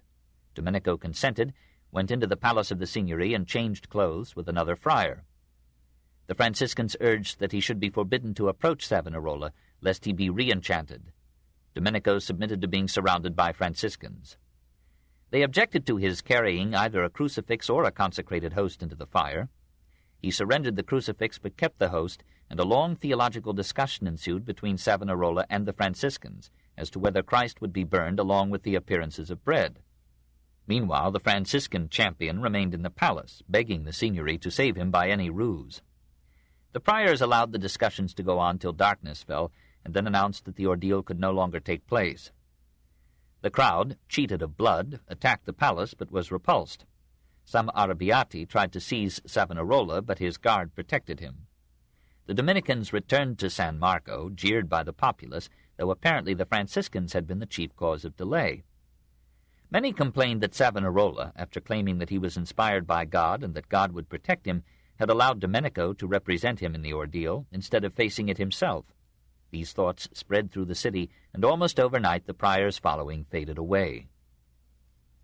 On the morrow, Palm Sunday, a mob of arrabbiati and others marched to attack the monastery of San Marco. On the way they killed some Piagnoni, including Francesco Valori. His wife, drawn to a window by his cries, was shot through with an arrow. His house was pillaged and burned. One of his grandchildren was smothered to death. The bell of San Marco tolled to call the Piagnoni to the rescue, but they did not come. The friars prepared to defend themselves with swords and clubs. Savonarola in vain bade them lay down their arms, and himself stood unarmed at the altar, awaiting death. The friars fought valiantly. Fra Enrico wielded his sword with secular delight, accompanying each blow with a lusty cry, "Salvum fac populum tuum, Domine," "Save thy people, Lord." But the hostile crowd was too numerous for the friars. Savonarola finally prevailed upon them to lay down their arms, and when an order came from the signory for his arrest and that of Domenico, the two surrendered and were led through a mob that jeered, struck, kicked, and spat upon them, to cells in the Palazzo Vecchio. On the following day, Fra Silvestro was added to the prisoners. The signory sent to Pope Alexander an account of the ordeal and arrest, begged his absolution for the violence committed on an ecclesiastic, and asked his authorization to subject the prisoners to trial and, if necessary, to torture. The Pope urged that the 3 friars should be sent to Rome to be tried before an ecclesiastical court. The signory refused, and the Pope had to be content with having 2 papal delegates share in examining the accused. The signory was resolved that Savonarola should die. As long as he lived, his party would live. Only his death, they thought, could heal the strife of factions that had so divided the city and its government that alliance with Florence had become worthless to any foreign power, and Florence lay open to internal conspiracy or external attack. Following the custom established by the Inquisition, the examiners put the 3 friars to torture on various occasions between April 9th and May 22nd. Silvestro succumbed at once and answered so readily as the examiners wished that his confession was too facile to be useful. Domenico resisted to the last. Tortured to the verge of death, he continued to avow that Savonarola was a saint without guile or sin. Savonarola, high-strung and exhausted, soon collapsed under torture and gave whatever replies were suggested to him. Recovering, he retracted the confession. Tortured again, he yielded again. After 3 ordeals, his spirit broke, and he signed a confused confession that he had no divine inspiration, that he had been guilty of pride and ambition, that he had urged foreign and secular powers to call a general council of the Church, and that he had plotted for the deposition of the Pope. On charges of schism and heresy, of revealing confessional secrets as pretended visions and prophecies, of causing faction and disorder in the state, the 3 friars were condemned to death by the united sentence of state and church. Alexander graciously sent them absolution. On May 23, 1498, the parricide republic executed its founder and his comrades.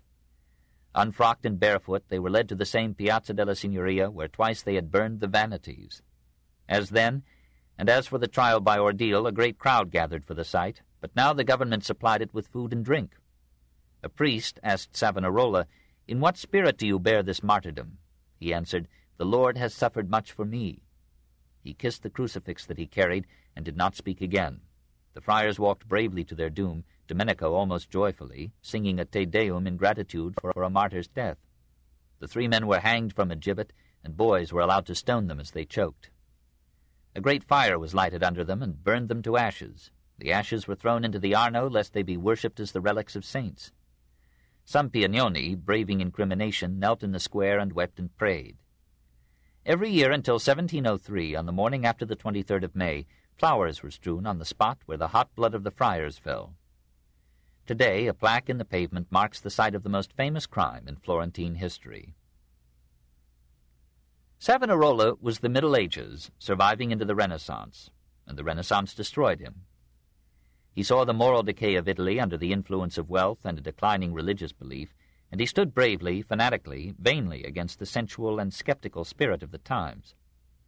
He inherited the moral fervor and mental simplicity of medieval saints, and seemed out of place and key in a world that was singing the praises of rediscovered pagan Greece.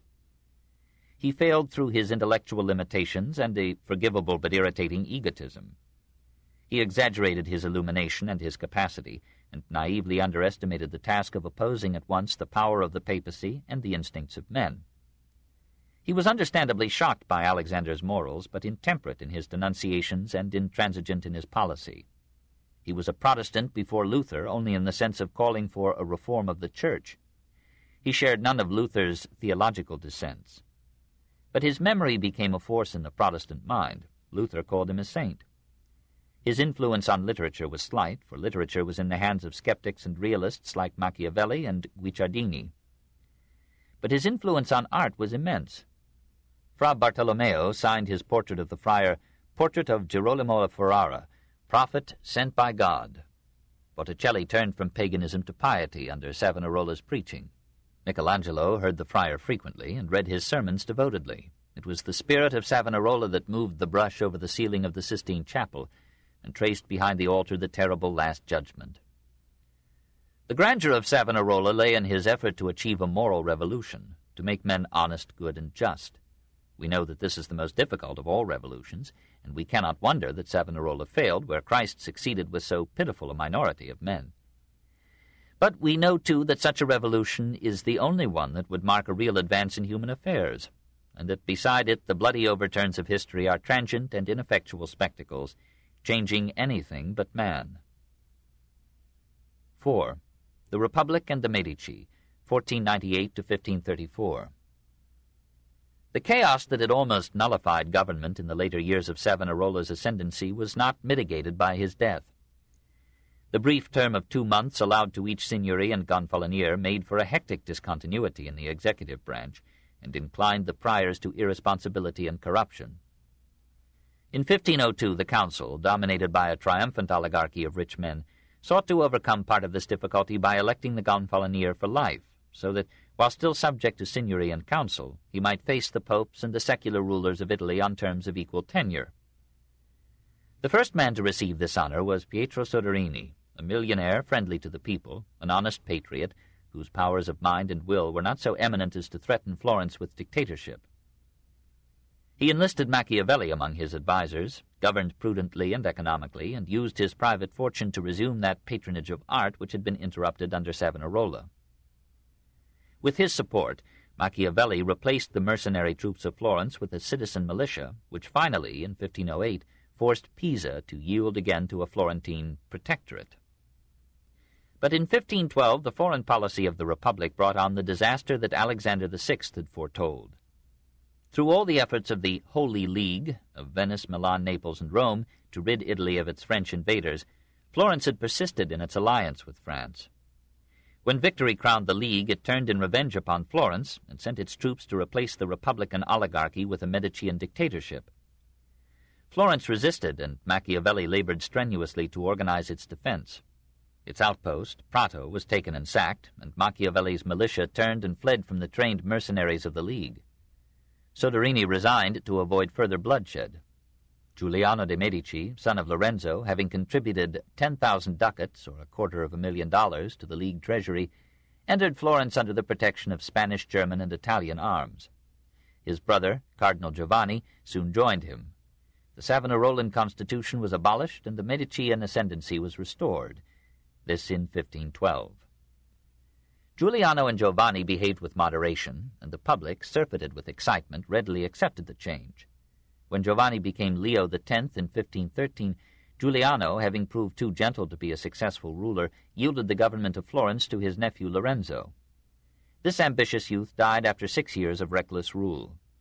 Cardinal Giulio de' Medici, son of the Giuliano who had been slain in the Pazzi conspiracy, now gave Florence an excellent administration, and after he became Clement VII in 1521, he ruled the city from the papal chair.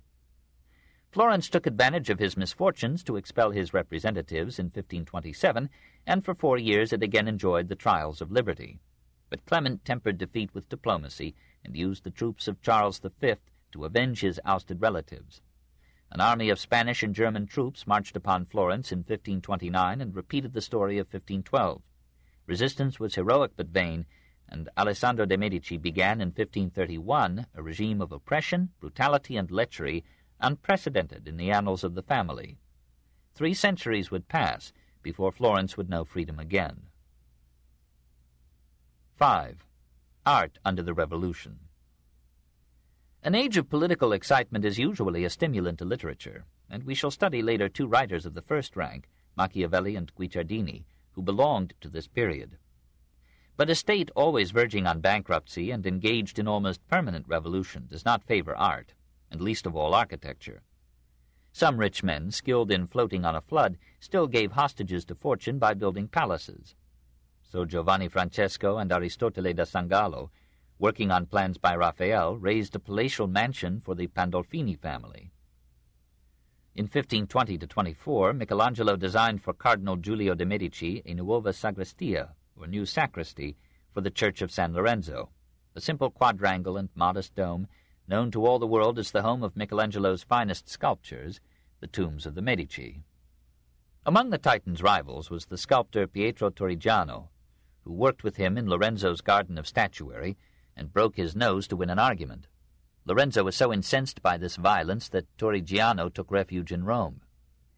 He became a soldier in Caesar Borgia's service, fought bravely in several battles, found his way to England, and designed there one of the masterpieces of English art, the tomb of Henry VII in Westminster Abbey, this in 1519.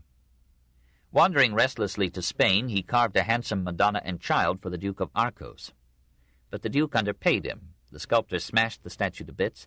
The vengeful aristocrat denounced him to the Inquisition as a heretic.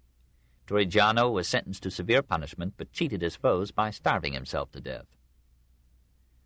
Florence had never had so many great artists at one time as in 1492, but many of them fled from her turbulence and lent their renown to other scenes.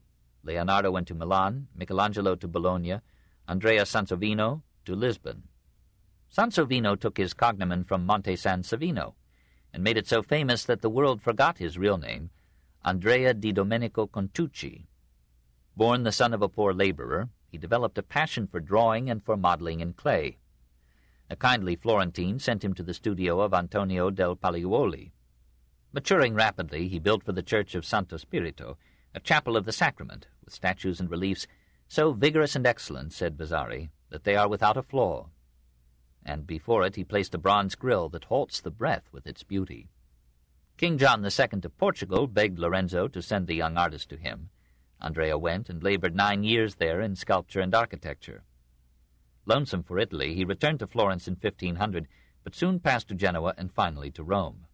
In Santa Maria del Popolo, he built 2 marble tombs, for Cardinals Sforza and Bassa della Rovere, which won him high acclaim in a city then, in 1505 to 1507, buzzing with geniuses.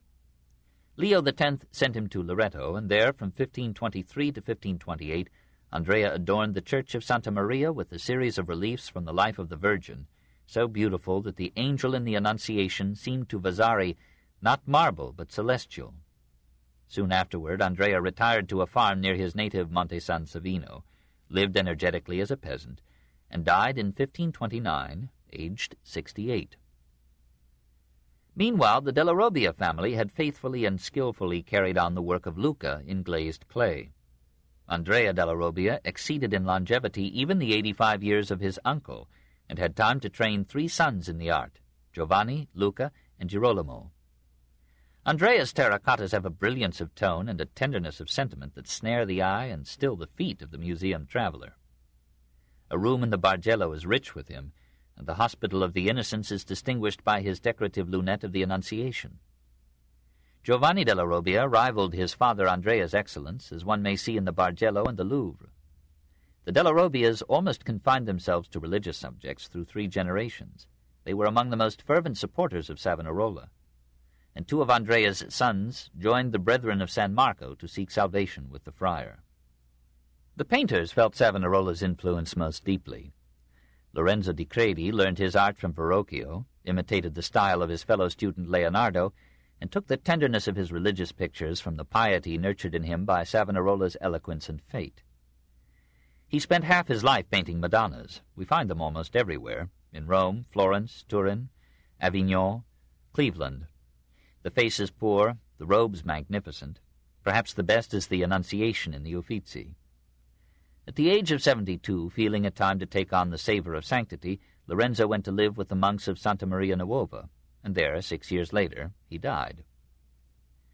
Piero di Cosimo took his cognomen from his teacher Cosimo Rosselli, for he who instructs ability and promotes well-being is as truly a father as the one who begets.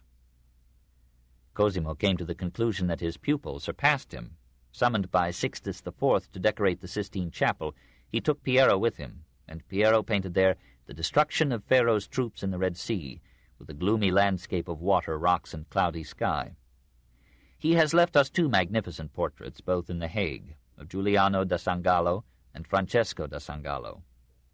Piero was all artist, caring little for society or friendship, loving nature and solitude, absorbed in the pictures and scenes that he painted. He died unconfessed and alone, having transmitted his art to 2 pupils who followed his example by surpassing their master, Fra Bartolomeo and Andrea del Sarto. Baccio della Porta took his last name from the gate of San Piero, where he lived. When he became a friar, he received the name Fra Bartolomeo, Brother Bartholomew. Having studied with Cosimo Rosselli and Piero di Cosimo, he opened a studio with Mariotto Albertinelli, painted many pictures in collaboration with him, and remained bound to him in a fine friendship till parted by death. He was a modest youth, eager for instruction and receptive to every influence. For a time he sought to catch the subtle shading of Leonardo. When Raphael came to Florence, Baccio studied perspective with him and better blending of colors. Later he visited Raphael in Rome and painted with him a noble head of St. Peter. Finally he fell in love with the majestic style of Michelangelo, but he lacked the terrible intensity of that angry giant, and when Bartolomeo attempted the monumental, he lost in the enlargement of his simple ideas the charm of his qualities, the rich depth and soft shading of his colors, the stately symmetry of his composition, the piety and sentiment of his themes. He was deeply stirred by the sermons of Savonarola. He brought to the burning of the vanities all his paintings of the nude. When the enemies of the friar attacked the convent of San Marco in 1498, he joined in its defense. In the course of the melee he vowed to become a monk if he survived. He kept his pledge, and in 1500 he entered the Dominican monastery at Prato.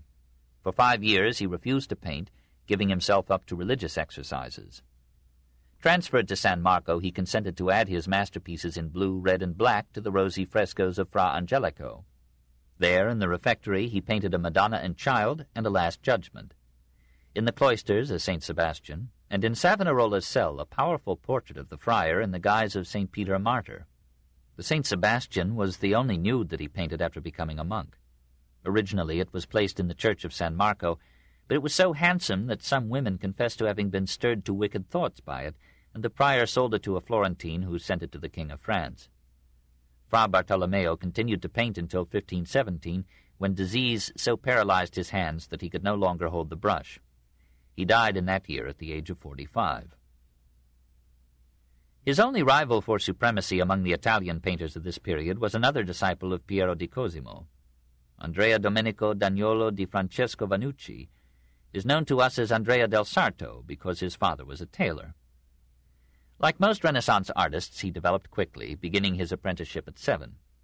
Piero marveled at the lad's skill in design, and noted with warm approval how Andrea, when a holy day closed the studio, spent his time drawing the figures in the famous cartoons made by Leonardo and Michelangelo for the Hall of the 500 in the Palazzo Vecchio. When Piero became in old age too eccentric a master, Andrea and his fellow student Franciabigio set up their own bottega and for some time worked together. Andrea seems to have begun his independent career by painting, in the court of the Annunziata Church in 1509, 5 scenes from the life of San Filippo Benizzi, a Florentine noble who had founded the Order of the Servites for the special worship of Mary. These frescoes, though sorely injured by time and exposure, are so remarkable for draftsmanship, composition, vividness of narrative, and the soft merging of warm and harmonious colors, that this atrium is now one of the goals of art pilgrims in Florence. For one of the female figures, Andrea used as model the woman who in the course of these paintings became his wife, Lucrezia del Fede, a sensuously beautiful shrew whose dark face and raven hair haunted the artist to all but his dying days. In 1515, Andrea and Franciabigio undertook a series of frescoes in the cloisters of the Scalzo fraternity. They chose as subject the life of St. John the Baptist. But it was surely Andrea's hand that in several figures displayed one of his specialties, picturing the female breast in all the perfection of its texture and form. In 1518 he accepted the invitation of Francis I to come to France. There he painted the figure of Charity that hangs in the Louvre. But his wife, left behind in Florence, begged him to come back. The king granted permission on Andrea's pledge to return, and entrusted him with a considerable sum to buy works of art for him in Italy. Andrea, in Florence, spent the royal funds in building himself a house, and never went back to France. Facing bankruptcy, nevertheless, he resumed his painting and produced for the cloisters of the Annunziata a masterpiece which, said Vasari, in design, grace, excellence of coloring, vivacity, and relief, proved him far superior to all his predecessors, who included Leonardo and Raphael.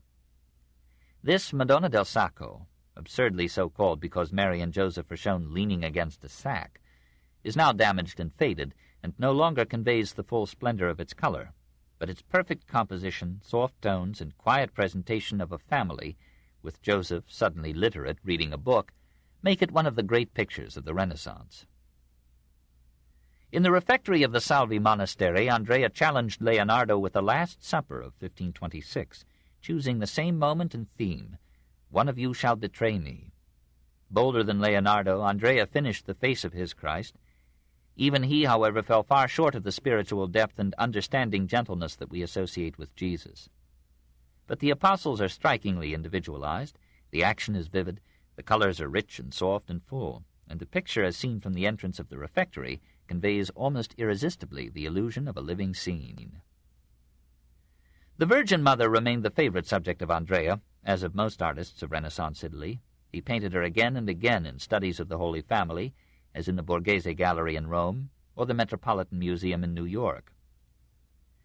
He pictured her, in one of the treasures of the Uffizi Gallery, as Madonna delle Arpie, Madonna of the Harpies, so named from the avenging fates presented on the pedestal. This is the fairest of the Lucrezia virgins, and the child is the finest in Italian art. Across the Arno in the Pitti Gallery, the Assumption of the Virgin shows apostles and holy women looking up in amazement and adoration as cherubim raise the praying Madonna, again Lucrezia, to heaven. So in Andrea's colorful illumination, the moving epos of the Virgin is complete. There is seldom any sublimity in Andrea del Sarto, no majesty of Michelangelo, nor the unfathomable nuances of Leonardo, nor the finished perfection of Raphael, nor yet the range or power of the great Venetians. Yet he alone of the Florentines rivals the Venetians in color and Correggio in grace. His mastery of tones, in their depth and modulation and transparency, might well be preferred to the lavishment of color in Titian, Tintoretto, and Veronese. We miss variety in Andrea. His paintings move within too small a circle of subject and sentiment. His 100 Madonnas are always the same young Italian mother, modest and lovely, and at last cloyingly sweet. But no one has surpassed him in composition, few in anatomy, modeling, and design. "There is a little fellow in Florence," said Michelangelo to Raphael, "who will bring sweat to your brow if ever he is engaged in great works." Andrea himself never lived to reach full maturity. The victorious Germans, capturing Florence in 1530, infected it with plague, and Andrea was one of its victims. His wife, who had aroused in him all the heartaches of jealousy that beauty brings to marriage, shunned his room in those last fevered days, and the artist who had given her an almost deathless life died with no one by his side at the age of 44. About 1570, Jacopo da Empoli went to the court of the Annunziata to copy Del Sarto's Nativity. An old lady who had come to Mass stopped beside him and pointed to a figure in the foreground of the painting. "It is I," she said. Lucrezia had outlived herself by 40 years. The few artists whom we have here commemorated must be viewed not as a record, but as representatives of the plastic and graphic genius of this period. There were other sculptors and painters of the time who still lead a ghostly existence in the museums: Benedetto da Rovezzano, Franciabigio, Rodolfo Ghirlandaio, and hundreds more. There were half-secluded artists, monastic and secular, who still practiced the intimate art of illuminating manuscripts, like Fra Eustachio and Antonio di Girolamo. There were calligraphers whose handwriting might excuse Federigo of Urbino for regretting the invention of print. There were mosaicists who despised painting as the perishable pride of a day. Woodcarvers like Baccio d'Agnolo, whose carved chairs, tables, chests, and beds were the glory of Florentine homes, and nameless other workers in the minor arts. Florence was so rich in art that she could bear the depredations of invaders, pontiffs, and millionaires from Charles VIII to our own times, and still retain so much of delicate workmanship that no man has ever compassed all the treasures deposited in that one city by the 2 centuries of the Renaissance. Or by 1 century. For just as the great age of Florence in art had begun with Cosimo's return from exile in 1434, so it ended with Andrea del Sarto's death in 1530. Civil strife, Savonarola's Puritan regime, siege and defeat and plague had destroyed the joyful spirit of Lorenzo's day, had broken the frail lyre of art. But the great chords had been struck, and their music echoed throughout the peninsula. Others came to Florentine artists from other Italian cities, even from France, Spain, Hungary, Germany, and Turkey. To Florence flocked 1,000 artists to learn her lore and form their styles: Piero della Francesca, Perugino, Raphael. From Florence 100 artists took the gospel of art to 100 Italian cities and to foreign lands. In those 100 cities, the spirit and taste of the age, the generosity of wealth, the heritage of technique worked together with the Florentine stimulus. Presently all Italy, from the Alps to Calabria, was painting, carving, building, composing, singing, in a creative frenzy that seemed to know, in the fever of its haste, that soon the wealth would vanish in war, and the pride of Italy would be humbled under an alien tyranny, and the prison doors of dogma would close again upon the marvelous, exuberant mind of Renaissance man. Book 3, Italian Pageant, 1378 to 1534. Chapter 6, Milan. 1. Background. We do injustice to the Renaissance when we concentrate our study on Florence, Venice, and Rome. For a decade it was more brilliant in Milan, under Ludovico and Leonardo, than in Florence. Its liberation and exaltation of woman found their best embodiment in Isabella d'Este at Mantua. It glorified Parma with Correggio, Perugia with Perugino, Orvieto with Signorelli. Its literature reached an apex with Ariosto at Ferrara, and its cultivation of manners at Urbino in the days of Castiglione. It gave name to a ceramic art at Faenza and to the Palladian architectural style at Vicenza. It revived Siena with Pinturicchio and Sassetta and Sodoma, and made Naples a home and symbol of joyous living and idyllic poetry. We must pass leisurely through the incomparable peninsula from Piedmont to Sicily, and let the varied voices of the cities merge in the polyphonic chorus of the Renaissance. The economic life of the Italian states in the 15th century was as diverse as their climate, dialects, and costumes. The north, that is above Florence, could have severe winters, sometimes freezing the Po from end to end. Yet the coastal region around Genoa, sheltered by the Ligurian Alps, enjoyed mild weather in almost every month. Venice could shroud its palaces and towers and liquid streets in clouds and mist. Rome was sunny but miasmic. Naples was a climatic paradise. Everywhere, at one time or another, the cities and their countryside suffered those earthquakes, floods, droughts, tornadoes, famines, plagues, and wars that a Malthusian nature sedulously provides to compensate for the reproductive ecstasies of mankind.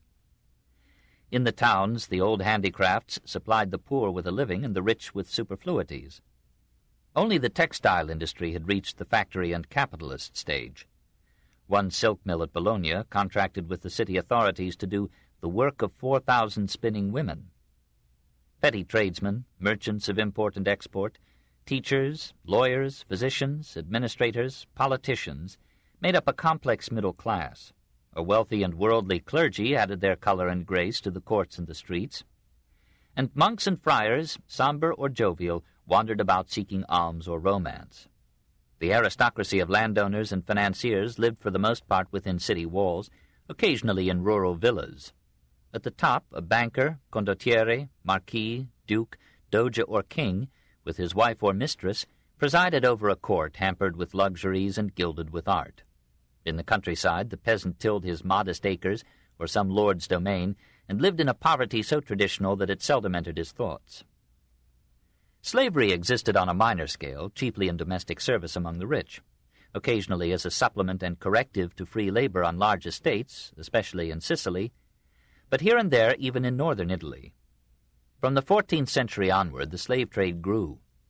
Venetian and Genoese merchants imported them from the Balkans, southern Russia, and Islam. Male or female Moorish slaves were considered a shining ornament of Italian courts. In 1488, Pope Innocent VIII received 100 Moorish slaves as a present from Ferdinand the Catholic, and distributed them as gratuities among his cardinals and other friends. In 1501, after the capture of Capua, many Capuan women were sold as slaves in Rome. But these stray facts illustrate the morals rather than the economy of the Renaissance. Slavery rarely played a significant role in the production or transport of goods. Transport was chiefly on muleback or by cart, or by river, canal, or sea. The well-to-do traveled on horseback or in horse-drawn carriages. Speed was moderate but exciting. It took 2 days and a good spine to ride from Perugia to Urbino, 64 miles. A boat might take 14 days from Barcelona to Genoa. Inns were numerous, noisy, dirty, and uncomfortable. One at Padua could house 200 guests and stable 200 horses. Roads were rough and perilous. The main streets of the cities were paved with flagstones, but only exceptionally lighted at night. Good water was brought in from the mountains, rarely to individual homes, usually to public fountains artistically designed, by whose cooling flow simple women and idle men gathered and distributed the news of the day. The city-states that divided the peninsula were ruled in some cases, Florence, Siena, Venice, by mercantile oligarchies, more often by despots of diverse degree, who had superseded republican or communal institutions vitiated by class exploitation and political violence. Out of the competition of strong men, one emerged, almost always of humble birth, who subdued and destroyed or hired the rest, made himself absolute ruler, and in some cases transmitted his power to his heir. So the Visconti or Sforzas ruled in Milan, the Scaligeri in Verona, the Carraresi in Padua, the Gonzagas in Mantua, the Estensi in Ferrara. Such men enjoyed a precarious popularity because they laid a lid upon faction and made life and property safe within their whim and the city's walls.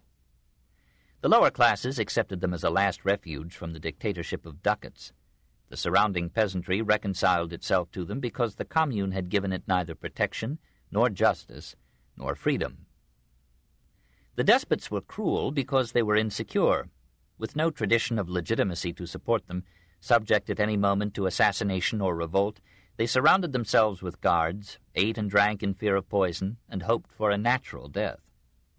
In their earlier decades, they governed by craft, corruption, and quiet murder, and practiced all the arts of Machiavelli before he was born. After 1450, they felt more secure through sanctification by time, and contented themselves with pacific means in domestic government. They suppressed criticism and dissent, and maintained a horde of spies. They lived luxuriously and affected an impressive pomp. Nevertheless, they earned the tolerance and respect, even in Ferrara and Urbino, the devotion of their subjects, by improving administration, executing impartial justice where their own interests were not involved, helping the people in famine and other emergencies, relieving unemployment with public works, building churches and monasteries, beautifying their cities with art, and supporting scholars, poets, and artists who might polish their diplomacy, brighten their aura, and perpetuate their name. They waged frequent but usually petty war, seeking the mirage of security through the advancement of their frontiers, and having an expansive appetite for taxable terrain. They did not send their own people to war, for then they would have had to arm them, which might be suicidal. Instead, they hired mercenaries, and paid them with the proceeds of conquests, ransoms, confiscations, and pillage. Dashing adventurers came down over the Alps, often with bands of hungry soldiers in their train, and sold their services as condottieri to the highest bidder, changing sides with the fluctuations of the fee. A tailor from Essex, known in England as Sir John Hawkwood and in Italy as Acuto, fought with strategic subtlety and tactical skill against and for Florence, amassed several 100,000 florins, died as a gentleman farmer in 1394, and was buried with honors and art in Santa Maria del Fiore. The despot financed education as well as war, built schools and libraries, supported academies and universities. Every town in Italy had a school, usually provided by the church. Every major city had a university. Under the schooling of humanists, universities, and courts, public taste and manners improved. Every second Italian became a judge of art. Every important center had its own artists and its own architectural style. The joy of life spread, for the educated classes, from one end of Italy to the other. Manners were relatively refined, and yet instincts were unprecedentedly free. Never since the days of Augustus had genius found such an audience, such stimulating competition, and such liberty. 2. Piedmont and Liguria. In northwestern Italy and what is now southeastern France lay the Principality of Savoy-Piedmont, whose ruling house was till 1945 the oldest royal family in Europe. Founded by Count Humbert I as a dependency of the Holy Roman Empire, the proud little state expanded to a moment of glory under the Green Count Amadeus VI from 1343 to 1383, who annexed Geneva, Lausanne, Aosta, and Turin, which he made his capital. No other ruler of his time enjoyed so fair a reputation for wisdom, justice, and generosity. The Emperor Sigismund raised the counts to dukes in 1416, but the first duke, Amadeus VIII, lost his head when he accepted nomination as Antipope Felix V in 1439. A century later, Savoy was conquered by Francis I for France, this in 1536. Savoy and Piedmont became a battleground between France and Italy. Apollo surrendered them to Mars. They remained in the backwater of the Italian torrent, and never felt the full flow of the Renaissance. In the rich Turin gallery, and in his native Vercelli, are the pleasant but mediocre paintings of Defendente Ferrari. South of Piedmont, Liguria embraces all the glory of the Italian Riviera. On the east, the Riviera di Levante, or coast of the rising sun. On the west, the Riviera di Ponente, or coast of the setting. And at their junction, Genoa, almost as resplendent as Naples on a throne of hills and a spreading pedestal of blue sea. To Petrarch it had seemed a city of kings, the very temple of prosperity, the gate of joy. But that was before the Genoese debacle at Chioggia in 1378. While Venice recovered rapidly through the orderly and devoted cooperation of all classes in restoring commerce and solvency, Genoa continued its tradition of civil strife between noble and noble, nobles and commoners. Oligarchic oppression provoked a minor revolution in 1383. The butchers, armed with the persuasive cutlery of their trade, led a crowd to the palace of the Doge and compelled a reduction of taxes and the exclusion of nobles from the government. In 5 years, from 1390 to 1394, Genoa had 10 revolutions, 10 doges rose and fell. Finally, order seemed more precious than freedom, and the harassed republic, fearing absorption by Milan, gave itself over with its Rivieras to France in 1396. 2 years later, the French were expelled in a passionate revolt. 5 bloody battles were fought in the streets, 20 palaces were burned, government buildings were sacked and demolished, property to the value of 1,000,000 florins was destroyed. Genoa again found the chaos of freedom unbearable and surrendered itself to Milan in 1421. The Milanese rule became intolerable, revolution restored the Republic in 1435, and the strife of factions was resumed. The one element of stability amid these fluctuations was the Bank of St. George. This book is continued at this point on the other side of this cassette. Please reverse or turn the cassette over now.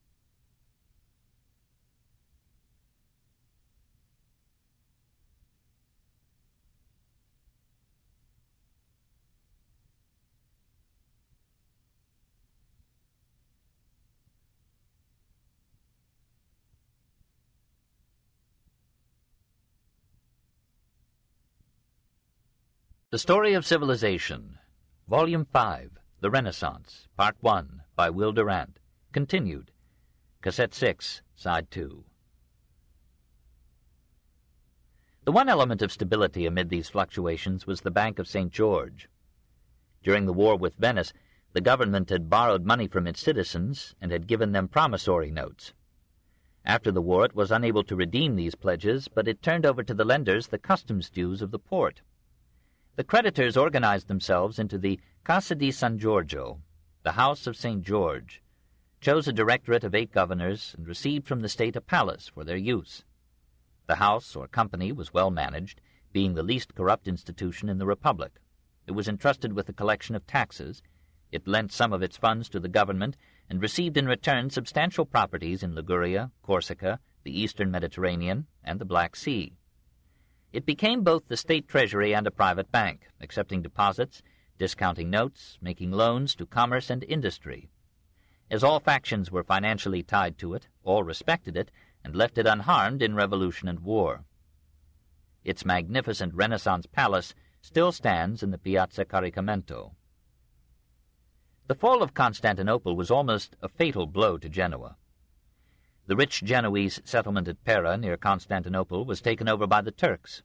When the impoverished republic once more submitted to France in 1458, Francesco Sforza financed a revolution that expelled the French and made Genoa again a dependency of Milan, this in 1464. The confusion that weakened Milan after the assassination of Galeazzo Maria Sforza in 1476 allowed the Genoese a brief interlude of freedom, but when Louis XII seized Milan in 1499, Genoa too succumbed to his power. At last, in the long conflict between Francis I and Charles V, a Genoese admiral, Andrea Doria, turned his ships against the French, drove them out of Genoa, and established a new republican constitution, this in 1528. Like the governments of Florence and Venice, it was a commercial oligarchy. Only those families were enfranchised whose names were inscribed in Il Libro d'Oro, the Golden Book. The new regime, a Senate of 400, a Council of 200, a Doge elected for 2 years, brought a disciplined peace to the factions and maintained the independence of Genoa till the coming of Napoleon in 1797. Amid this passionate disorder, the city contributed far less than her due share to Italian letters, science, and art. Her captains explored the seas avidly, but when her son Columbus appeared among them, Genoa was too timid or too poor to finance his dream. The nobles were absorbed in politics, the merchants in gain. Neither class spared much for the adventures of the mind. The old cathedral of San Lorenzo was remodeled in Gothic in 1307 with a majestic interior. Its chapel of San Giovanni Battista, from 1451 and on, was adorned with a handsome altar and canopy by Matteo Civitali, and a somber statue of the Baptist by Jacopo Sansovino. Andrea Doria effected almost as significant a revolution in Genoese art as in government. He brought Fra Giovanni di Montorsoli from Florence to remodel the Palazzo Doria in 1529, and Perino del Vaga from Rome to adorn it with frescoes and stucco reliefs, grotesques, and arabesques. The result was one of the most ornate residences in Italy. Leone Leoni, rival and foe of Cellini, came from Rome to cast a fine medallion of the admiral, and Montorsoli designed his tomb. In Genoa, the Renaissance did not long antedate Doria, and did not long survive his death. 3. Pavia. Between Genoa and Milan, the ancient city of Pavia lay quietly along the Ticino. Once it had been the seat of the Lombard kings. Now, in the 14th century, it was subject to Milan, and was used by the Visconti and the Sforzas as a second capital. There, Galeazzo Visconti II began in 1360, and Gian, that is, Giovanni or John, Galeazzo Visconti, completed the majestic castello that served as a ducal residence for its second founder, and as a pleasure palace for later dukes of Milan. Petrarch called it the noblest product of modern art, and many contemporaries ranked it first among the royal dwellings of Europe. The library contained one of the most precious collections of books in Europe, including 951 illuminated manuscripts. Louis XII, having taken Milan in 1499, carried off this Pavia library among his spoils, and the French army destroyed the interior of the castle with the latest artillery in 1527. Nothing remains but the walls. Though the castello is ruined, the finest jewel of the Visconti and the Sforzas survives intact, the Certosa, or Carthusian monastery, hidden off the highway between Pavia and Milan. Here, in a placid plain, Gian Galeazzo Visconti undertook to build cells, cloisters, and a church in fulfillment of a vow made by his wife. From that beginning until 1499, the Dukes of Milan continued to develop and embellish the edifice as the favorite embodiment of their piety and their art. There is nothing more exquisite in Italy. The Lombard Romanesque facade of white Carrara marble was designed, carved, and erected from 1473 on by Cristoforo Mantegazza and Giovanni Antonio Amadeo of Pavia, sponsored by Galeazzo Maria Sforza and Ludovico il Moro. It is too ornate, too fondly gifted with arches, statues, reliefs, medallions, columns, pilasters, capitals, arabesques, carved angels, saints, sirens, princes, fruits, and flowers, to convey a sense of unity and harmony. Each part importunes attention regardless of the whole. But each part is a labor of love and skill. The 4 Renaissance windows by Amadeo would of themselves entitle him to the remembrance of mankind. In some Italian churches the facade is a brave front on an otherwise undistinguished exterior. But in this Certosa di Pavia, every external feature and aspect is arrestingly beautiful. The stately attached buttresses, the noble towers, arcades, and spires of the north transept and the apse, the graceful columns and arches of the cloisters. Within the court, the eye rises from these slender columns through 3 successive stories of arcades to the 4 superimposed colonnades of the cupola. This is an ensemble harmoniously conceived and admirably wrought. Within the church, everything is of unsurpassed excellence.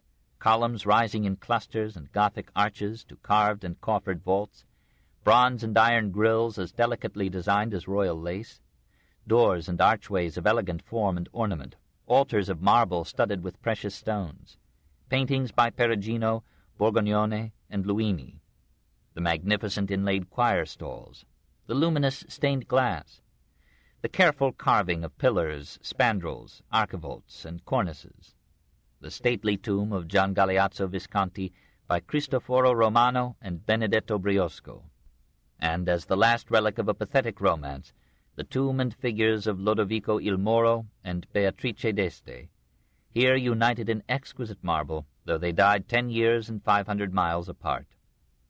In a like union of diverse moods, the Lombard, Gothic, and Renaissance styles are here wedded in the most nearly perfect architectural product of the Renaissance. For under Lodovico the Moor, Milan had gathered fair women to create an unrivaled court, and supreme artists like Bramante, Leonardo, and Caradosso, to snatch the leadership of Italy for one bright decade from Florence, Venice, and Rome. 4. The Visconti, 1378 to 1447. Galeazzo II, dying in 1378, bequeathed his share of the Milanese realm to his son Gian Galeazzo Visconti, who continued to use Pavia as a capital. Here was a man who would have warmed Machiavelli's heart. Immersed in the great library of his palace, taking care of a delicate constitution, winning his subjects by moderate taxation, attending church with impressive piety, filling his court with priests and monks, he was the last prince in Italy whom diplomats would have suspected of planning to unite the entire peninsula under his rule. Yet this was the ambition that seethed in his brain. He pursued it to the end of his life, and almost realized it, and in its service he used craft, treachery, and murder as if he had studied the unwritten prince with reverence and had never heard of Christ. Meanwhile, his uncle Bernabo was ruling the other half of the Visconti realm from Milan. Bernabo was a candid villain. He taxed his subjects to the edge of endurance, compelled the peasantry to keep and feed the 5,000 hounds that he used in the chase, and stilled resentment by announcing that criminals would be tortured for 40 days. He laughed at Gian Galeazzo's piety and schemed how to dispose of him and make himself master of all the Visconti heritage. Gian, equipped with the spies necessary to any competent government, learned of these plans. He arranged a meeting with Bernabo, who came conveniently with 2 sons. Gian's secret guard arrested all 3 and apparently poisoned Bernabo in 1385. Gian now ruled Milan, Novara, Pavia, Piacenza, Parma, Cremona, and Brescia. In 1387 he took Verona, in 1389 Padua. In 1399 he shocked Florence by buying Pisa for 200,000 florins. In 1400 Perugia, Assisi, and Siena, and in 1401 Lucca and Bologna submitted to his generals. And John was master of nearly all North Italy from Novara to the Adriatic. The Papal States were now weakened by the schism, this from 1378 to 1417, that had followed the return of the papacy from Avignon. John played pope against rival pope and dreamed of absorbing all the lands of the Church. Then he would send his armies against Naples. His control of Pisa and other outlets would force Florence into submission. Venice alone would remain unbound, but helpless against a united Italy. However, in 1402, Gian Galeazzo, aged 51, died. All this time he had hardly moved from Pavia or Milan. He liked intrigue better than war, and achieved by subtlety more than his generals won for him by arms. Nor could these political enterprises exhaust the fertility of his mind. He issued a code of laws, including the regulation of public health and the compulsory isolation of infectious disease. He built the Castello of Pavia and began the Certosa di Pavia and the Cathedral of Milan. He called Manuel Chrysoloras to the chair of Greek in the University of Milan, fostered the University of Pavia, helped poets, artists, scholars, and philosophers, and relished their company. He extended the Naviglio Grande, or Great Canal, from Milan to Pavia, thereby opening an inland waterway across the breadth of Italy from the Alps through Milan and the Po to the Adriatic Sea, and providing irrigation for thousands of acres of soil. The agriculture and commerce so promoted encouraged industry. Milan began to rival Florence in woolen goods. Her smiths made weapons and armor for warriors throughout Western Europe. In one crisis, 2 master armorers forged arms for 6,000 soldiers in a few days. In 1314, the silk weavers of Lucca, impoverished by faction and war, had migrated by hundreds to Milan. By 1400, the silk industry was well developed there, and moralists complained that clothing had become shamefully beautiful. John Galeazzo protected this flourishing economy with wise administration, equable justice, and reliable currency, and a tolerable taxation that extended to clergy and nobility as well as laymen and commoners. Under his prodding, the postal service was expanded. In 1425, over 100 horses were regularly employed by the post. Private correspondence was accepted at post offices and traveled all day, in emergency all night as well. In 1423, Florence had an annual state revenue of 4 million gold florins, or $100 million, Venice 11 million, Milan 12 million. Kings were glad to have their sons and daughters marry into the Visconti family. Emperor Wenceslas merely crowned fact with form when, in 1395, he gave imperial sanction and legitimacy to John's title of duke and invested him and his heirs with the Duchy of Milan forever. This proved to be 52 years. John's oldest son, John Maria Visconti, was 13 when his father died in 1402. The generals who had led John's victorious armies competed for the regency. While they fought for Milan, Italy resumed her fragmentation. Florence recaptured Pisa, Venice took Verona, Vicenza, and Padua, Siena and Perugia and Bologna submitted to individual despots. Italy was as before, and worse, for John Maria, leaving the government to oppressive regents, devoted himself to his dogs, trained them to eat human flesh, and joyfully watched them feed on the live men whom he had condemned as political offenders or social criminals. In 1412, 3 nobles stabbed him to death. His brother, Filippo Maria Visconti, seemed to have inherited the subtle intelligence, the patient industry, the ambitious and far-seeing policies of his father. But what had been sedentary courage in Gian Galeazzo became in Filippo sedentary timidity, a perpetual fear of assassination, a haunting belief in universal human perfidy. He shut himself up in the castle of Porta Giovia at Milan, ate and grew fat, cherished superstitions and astrologers, and yet by pure craft remained to the end of his long reign the absolute master of his country, his generals, and even of his family. He married Beatrice Tenda for her money and condemned her to death for infidelity. He married Maria of Savoy, kept her secluded from all but her ladies-in-waiting, brooded over his lack of a son, took a mistress, and became partly human in his affection for the pretty daughter Bianca who was born of this liaison. He continued his father's patronage of learning, called noted scholars to the University of Pavia, and gave commissions to Brunellesco and the incomparable medalist Pisanello. He ruled Milan with efficient autocracy, suppressing faction, maintaining order, protecting peasants against feudal exactions, and merchants against brigandage. By deft diplomacy and adroit manipulation of his armies, he restored to Milanese allegiance Parma and Piacenza, all of Lombardy to Brescia, all the lands between Milan and the Alps.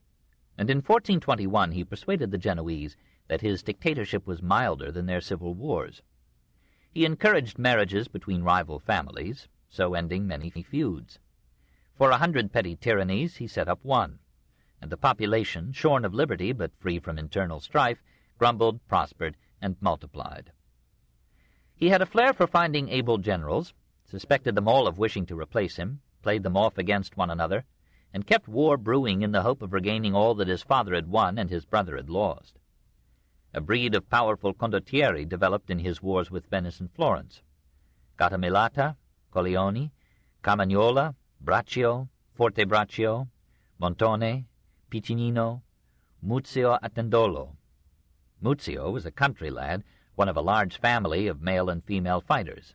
He won the cognomen Sforza by the strength of his body and will with which he served Queen Joanna II of Naples. He lost her favor and was thrown into prison. His sister, in full armor, forced his jailers to set him free. He was given command of one of the Milanese armies, but was drowned soon afterward while crossing a stream, this in 1424. His bastard son, then 22, leaped into his father's place and fought and married his way to a throne. 5. The Sforzas, 1450 to 1500. Francesco Sforza was the ideal of Renaissance soldiers. Tall, handsome, athletic, brave. The best runner, jumper, wrestler in his army. Sleeping little, marching bareheaded winter and summer, winning the devotion of his men by sharing their hardships and rations, and leading them to lucrative victories by strategy and tactics rather than by superior numbers or arms. So unrivaled was his reputation that enemy forces, on more than one occasion, laid down their arms at sight of him and greeted him with uncovered heads as the greatest general of his time. Ambitious to found a state of his own, he allowed no scruple to hinder his policy. He fought alternatively for Milan, Florence, and Venice, until Filippo won his loyalty by giving him Bianca in marriage, with Cremona and Pontremoli as her dowry, this in 1441. When, 6 years later, Filippo died heirless, bringing the Visconti dynasty to an end, Francesco felt that the dowry should include Milan. The Milanese thought differently, and they proclaimed a republic named Ambrosian, from the masterful bishop who had chastened Theodosius and converted Augustine 1,000 years before. But the rival factions in the city could not agree. The dependencies of Milan snatched the opportunity to declare themselves free. Some of them fell before Venetian arms. Danger was imminent of a Venetian or Florentine attack. Moreover, the Duke of Orleans, the Emperor Frederick III, and King Alfonso of Aragon all claimed Milan as their own. In this crisis, a deputation sought Sforza, gave him Brescia, and begged him to defend Milan. He fought off its enemies with resourceful energy, but when the new government made peace with Venice without consulting him, he turned his troops against the Republic, besieged Milan to the edge of starvation, accepted its surrender, entered the city amid the acclamations of a hungry populace, and dulled the lust for liberty by distributing bread. A general assembly was summoned, composed of one man from each household. It invested him with the ducal authority over the protests of the emperor, and the Sforza dynasty began its brief and brilliant career in 1450. His elevation did not change his character. He continued to live simply and to work hard. Now and then he was cruel or treacherous, alleging the good of the state as his excuse. Generally he was a man of justice and humanity. He suffered from a lawless sensitivity to the beauty of women. His accomplished wife killed his mistress and then forgave him. She bore him 8 children, advised him wisely in politics, and won the people to his rule by succoring the needy and protecting the oppressed. His administration of the state was as competent as his leadership of its armies. The social order that he enforced brought back to the city a prosperity that dimmed the memory of its suffering and its fitful liberty. As a citadel against revolt or siege, he began to build the enormous Castello Sforzesco. He cut new canals through the land, organized public works, and built the Ospedale Maggiore, or Great Hospital. He brought the humanist Filelfo to Milan and encouraged education, scholarship, and art.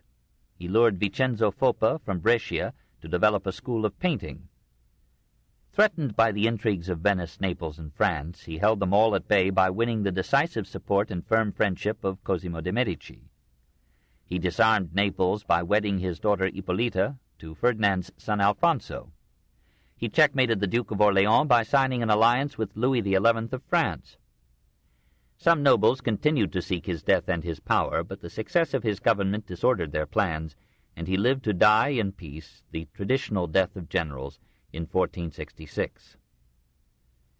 Born to the purple, his son Galeazzo Maria Sforza never knew the discipline of poverty and struggle. He gave himself up to pleasure, luxury, and pomp, seduced with special relish the wives of his friends, and punished opposition with a cruelty that seemed to have descended to him deviously and mysteriously through the kindly Bianca from the hot Visconti blood.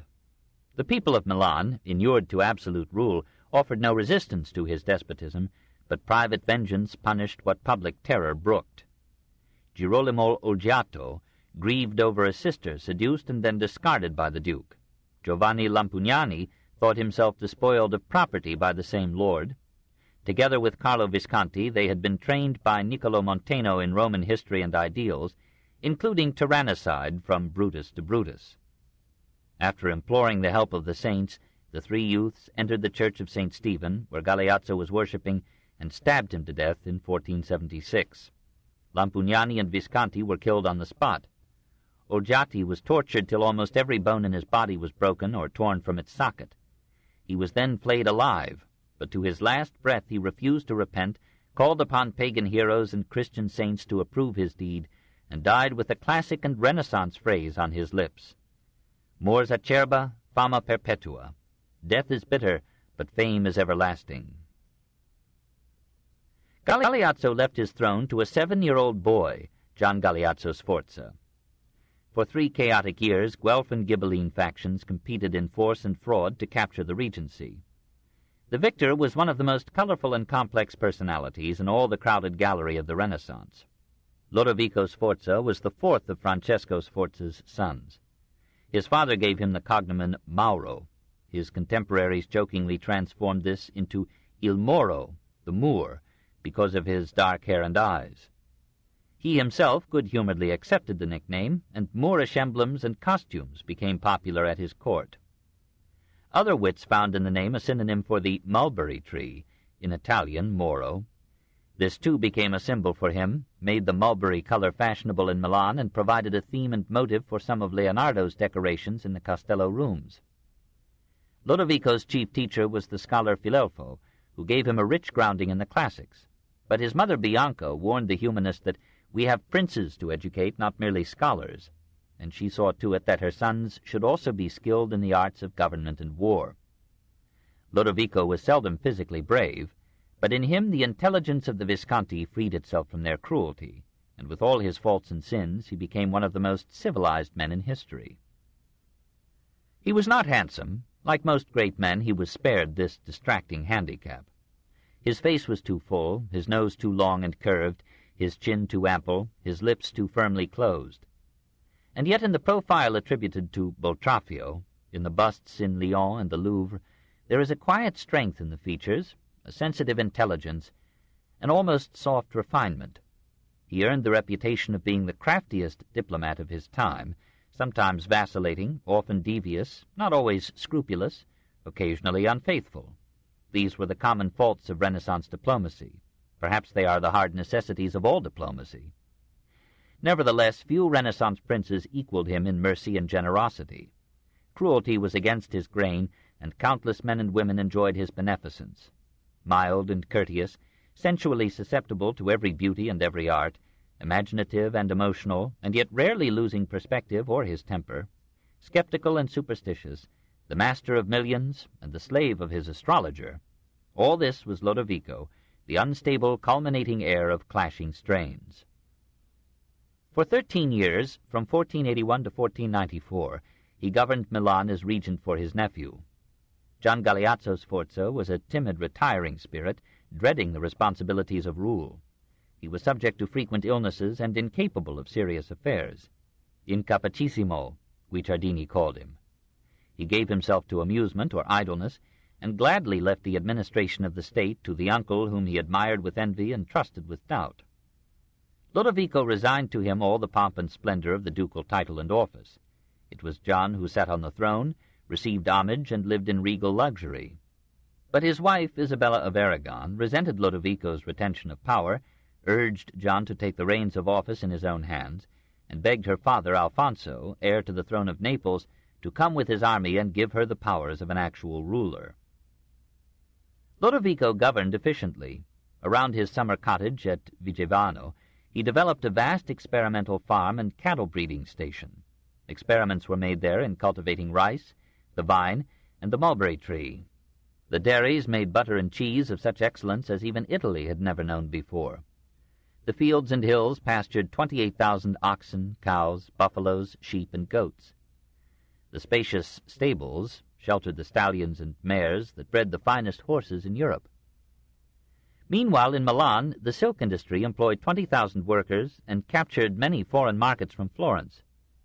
Ironmongers, goldsmiths, wood-carvers, enamelers, potters, mosaicists, glass painters, perfumers, embroiderers, tapestry weavers, and makers of musical instruments contributed to the busy din of Milanese industry, adorned the palaces and personages of the court with ornaments, and exported sufficient surplus to pay for the softer luxuries that came from the East. To ease the traffic of men and goods and give the people more light and air, Lodovico had the principal streets widened. The avenues leading to the Castello were lined with palaces and gardens for the aristocracy, and the great cathedral, which now took its definitive form, rose as a rival focus of the city's throbbing life. Milan had in 1492 a population of some 128,000 souls. It prospered under Lodovico as not even under Gian Galeazzo Visconti, but complaints were heard that the profits of this flourishing economy went rather to strengthen the regent and glorify his court than to raise the populace from its immemorial poverty. Householders groaned at the heavy taxes, and riots of protest disturbed Cremona and Lodi. Lodovico answered that he needed the money to build new hospitals and care for the sick, to support the universities of Pavia and Milan, to finance experiments in agriculture, breeding, and industry, and to impress with the art and lavish magnificence of his court ambassadors whose governments respected only those states that were rich and strong. Milan was not convinced, but it seemed to share Lodovico's happiness when he brought to it as his bride the tenderest and most lovable of the Ferrara princesses, this in 1491. He made no pretense that he could match the vivacious virginity of Beatrice d'Este. He was already 39 and had served a number of mistresses, who had given him 2 sons and a daughter, the gentle Bianca, whom he loved as his father had loved the passionate lady from whom she took her name. Beatrice raised no difficulties about these usual preparations of the Renaissance male for monogamy, but when she reached Milan she was shocked to find her lord's latest mistress, the beautiful Cecilia Gallerani, still lodged in a Castello suite. Worse yet, Lodovico continued to visit Cecilia for 2 months after his marriage. He explained to the Ferrarese ambassador that he had not the heart to send away the cultured poetess who had so graciously entertained his body and soul. Beatrice threatened to return to Ferrara. Lodovico yielded and persuaded Count Bergamini to marry Cecilia. Beatrice was a girl of 14 when she came to Lodovico. She was not especially pretty. Her charm lay in the innocent gaiety with which she approached and appropriated life. She had grown up at Naples and learned its joyous ways. She had left it before it could spoil her guilelessness, but it had imparted to her a carefree extravagance which now, in the lap of Lodovico's wealth, so indulged itself that Milan called her amantissima del lusso, madly in love with luxury. Everybody forgave her, for she diffused such innocent merriment, spending day and night, reports a contemporary chronicler, in singing and dancing and all manner of delights, that the whole court caught her spirit, and joy was unconfined. The grave Lodovico, some months after their marriage, fell in love with her, and confessed for a while that all power and wisdom were negligible things beside his new felicity. Under his care she added graces of mind to the lure of her youthful esprit.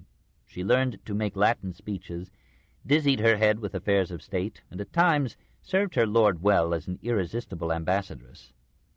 Her letters to her still more famous sister, Isabella d'Este, are fragrant flowers in the Machiavellian jungle of Renaissance strife. With playful Beatrice to lead the dance and hard-working Lodovico to pay the bills, the court of Milan now became the most splendid, not only in Italy but in all Europe. The Castello Sforzesco expanded to its fullest glory, with its majestic central tower, its endless maze of luxurious rooms, its inlaid floors, its stained-glass windows, its embroidered cushions and Persian carpets, its tapestries, telling again the legends of Troy and Rome. Here a ceiling by Leonardo, there a statue by Cristoforo Solari or Cristoforo Romano, and almost everywhere some luscious relic of Greek or Roman or Italian art.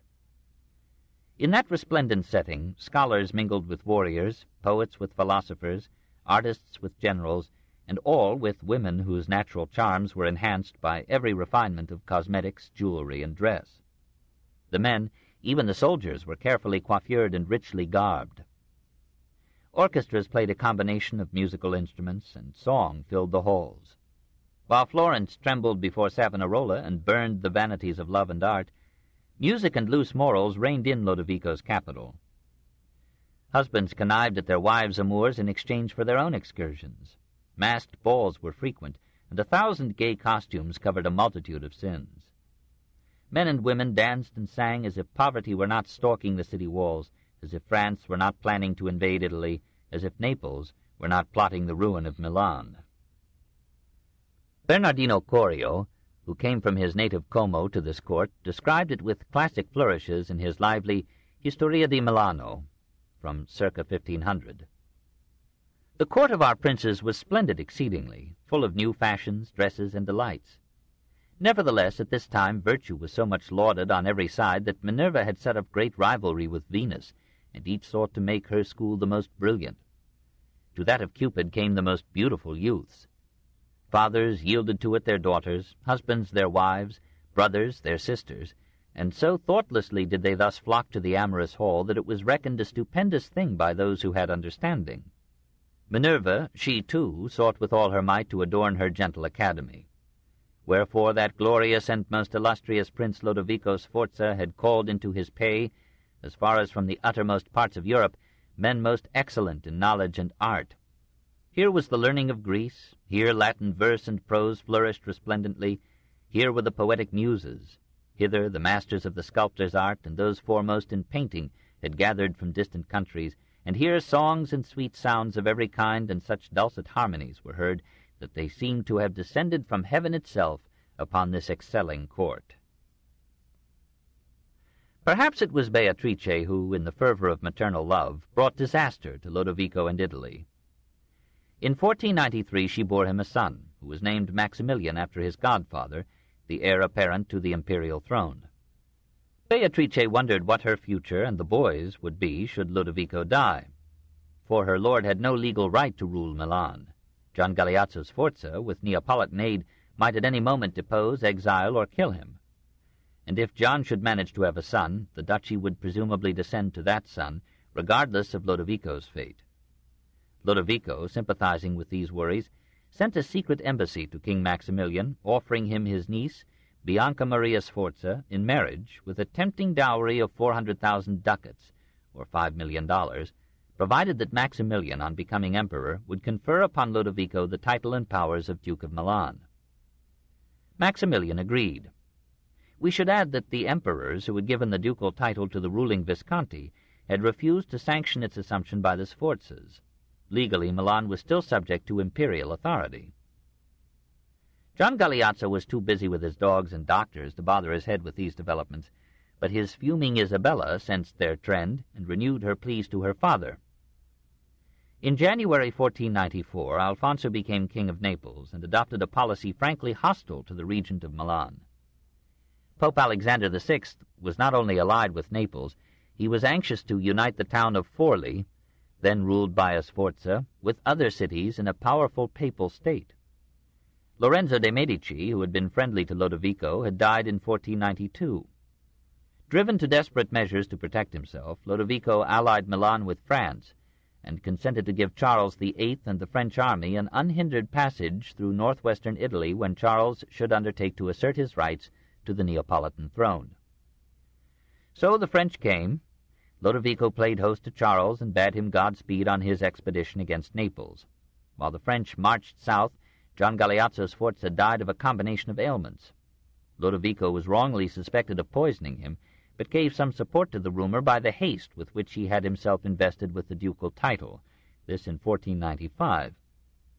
Meanwhile, Louis, Duke of Orleans, invaded Italy with a second French army and announced that he would take Milan as his rightful possession through his descent from John Galeazzo Visconti. Lodovico saw now that he had made a tragic error in welcoming Charles. Swiftly reversing his policy, he helped to form, with Venice, Spain, Alexander VI, and Maximilian, a holy league to expel the French from the peninsula. Charles hastily retraced his steps, suffered an indecisive defeat at Fornovo in 1495, and barely managed to bring his battered army back to France. Louis of Orleans decided to wait for a better day. Lodovico prided himself on the apparent success of his tortuous policy. He had taught Alfonso a lesson, had foiled Orleans, and had led the League to victory. His position now seemed safe. He relaxed the vigilance of his diplomacy and again enjoyed the splendor of his court and the liberties of his youth. When Beatrice became pregnant a second time, he freed her from marital obligations and formed a liaison with Lucrezia Crivelli, this in 1496.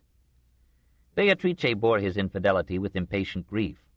She no longer spread song and merriment about her, but immersed herself in her two sons. Lodovico vacillated between his mistress and his wife, pleading that he loved both.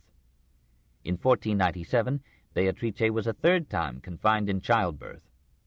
She was delivered of a stillborn son, and half an hour later, after great agony, she died, aged 22. From that moment, everything changed in the city and the Duke. The people, says a contemporary, showed such grief as had never been known before in Milan. The court put on mourning. Lucrezia Crivelli fled into obscurity. Lodovico, overcome with remorse and sorrow, passed days in solitude and prayer. And the strong man who had hardly thought of religion now asked for only one boon, that he might die, see Beatrice again, earn her forgiveness, and regain her love. For 2 weeks he refused to receive officials, his envoys, or his children. He attended 3 masses daily, and daily visited the tomb of his wife in the church of Santa Maria delle Grazie. He commissioned Cristoforo Solari to carve a recumbent effigy of Beatrice, and as he wished, when dead, to be buried with her in one tomb, he asked that his own effigy should be placed beside hers. It was so done, and that simple monument in the Certosa di Pavia still commemorates the brief, bright day that for Lodovico and Milan, as well as for Beatrice and Leonardo, had now come to an end. The tragedy ripened rapidly. In 1498, the Duke of Orleans became Louis XII of France, and at once reaffirmed his intention of taking Milan. Lodovico sought allies, but found none. Venice bluntly reminded him of his invitation to Charles VIII. He gave command of his army to Galeazzo di San Severino, who was too handsome for a general. Galeazzo fled at sight of the enemy, and the French marched unhindered upon Milan. Lodovico appointed his trusted friend Bernardino da Corte to guard the well-fortified castello, and bade him hold it till Lodovico could secure aid from Maximilian. Then Lodovico, in disguise and through 100 vicissitudes, made his way, on September 2, 1499, to Innsbruck and Maximilian. When John Trivulzio, a Milanese general whom Lodovico had offended, led the French into Milan, Bernardino surrendered the castello and its treasures to him without resistance, for a bribe of 150,000 ducats, or $1,875,000. Since Judas, mourned Lodovico, there was no greater treason, and all Italy agreed with him. Louis bade Trivulzio make the conquered pay for the conquest. The general levied heavy taxes. The French soldiers behaved with coarse insolence. The people began to pray for Lodovico's return. He came with a small force of Swiss, German, and Italian mercenaries. The French troops retired into the castello, and Lodovico entered Milan in triumph on February 5, 1500. During his brief stay there, a distinguished French prisoner was brought to him, the Chevalier Bayard, renowned for courage and courtesy. Lodovico restored to him his sword and horse, freed him, and sent him back under escort to the French camp. The French did not return the courtesy. The garrison in the castello bombarded the streets of Milan, until Lodovico, to protect or appease the population, changed his headquarters to Pavia. His funds began to run out, and he fell behind in paying his troops. They proposed to compensate themselves by pillaging the Italian towns, and fumed when he forbade them. He engaged Gianfrancesco Gonzaga, husband of Beatrice's sister Isabella, to lead his little army. Francesco agreed, but secretly negotiated with the French. When the French appeared at Novara, Lodovico led his motley force to battle. It turned at the first shock and fled. Its leaders arranged terms with the French, and when Lodovico tried to escape in disguise, his Swiss mercenaries betrayed him to the enemy on April 10, 1500. He accepted his fate quietly, merely asking that his copy of the Divine Comedy should be brought to him from his library in Pavia. White-haired, but still proud, he was led through hostile, mocking crowds in the streets of Lyons, and was imprisoned in the castle of L'Île Saint-Georges in Berry. Louis XII refused to see him and ignored the pleas of the Emperor Maximilian to set the broken captive free, but he allowed Lodovico to stroll in the castle grounds, to fish in the moat, and to receive friends. When Lodovico fell seriously ill, Louis sent him his own doctor, Maître Salomon, and brought one of Lodovico's dwarfs from Milan to amuse him. In 1504 he transferred Lodovico to the chateau of Loches and allowed him still wider liberty. In 1508 Lodovico tried to escape. He made his way out of the castle precincts in a load of straw. He lost himself in the woods, was tracked by bloodhounds, and thereafter suffered a stricter imprisonment. He was deprived of books and writing materials, and was confined in a subterranean dungeon. There, on May 17, 1508, in a dark solitude, all the world away from the bright life of his once gay capital, Lodovico, aged 57, died. He had sinned against man and woman and Italy, but he had loved beauty, and had cherished the men who brought art and music, poetry and learning to Milan. Said one of Italy's greatest historians, Girolamo Tiraboschi, a century ago, "If we consider the immense number of learned men who flocked to his court from all parts of Italy and the certainty of receiving great honors and rich rewards, if we recall how many famous architects and painters he invited to Milan, and how many noble buildings he raised, how he built and endowed the magnificent University of Pavia and opened schools of every kind of science in Milan, if besides all this we read the splendid eulogies and dedicatory epistles addressed to him by scholars of every nationality, we feel inclined to pronounce him the best prince that ever lived." 6. Letters. Lodovico and Beatrice gathered about them many poets, but life was too pleasant at this court to inspire in a poet the arduous and persevering devotion that produces a masterpiece. Serafino of Aquila was short and ugly, but his lyrics, sung by himself to the lute he played, were a delight to Beatrice and her friends. When she died, he slipped away from Milan, unable to bear the heavy silence of rooms that had rung with her laughter and known the lightness of her feet. Lodovico invited the Tuscan poets Camelli and Bellincione to his court in the hope that they would refine the rude diction of Lombardy. The result was a war of Tuscan versus Lombard poets, in which venomous sonnets ousted honest poetry. Bellincione was so quarrelsome that when he died, a rival wrote an inscription for his tomb, warning the passer-by to tread quietly, lest the corpse should rise and bite him. Therefore Lodovico made a Lombard, Gasparo Visconti, his court poet. In 1496 Visconti presented to Beatrice 143 sonnets and other poems written in letters of silver and gold on ivory vellum, illuminated with delicate miniatures, and bound in silver-gilt boards enameled with flowers. This book is continued on Cassette 7, Side 1. The Story of Civilization, Volume 5, The Renaissance, Part 1, by Will Durant. Continued, Cassette 7, Side 1.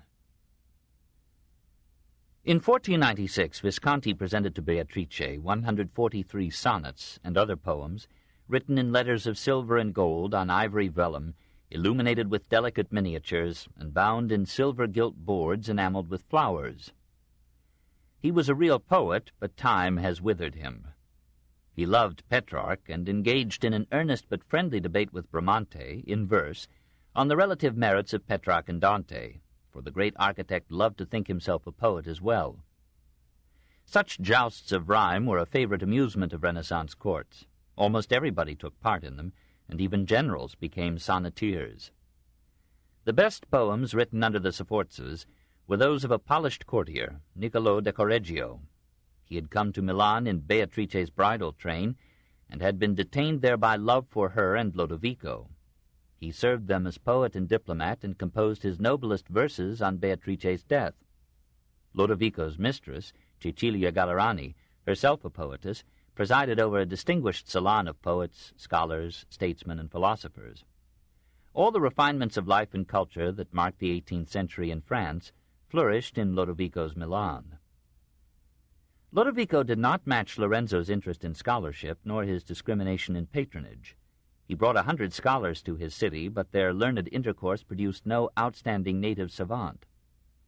Francesco Filelfo, who made all Italy resound with his erudition and vituperation, was born in Tolentino, studied at Padua, became a professor there at 18, taught for a while at Venice, and rejoiced at the opportunity to visit Constantinople as secretary to the Venetian consulate in 1419. There he studied Greek under John Chrysoloras, married John's daughter, and served for years as a minor official at the Byzantine court. When he returned to Venice, he was an expert Hellenist. He boasted, with some truth, that no other Italian had so thorough a knowledge of classic letters and tongues. He wrote poetry and delivered orations in Greek and Latin, and Venice paid him, as professor of those languages and their literature, the unusually high stipend of 500 sequins, or $12,500 a year. A still fatter fee lured him to Florence in 1429, where he became a scholastic lion. "The whole city," he assured a friend, "turns to look at me. My name is on every lip. Not only civic leaders, but women of the noblest birth make way for me, paying me so much respect that I am ashamed of their worship. My audience numbers every day 400 persons, mostly men advanced in years and of the dignity of senators." All this soon ended, for Filelfo had a flair for quarreling and alienated the very men, Niccolo de Niccoli, Ambrogio Traversari, and others, who had invited him to Florence. When Cosimo de' Medici was imprisoned in the Palazzo Vecchio, Filelfo urged the government to put him to death. When Cosimo triumphed, Filelfo fled. For 6 years he taught at Siena and Bologna. Finally, in 1440, Filippo Maria Visconti drew him to Milan with an unprecedented fee of 750 florins per year. There Filelfo spent the remainder of his long and tempestuous career. He was a man of awesome energy. He lectured 4 hours a day in Greek, Latin, or Italian, expounding the classics or Dante or Petrarch. He delivered public orations for governmental ceremonies or private celebrations. He wrote a Latin epic on Francesco Sforza, 10 decades of satires, 10 books of odes, and 2,400 lines of Greek poetry. He composed 10,000 lines de seriis Etiochis in 1465, which were never printed and are often unprintable. He buried 2 wives, married a third, and had 24 children, in addition to the bastards that plagued his infidelities. Amid these labors, he found time to carry on gigantic literary wars with poets, politicians, and humanists. Despite his handsome salary and incidental fees, he pled intermittent poverty and asked his patrons, in classic couplets, for money, food, clothing, horses, and a cardinal's hat. He made the mistake of including Poggio among his targets, and found that jolly scoundrel his master in scurrility. Even so, his learning made him the most sought-for scholar of the age. In 1453, Pope Nicholas V, receiving him in the Vatican, gave him a purse of 500 ducats, or $12,500. Alfonso I at Naples crowned him Poet Laureate and knighted him. Duke Borso was his host at Ferrara, the Marchese Lodovico Gonzaga at Mantua, the dictator Sigismondo Malatesta at Rimini. When the death of Francesco Sforza and the ensuing chaos made his position insecure in Milan, he had no difficulty securing a post in the University of Rome. But the papal treasurer was remiss in his payments, and Filelfo returned to Milan. Nevertheless, he longed to end his days near Lorenzo de' Medici, to be one of the illustrious group that surrounded the grandson of the man whom he had nominated for death.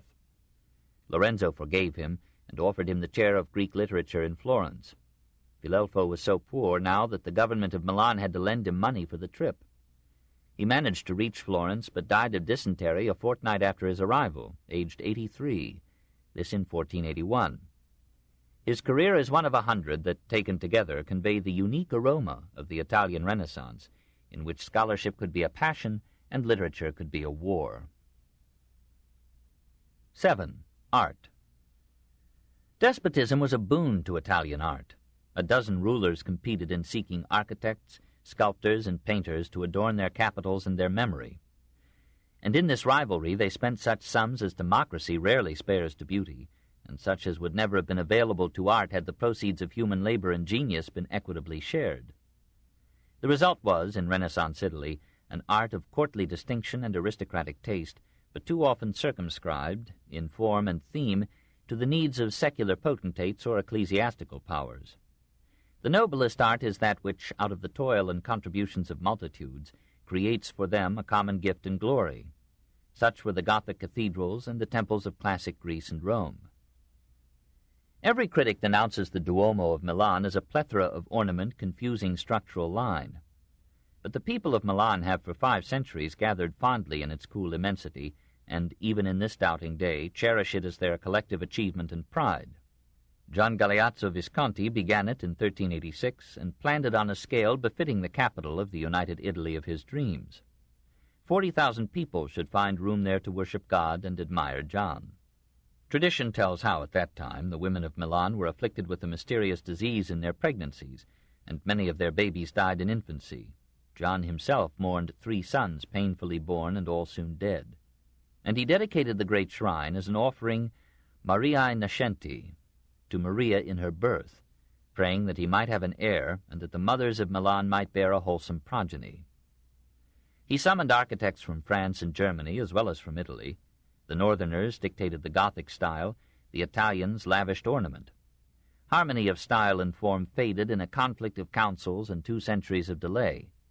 The mood and taste of the world changed during the process, and those who finished the structure no longer felt as those who had begun it. When Gian Galeazzo died in 1402, only the walls had been built. Then the work marked time for lack of funds. Lodovico called in Bramante, Leonardo, and others to design a cupola that should bring the proud wilderness of pinnacles to some crowning unity. Their ideas were rejected. Finally, in 1490, Giovanni Antonio Amadeo was drawn from his labors on the Certosa di Pavia and was given full charge of the whole cathedral enterprise.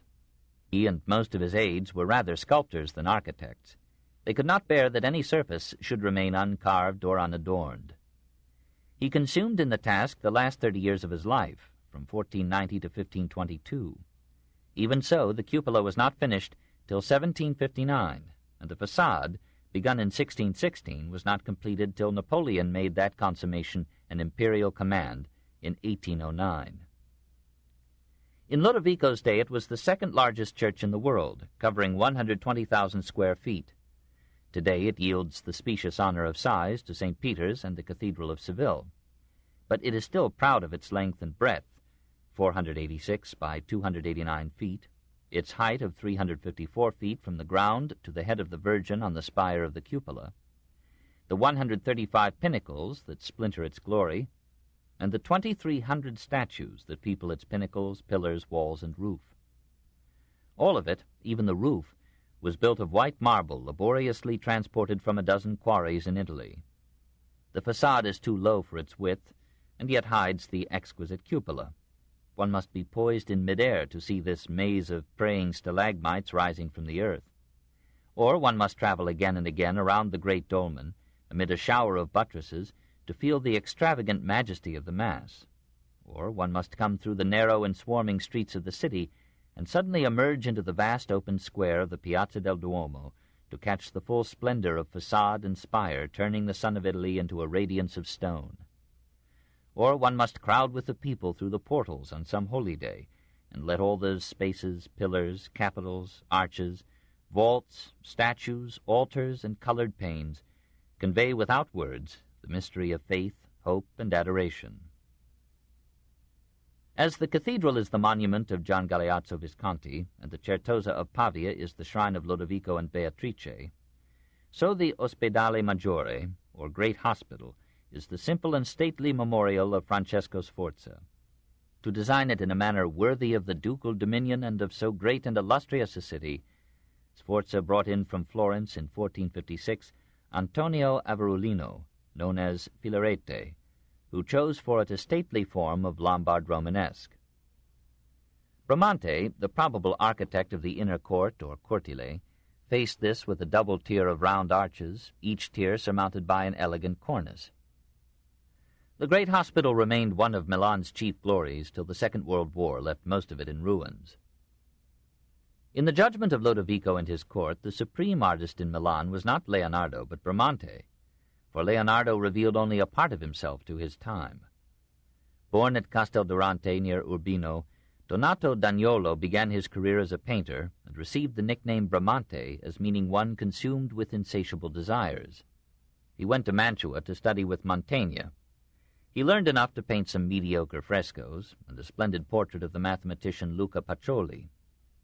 Perhaps in Mantua he met Leon Battista Alberti, who was designing the church of Sant'Andrea. In any case, repeated experiments in perspective led Bramante from painting to architecture. In 1474 he was in Milan, studying the cathedral with the intensity of a man resolved to do great things.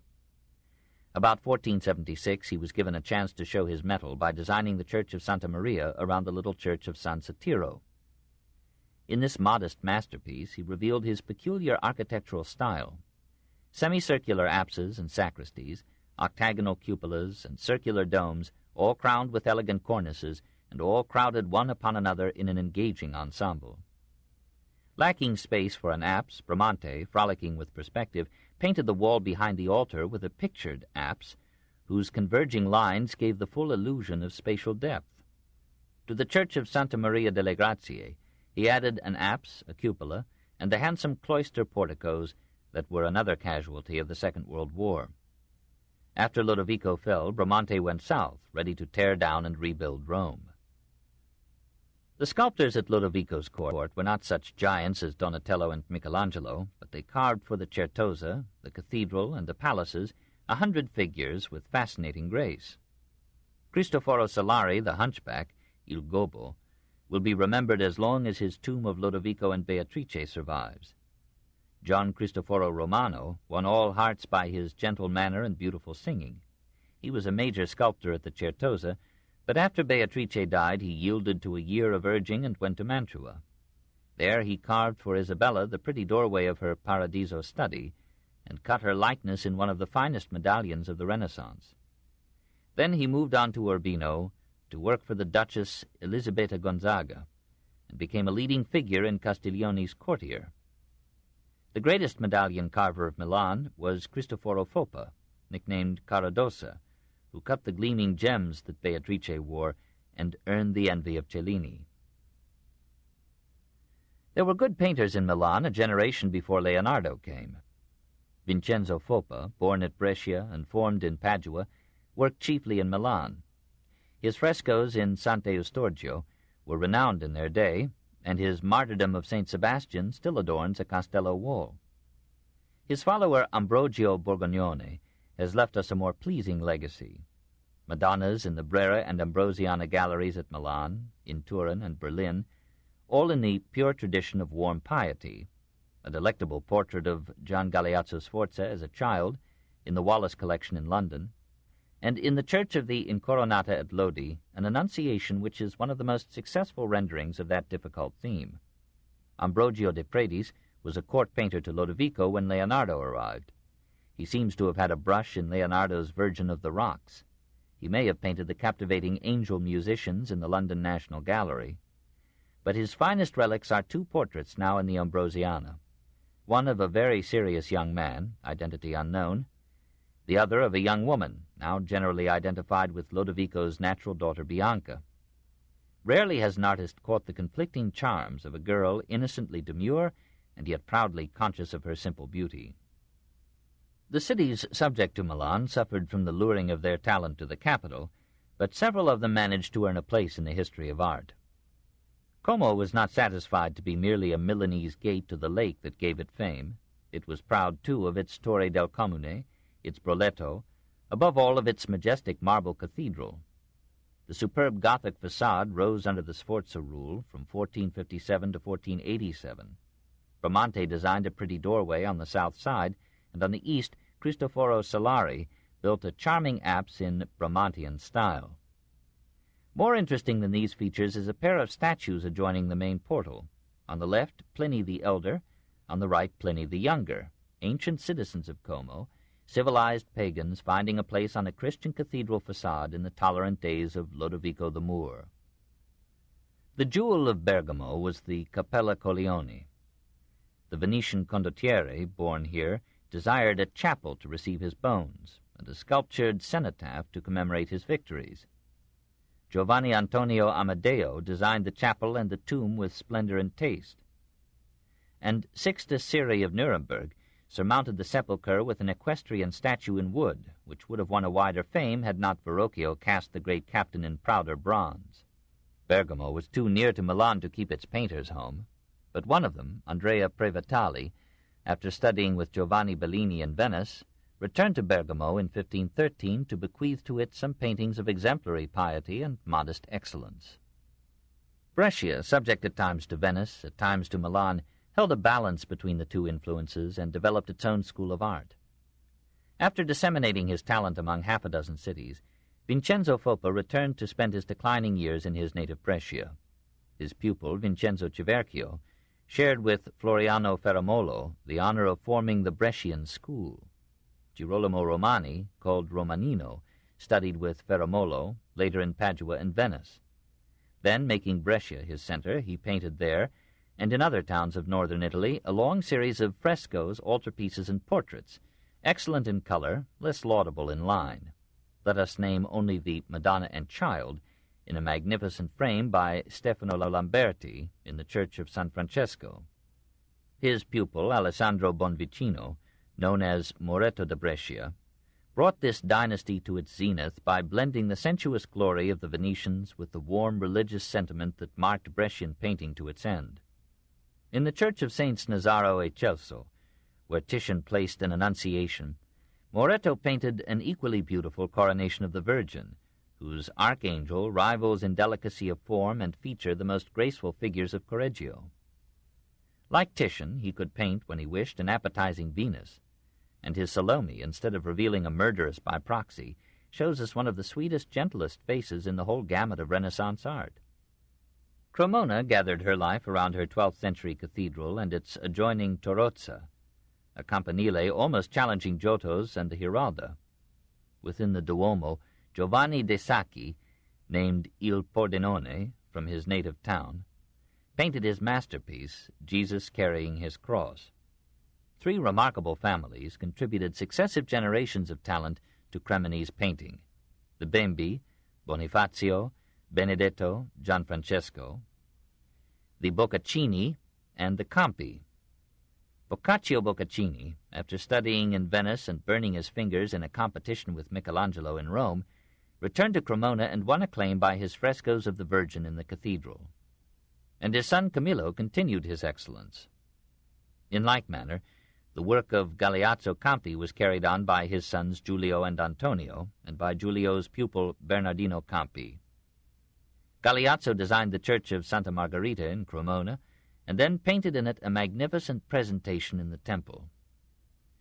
So the arts in Renaissance Italy tended to mate in one mind, and flowered under geniuses of such versatility as not even Periclean Greece had known. Chapter 7. Leonardo da Vinci, 1452 to 1519. 1. Development, 1452 to 1482. The most fascinating figure of the Renaissance was born on April 15, 1452, near the village of Vinci, some 60 miles from Florence. His mother was a peasant girl, Caterina, who had not bothered to marry his father. Her seducer, Piero d'Antonio, was a Florentine attorney of some means. In the year of Leonardo's birth, Piero married a woman of his own rank. Caterina had to be content with a peasant husband. She yielded her pretty love-child to Piero and his wife, and Leonardo was brought up in semi-aristocratic comfort, without maternal love. Perhaps in that early environment he acquired his taste for fine clothing and his aversion to women. He went to a neighborhood school, took fondly to mathematics, music, and drawing, and delighted his father by his singing and his playing of the lute. In order to draw well, he studied all things in nature with curiosity, patience, and care. Science and art, so remarkably united in his mind, had their one origin, detailed observation. When he was turning 15, his father took him to Verrocchio's studio in Florence and persuaded that versatile artist to accept him as an apprentice. All the educated world knows Vasari's story of how Leonardo painted the angel at the left in Verrocchio's Baptism of Christ, and how the master was so overwhelmed by the beauty of the figure that he gave up painting and devoted himself to sculpture. Probably this abdication is a post-mortem legend. Verrocchio made several pictures after the baptism. Perhaps in these apprentice days, Leonardo painted the Annunciation in the Louvre, with its awkward angel and its startled maid. He could hardly have learned grace from Verrocchio. Meanwhile, Ser Piero prospered, bought several properties, moved his family to Florence in 1469, and married 4 wives in turn. The second was only 10 years older than Leonardo. When the third presented Piero with a child, Leonardo eased the congestion by going to live with Verrocchio. In that year, 1472, he was admitted to membership in the Company of St. Luke. This guild, composed chiefly of apothecaries, physicians, and artists, had its headquarters in the hospital of Santa Maria Nuova. Presumably, Leonardo found there some opportunities to study internal as well as external anatomy. Perhaps in those years he, or was it he, painted the gaunt anatomical St. Jerome ascribed to him in the Vatican Gallery, and it was probably he who, toward 1474, painted the colorful and immature Annunciation of the Uffizi. A week before his 24th birthday, Leonardo and 3 other youths were summoned before a committee of the Florentine Signory to answer a charge of having had homosexual relations. The result of this summons is unknown. On June 7, 1476, the accusation was repeated. The committee imprisoned Leonardo briefly, released him, and dismissed the charge as unproved. Unquestionably, he was a homosexual. As soon as he could afford to have his own studio, he gathered handsome young men about him. He took some of them with him on his migrations from city to city. He referred to one or another of them in his manuscripts as amantissimo or carissimo, most beloved, dearest. What his intimate relations with these youths were we do not know. Some passages in his notes suggest a distaste for sexual congress in any form. Leonardo might reasonably doubt why he and a few others had been singled out for public accusation when homosexuality was so widespread in the Italy of the time. He never forgave Florence for the indignity of his arrest. Apparently he took the matter more seriously than the city did. A year after the accusation, he was invited and agreed to accept a studio in the Medici gardens. And in 1478 the Signory itself asked him to paint an altarpiece for the chapel of St. Bernard in the Palazzo Vecchio. For some reason he did not carry out the assignment. Ghirlandaio took it over. Filippino Lippi completed it. Nevertheless, the Signory soon gave him and Botticelli another commission, to paint, we cannot say to the life, full-length portraits of 2 men hanged for the conspiracy of the Pazzi against Lorenzo and Giuliano de' Medici. Leonardo, with his half-morbid interest in human deformity and suffering, may have felt some fascination in the gruesome task. But indeed he was interested in everything.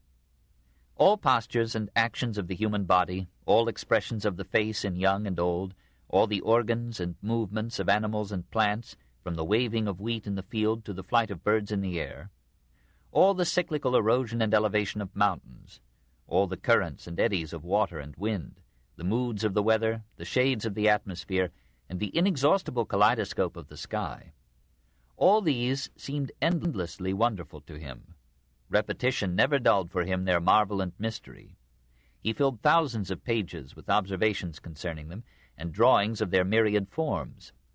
When the monks of San Scopeto asked him to paint a picture for their chapel in 1481, he made so many sketches for so many features and forms of it that he lost himself in the details and never finished the Adoration of the Magi. Nevertheless, it is one of his greatest paintings. The plan from which he developed it was drawn on a strictly geometrical pattern of perspective, with the whole space divided into diminishing squares. The mathematician in Leonardo always competed, often cooperated, with the artist. But the artist was already developed.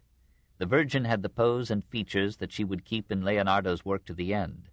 The Magi were drawn with a remarkable understanding, for a youth, of character and expression in old men.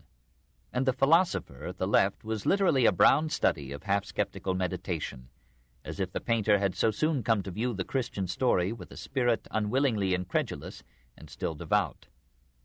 And around these figures 100 others gathered, as if every kind of man and woman had hurried to this crib seeking hungrily the meaning of life and some light of the world, and finding the answer in a stream of births. The unfinished masterpiece, almost erased by time, hangs in the Uffizi at Florence, but it was Filippino Lippi who executed the painting accepted by the Scopetini Brotherhood.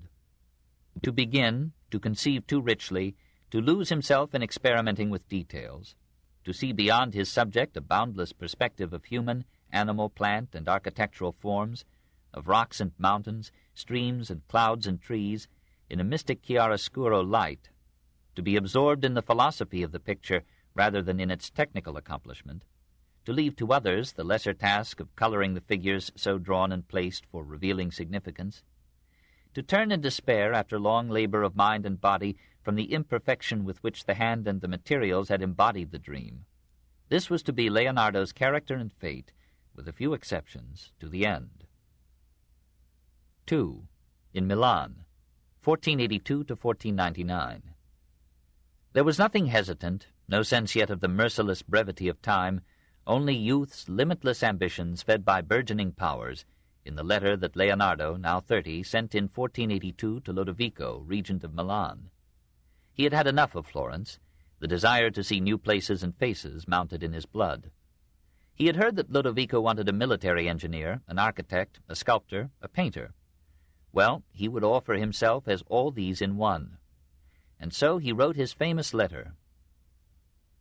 Most illustrious Lord, having now sufficiently seen and considered the proofs of all those who count themselves masters and inventors of instruments of war, and finding that their invention and use of the said instruments does not differ in any respect from those in common practice, I am emboldened without prejudice to anyone else to put myself in communication with your Excellency, in order to acquaint you with my secrets, thereafter offering myself at your pleasure effectually to demonstrate at any convenient time all those matters which are in part briefly recorded below. 1. I have plans for bridges, very light and strong and suitable for carrying very easily. 2. When a place is besieged, I know how to cut off water from the trenches, and how to construct an infinite number of scaling ladders and other instruments. 4. I have plans for making cannon, very convenient and easy of transport, with which to hurl small stones in the manner almost of hail. 5. And if it should happen that the engagement is at sea, I have plans for constructing many engines most suitable for attack or defense, and ships which can resist the fire of all the heaviest cannon, and powder and smoke. 6. Also I have ways of arriving at a certain fixed spot by caverns and secret winding passages, made without any noise, even though it may be necessary to pass underneath trenches or a river. 7.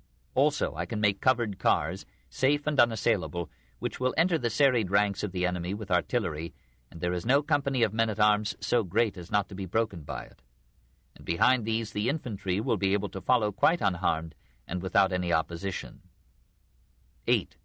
Also, if need shall arise, I can make cannon, mortars, and light ordnance of very beautiful and useful shapes, quite different from those in common use. 9. Where it is not possible to employ cannon, I can supply catapults, mangonels, traps, and other engines of wonderful efficacy not in general use. In short, as the variety of circumstances shall necessitate, I can supply an infinite number of different engines of attack and defense. 10. In time of peace, I believe that I can give you as complete satisfaction as anyone else in architecture, in the construction of buildings both public and private, and in conducting water from one place to another. Also, I can execute sculpture in bronze, marble, or clay, and also painting, in which my work will stand comparison with that of anyone else, whoever he may be.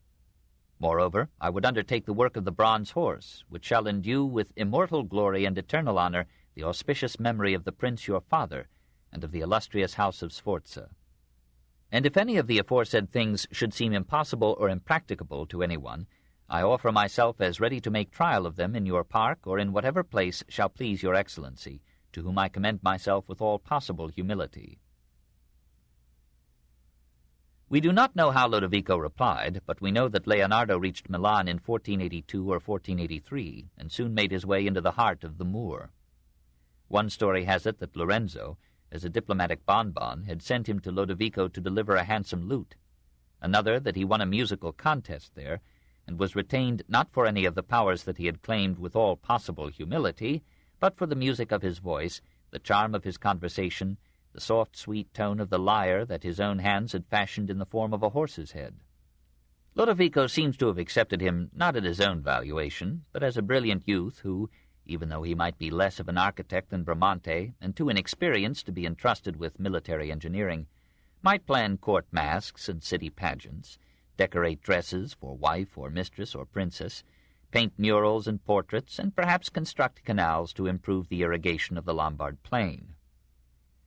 It offends us to learn that the myriad-minded man had to spend irrecoverable time making curious girdles for Lodovico's pretty bride, Beatrice d'Este, conceiving costumes for jousts and festivals, organizing pageants, or decorating stables.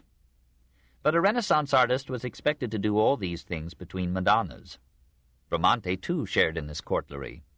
And who knows but the woman in Leonardo delighted in designing dresses and jewelry, and the accomplished equestrian in him enjoyed painting swift horses on stable walls.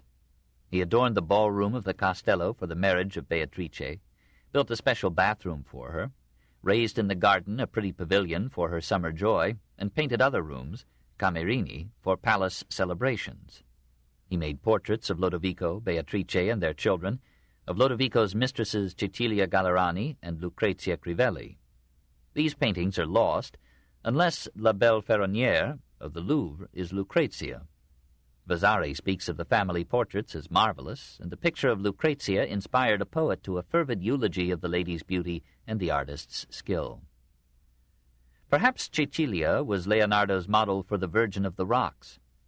The painting was contracted for in 1483 by the Confraternity of the Conception as the central part of an altarpiece for the Church of San Francesco. The original was later bought by Francis I and is in the Louvre. Standing before it, we note the softly maternal face that Leonardo would use a dozen times in later works. An angel recalling one in Verrocchio's Baptism of Christ, two infants exquisitely drawn, and a background of jutting, overhanging rocks that only Leonardo could have conceived as Mary's habitat. The colors have been darkened by time, but possibly the artist intended a darkling effect and suffused his pictures with a hazy atmosphere that Italy calls sfumato, smoked. This is one of Leonardo's greatest pictures, surpassed only by The Last Supper, Mona Lisa, and the Virgin Child in St. Anne. The Last Supper and Mona Lisa are the world's most famous paintings. Hour after hour, day after day, year after year, pilgrims enter the refectory that holds Leonardo's most ambitious work. In that simple rectangular building, the Dominican friars who were attached to Lodovico's favorite church, Santa Maria delle Grazie, took their meals. Soon after the artist arrived in Milan, Lodovico asked him to represent the Last Supper on the farthest wall of this refectory. For 3 years, from 1495 to 1498, on and off, Leonardo labored or dallied at the task, while duke and friars fretted over his incalculable delays. The prior, if we may believe Vasari, complained to Lodovico of Leonardo's apparent sloth, and wondered why he would sometimes sit before the wall for hours without painting a stroke. Leonardo had no trouble explaining to the duke, who had some trouble explaining to the prior, that an artist's most important work lies in conception rather than in execution, and, as Vasari put it, men of genius do most when they work least.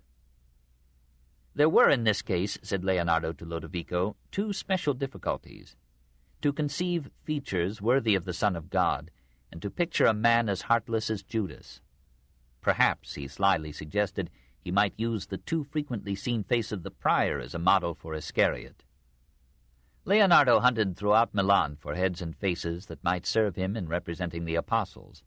From 100 such quarries, he chose the features that were melted in the mintage of his art into those astonishingly individualized heads that make the wonder of the dying masterpiece. Sometimes he would rush from the streets or his studio to the refectory, add a stroke or two to the picture, and depart. The subject was superb, but from a painter's point of view it was pitted with hazards. It had to confine itself to male figures and a modest table in a simple room.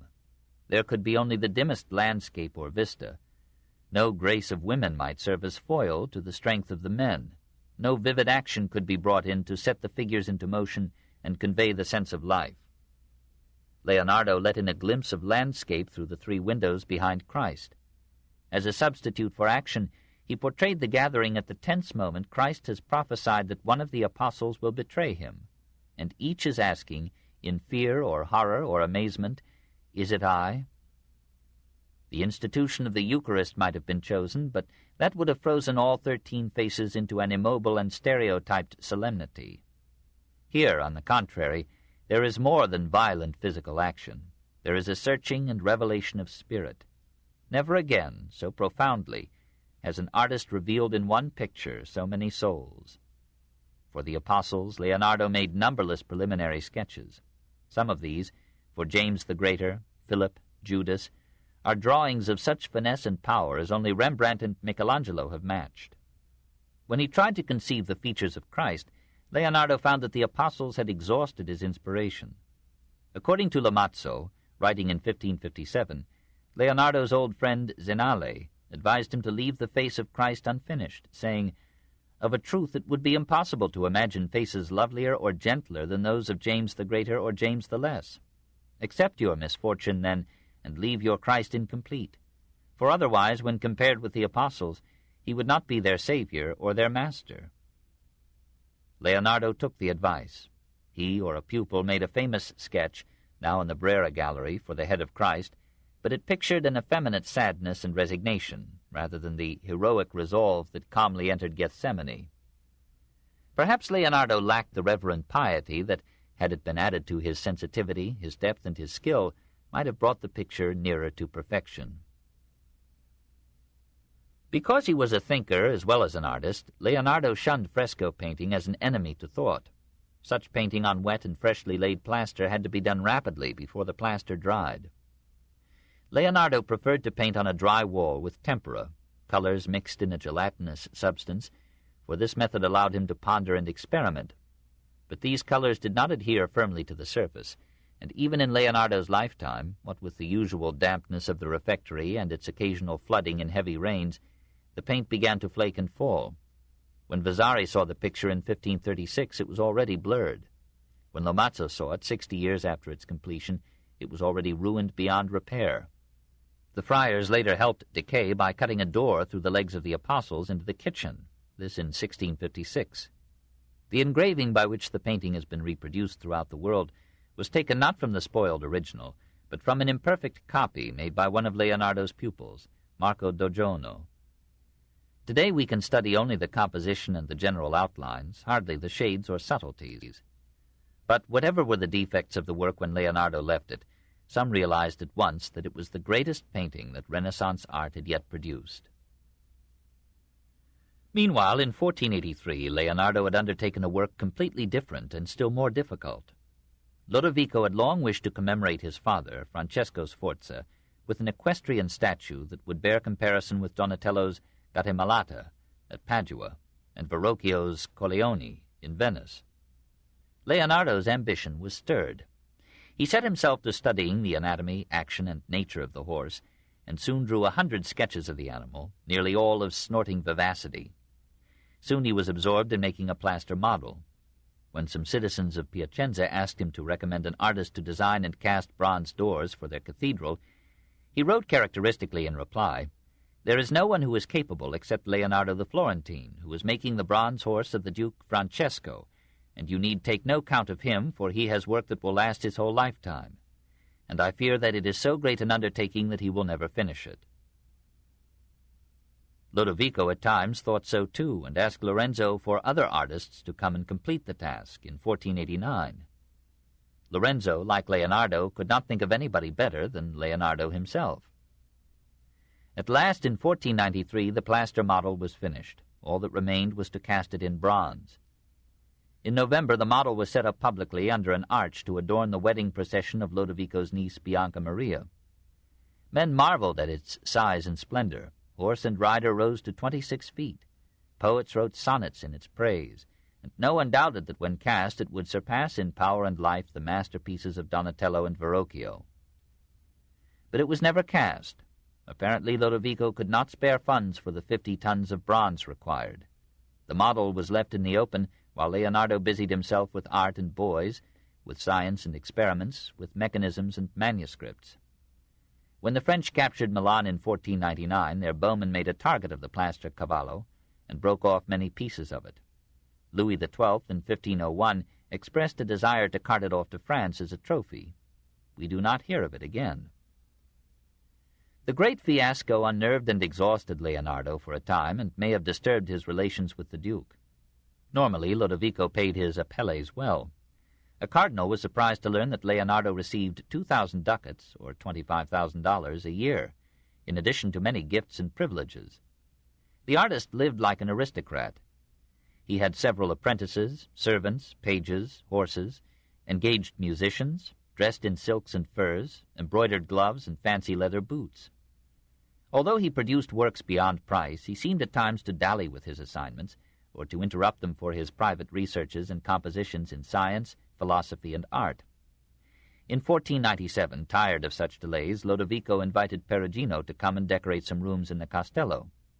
Perugino could not come, and Leonardo took over the assignment, but the incident left hurt feelings on both sides. About this time, Lodovico, straitened in his finances by diplomatic and military expenses, fell behind in paying Leonardo's salary. Leonardo paid his own costs for almost 2 years, and then sent the Duke a gentle reminder in 1498. Lodovico excused himself graciously, and a year later gave Leonardo a vineyard as a source of revenue. By that time, Lodovico's political edifice was falling about him. The French captured Milan, Lodovico fled, and Leonardo found himself uncomfortably free. He moved to Mantua in December of 1499, and there made a remarkable drawing of Isabella d'Este. She let her husband give it away as the first stage of its journey to the Louvre, and Leonardo, not relishing such generosity, passed on to Venice. He marveled at its proud beauty, but found its rich colors and Gothic Byzantine ornaments too bright for his Florentine taste. He turned his steps back to the city of his youth. 3. Florence, 1500 to 1501, and 1503 to 1506.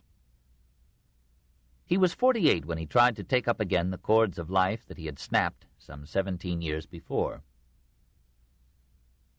This book is continued at this point on the other side of this cassette. Please reverse or turn the cassette over now. The Story of Civilization, Volume 5, The Renaissance, Part 1, by Will Durant. Continued, Cassette 7, Side 2. He was 48 when he tried to take up again the cords of life that he had snapped some 17 years before. He had changed. Florence had too, but divergently. She had become in his absence a half-democratic, half-Puritan republic. He was accustomed to ducal rule and to soft aristocratic luxuries and ways. Florentines, always critical, looked askance at his silks and velvets, his gracious manners, and his retinue of curly-headed youths.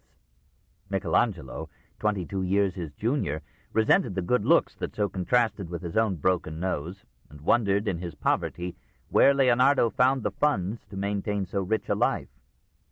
Leonardo had salvaged some 600 ducats from his Milan days. Now he refused many commissions, even from the imperious Marchesa of Mantua, and when he worked it was with his wonted leisureliness. The Servite friars had engaged Filippino Lippi to paint an altarpiece for their Church of the Annunziata. Leonardo casually expressed his desire to do a similar work. Filippino courteously surrendered the assignment to the man then generally considered to be the greatest painter in Europe. The Servites brought Leonardo and his household to live at the monastery and paid their expenses for what seemed a very long time. Then one day in 1501, he unveiled the cartoon for his proposed picture of the Virgin and Child with St. Anne and the infant St. John. It not only filled every artist with wonder, says Vasari, but when it was set up, men and women, young and old, flocked for 2 days to see it, as if in festival time, and they marveled exceedingly. We do not know if this was the full-size drawing that is now a treasured possession of the Royal Academy of Arts in Burlington House, London. Probably it was, though French authorities like to believe that it was the first form of the quite different picture in the Louvre. The smile of tender pride that softens and brightens the face of the Virgin in the cartoon is one of Leonardo's miracles. Beside it, the smile of Mona Lisa is earthly and cynical. Nevertheless, though this is among the greatest of Renaissance drawings, it is unsuccessful. There is something ungainly and in poor taste in seating the Virgin unstably across the widespread legs of her mother. Leonardo apparently neglected to transform this sketch into a picture for the Servites. They had to turn back to Lippi and then to Perugino for their altarpiece. But soon afterward, perhaps from a variant of the Burlington cartoon, Leonardo painted the Virgin, St. Anne, and the infant Jesus at the Louvre.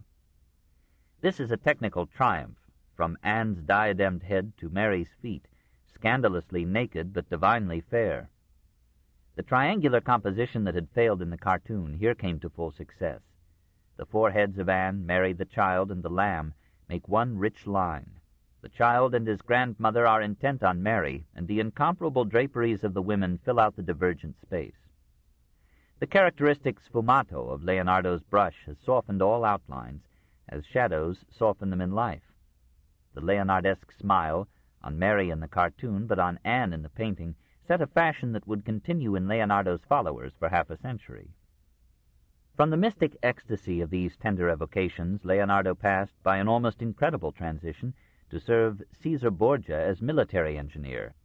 This June 1502.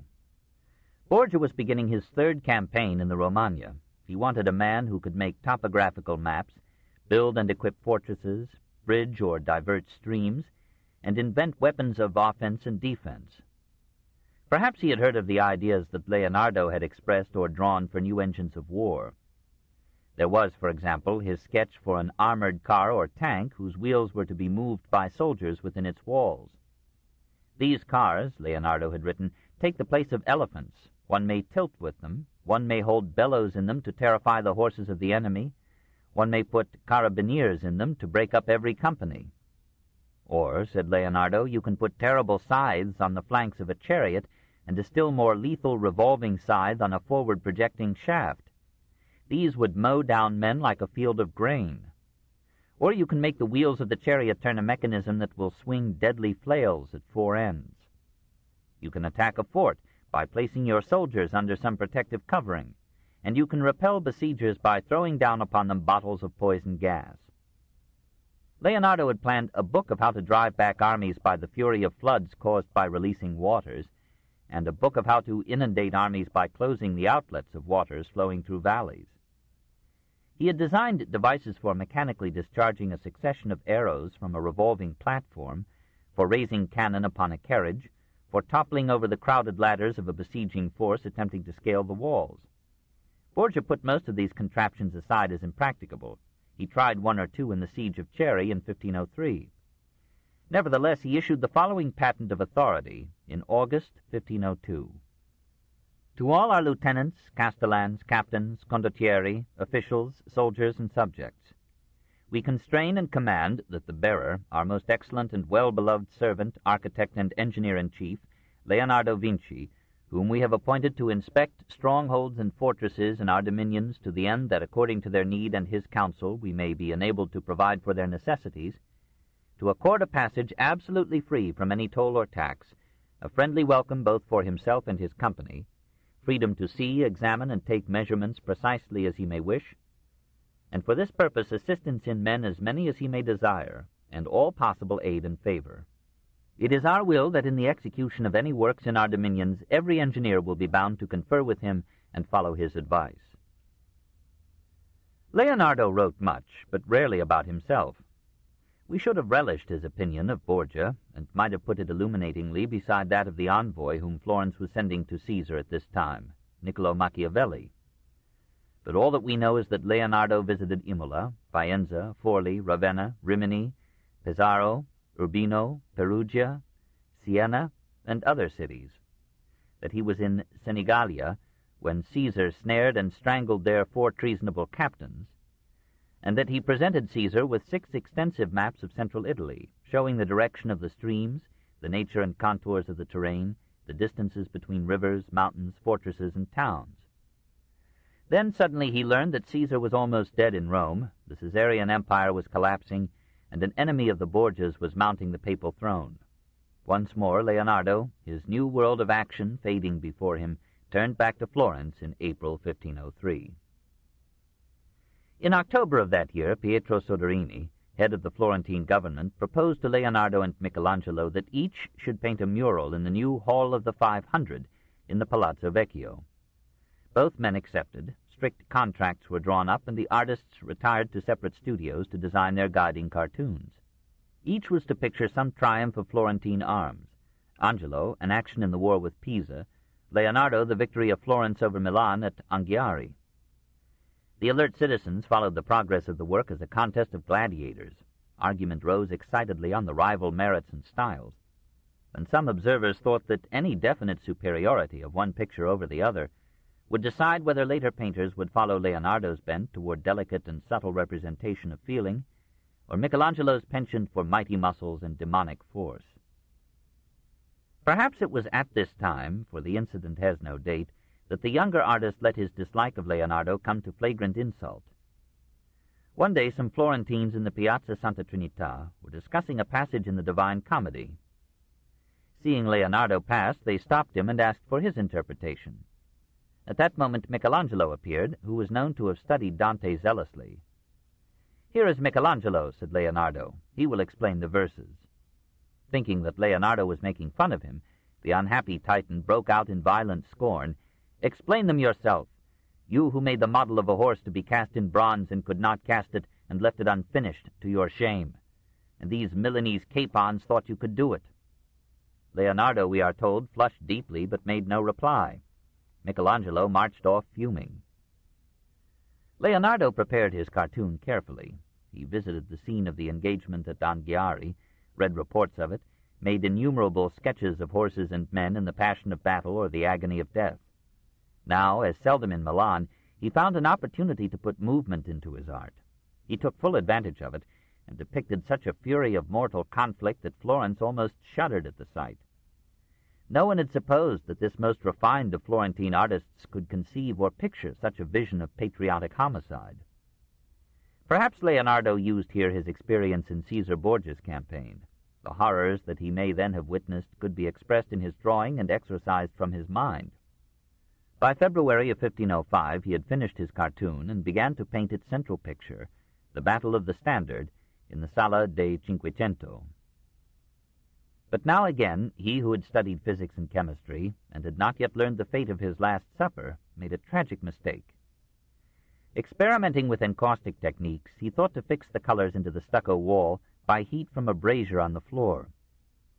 The room was damp, the winter was cold, the heat did not reach high enough, the stucco failed to absorb the paint, the upper colors began to run, and no frenzied effort availed to halt the ruin. Meanwhile, financial difficulties arose. The Signory was paying Leonardo 15 florins, or about $188 per month, hardly to be compared with the 160 or so that Lodovico had assigned him in Milan. When a tactless official offered the month's payment in coppers, Leonardo rejected them. He abandoned the enterprise in shame and despair, only moderately consoled by the fact that Michelangelo, after completing his cartoon, made no painting from it at all, but accepted a call from Pope Julius II to come and work in Rome. The great competition was a sorry mess that left Florence ill-disposed toward the two greatest artists in her history. On and off, during the years 1503 to 1506, Leonardo painted the portrait of Mona Lisa, that is, Madonna Elisabetta, third wife of Francesco del Giocondo, who in 1512 was to be a member of the Signory. Presumably a child of Francesco, buried in 1499, was one of Elisabetta's children, and this loss may have helped to mold the serious features behind La Gioconda's smile. That Leonardo should call her back to his studio so many times during those 3 years, that he should spend upon her portrait all the secrets and nuances of his art, modeling her softly with light and shade, framing her in a fanciful vista of trees and waters, mountains and sky, clothing her in raiment of velvet and satin woven into folds whose every wrinkle is a masterpiece, studying with passionate care the subtle muscles that form and move the mouth, bringing musicians to play for her and to evoke upon her features the disillusioned tenderness of a mother remembering a departed child. These are inklings of the spirit in which he came to this engaging merger of painting and philosophy. 1,000 interruptions, 100 distracting interests, the simultaneous struggle with the Anghiari design, left unbroken the unity of his conception, the unwonted pertinacity of his zeal. This, then, is the face that launched 1,000 reams upon a sea of ink. Not an unusually lovely face. A shorter nose would have launched more reams, and many a lass in oil or marble, as in any Correggio, would by comparison make Lisa only moderately fair. It is her smile that has made her fortune through the centuries, a nascent twinkle in her eyes, an amused and checked upcurving of her lips. What is she smiling at? The efforts of the musicians to entertain her? The leisurely diligence of an artist who paints her through 1,000 days and never makes an end? Or is it not just Mona Lisa smiling, but woman, all woman, saying to all men, poor impassioned lovers, a nature blindly commanding continuance, burns your nerves with an absurd hunger for our flesh, softens your brains with a quite unreasonable idealization of our charms, lifts you to lyrics that subside with consummation, and all that you may be precipitated into parentage. Could anything be more ridiculous? But we too are snared. We women pay a heavier price than you for your infatuation. And yet, sweet fools, it is pleasant to be desired, and life is redeemed when we are loved. Or was it only the smile of Leonardo himself that Lisa wore, of the inverted spirit that could hardly recall the tender touch of a woman's hand, and could believe in no other destiny for love or genius than obscene decomposition and a little fame flickering out in man's forgetfulness? When at last the sittings ended, Leonardo kept the picture, claiming that this most finished of all portraits was still incomplete. Perhaps the husband did not like the prospect of having his wife curl up her lips at him and his guests, hour after hour, from his walls. Many years later, Francis I bought it for 4,000 crowns, or $50,000, and framed it in his palace at Fontainebleau. Today, after time and restorations have blurred its subtleties, it hangs in the majestic Salon Carré of the Louvre, daily amused by 1,000 worshippers, and waiting for time to efface and confirm Mona Lisa's smile. 4. In Milan and Rome, 1506 to 1516. Contemplating such a picture, and reckoning how many hours of thought must have guided so many minutes of the brush, we revise our judgment of Leonardo's seeming sloth, and perceive again that his work embodied the meditations of numberless inactive days. As when an author on an evening's stroll, or lying sleepless in the night, molds the next day's chapter, page, or verse, or rolls on the mind's tongue some savory adjective or bewitching phrase. And in those same 5 years at Florence that saw the Virgin, Child, and St. Anne in all its forms, and Mona Lisa, and the ferocious cartoon and melting battle, Leonardo found time to paint other pictures, like the lovely portrait of Ginevra de' Benci, now in Vienna, and the lost youthful Christ that at last he yielded to the importunate Marchioness of Mantua in 1504. But her agent sent her a revealing note. Leonardo grows very impatient of painting and spends most of his time on geometry. Perhaps in those outwardly idle hours, Leonardo was burying the artist in the scientist, the Apelles in the Faust. However, science brought no fees, and though he was living simply now, he must have mourned the passing of those days when he had been the artist prince of Milan. When Charles d'Amboise, viceroy of Milan for Louis XII, invited him to return, Leonardo asked Soderini might he be excused for a few months from his commitments to Florence. Soderini complained that Leonardo had not yet earned the money paid him for the Battle of Anghiari. Leonardo raised the unearned sum and brought it to Soderini, who refused it. Finally, in 1506, Soderini, anxious to keep the goodwill of the French king, let Leonardo go on condition that he return to Florence after 3 months, or pay a penalty of 150 ducats. He went, and though he revisited Florence in 1507, 1509, and 1511, he remained in the employ of Amboise and Louis in Milan till 1513. Soderini protested, but Louis overruled him with the gracious courtesy of confident strength. To make matters quite clear, Louis in 1507 appointed Leonardo peintre et ingénieur ordinaire, painter and engineer in ordinary, to the King of France. It was no sinecure. Leonardo earned his keep. We hear of him again decorating palaces, designing or building canals, preparing pageants, painting pictures, planning an equestrian monument of Marshal Trivulzio, and collaborating in anatomical studies with Marcantonio della Torre. Probably during this second stay at Milan he painted 2 pictures that came from the lower levels of his genius. The St. John of the Louvre has the rounded contours of a woman, and such flowing curls and delicate features as might have graced a Magdalene. Leda and the Swan, in a private collection in Rome, has a face and fleshly softness recalling the St. John and the Bacchus formerly ascribed to Leonardo, but it is most likely a copy from a lost painting or cartoon by the master. His fame would have gained had these pictures died at birth. In 1512 the French were chased out of Milan, and Lodovico's son Maximilian began a brief reign. Leonardo stayed a while, writing illegible notes on science and art while Milan burned with fires set by the Swiss. But in 1513, hearing that Leo X had been chosen pope, he thought there might be in Medici and Rome a place even for an artist of 61 years, and he set out with 4 of his pupils. At Florence, Leo's brother, Giuliano de' Medici, attached Leonardo to his retinue and assigned him a monthly stipend of 33 ducats, or about $412. Arrived in Rome, Leonardo was welcomed by the art-loving Pope, who gave him rooms in the Belvedere Palace. Presumably Leonardo met, certainly he influenced, Raphael and Sodoma. Leo may have given him a commission for a picture, for Vasari tells how surprised the Pope was to find Leonardo mixing varnish before doing any painting. This man, Leo is reported to have said, will never do anything, for he begins to think of the last stage before the first. In truth, Leonardo had now ceased to be a painter. Science more and more absorbed him. He studied anatomy at the hospital, worked on problems of light, and wrote many pages on geometry.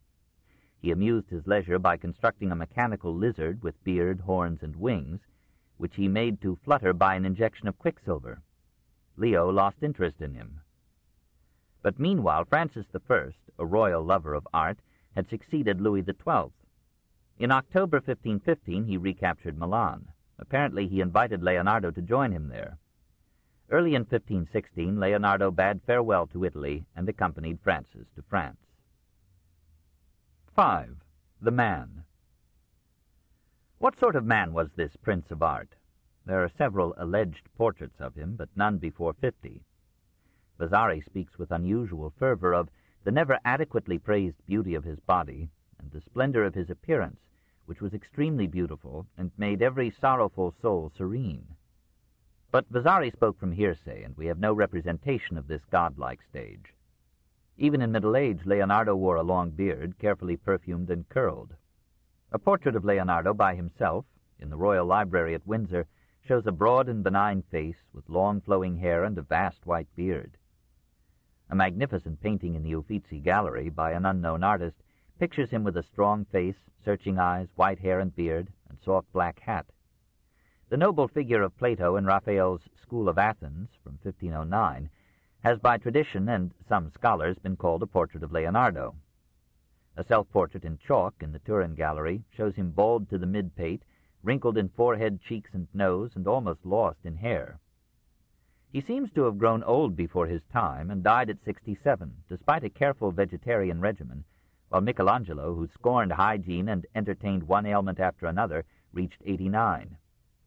He dressed in luxurious clothing, while Michelangelo lived in his boots.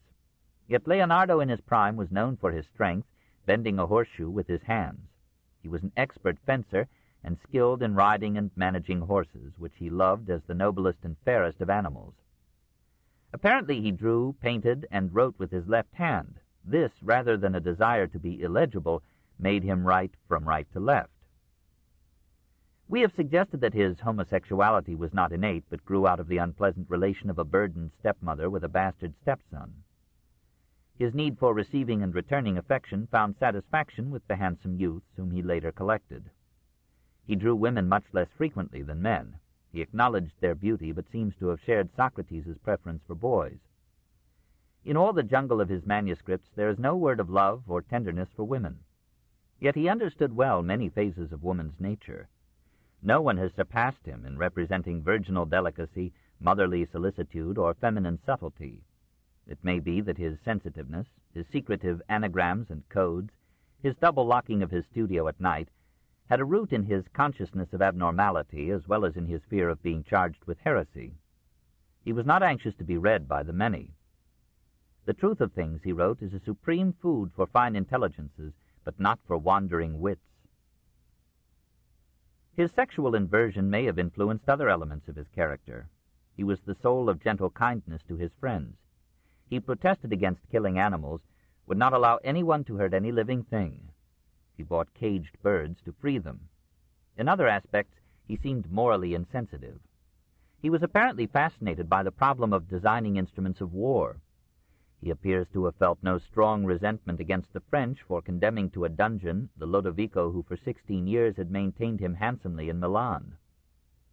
He went off without visible qualm to serve a Borgia whom Florence feared as a threat to her liberty. Like every artist, every author, and every homosexual, he was unusually self-conscious, sensitive, and vain.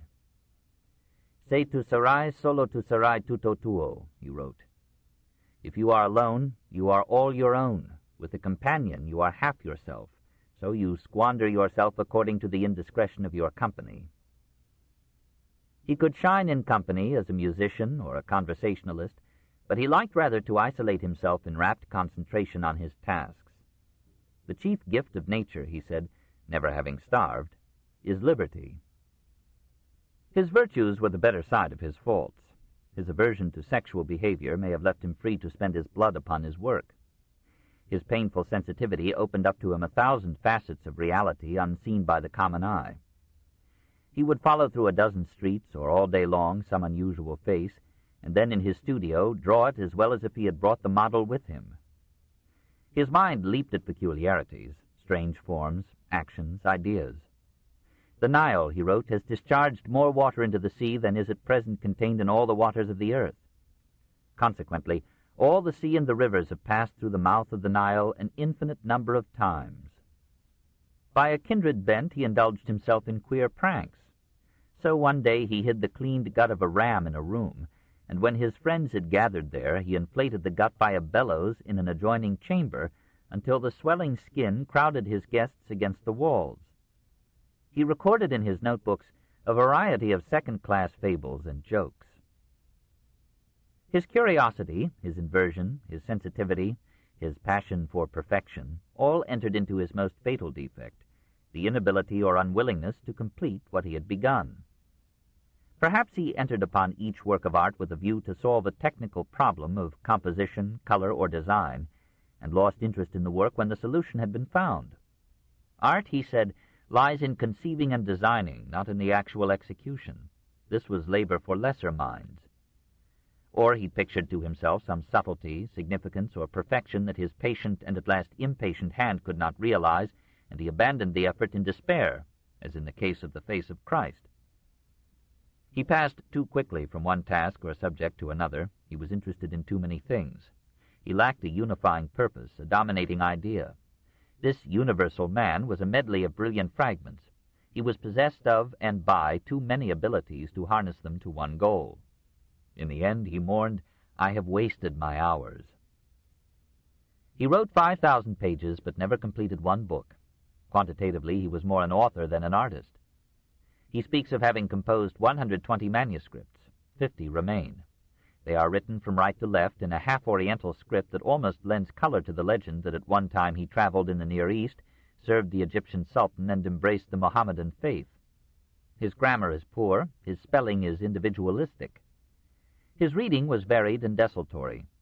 He had a little library of 37 volumes, the Bible, Aesop, Diogenes Laertius, Ovid, Livy, Pliny the Elder, Dante, Petrarch, Poggio, Filelfo, Ficino, Pulci, the Travels of Mandeville, and treatises on mathematics, cosmography, anatomy, medicine, agriculture, palmistry, and the art of war. He remarked that the knowledge of past times and of geography adorns and nourishes the intellect, but his many anachronisms show only a scattering acquaintance with history. He aspired to be a good writer, made several attempts at eloquence, as in his repeated descriptions of a flood, and wrote vivid accounts of a tempest and a battle. He clearly intended to publish some of his writings, and often began to put his notes into order for this purpose. So far as we know, he published nothing during his lifetime, but he must have allowed some friends to see selected manuscripts, for there are references to his writings in Flavio Biondo, Jerome Cardan, and Cellini. He wrote equally well on science and art, and divided his time almost evenly between them. The most substantial of his manuscripts is the Trattato della Pittura, or Treatise on Painting, first published in 1651. Despite devoted modern editing, it is still a loose aggregation of fragments, in poor array, and often repetitious. Leonardo anticipates those who argue that painting can be learned only by painting. He thinks a sound knowledge of theory helps, and he laughs off his critics as being like those of whom Demetrius declared that he took no more account of the wind that came from their mouths than of that which they expelled from their lower parts. His basic precept is that the student of art should study nature rather than copy the works of other artists. See to it, O painter, that when you go into the fields you give your attention to the various objects, looking carefully in turn first at one object, then at another, making a bundle of different things selected among those of less value. Of course, the painter must study anatomy, perspective, modeling by light and shade. Boundaries, sharply defined, make a picture seem wooden.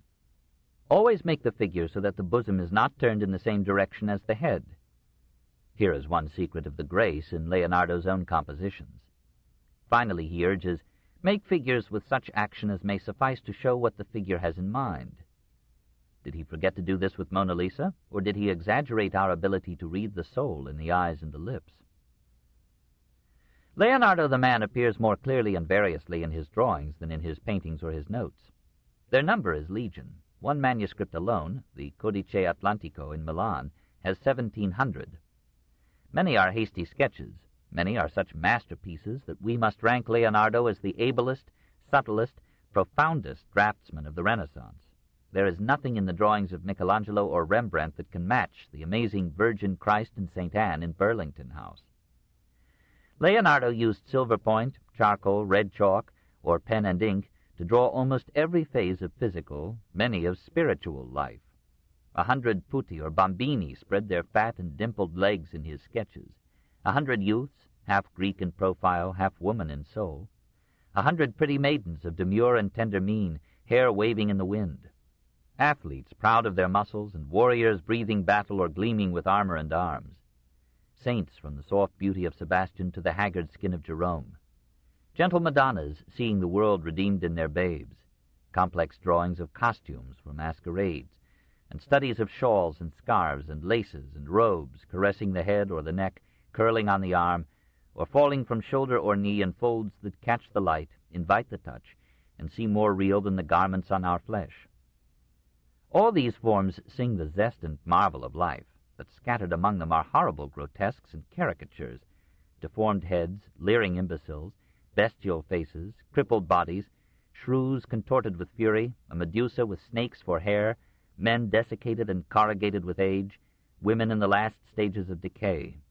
This was another side of reality, and Leonardo's impartial universal eye caught it, fixed it, put it down resolutely on his sheets, as if to look ugly evil squarely in the face.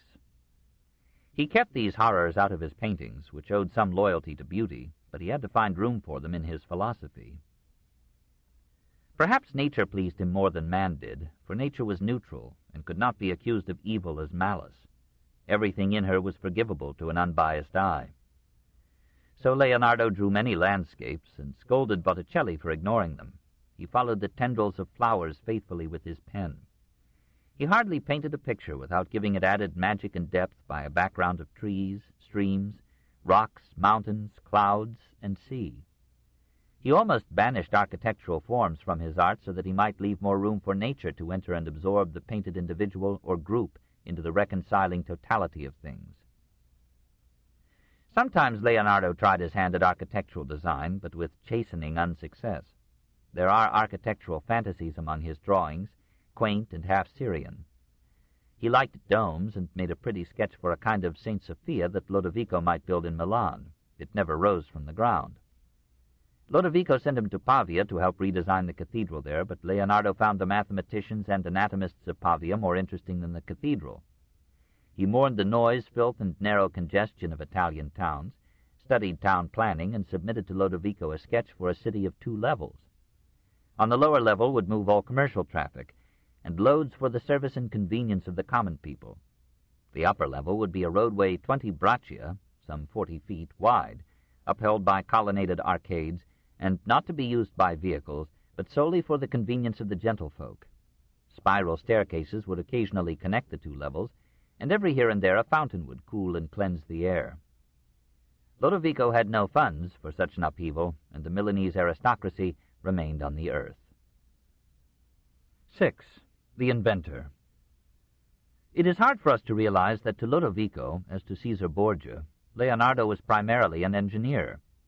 Even the pageants that he planned for the Duke of Milan included ingenious automata. Every day, says Vasari, he made models and designs for the removal of mountains with ease, and to pierce them to pass from one place to another, and by means of levers, cranes, and winches to raise and draw heavy weights. He devised methods for cleaning harbors and for raising water from great depths. He developed a machine for cutting threads and screws. He worked along correct lines towards a water wheel. He devised frictionless roller-bearing band brakes. He designed the first machine gun and mortars with cog gears to elevate their range, a multiple belt drive, 3-speed transmission gears, an adjustable monkey wrench, a machine for rolling metal, a movable bed for a printing press, a self-locking worm gear for raising a ladder. He had a plan for underwater navigation, but refused to explain it. He revived the idea of Hero of Alexandria for a steam engine, and showed how steam pressure in a gun could propel an iron bolt 1,200 yards. He invented a device for winding and evenly distributing yarn on a revolving spindle, and scissors that would open and close with one movement of the hand. Often he let his fancy bemuse him, as when he suggested inflated skis for walking on water, or a watermill that would simultaneously play several musical instruments. He described a parachute. If a man have a tent made of linen, of which the apertures have all been stopped up, and it be 12 cubits across and 12 in depth, he will be able to throw himself down from any great height without sustaining any injury. Through half his life he pondered the problem of human flight. Like Tolstoy, he envied the birds as a species in many ways superior to man. He studied in detail the operation of their wings and tails, the mechanics of their rising, gliding, turning, and descending. His sharp eye noted these movements with passionate curiosity, and his swift pencil drew and recorded them. He observed how birds avail themselves of air currents and pressures.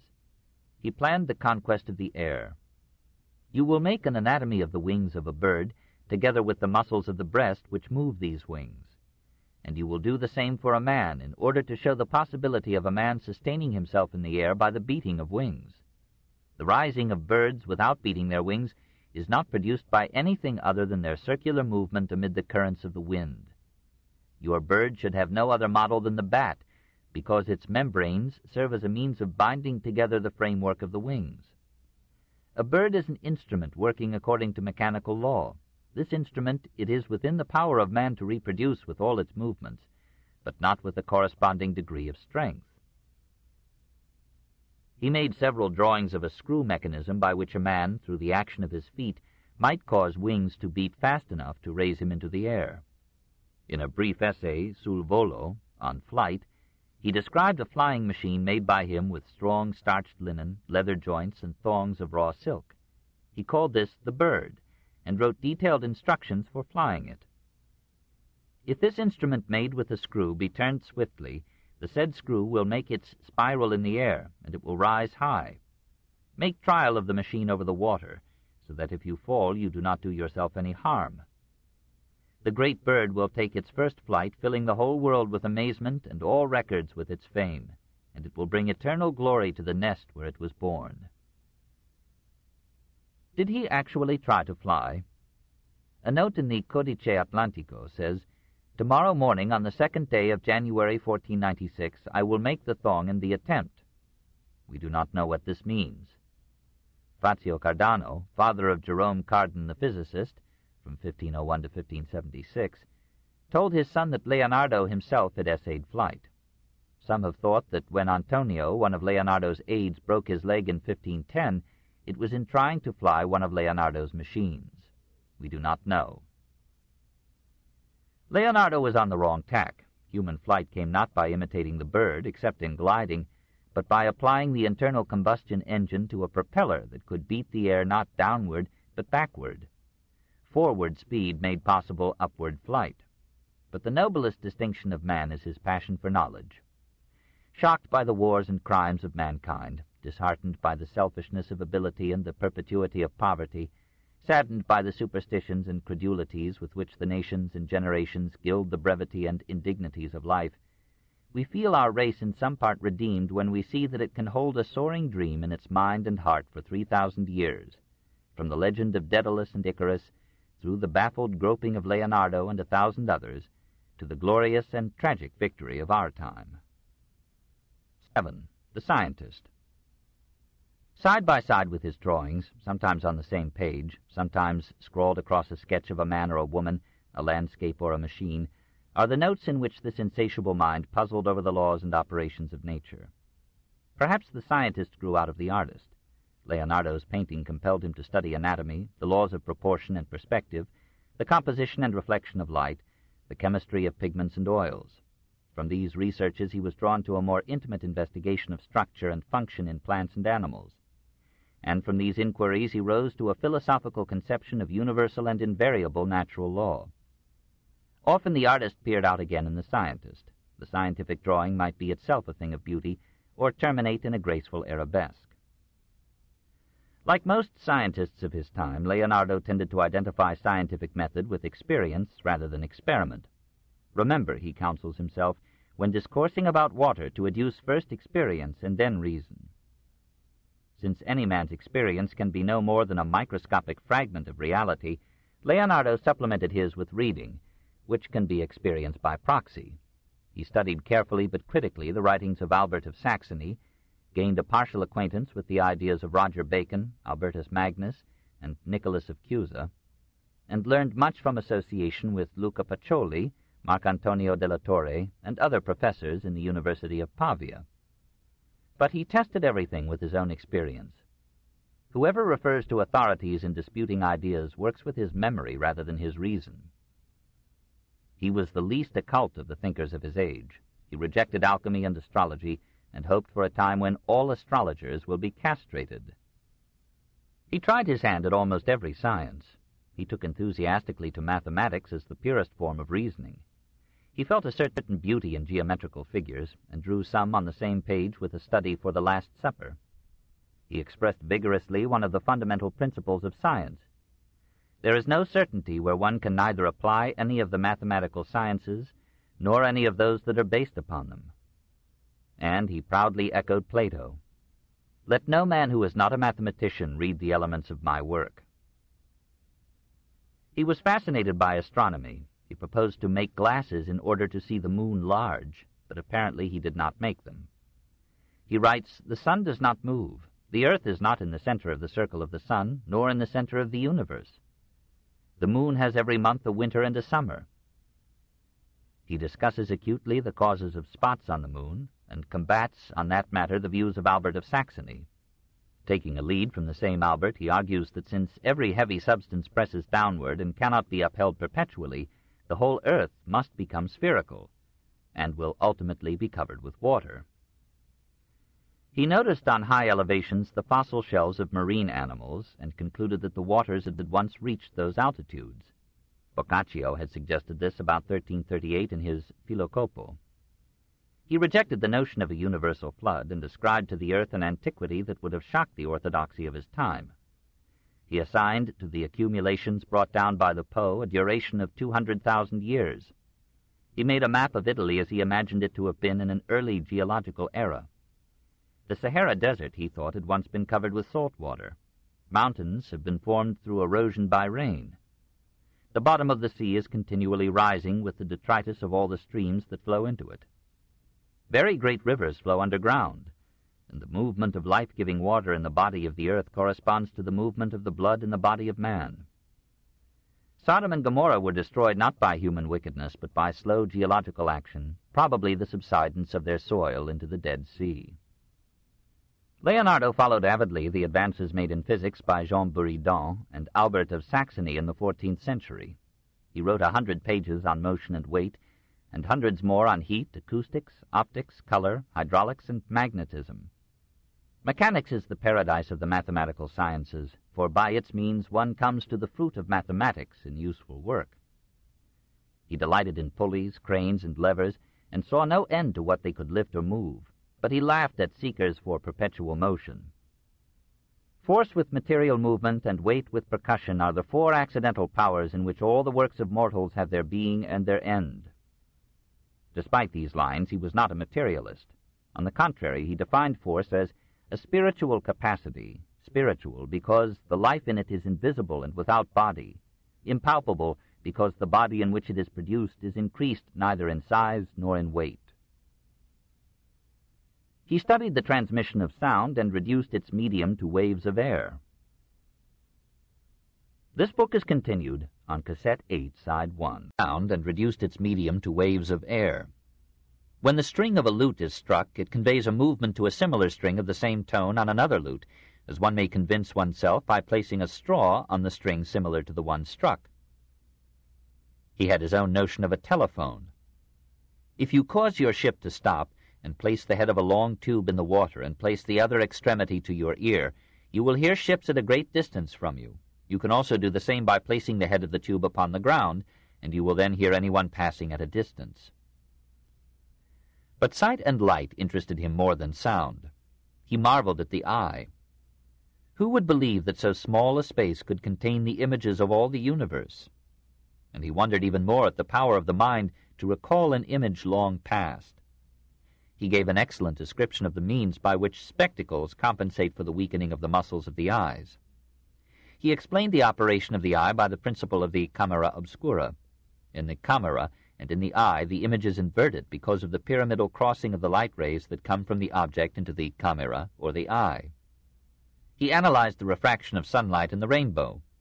Like Leon Battista Alberti, he had a good notion of complementary colors 4 centuries before the definitive work of Michel Chevreul. He planned, began, and left countless notes for a treatise on water. The movements of water captivated his eye and mind. He studied placid and turbulent streams, springs and falls, bubbles and foam, torrents and cloudbursts, and the simultaneous fury of wind and rain. Without water, he wrote, repeating Thales after 2100 years, nothing can exist among us.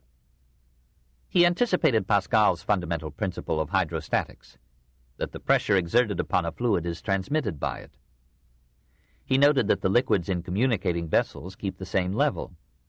Inheriting Milan's tradition of hydraulic engineering, he designed and built canals, suggested ways of conducting navigable canals under or over the rivers that crossed them, and proposed to free Florence from her need of Pisa as a port by canalizing the Arno from Florence to the sea.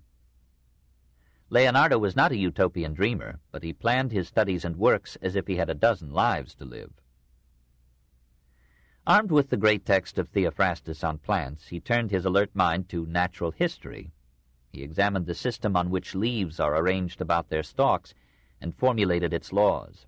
He observed that the rings in a cross-section of a tree trunk record the years of its growth by their number and the moisture of the year by their width.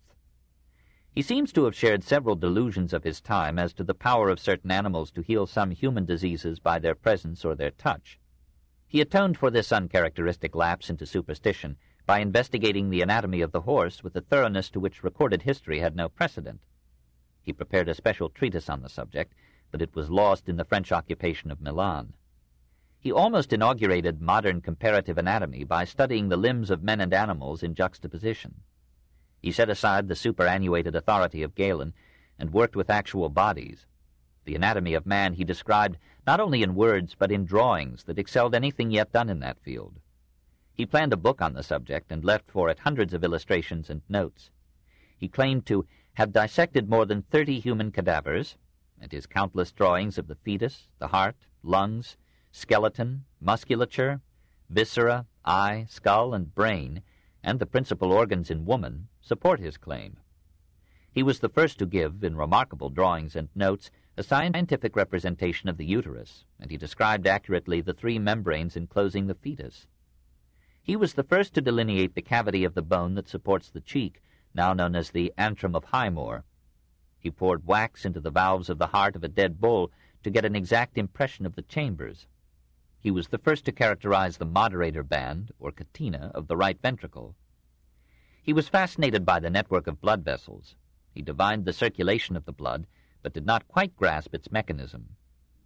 The heart, he wrote, is much stronger than the other muscles. The blood that returns when the heart opens is not the same as that which closes the valves. He traced the blood vessels, nerves, and muscles of the body with fair accuracy.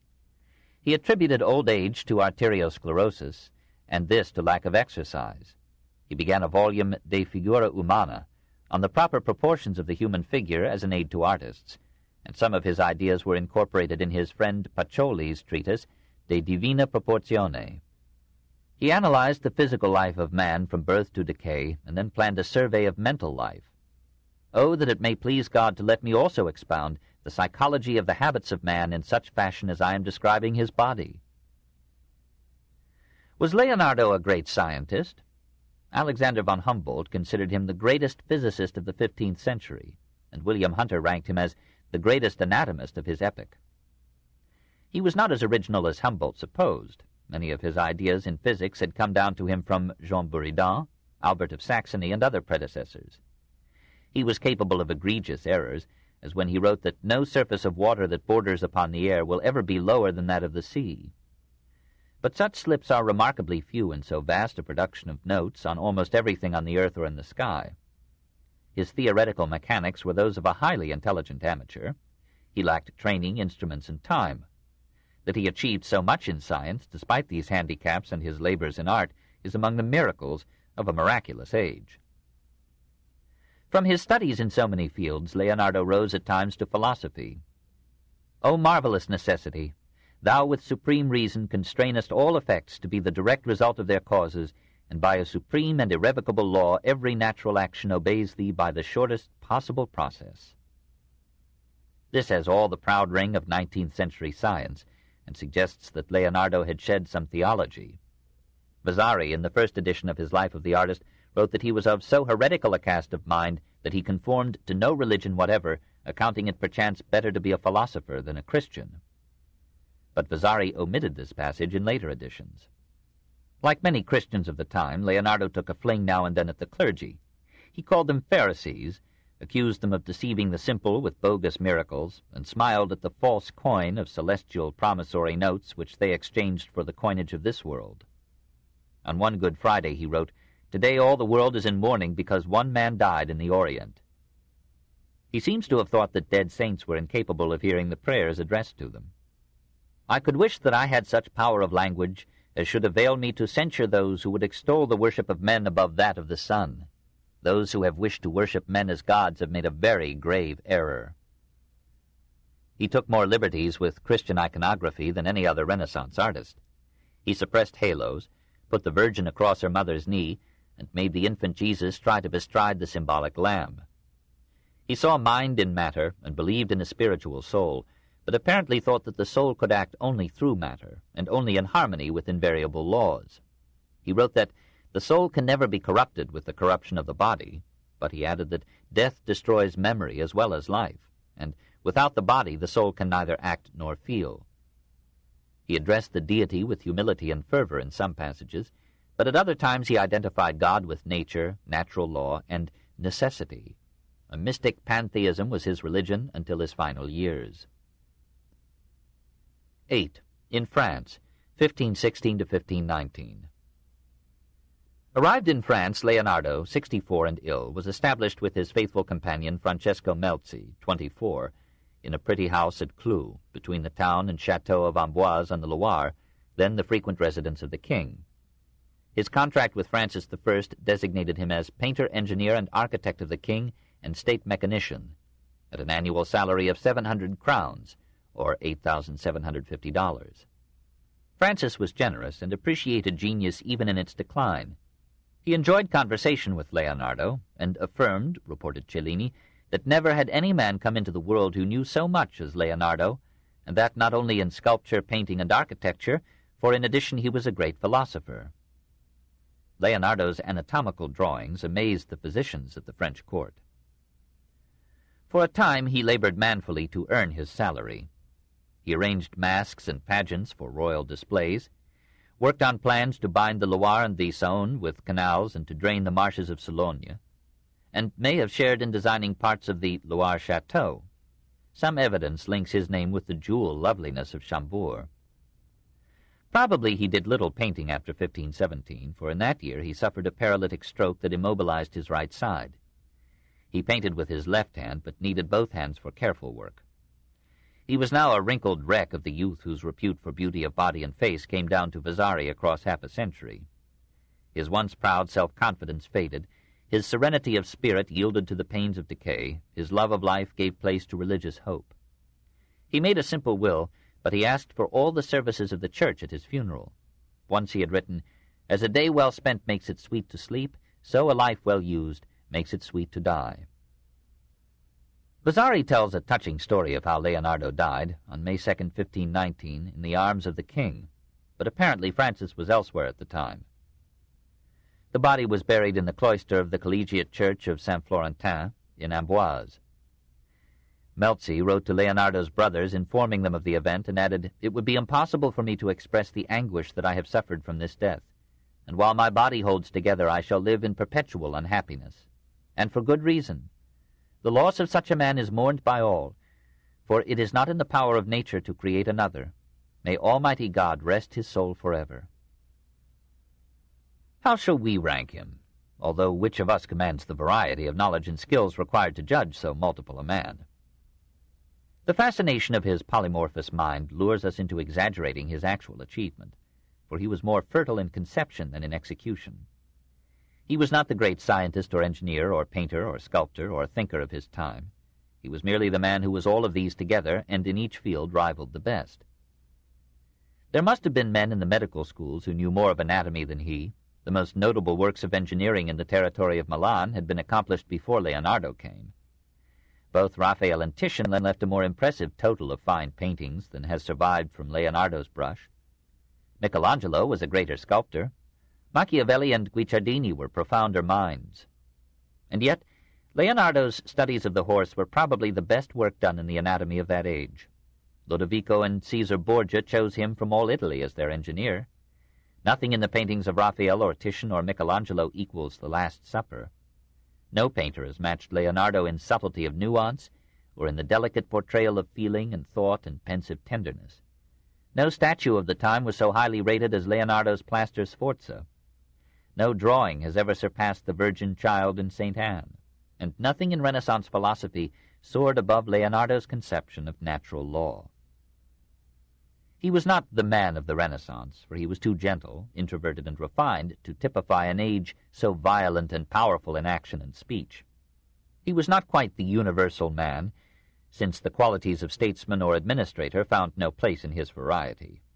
But with all his limitations and incompletions, he was the fullest man of the Renaissance, perhaps of all time. Contemplating his achievement, we marvel at the distance that man has come from his origins and renew our faith in the possibilities of mankind. 9. The School of Leonardo. He left behind him at Milan a bevy of younger artists who admired him too much to be original. 4 of them, Giovanni Antonio Boltraffio, Andrea Salarino, Cesare da Sesto, and Marco Dogiono, are figured in stone at the base of the patriarchal statue of Leonardo in the Piazza della Scala in Milan. There were others, Andrea Solari, Gaudenzio Ferrari, Bernardino de Conti, Francesco Melzi. All had worked in Leonardo's studio and learned to imitate his grace of line without reaching his subtlety or depth. 2 other painters acknowledged him as their teacher, though we are not sure that they knew him in the flesh. Giovanni Antonio Bazzi, who allowed himself to come down in history under the name of Sodoma, may have met him in Milan or Rome. Bernardino Luini exalted sentiment, but with an engaging straightforwardness that charms away reproach. He chose as his repeated subject the Madonna and her child. Perhaps he rightly saw in this most hackneyed of all pictorial themes the supreme embodiment of life as a stream of births, of love as surmounting death, and of womanly beauty that is never mature except in motherhood. More than any other follower of Leonardo, he caught the master's effeminate delicacy and the tenderness, not the mystery, of the Leonardesque smile. The Holy Family in the Ambrosiana at Milan is a delectable variation on the master's Virgin Child in St. Anne, and the Sposalizio at Serona has all the grace of Correggio. He seems never to have doubted, as Leonardo did, the touching story of the peasant maid who bore a god. He softened the lines and colors of his paintings with a simple piety that Leonardo could hardly feel or represent. And the unwilling skeptic who can still respect a lovely and inspiring myth will pause longer in the Louvre before Luini's Sleep of the Infant Jesus and Adoration of the Magi than before Leonardo's St. John, and will find in them a profounder satisfaction and truth. With these elegant epigoni, the great age of Milan died away. The architects, painters, sculptors, and poets that had made Lodovico's court surpassingly brilliant had seldom been natives of the city, and many of them sought other pastures when the gentle despot fell. No outstanding talent rose in the ensuing chaos and servitude to take their place, and a generation later the castle and the cathedral were the sole reminders that for a magnificent decade, the last of the 15th century, Milan had led the pageant of Italy. Chapter 8. Tuscany and Umbria. 1. Piero della Francesca. If now we cross back into Tuscany, we find that Florence, like another Paris, absorbed the talents of her dependencies and left only here and there among them a figure that bids us pause in our pilgrimage.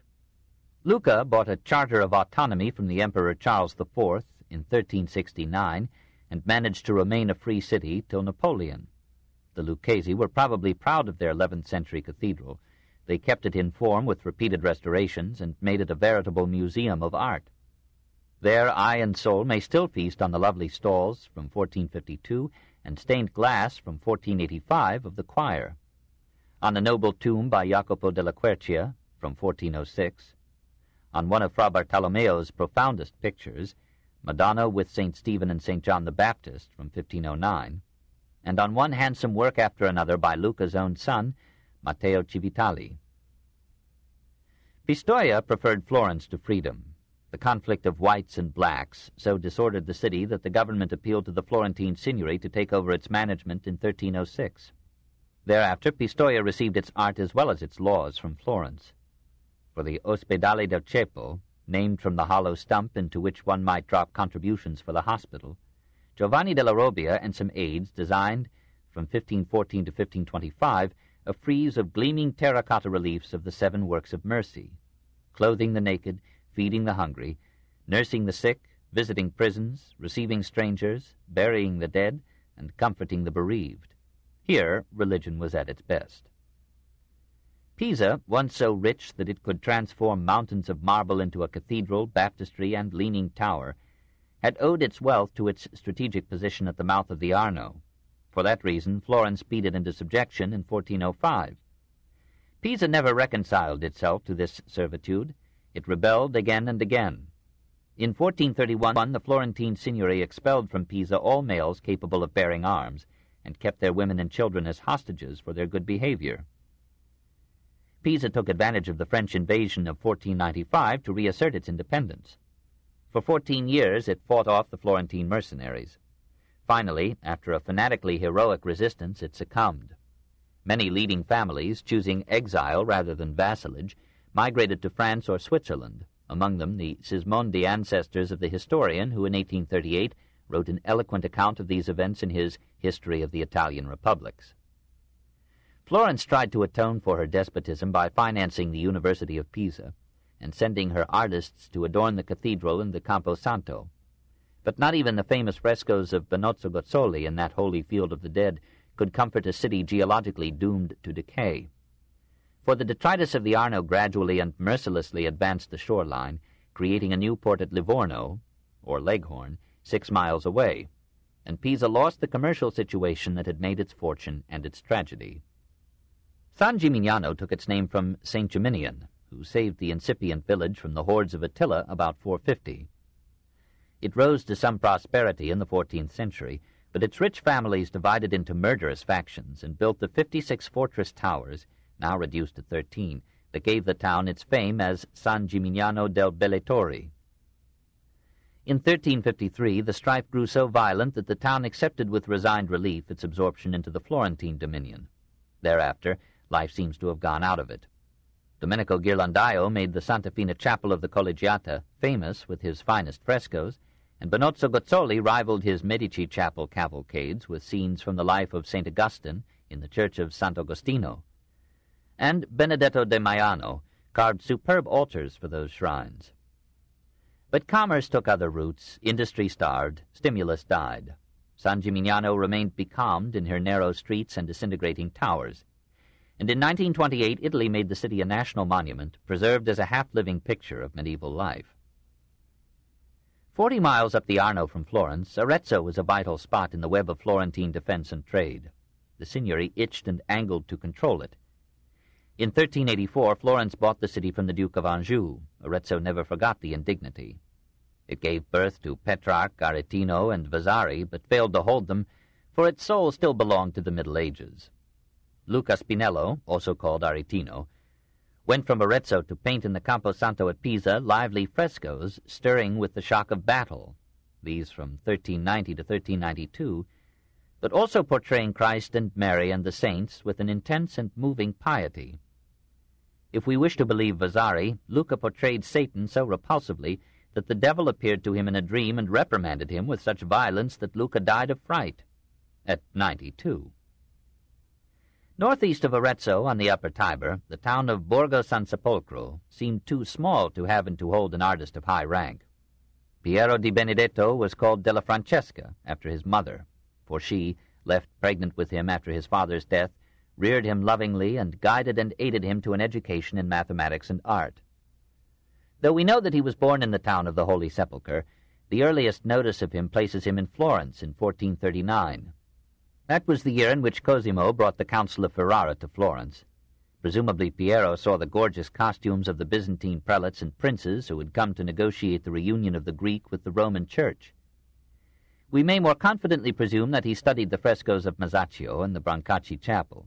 This was routine for any art student in Florence. The dignity, power, and resolute perspective of Masaccio mingled in Piero's art with the picturesque grandeur and majestic beards of the Eastern potentates.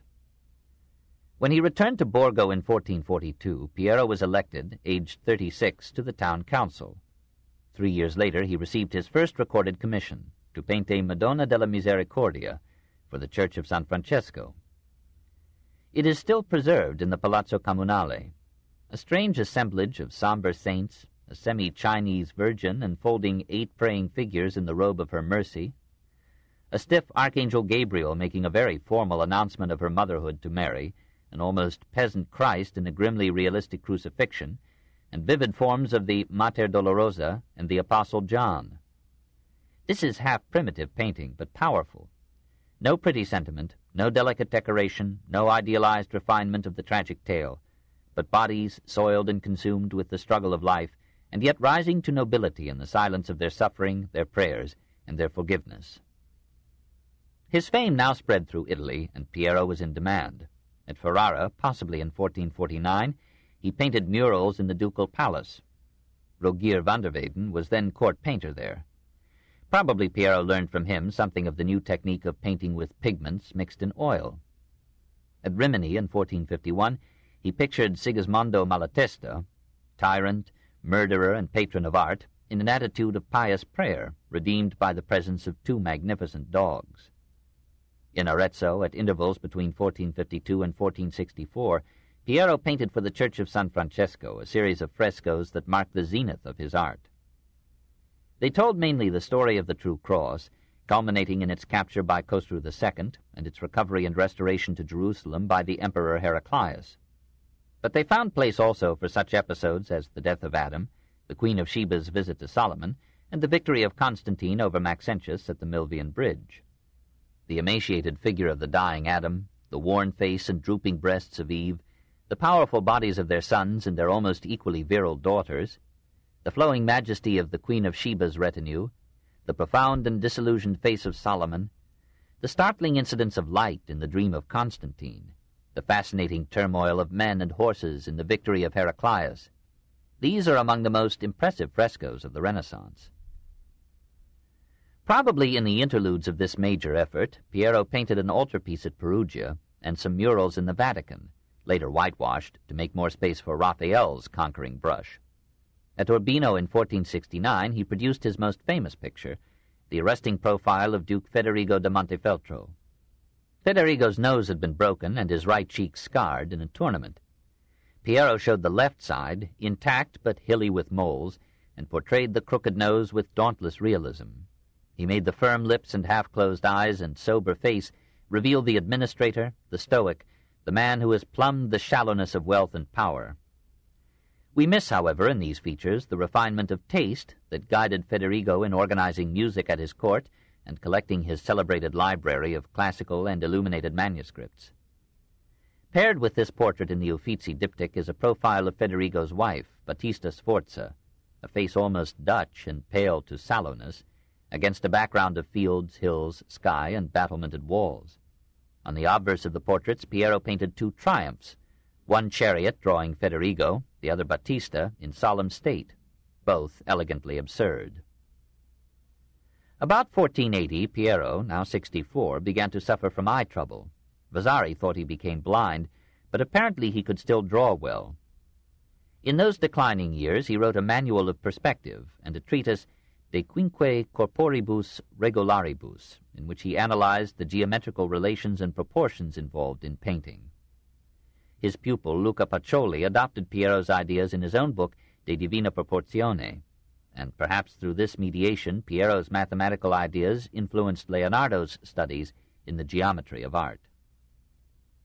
The world has forgotten Piero's books and has rediscovered his paintings. When we place him in time and note that his work was completed when Leonardo's had just begun, we must assign him a rank with the leading Italian painters of the 15th century. His figures seem crude, their faces coarse, many seem cast in a Flemish mold. What ennobles them is their quiet dignity, their grave mien and stately carriage, the restrained and yet dramatic force of their action. What transfigures them is the harmonious flow of the design, and above all the uncompromising faithfulness with which Piero's hand, disdaining idealization and sentimentality, has represented what his eye has seen and his mind has conceived. He lived too far from the intense centers of the Renaissance to attain the potential perfection or to exert the full influence of his art. Nevertheless, he numbered Signorelli among his pupils and shared in forming Luca's style. It was Raphael's father who invited Piero to Urbino, and though this was 14 years before Raphael's birth, that blessed youth must have seen and studied the paintings left by Piero there and in Perugia. Melozzo da Forli learned from Piero something of strength and grace in design, and Melozzo's angel musicians in the Vatican recall those which Piero painted in one of his final works, the Nativity of the London National Gallery, even as Piero's angel choristers recall Luca della Robbia's Cantoria. So men hand down to their successors their heritage, their lore and codes and skills, and transmission becomes half the technique of civilization. 2. Signorelli. When Piero della Francesca was painting his masterpieces at Arezzo, Lazzaro Vasari, great-grandfather of the historian, invited a young art student, Luca Signorelli, to come and live in the Vasari home and study with Piero. Luca had first seen the light at Cortona, some 14 miles southeast of Arezzo, in 1441. He was only 11 when Piero came, but he was 24 when Piero finished. In the interval, the youth, taking with passion to the painter's art, learned from Piero to draw the nude body with merciless veracity, with a stern rigor that went back to his teacher, and a masculine force that pointed forward to Michelangelo. In the studio and the hospitals, under the gibbet, and in the cemeteries, he sought the human body, as naked as he could find it, and he asked of it not beauty but strength. He seems to have cared for nothing else. If he painted anything else, it was by impatient concession. And then, as often as not, he would use nude figures for incidental ornament. Like Michelangelo, he was not at home, if we may speak so carelessly, with female nudes. He drew them with scant success. And among males, he preferred not the young and fair, as Leonardo did and Sodoma, but the middle-aged man in the full development of musculature and virility. Carrying this passion with him, Signorelli moved about among the cities of central Italy, depositing nudes. After some early works in Arezzo and San Sepolcro, he moved on to Florence, circa 1475, and there painted and presented to Lorenzo the School of Pan, a canvas crowded with naked pagan gods. Probably for Lorenzo he painted the Virgin and Child, now in the Uffizi. The Virgin, ample but beautiful, the background largely composed of naked men. Here Michelangelo would find a hint for his Doni Holy Family. And yet this carnal pagan could paint piously. The Virgin in his Uffizi Holy Family is one of the fairest figures in Renaissance art. At the behest of Pope Sixtus IV, he went to Loreto, circa 1479, and adorned the sanctuary of Santa Maria with excellent frescoes of the evangelists and other saints. 3 years later we find him in Rome, contributing to the Sistine Chapel a scene from the life of Moses, admirable in its male figures, ungainly in its women. Called to Perugia in 1484, he painted some minor frescoes in the cathedral. Thenceforth he seems to have made Cortona his home, producing pictures there for delivery elsewhere, and leaving it chiefly for major assignments in Siena, Orvieto, and Rome. In the cloister of the monastery of Monte Oliveto at Chiusuri, near Siena, he depicted scenes from the life of St. Benedict. For the church of Sant'Agostino in Siena, he completed an altarpiece which was ranked among his best works. Only the wings remain. For the palace of the Sienese dictator, Pandolfo Petrucci, he painted episodes from classic history or legend. Then he passed on to Orvieto for his culminating achievement. The cathedral council there had waited in vain for Perugino to come and decorate the chapel of San Brizio. It had considered and rejected Pinturicchio. Now, in 1499, it summoned Signorelli and bade him complete the work that Fra Angelico had begun in that chapel half a century before. It was the favorite altar in the great cathedral, for over it hung an old picture of the Madonna di San Brizio, who, the people liked to believe, could ease the pains of childbirth, keep lovers and husbands faithful, ward off the ague, and quiet a storm. Under the ceiling frescoes where Fra Angelico had pictured the Last Judgment in the full spirit of medieval hopes and fears, Signorelli painted similar themes: Antichrist, the end of the world, the resurrection of the dead, paradise, and the descent of the damned into hell. But these old themes were for him merely a frame wherein to show the naked bodies of men and women in 100 different attitudes and in 100 varieties of joy and pain. Not until Michelangelo's Last Judgment would the Renaissance see again such an orgy of human flesh. Bodies handsome or deformed, faces bestial or celestial, the grimaces of devils, the agony of the condemned sprayed by jets of fire, the torturing of one sinner by breaking his teeth and his thigh bone with a club. Did Signorelli delight in these scenes, or was he instructed to paint them as encouragement to piety? In any case, he pictured himself in a corner of the Antichrist, looking upon the melee with the equanimity of the saved. After spending 3 years on these frescoes, Signorelli returned to Cortona and painted a dead Christ for the church of Santa Margherita. It was about this time that tragedy overtook him in the violent death of his favorite son. When the corpse was brought to him, says Vasari, he caused it to be stripped, and with extraordinary fortitude, without shedding a tear, he made a drawing of the body, so that he might always behold in this work of his hands what nature had given him and cruel fortune had taken away. In 1508 a different misfortune came. With Perugino, Pinturicchio, and Sodoma he was commissioned by Julius II to decorate the papal chambers in the Vatican. While their labors were progressing, Raphael arrived, and so pleased the Pope with his initial frescoes that Julius turned over all the rooms to him and dismissed the other artists. Signorelli was then 67, and perhaps his hand had lost its skill or steadiness. Nevertheless, 11 years later he painted with success and acclaim an altarpiece commissioned by the Company of San Girolamo at Arezzo. When it was finished, the brothers of the company came to Cortona and carried this Madonna and saints on their shoulders all the way to Arezzo. Signorelli accompanied them and again lodged in the house of the Vasari. There Giorgio Vasari, a lad of 8, saw him and received from him long-remembered words of encouragement in the study of art. Once a youth of impetuous passion, Signorelli was now a kindly old gentleman, nearing 80, living in moderate prosperity in his native town, and honored by all. At the age of 83 he was elected for the last time to the governing council of Cortona. In that year, 1524, he died. Excellent scholars have thought that Signorelli's fame is inadequate to his deserts, but perhaps it exceeds them. He was a facile draftsman, who amazes us with his studies of anatomy, posture, perspective, and foreshortening, and amuses us with his use of human figures in composition and ornament. Sometimes in his Madonnas he reaches a note of tenderness, and the musician angels at Loreto have charmed discriminating minds. But for the rest, he was the apostle of the body as anatomy. He gave it no sensual softness, no voluptuous grace, no glory of color, no magic of light and shade.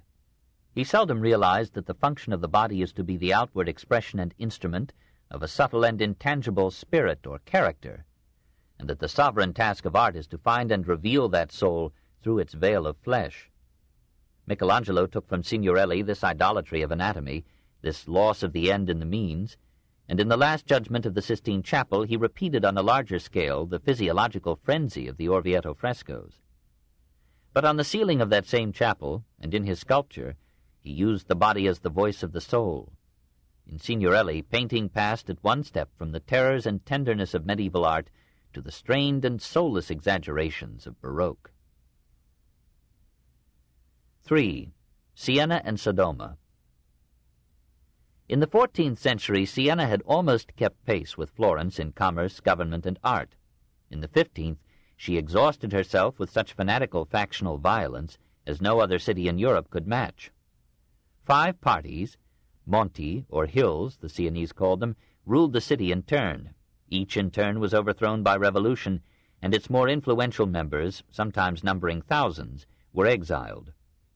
We may judge the bitterness of this strife from the oath that 2 of the factions swore to end it in 1494. An awed eyewitness describes them as gathering solemnly at the dead of night in separate aisles in their vast and dimly lit cathedral. The conditions of the peace were read, which took up 8 pages, together with an oath of the most horrible sort, full of maledictions and imprecations, excommunications, invocations of evil, confiscations of goods, and so many other woes that to hear it was a terror. Even in the hour of death no sacrament should save, but should rather add to the damnation of those who should break the conditions. So that I believe that never was made or heard a more awful or horrible oath. Then the notaries on either side of the altar wrote down the names of all the citizens, who swore upon the crucifix, of which there was 1 on each side. And every couple of the one or other faction kissed, and the church bells rang, and the Te Deum Laudamus was sung with the organs and the choir while the oath was being sworn. From this turmoil a dominant family emerged, the Petrucci. In 1497, Pandolfo Petrucci made himself dictator, took the title Il Magnifico, and proposed to give Siena the order, peace, and gentlemanly autocracy that had been the fortune of Florence under the Medici. Pandolfo was clever and always landed on his feet after any crisis, even eluding the vengeance of Caesar Borgia. He patronized art with some discrimination, but he so often resorted to secret assassination that his death in 1512 was celebrated with universal acclaim. In 1525, the desperate city paid the Emperor Charles V 15,000 ducats to take it under his protection. In the lucid intervals of peace, Sienese art had its final fling. Antonio Barile continued the medieval tradition of the wondrous carving of wood. Lorenzo di Mariano built in the church of Fonte Giusta a high altar of classic beauty. Jacopo della Quercia took his cognomen from a village in Siena's hinterland. His early sculptures were financed by Orlando Molevolti, who thus belied his name of Evil Faces. When Orlando was banished for taking the losing side in politics, Jacopo left Siena for Lucca in 1390, where he designed a stately tomb for Ilaria del Carretto. After competing unsuccessfully against Donatello and Brunellesco in Florence, he went on to Bologna and carved over and alongside the portal of San Petronio marble statues and reliefs which are among the finest sculptures of the Renaissance. These from 1425 to 1428. Michelangelo saw them there 70 years later, admired the vigor of the nude and virile figures, and found in them for a time inspiration and stimulus. Returning to Siena, Jacopo spent much of the next 10 years on his masterpiece, the Fonte Gaia. On the base of this gay fountain he cut in marble a relief of the Virgin as the official sovereign of the city. Around her he represented the 7 cardinal virtues. For good measure, he added scenes from the Old Testament and filled the surviving spaces with children and animals, all with a power of conception and execution that presaged Michelangelo. For this work, Siena renamed him Jacopo della Fonte and paid him 2,200 crowns, or possibly around $55,000. He died at 64, exhausted by his art and mourned by the citizens. Through most of the 14th and 15th centuries, the proud city engaged 100 artists of any provenance to make its cathedral the architectural jewel of Italy. From 1413 to 1423, Domenico del Coro, a master of intarsia, was superintendent of the cathedral work. He and Matteo di Giovanni, and Domenico Beccafumi, and Pinturicchio, and many others inlaid the floor of the great shrine with marble marquetry picturing episodes from Scripture, and making this the most remarkable church pavement in the world. Antonio Federighi carved for the cathedral 2 handsome baptismal fonts, and Lorenzo Vecchietta cast for it a dazzling tabernacle in bronze. Sano di Matteo raised the Loggia della Mercanzia in the Campo from 1417 to 1438, and Vecchietta and Federighi faced its pillars with harmonious statuary. The 14th century saw a dozen famous palaces take form: the Salimbene, the Buonsignori, the Saracini, the Grottanelli, and about 1470 Bernardo Rossellino supplied plans for the Florentine-style palace of the Piccolomini family. Andrea Bregno designed for the Piccolomini an altar in the cathedral in 1481, and Cardinal Francesco Piccolomini built, as an adjunct to the Duomo, a library in 1495 to house the books and manuscripts bequeathed to him by his uncle, Pius II.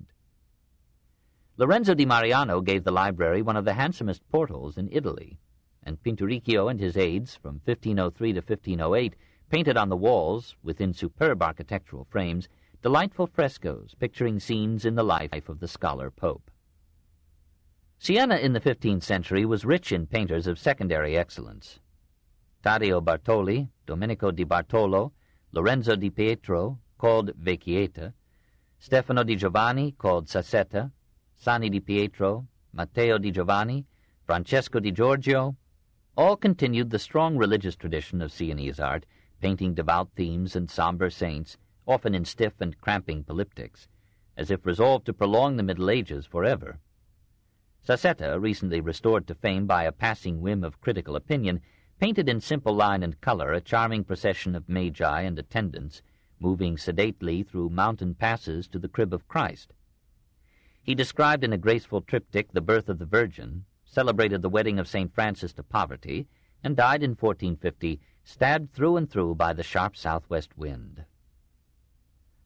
Only toward the end of the century did Siena produce an artist whose name, for good or evil, rang through Italy. His real name was Giovanni Antonio Bazzi, but his ribald contemporaries rechristened him Sodoma, because he was so candid a catamite. He accepted the cognomen with good humor, as a title that many deserved but failed to obtain. Born at Vercelli in 1477, he moved to Milan and may have learned painting and pederasty from Leonardo. He put a Vincian smile on his Brera Madonna, and copied Leonardo's Leda so well that for centuries his imitation was taken for the master's original. Migrating to Siena after Lodovico's fall, he developed a style of his own, picturing Christian subjects with a pagan joy in the human form.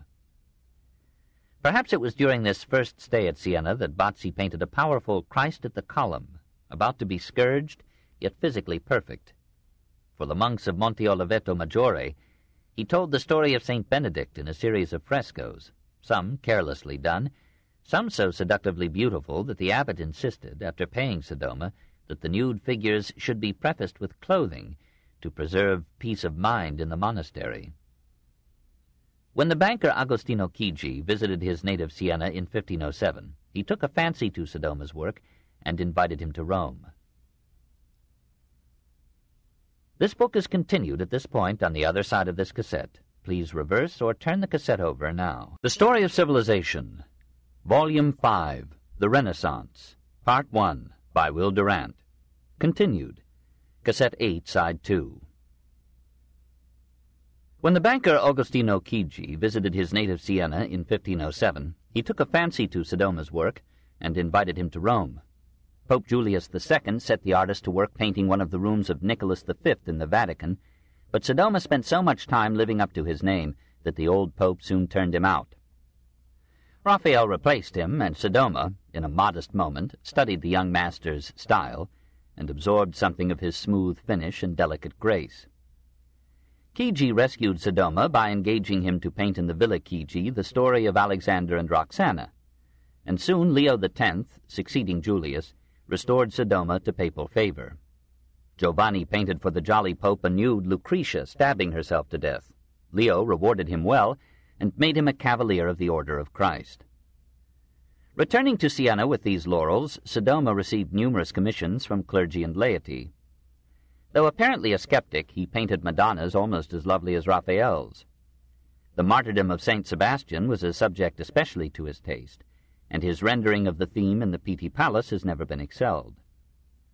In the church of San Domenico at Siena, he pictured St. Catherine fainting so realistically that Baldassare Peruzzi pronounced the painting incomparable in its kind.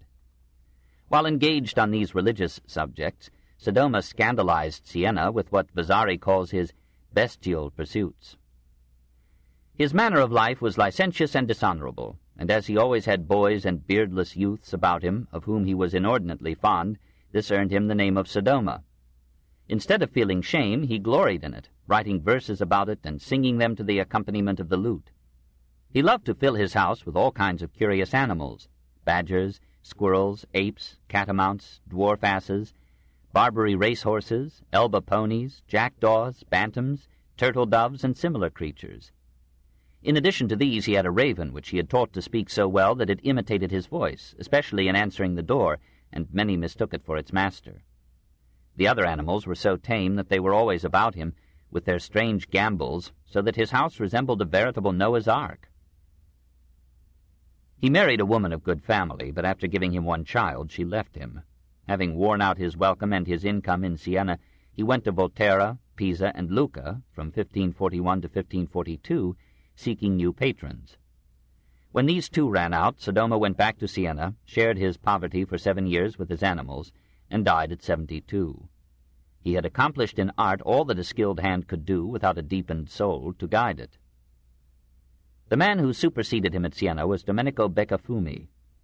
When Perugino came there in 1508, Domenico studied his style.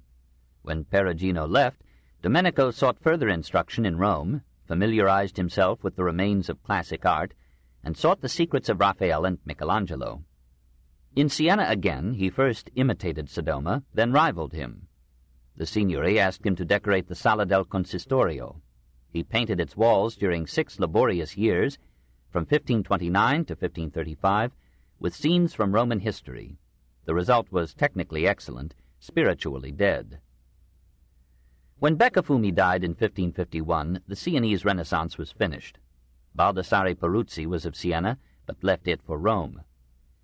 Siena fell back into the arms of the Virgin and adjusted itself without discomfort to the Counter-Reformation.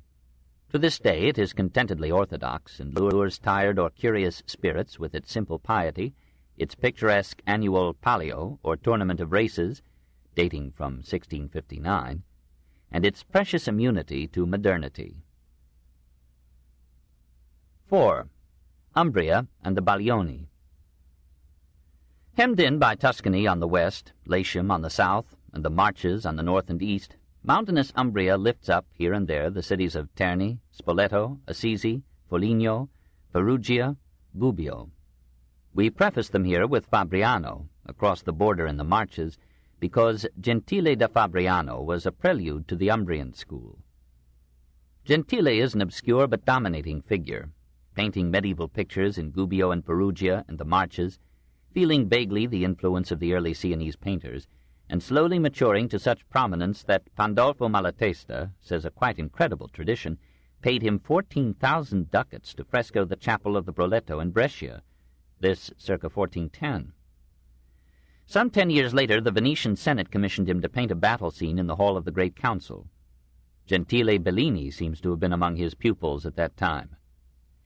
We find him next in Florence, painting for the Church of Santa Trinita an Adoration of the Magi from 1423, which even the proud Florentines acclaimed as a masterpiece. It is still preserved in the Uffizi, a bright and picturesque cavalcade of kings and retinues, stately horses, musing cattle, squatting monkeys, alert dogs, a lovely Mary, all compellingly focused upon a charming infant who places an explorative hand upon the bald head of kneeling royalty. It is a picture admirable in gay color and flowing line, but almost primitively innocent of perspective and foreshortening. Pope Martin V called Gentile to Rome, where the artist deposited some frescoes in San Giovanni Laterano. They have disappeared, but we may surmise their quality from the enthusiasm of Rogier van der Weyden, who on seeing them pronounced Gentile the greatest painter in Italy. In the church of Santa Maria Nuova, Gentile painted other lost frescoes, one of which led Michelangelo to say to Vasari, "He had a hand like his name." Gentile died in Rome in 1424, at the height of his renown. His career is evidence that Umbria, to which he culturally belonged, was generating its own geniuses and style in art. By and large, however, the Umbrian painters took their lead from Siena and continued the religious mood without a break from Duccio to Perugino and the early Raphael. Assisi was the spiritual source of Umbrian art. The churches and legends of St. Francis, disseminated through the neighboring provinces a devotion that dominated painting as well as architecture, and discountenanced the pagan or secular themes that were elsewhere invading Italian art. Portraits were seldom asked of Umbrian painters, but private individuals, sometimes using the savings of a lifetime, commissioned an artist, usually local, to paint a Madonna or a Holy Family for their favorite chapel. And there was hardly a church so poor but it could raise funds for such a symbol of hopeful piety and community pride. So Gubbio had her own painter, Ottaviano Nelli, and Foligno had Niccolo di Liberatore, and Perugia boasted Bonfigli, Perugino, and Pinturicchio. Perugia was the oldest, largest, richest, and most violent of the Umbrian towns. Placed 1,600 feet high on an almost inaccessible summit, it commanded a spacious view of the surrounding country. The site was so favorable for defense that the Etruscans built, or inherited, a city there before the foundation of Rome. Long claimed by the popes as one of the papal states, Perugia declared itself independent in 1375 and enjoyed over a century of passionate factionalism surpassed only by Siena. Two wealthy families fought for control of the city, its commerce, its government, its benefices, its 40,000 souls. The Odi and the Baglioni murdered one another by stealth or openly in the streets. Their conflicts fertilized with blood the plain that smiled beneath their towers. The Baglioni were noted for their handsome faces and physiques, their courage, and their ferocity. In the heart of pious Umbria they scorned the church and gave themselves pagan names: Ercole, Troilo, Ascanio, Annibale, Atalanta, Penelope, Lavinia, Zenobia. In 1445 the Baglioni repelled an attempt of the Odi to seize Perugia. Thereafter they ruled the city as despots, though formally acknowledging it to be a papal fief. Let Perugia's own historian, Francesco Matarazzo, describe the Baglioni government. From the day the Odi were expelled, our city went from bad to worse. All the young men followed the trade of arms. Their lives were disorderly, and every day divers excesses were divulged, and the city had lost all reason and justice. Every man administered right unto himself, by his own authority and with royal hand. The Pope sent many legates, if so be the city could be brought to order. But all who came went back in dread of being hewn to pieces, for the Baglioni threatened to throw some from the windows of the palace, so that no cardinal or other legate durst approach Perugia unless he were their friend. And the city was brought to such misery that the most lawless men were most prized, and those who had slain 2 or 3 men walked as they pleased through the palace, and went with sword or poniard to speak to the podesta and other magistrates. Every man of worth was trodden down by bravos whom the nobles favored, nor could a citizen call his property his own. The nobles first robbed one and then another of goods and land. All offices were sold or else suppressed, and taxes and extortions were so grievous that everyone cried out. What can be done, a cardinal asked of Pope Alexander VI, with these demons who have no fear of holy water? Having disposed of the Odi, the Baglioni divided into new factions and fought one of the bloodiest feuds of the Renaissance. Atalanta Baglioni, being left a widow through the assassination of her husband, consoled herself with the beauty of her son Grifonetto, whom Matarazzo describes as another Ganymede. Her happiness seemed fully restored when he married Zenobia Sforza, whose beauty matched his own. But a minor branch of the Baglioni plotted to overthrow the ruling branch, Astore, Guido, Simonetto, and Gianpaolo. Valuing Grifonetto's bravery, the conspirators won him to their plan by deluding him into the belief that Gianpaolo had seduced his young wife. One night in the year 1500, when the dominant Baglioni families had left their castles and assembled in Perugia for the wedding of Astore and Lavinia, the conspirators attacked them in their beds and killed all but one of them. Gianpaolo escaped by clambering over roofs, hiding through the night with some frightened university students, disguising himself in a scholastic gown and passing out through the city gates at dawn. Atalanta, horrified to learn that her son had shared in these murders, drove him from her presence with curses. The assassins dispersed, leaving Grifonetto homeless and alone in the city. On the morrow, Gianpaolo, with an armed escort, re-entered Perugia and came upon Grifonetto in a public square. He wished to spare the youth, but the soldiers wounded Grifonetto mortally before Gianpaolo could restrain them. Atalanta and Zenobia came from their concealment to find son and husband dying in the street. Atalanta knelt by him, took back her curses, gave him her blessing, and asked him to forgive those who had slain him. Then, says Matarazzo, the noble youth extended his right hand to his young mother, pressing her white hand, and forthwith he breathed his soul from his beautiful body. Perugino and Raphael were painting in Perugia at this time. John Paolo had 100 men massacred, in the streets or in the cathedral, on suspicion of complicity in the plot.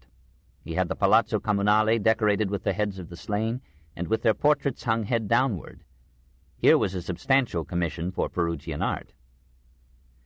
Thereafter he ruled the city unchallenged until he yielded to Julius II in 1506 and consented to govern as vicar of the popes. But he did not know how to govern except by assassination. In 1520, Leo X, tired of his crimes, lured him to Rome with a safe conduct and had him beheaded in the Castel Sant'Angelo. This was one form of Renaissance diplomacy. Other Baglioni maintained themselves in power for a time, but after Malatesta Baglioni had murdered a papal legate, Pope Paul III sent forces to take final possession of the city as an appanage of the Church in 1534. 5. Perugino.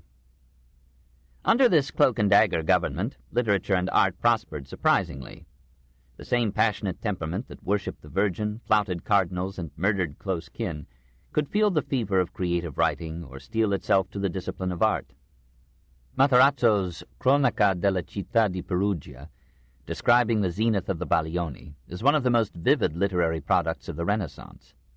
Commerce, before the Baglioni came to power, had accumulated enough wealth to build the massive Gothic Palazzo Comunale from 1280 to 1333, and to adorn it and the adjoining Collegio del Cambio, or Chamber of Commerce, built from 1452 to 1456, with some of the finest art in Italy.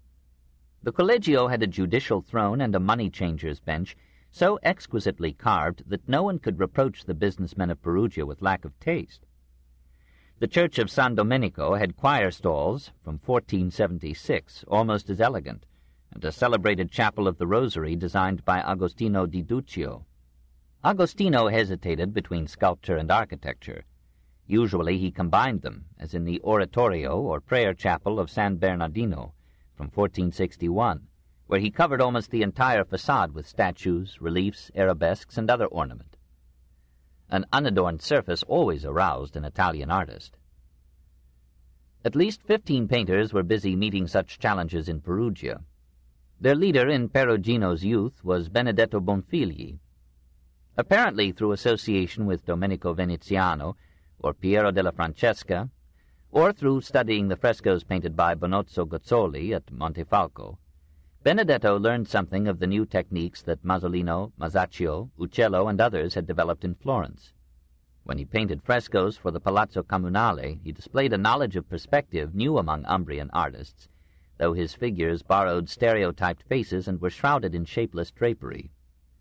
A younger rival, Fiorenzo di Lorenzo, equaled Benedetto in dullness of color, surpassed him in delicacy of sentiment and occasional grace.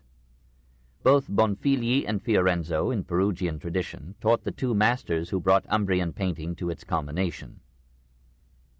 Bernardino Betti, called Pinturicchio, learned the arts of tempera and fresco from Fiorenzo, but never adopted the oil technique that came to Perugino from the Florentines.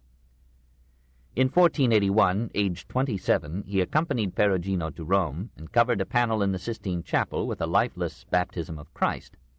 But he improved, and when Innocent VIII bade him decorate a loggia of the Belvedere Palace, he struck out on a new line by painting views of Genoa, Milan, Florence, Venice, Naples, and Rome.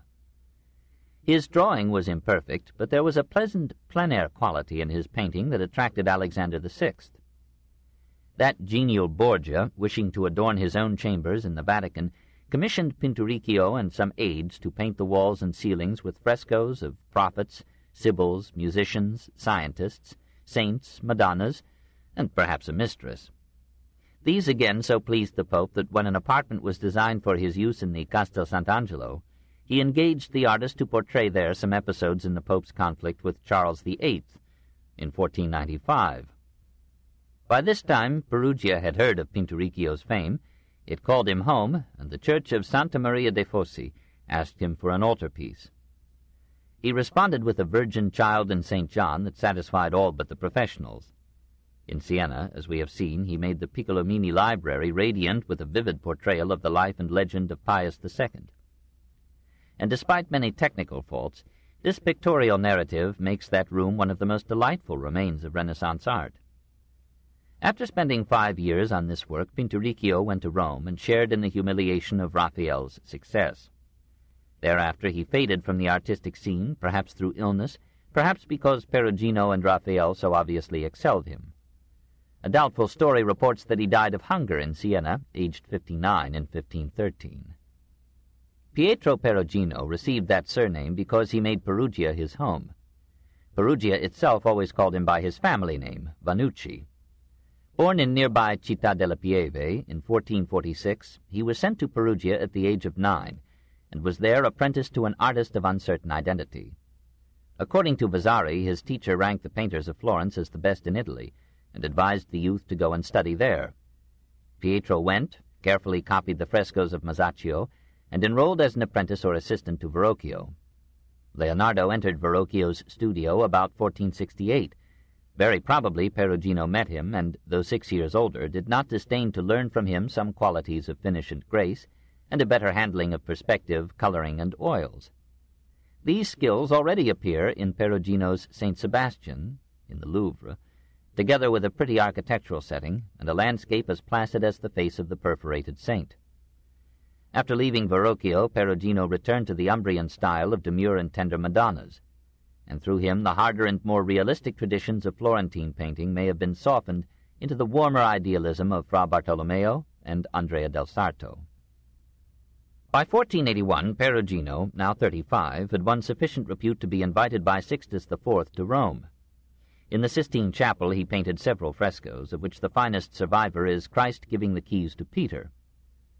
It is too formal and conventional in its symmetrical composition, but here, for the first time in painting, the air, with its subtle gradations of light, becomes a distinct and almost palpable element in the picture. The drapery, so stereotyped in Bonfigli, is here tucked and wrinkled into life, and a few of the faces are finished to striking individuality. Jesus, Peter, Signorelli, and not least the large, rotund, sensual, matter-of-fact countenance of Perugino himself, transformed for the occasion into a disciple of Christ. In 1486, Perugino was again in Florence, for the archives of the city record his arrest for criminal assault. He and a friend disguised themselves and, armed with clubs, waited in the dark of a December night to waylay some chosen enemy. They were detected before they could commit any injury. The friend was banished. Perugino was fined 10 florins. After another interlude in Rome, he set up a bottega in Florence in 1492, hired assistants, and began to turn out pictures, not always carefully finished, for customers near and far. For the Gesuati Brotherhood he made a Pietà, whose melancholy Virgin and pensive Magdalene were to be repeated by him and his aides in 100 variations for any prosperous institution or individual. A Madonna and Saints found its way to Vienna, another to Cremona, another to Fano, another, the Madonna in Glory, to Perugia, another to the Vatican, another is in the Uffizi. Rivals charged him with turning his studio into a factory. They thought it scandalous that he should grow so rich and fat. He smiled and raised his prices. When Venice invited him to paint 2 panels in the ducal palace, offering 400 ducats, possibly around $5,000, he demanded 800, and when these were not forthcoming, he remained in Florence. He clung to cash and let the credit go. He made no pretense of despising wealth. He was resolved not to starve when his brush began to tremble. He bought property in Florence and Perugia, and was bound to land on at least 1 foot after any overturn. His self-portrait in the Cambio at Perugia, from 1500, is a remarkably honest confession. A pudgy face, large nose, hair flowing carelessly from under a close red cap, eyes quiet but penetrating, lips slightly contemptuous, heavy neck and powerful frame. Here was a man hard to deceive, ready for battle, sure of himself, and holding no high opinion of the human race. He was not a religious man, says Vasari, and would never believe in the immortality of the soul.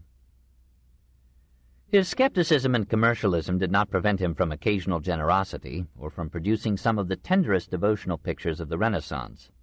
He painted a lovable Madonna for the Certosa di Pavia, now in London, and the Magdalene attributed to him in the Louvre is so fair a sinner that one would not need divine mercy to forgive her. For the nuns of Santa Clara at Florence, he painted an entombment in which the women had a rare beauty of features, and the faces of the old men summarized their lives, and the lines of composition met on the bloodless corpse of Christ, and a landscape of slender trees on rocky slopes, and distant town on a quiet bay, shed an atmosphere of calm over the scene of death and grief. The man could paint as well as sell. His success in Florence finally convinced the Perugians of his worth. When the merchants of the Cambio decided to adorn their collegio, they emptied their pockets with tardy largesse and offered the assignment to Pietro Vannucci. Following the mood of the age and the suggestions of a local scholar, they asked that their hall of audience should be decorated with a medley of Christian and pagan subjects. On the ceiling, the 7 planets and the signs of the zodiac. On one wall, a nativity and a transfiguration. On another, the Eternal Father, the prophets, and 6 pagan sibyls, prefiguring Michelangelo's. And on another wall, the 4 classical virtues, each illustrated by pagan heroes. Prudence by Numa, Socrates, and Fabius. Justice by Pittacus, Furius, and Trajan. Fortitude by Lucius, Leonidas, and Horatius Cocles. Temperance by Pericles, Cincinnatus, and Scipio. All this, it seems, was accomplished by Perugino and his aides, including Raphael, in the one year 1500, the very year when the feuds of the Baglioni incarnadined the streets of Perugia. When the blood had been washed away, the citizens could stream in to see the new beauty of the Cambio. Perhaps they found the pagan worthies a bit wooden, and wished that Perugino had shown them not posing, but engaged in some action that would give them life. But the David was majestic, the Erythraean Sibyl almost as gracious as a Raphael Madonna, and the Eternal Father a remarkably good conception for an atheist. On those walls, in his 60th year, Perugino reached the fullness of his powers. In 1501, the grateful city made him a municipal prior. From that zenith he rapidly declined. In 1502 he painted a Marriage of the Virgin, which Raphael imitated 2 years later in the Sposalizio. About 1503 he returned to Florence. He was not pleased to find the city in much ado about Michelangelo's David. He was among the artists summoned to consider where the figure should be placed, and his opinion was overruled by the sculptor himself. The 2 men, meeting shortly afterward, traded insults. Michelangelo, then a lad of 29, called Perugino a blockhead, and informed him that his art was antiquated and absurd. Perugino sued him for libel and won nothing but ridicule. In 1505 he agreed to finish for the Annunziata a deposition that the late Filippino Lippi had begun, and to add to it an Assumption of the Virgin. He completed Filippino's work with skill and dispatch, but in the Assumption he repeated so many figures that he had used in previous pictures that the artists of Florence, still jealous of his quondam fees, condemned him for dishonesty and sloth. He left the city in anger and took up his residence in Perugia. The inevitable defeat of age by youth was repeated when he accepted an invitation from Julius II to decorate a room in the Vatican in 1507. When he had made some progress, his former pupil, Raphael, appeared and swept everything before him. Perugino left Rome with heavy heart. Back in Perugia, he prospected for commissions and kept on working to the end. He began in 1514 and apparently finished in 1520 a complex altarpiece for the church of Sant'Agostino, recounting again the story of Christ. For the church of the Madonna delle Lagrime at Trevi, he painted in 1521 an Adoration of the Magi, which, despite some palsied drawing, is an astonishing product for a man of 75. In 1523, while he was painting at neighboring Fontignano, he fell a victim to the plague, or perhaps died of old age and weariness. According to tradition, he refused the last sacraments, saying that he preferred to see what would happen in the other world to an obstinately impenitent soul. He was buried in unhallowed ground. Everyone knows the defects of Perugino's painting, the exaggerated sentiment, the dolorous and artificial piety, the stereotyped oval faces and ribboned hair, the heads regularly bent forward in modesty, even those of stern Cato and bold Leonidas. Europe and America can show 100 Peruginos of this repetitious type. The master was more fertile than inventive. His pictures want action and vitality. They reflect the needs of Umbrian devotion rather than the realities and significance of life. And yet there is much in them that can please the soul, mature enough to surmount its sophistication. The living quality of their light, the modest loveliness of their women, the bearded majesty of their old men, the soft and quiet colors, the gracious landscapes, covering all tragedies with peace. When Perugino returned to Perugia in 1499 after long stays in Florence, he brought into Umbrian painting the technical skill, without the critical faculty, of the Florentines. When he died, he had faithfully passed down those skills to his associates and pupils, to Pinturicchio, Francesco Ubertino il Bacchiacca, Giovanni di Pietro lo Spagna, and Raphael. The master had served his purpose. He had enriched and transmitted his heritage, and had trained a pupil to surpass him. Raphael is Perugino, faultless, perfected, and complete. Chapter 9. Mantua, 1378 to 1540. 1. Vittorino da Feltre. Mantua was fortunate. Throughout the Renaissance it had but one ruling family, and was spared the turmoil of revolutions, court murders, and coups d'etat. When Luigi Gonzaga became Capitano del Popolo in 1328, the ascendancy of his house was so well established that he could occasionally leave his capital and hire himself out to other cities as general, a custom followed by his successors through several generations. His great-grandson, Gianfrancesco I, was raised to the dignity of Marquis in 1432 by their theoretical sovereign, the Emperor Sigismund, and this title became hereditary in the Gonzaga family until it was exchanged for the still loftier title of Duke in 1530. John was a good ruler. He drained marshes, promoted agriculture and industry, supported art, and brought to Mantua, to tutor his children, one of the noblest figures in the history of education. Vittorino took his surname from his native town of Feltre, in northeast Italy.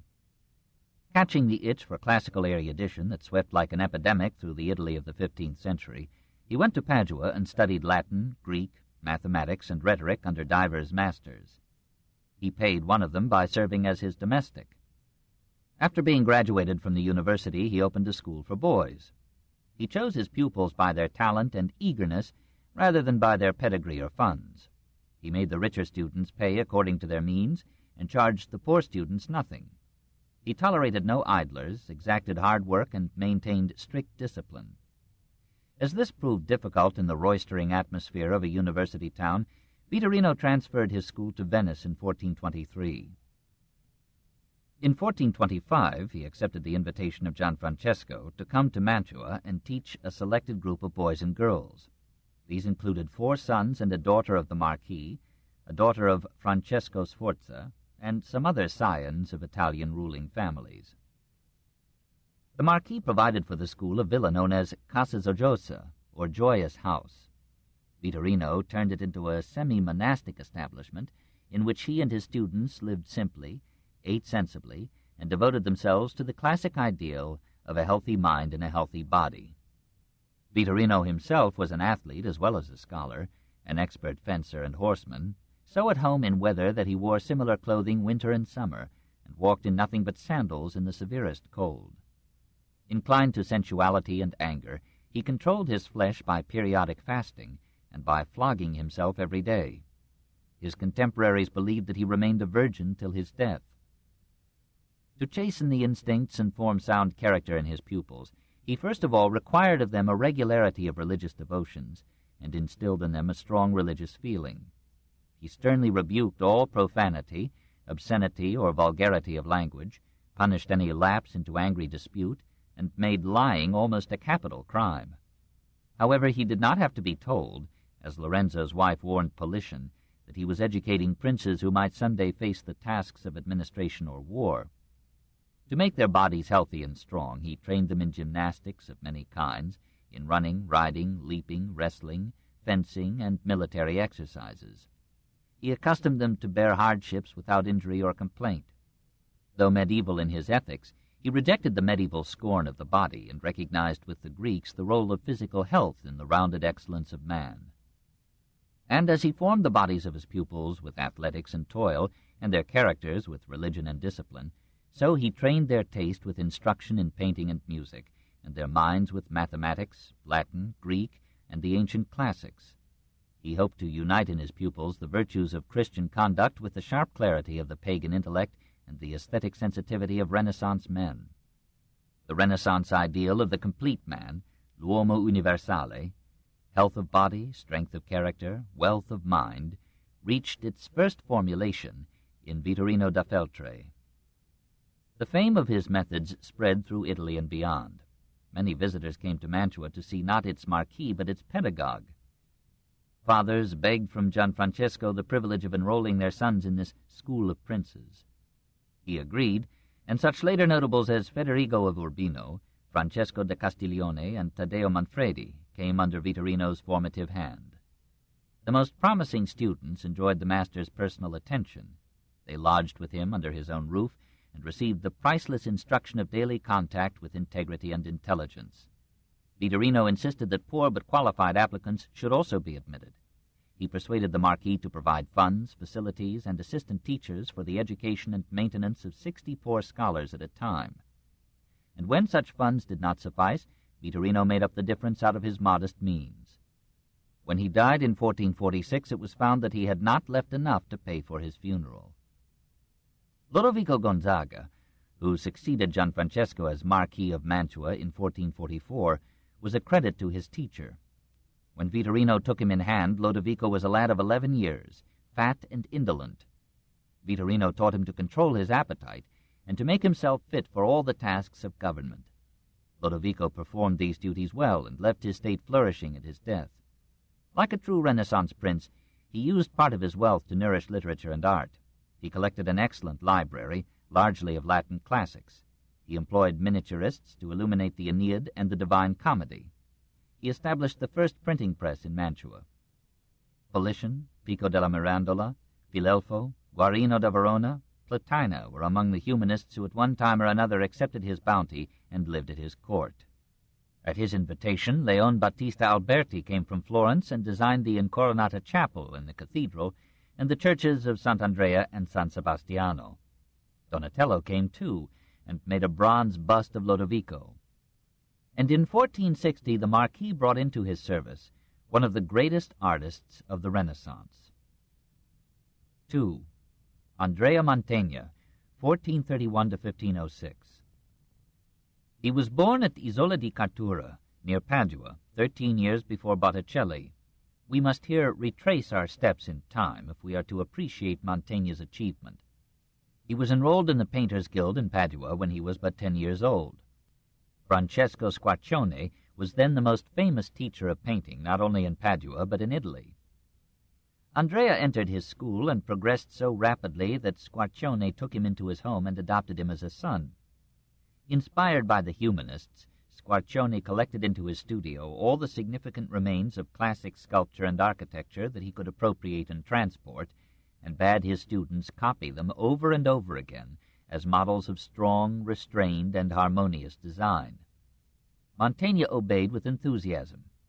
He fell in love with Roman antiquity, idealized its heroes, and so admired its art that half his pictures have Roman architectural backgrounds, and half his figures, of whatever nation or time, bear a Roman stamp or garb. His art profited and suffered through this youthful infatuation. He learned from these exemplars a majestic dignity and a stern purity of design, but he never fully emancipated his painting from the petrified calm of sculptural forms.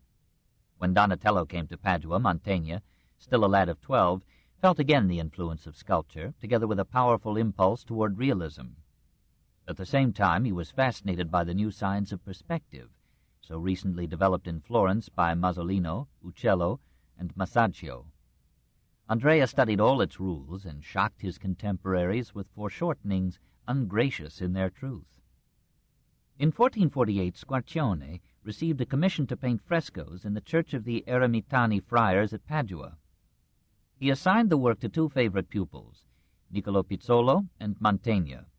Niccolo finished one panel in excellent style, then lost his life in a brawl. Andrea, now 17, continued the work, and the 8 panels that he painted in the next 7 years made him a name from one end of Italy to the other. The themes were medieval, the treatment was revolutionary. The backgrounds of classical architecture were carefully detailed. The virile physique and gleaming armor of Roman soldiers were mingled with the somber features of Christian saints. Paganism and Christianity were more vividly integrated in these frescoes than in all the pages of the Humanists. Drawing reached here a new accuracy and grace. Perspective appeared in painstaking perfection. Rarely had painting seen a figure as splendid in form and bearing as that of the soldier guarding the saint before the Roman judge, or anything so grimly realistic as the executioner raising his club to beat out the martyr's brains. Artists came from distant cities to study the technique of the amazing Paduan youth. All but 2 of these frescoes were destroyed in the Second World War. Jacopo Bellini, himself a painter of renown and already, in 1454, father of painters fated to eclipse his fame, saw these panels in the making, took a fancy to Andrea, and offered him his daughter in marriage. Mantegna accepted. Squarcione opposed the union and punished Mantegna's flight from his adoptive home by condemning the Eremitani frescoes as stiff and pallid imitations of marble antiques.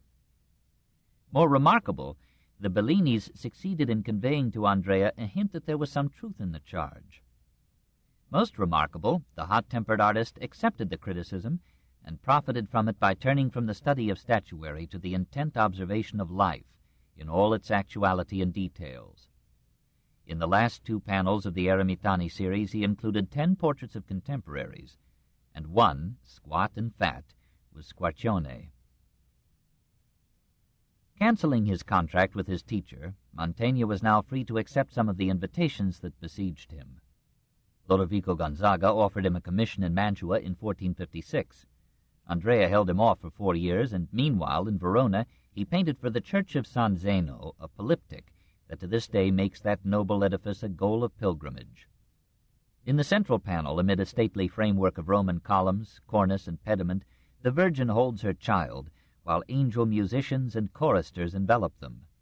Beneath this, a powerful crucifixion shows Roman soldiers throwing dice for the garments of Christ.